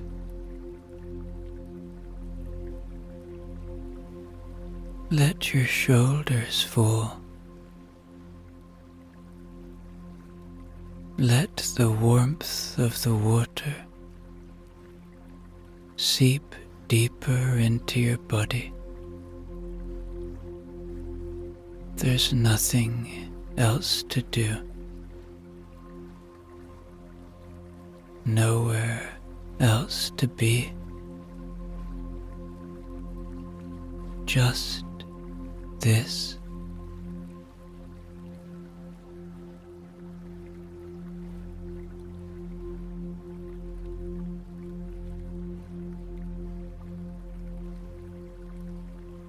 You notice the way the heat of the water feels against your skin, the subtle weightlessness that makes it easier to release every muscle, every thought, Your arms float gently by your sides, and your legs feel light, almost as though the water has absorbed their weight entirely.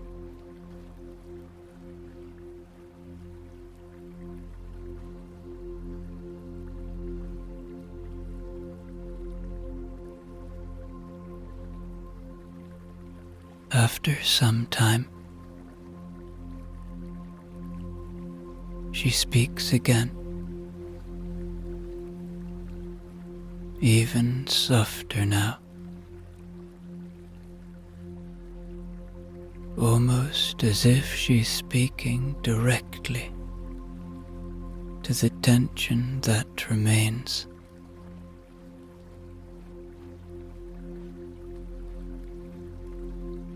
The body remembers how to heal itself, she says. We only need to give it the space to do so. Let the water remind you of that. Let it soften you.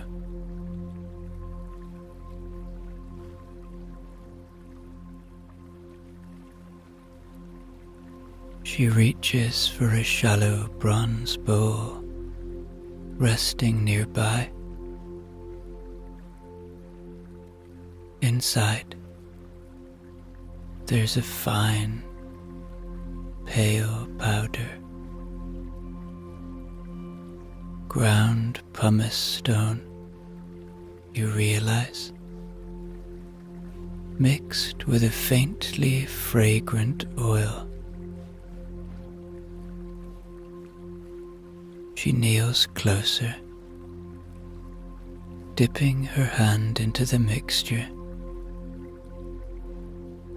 and then gently takes one of your hands in hers. May I? She asks, though her tone makes it clear you're welcome to refuse. You nod, and she begins to work.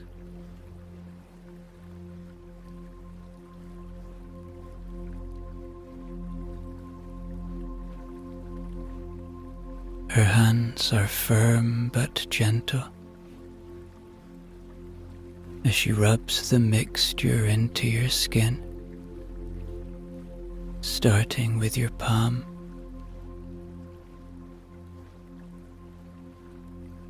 The pumice smooths the skin, she explains quietly. But more than that, it helps release what's been held for too long. Let this be a moment to let go of what no longer serves you.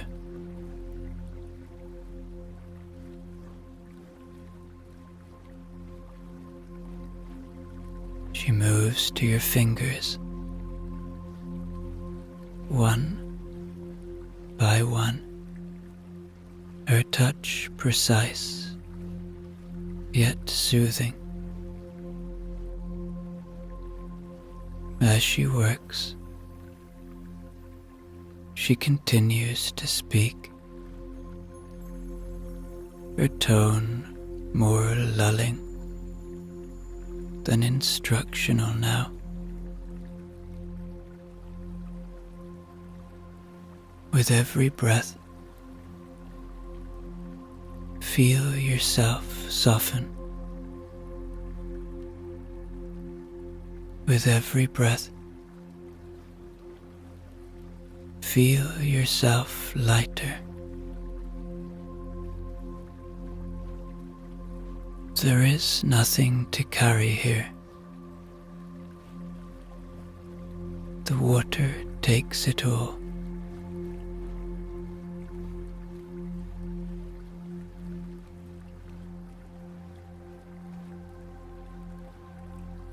Her words flow over you, like the warmth of the water itself. And as she finishes one hand and moves to the other, perhaps you feel the last remnants of tension slipping away. The pumice feels rough, but not abrasive, grounding you in the sensation of your body being cared for, tended to, with an almost sacred gentleness.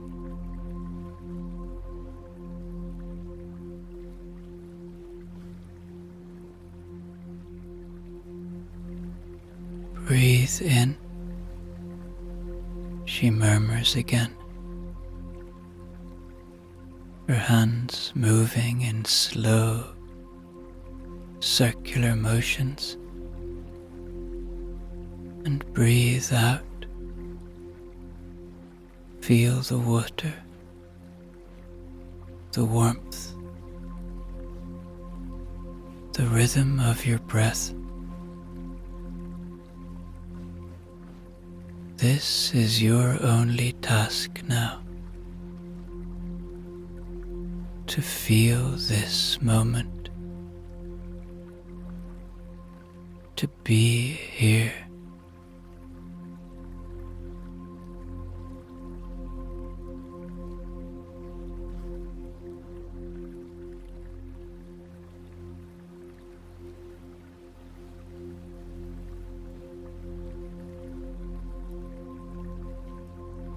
The woman then finishes with your hands, rinsing them carefully in the warm water before setting the bowl aside. She rises smoothly, her movements unhurried, and offers you a small, warm smile.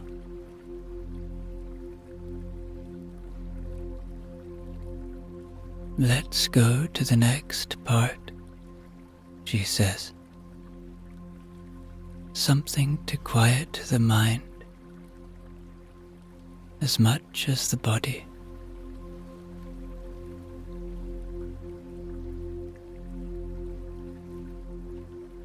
She gestures for you to follow her, and you step slowly out of the pool. The air cooler on your skin, but still heavy with the scent of minerals and steam.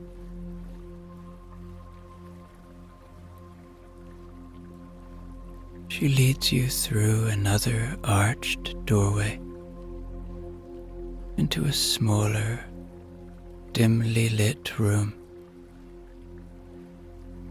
The space is quieter here, more intimate, with walls that glisten faintly with condensation. At the center, a low stone table sits beneath the soft glow of flickering lamplight. Beside it, small jars of oil and bundles of dried herbs are arranged neatly, their earthy aromas blending into the room.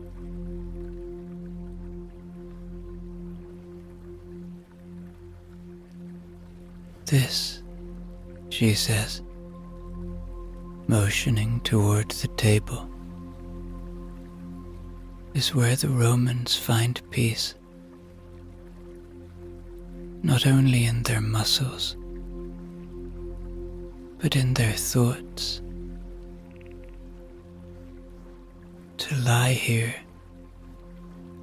is to leave the worries of the world behind.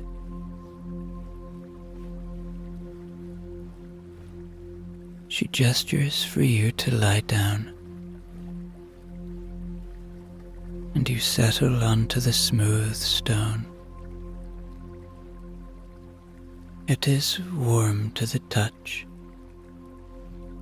heated from below by the same thermal springs that feed the baths. The warmth seeps through you immediately, easing your body into stillness. She takes a small jar of oil, its contents rich with the scent of lavender and chamomile, and pours a few drops into her hands.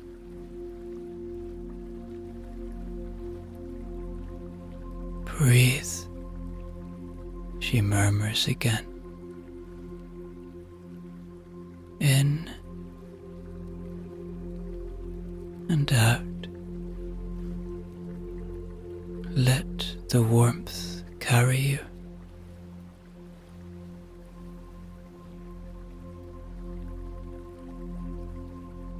Her hands begin to move across your shoulders and neck, the oil gliding smoothly over your skin. Her touch is firm, yet deeply soothing. Each motion slow and deliberate.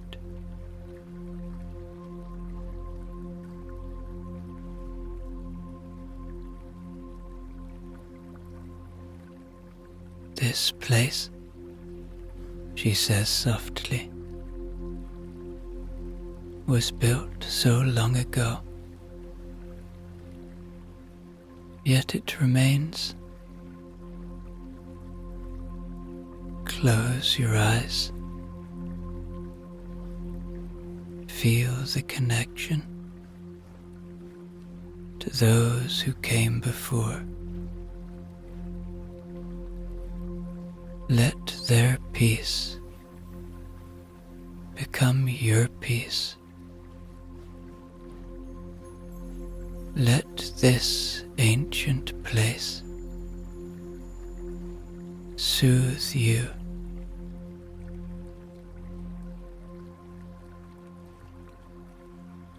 The room feels quieter now. Perhaps the tension in your body is gone.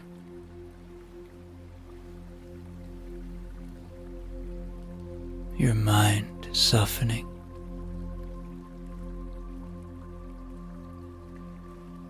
Her hands leave your shoulders, and she steps back, allowing you to simply lie there. The warmth of the stone supporting you.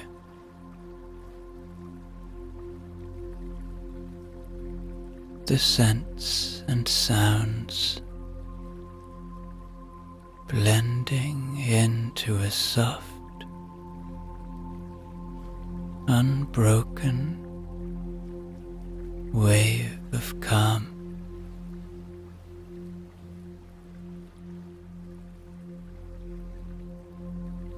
Perhaps you feel yourself in a deep stillness, as though the boundaries of your body and the world around you have dissolved.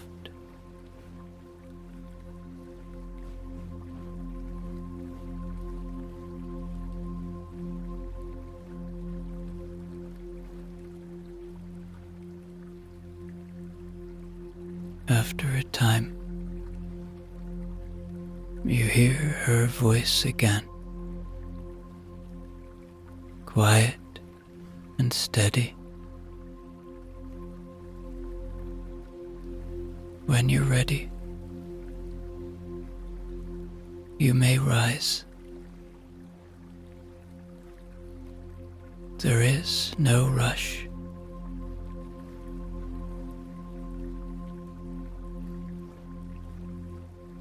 You look around. The lamplight is soft and golden above you. The warmth beneath you lingers. The oils still fragrant on your skin.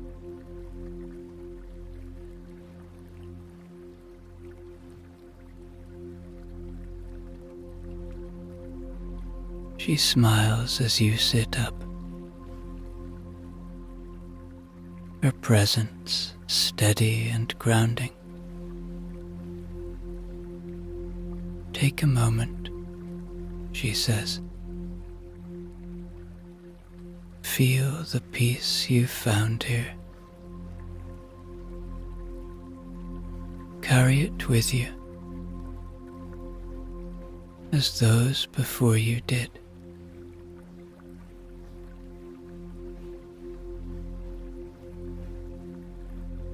She lets the words settle in the air, waiting patiently, as though she knows the significance of what you've just experienced.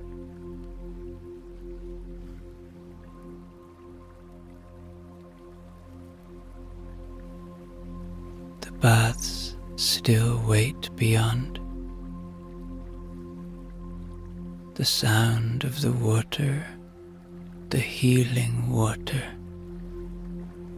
faintly calling, as though there is still more to uncover. The woman stays by your side, a calm presence in this timeless place.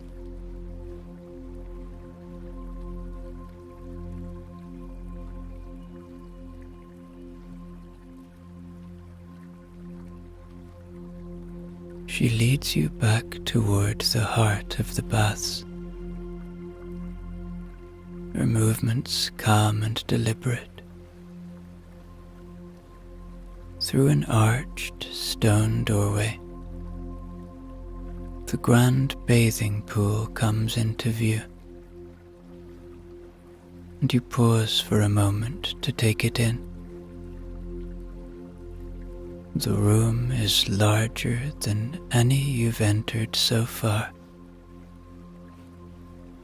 The ceiling high and vaulted, with openings that let in shafts of soft daylight, illuminating the mist that rises from the surface of the water.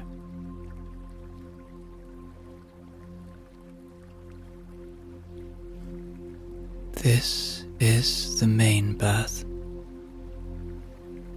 the great piscina, fed directly by the sacred spring. The pool is vast,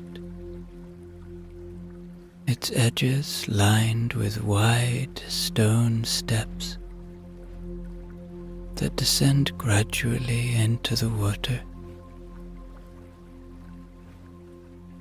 Steam rises gently from the surface, curling and twisting into the air around the room. Pale stone columns stand in perfect symmetry. Their carved capitals depicting scenes of Minerva and Sulis, reminders of the divine presence that watches over this place.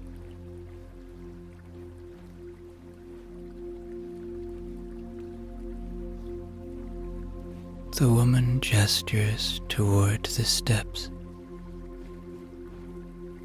"Take your time," she says softly. "The water is warm, just enough to cradle you. Let it welcome you, just as it has welcomed so many before."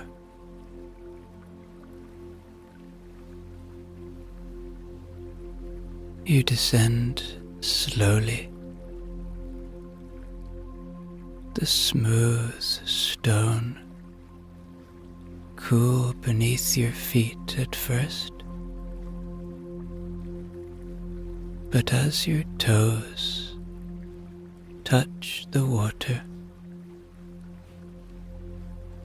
you feel a gentle heat rising.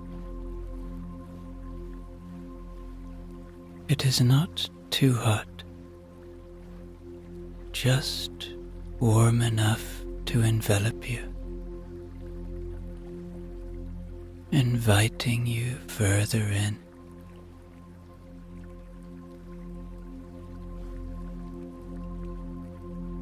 Step by step, the water climbs higher, reaching your calves, then your knees,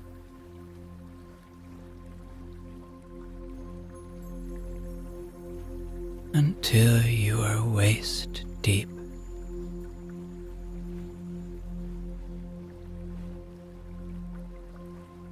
When you lower yourself fully into the pool,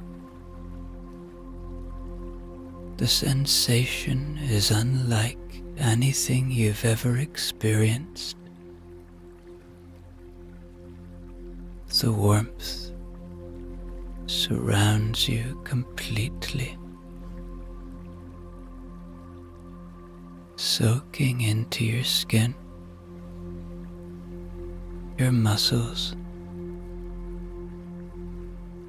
and even your breath.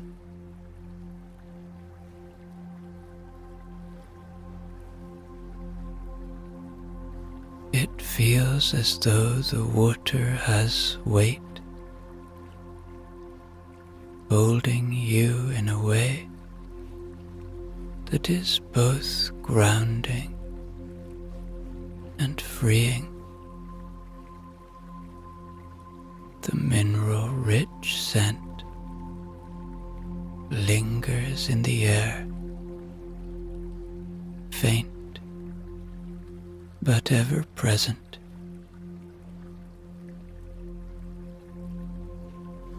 And the gentle ripples of the water create a soothing rhythm against your body.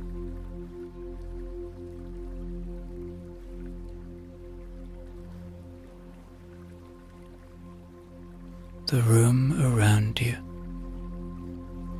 is quiet, but not silent. You can hear the soft murmur of others, the occasional drip of water echoing from the vaulted ceiling,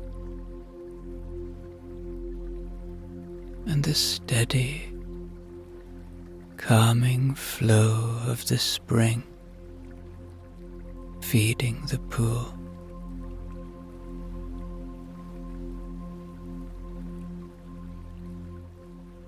You close your eyes for a moment,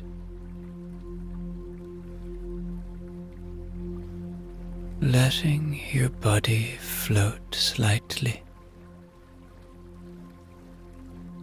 your arms drifting out to your sides.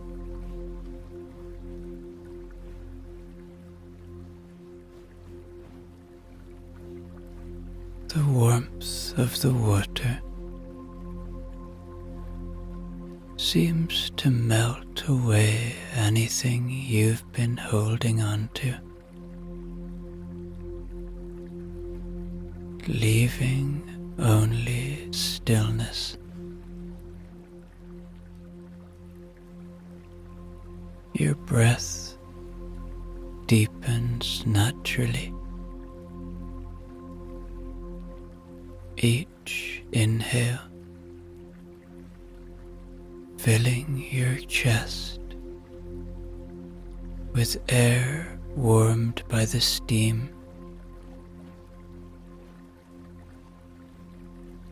Each exhale releasing tension you didn't even realize you were carrying.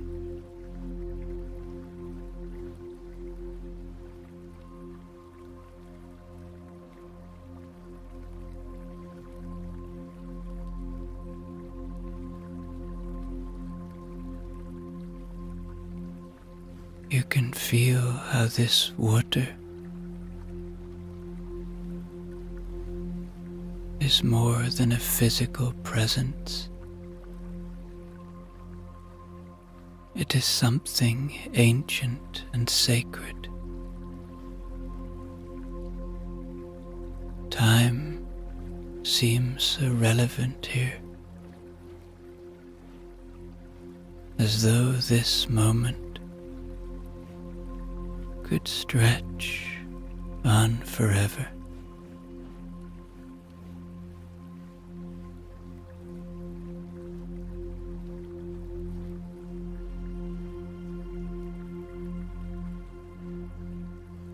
The woman waits at the edge of the pool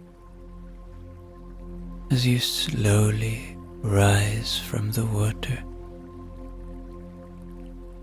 droplets cascading from your skin, the heat lingering in your muscles and bones.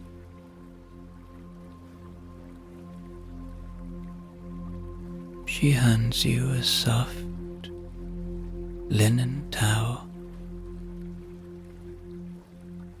and guides you toward a smaller doorway on the far side of the baths. The air feels cooler now, refreshing against your skin. And as you step through the archway, you enter a quieter,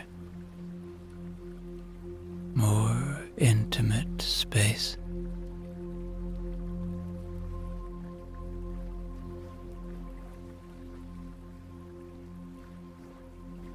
This room is a communal area designed for rest and reflection. The walls are painted in soft colors like ochre and adorned with simple frescoes depicting pastoral scenes of olive trees and flowing rivers.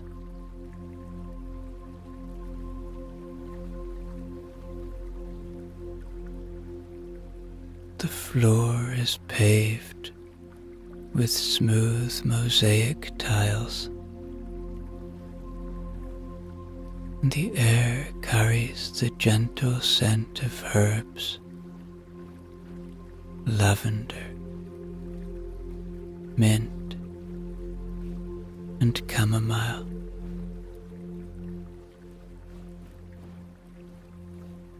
The woman gestures toward one of the benches, and you sit, your body sinking into the soft cushions as your breathing begins to deepen.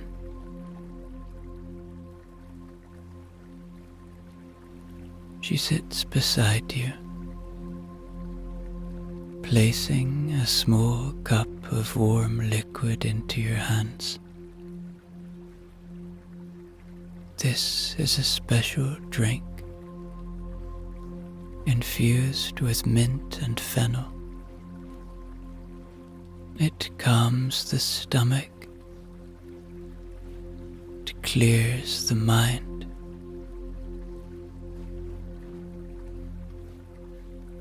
The Romans believed that care of the body and spirit must go hand in hand. You take a sip, the warmth spreading through you, the subtle flavors grounding and soothing.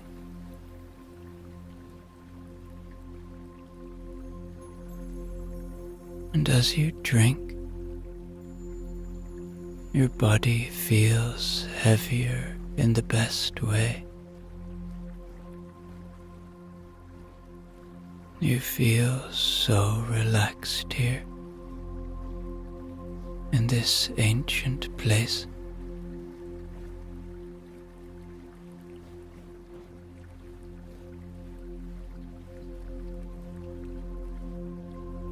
The woman leans back slightly, her hands resting on her lap as she looks at you, her gaze kind and steady. There is wisdom in rest, she says quietly. We often think we must always move, always do, always be more. But even the strongest among us must pause, must reflect, must simply be.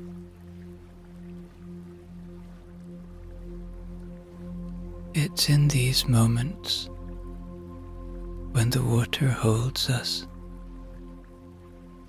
or when we sit with a warm cup, that we find clarity.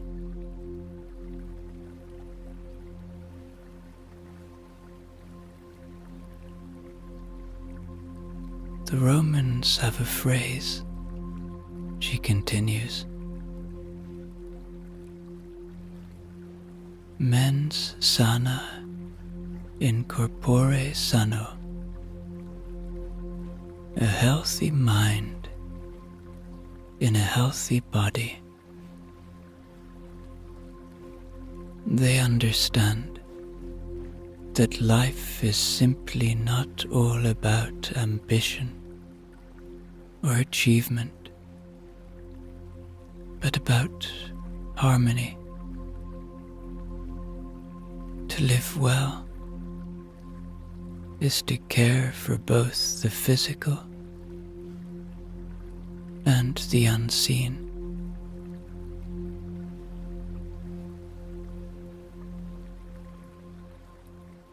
She pauses,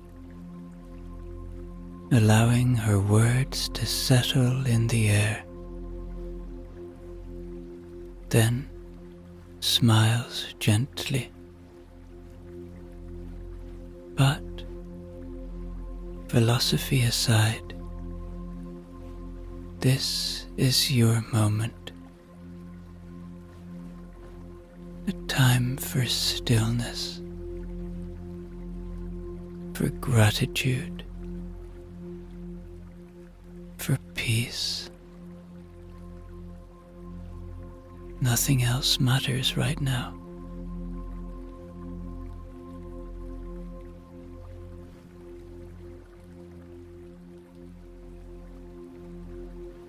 You finish your drink, its warmth settling within you, and the woman rises, her movements as calm and fluid as they've been since you first met her. "Come," she says softly. "There's one more place I'd like to show you."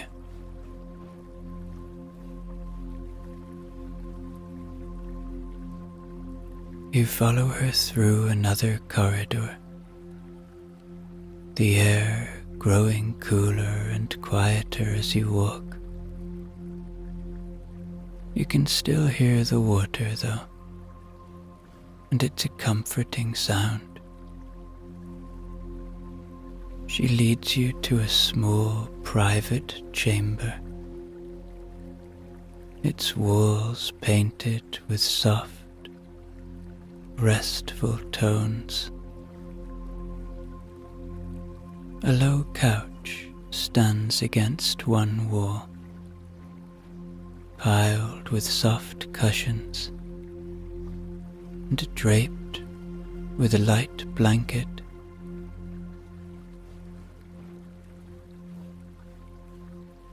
The room is dimly lit by a single oil lamp, its flame steady and warm, casting gentle shadows that seem to sway like a lullaby. "This is a place for rest," she says, her voice hardly louder than a whisper now. "Many who visit the baths spend some time here before they leave. The body, after all, needs time to settle, to absorb what the water has given it, and the mind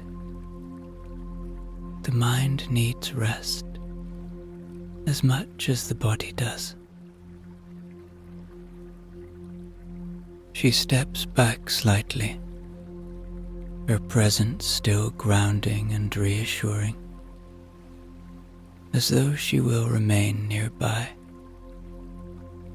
"Lie down," she says gently. "Close your eyes. Let the warmth and the stillness of this place carry you. You are safe here. There is nothing else to do, nothing to think about.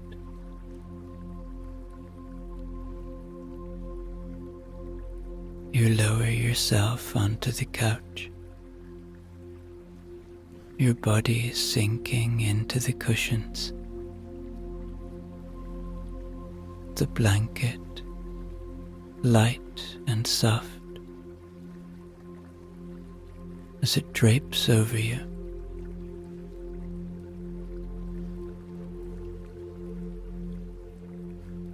The warmth from the baths still lingers in your muscles, and the faint scent of herbs lulls you further.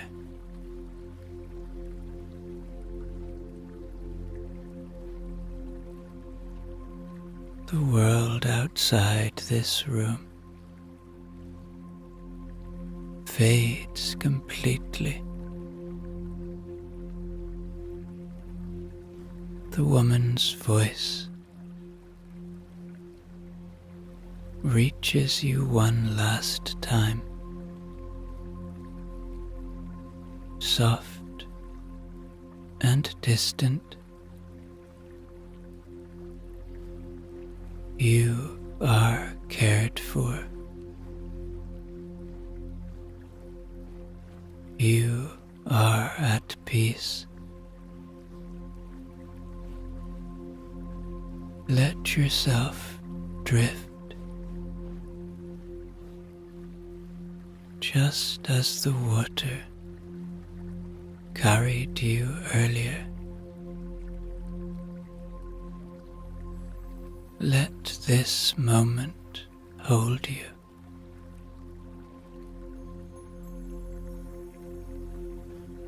Her words fade,